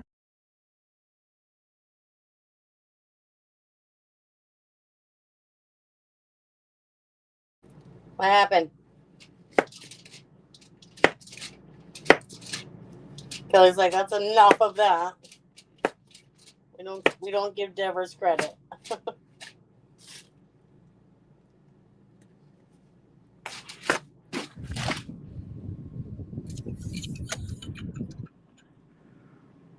on point when you say it was so crazy. And then again, earlier in the day today, where he questioned Dr. Russell's memory, and she gasped. Bill Reed and Janet Reed. I don't think I've heard anybody like address them specifically, but they, I think it was Jackson pointed out Bill Reed and then Janet Reed, and Janet smiled. And I will say this though, Nathan Reed left. He was there and then he left. And then they mentioned Bill Reed in testimony, and I believe it was when Barrows said he talked to Janet in the garage and Bill Reed briefly. And I'm not kidding, like it was just like poof, Nathan Reed showed up. Like I don't know if he's listening, but I also remember him telling me one time, like they mentioned him or something, and I can't remember if he has been brought up, but he came in, or maybe he thought they were going to, and he came in. In my mind, I saw him come back, and I was like, he's probably thinking there's no way they're going to bring up my parents, and I'm not going to be in the courtroom to be there with them. And so he came back. I think that's it. I don't want to take too long. It's already 4:30. But I just wanted to try to do a 24 and 24. I'm going to try to figure out what's going on with the Twitter Spaces. I'll be honest with you. I think I may need a phone upgrade. So maybe it's the phone and my memory. I don't know, but we're going to have to figure something out, because if we can't do 24s on 24s, I'm going to lose my mind. So I've missed it so much. So thanks for compromising and dealing with the Facebook. I appreciate there's 197 of you. You guys are crazy. That's it. Thanks for following. Thanks, besties. I'll be back in court tomorrow.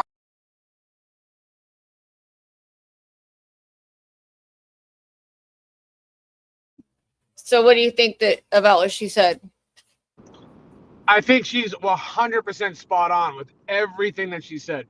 I don't think she missed not one thing. She left no stone unturned in my eyes. Correct. Yeah. I like what she said. Yeah. She's so like right down like the middle, like she's like, oh yeah, hey, well, yep. Hank Brennan she's gave free Karen Reed. Right. She's free Karen Reed, but she's also not gonna bullshit, because she's now doing for the Daily Wire. You know what I mean? Like, so she's literally here and she's like reporting on behalf of the Daily Wire. The Daily Wire is like a pretty legit news source. Oh, bless you. Thank you. So. Yeah, I think that, like I said, it only takes one juror for either way. So, Natalie, I'm glad you're home, baby. Yeah, Natalie, glad you're home. Hey, I can tell you that the fact that she said that the jurors halfway through the cross-examination and they stopped writing, that tells you a lot right there about exactly what they think about Hank. They're like, yeah, I'm checked out of this motherfucker. Fuck you. Yeah, it was just redundant. It was the same shit. Just him being slimier. He likes to ask the same questions different ways. Yeah. That's what I'm saying. That's the reason why I'm like, Hank Brennan beats off with his hand and then he turns it around just so he can feel it's something different, but it's the same exact hand. Yeah. The old backstroke. Exactly. Yeah. The old backstroke. Yeah. Yeah. Huh?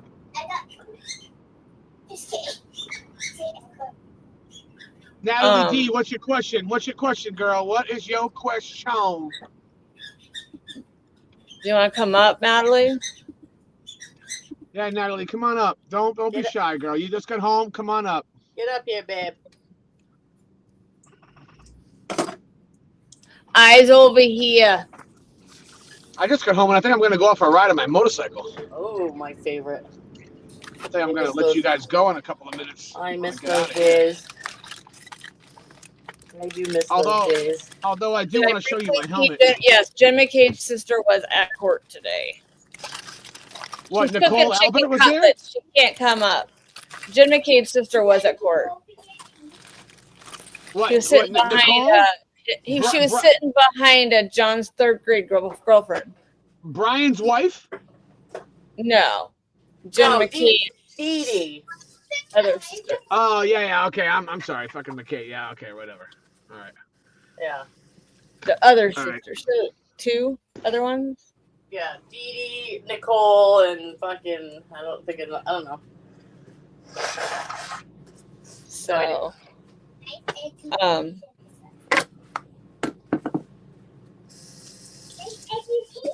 listening to sidebars. How you gotta listen to side? I want to listen to a sidebar, especially that one that was heated today. Ooh, ooh, I like it. Is that your helmet?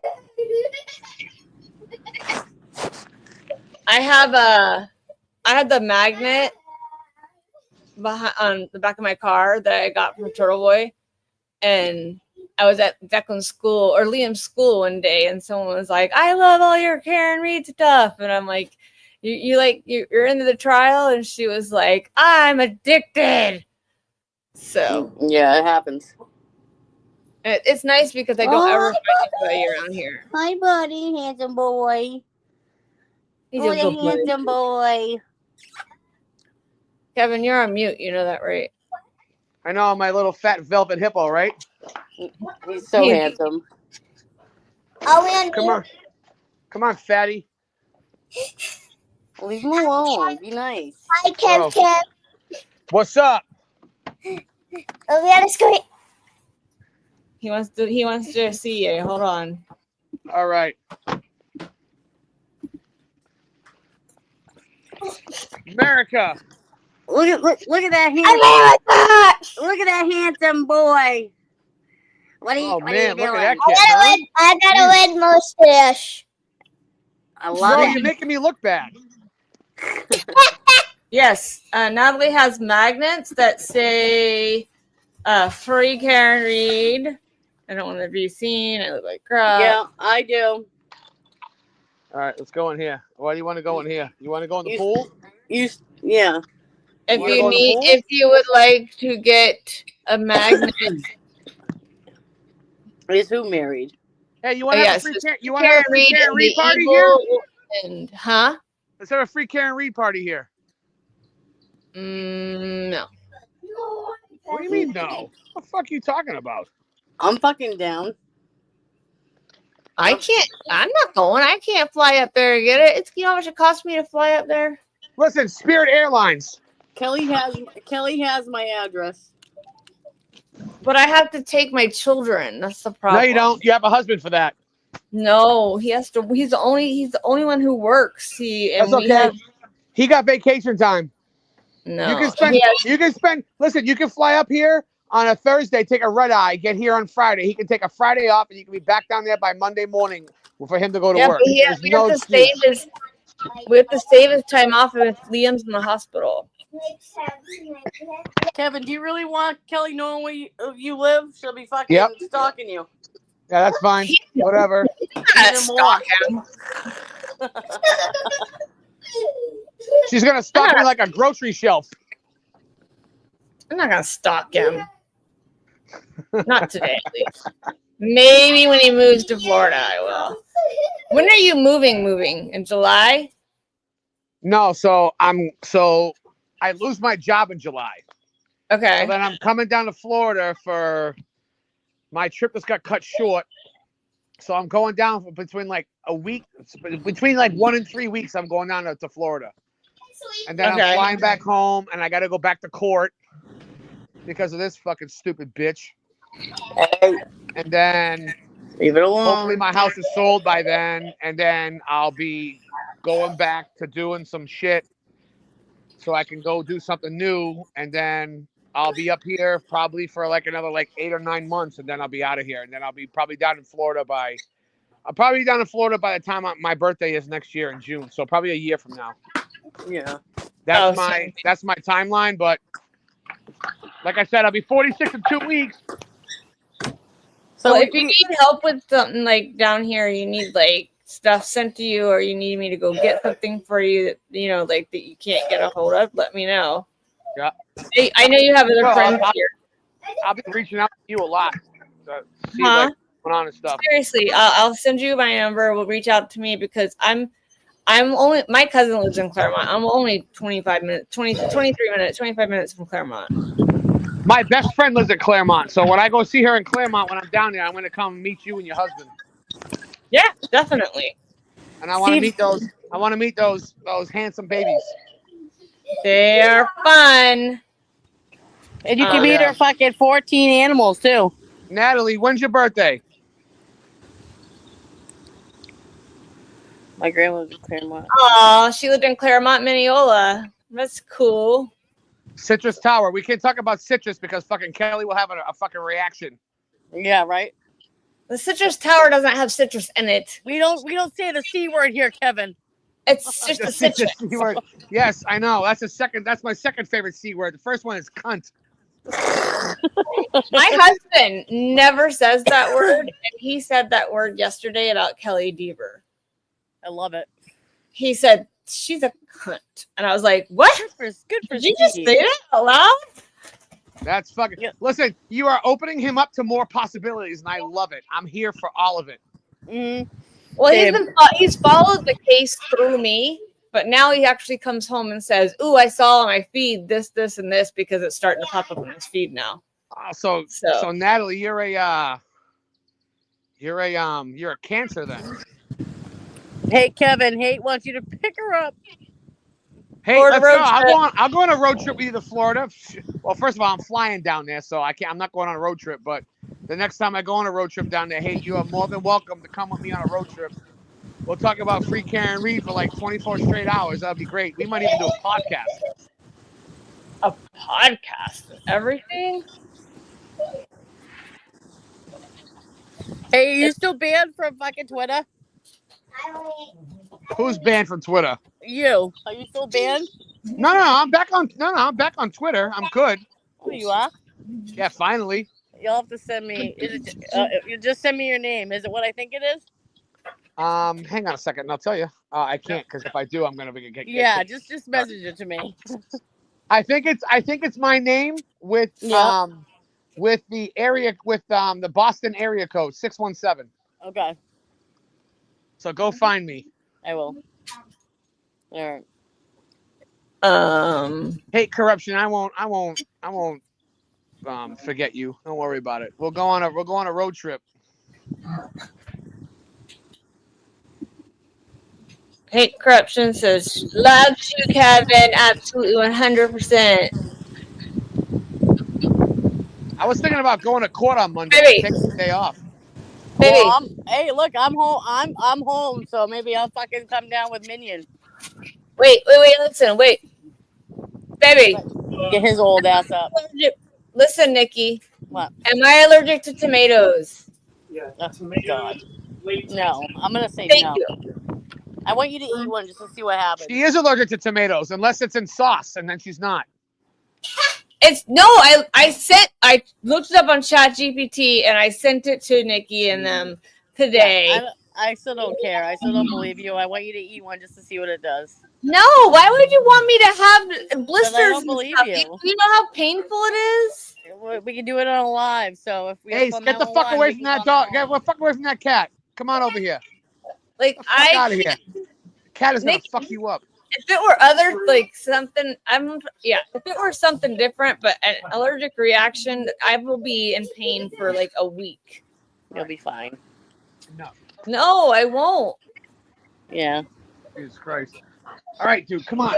Give me the fucking tongue bath. I don't need a tongue bath. I am forever allergic to Nikki, though. I don't know if I can.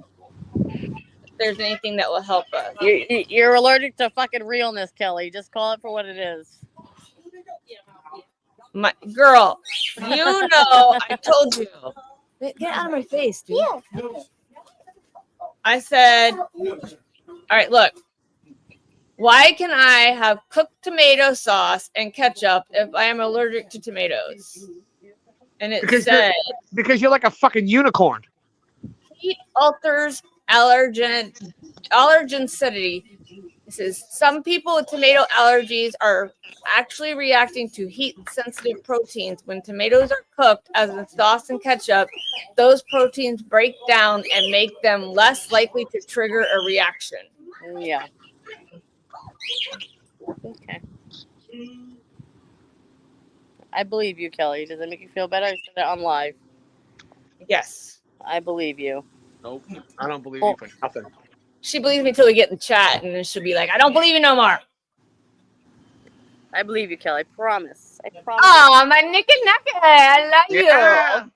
I got to straighten my hair. I got. I will say I got what a I date said. with Mr. Fucking what's his name? What I said to you in chat earlier was the honest truth, and you know that. Yeah, I still don't believe you, but that's okay.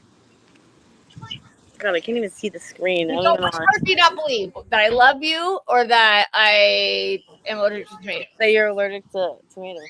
You just said you did believe me. No, yeah, well, no. Remember, I'm telepathic, so I knew you were gonna say that you loved me, so that's what I was leaning on. Oh.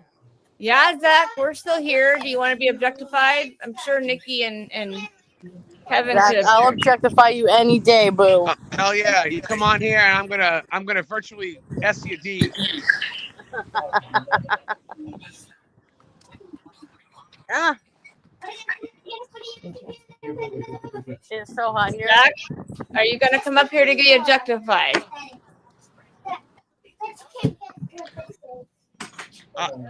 Amy's listening to us because she keeps putting the Look, StreamYard look. link in. Thank you, Jen.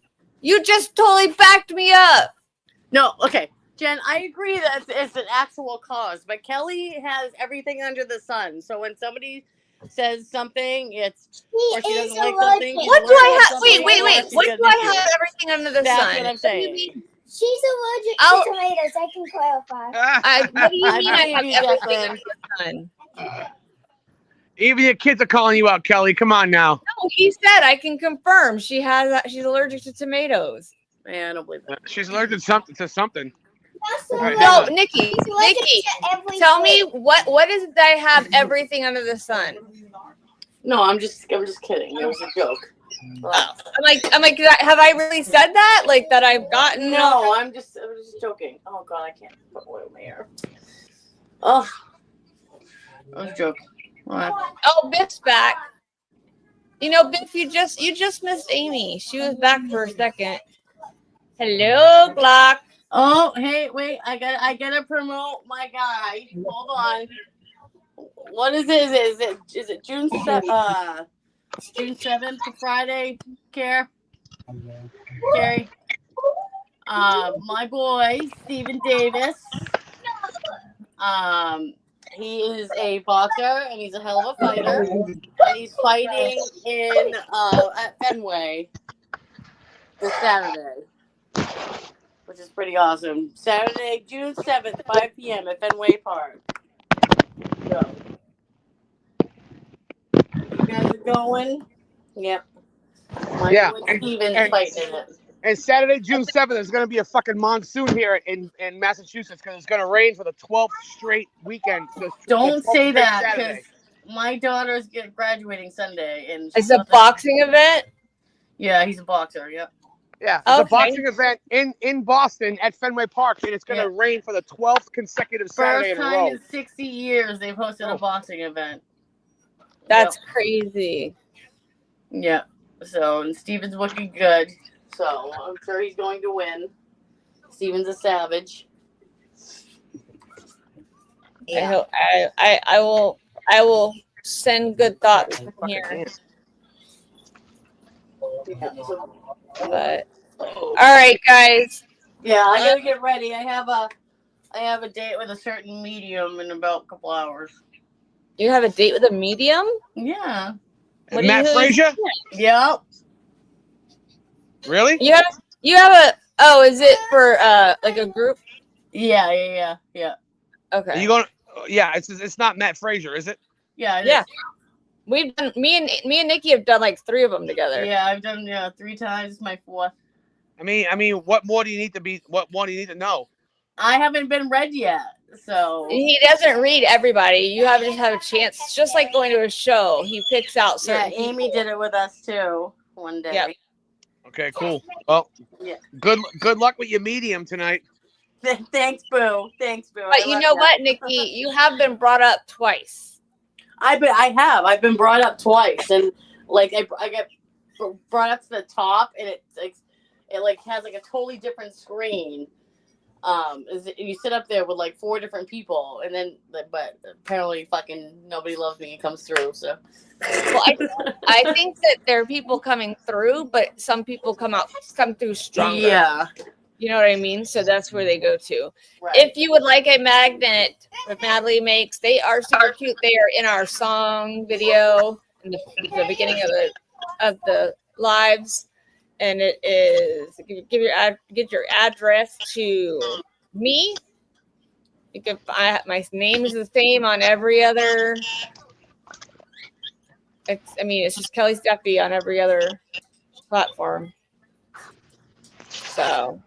You're probably friends with her anyways if you're on here. Shut your face. Shut your face. Is that like a thing in Florida where you guys say that? Because all of my friends say that. Shut your face. Shut your face. Possibly. I don't know. Like hello is a word in California that everybody used. And I didn't even realize I used it till I moved to Florida. And people were like, "What is hella?" And I'm like, Oh my god. So I stopped myself from saying that. If you don't know what hella is, get the fuck out of here, is what I would have said to them. Like, who doesn't say that every now and again? Well, when I lived in California, everything in Florida is like really far behind in getting anything. So like I had already been on MySpace for like a year. Nobody even knew what MySpace was. I had like the pink Razor, and everybody was like, "What kind of phone is that?" And I'm like, "You don't have a pink Razor? Like they don't have them here? What's going on?" They're just everyone. It's like 8 months behind any other state. You want to see something funny? Check this out. Hold on. I gotta watch. Aw, look at that. I can't even see shit because it's too bright out here. He's got a little. He's playing with himself, literally. Teddy, hi Teddy. Hi Teddy. Bless you. All right, Kelly, go cook hamburger helper. Well, you know what? We might just have hamburger helper tonight. How about that? Yeah, I bet you will. Go cook hamburger helper, girl. All right. Love you guys. I'll see you guys tomorrow. All right. Okay. Love you all. Bye. Hey, love, peace, and Afro grease. Love, peace, and K1. Okay. That's a good All right, one, guys. too. I'll see you later. I'm just gonna say love you. I'll talk to you later. Yeah. Bye.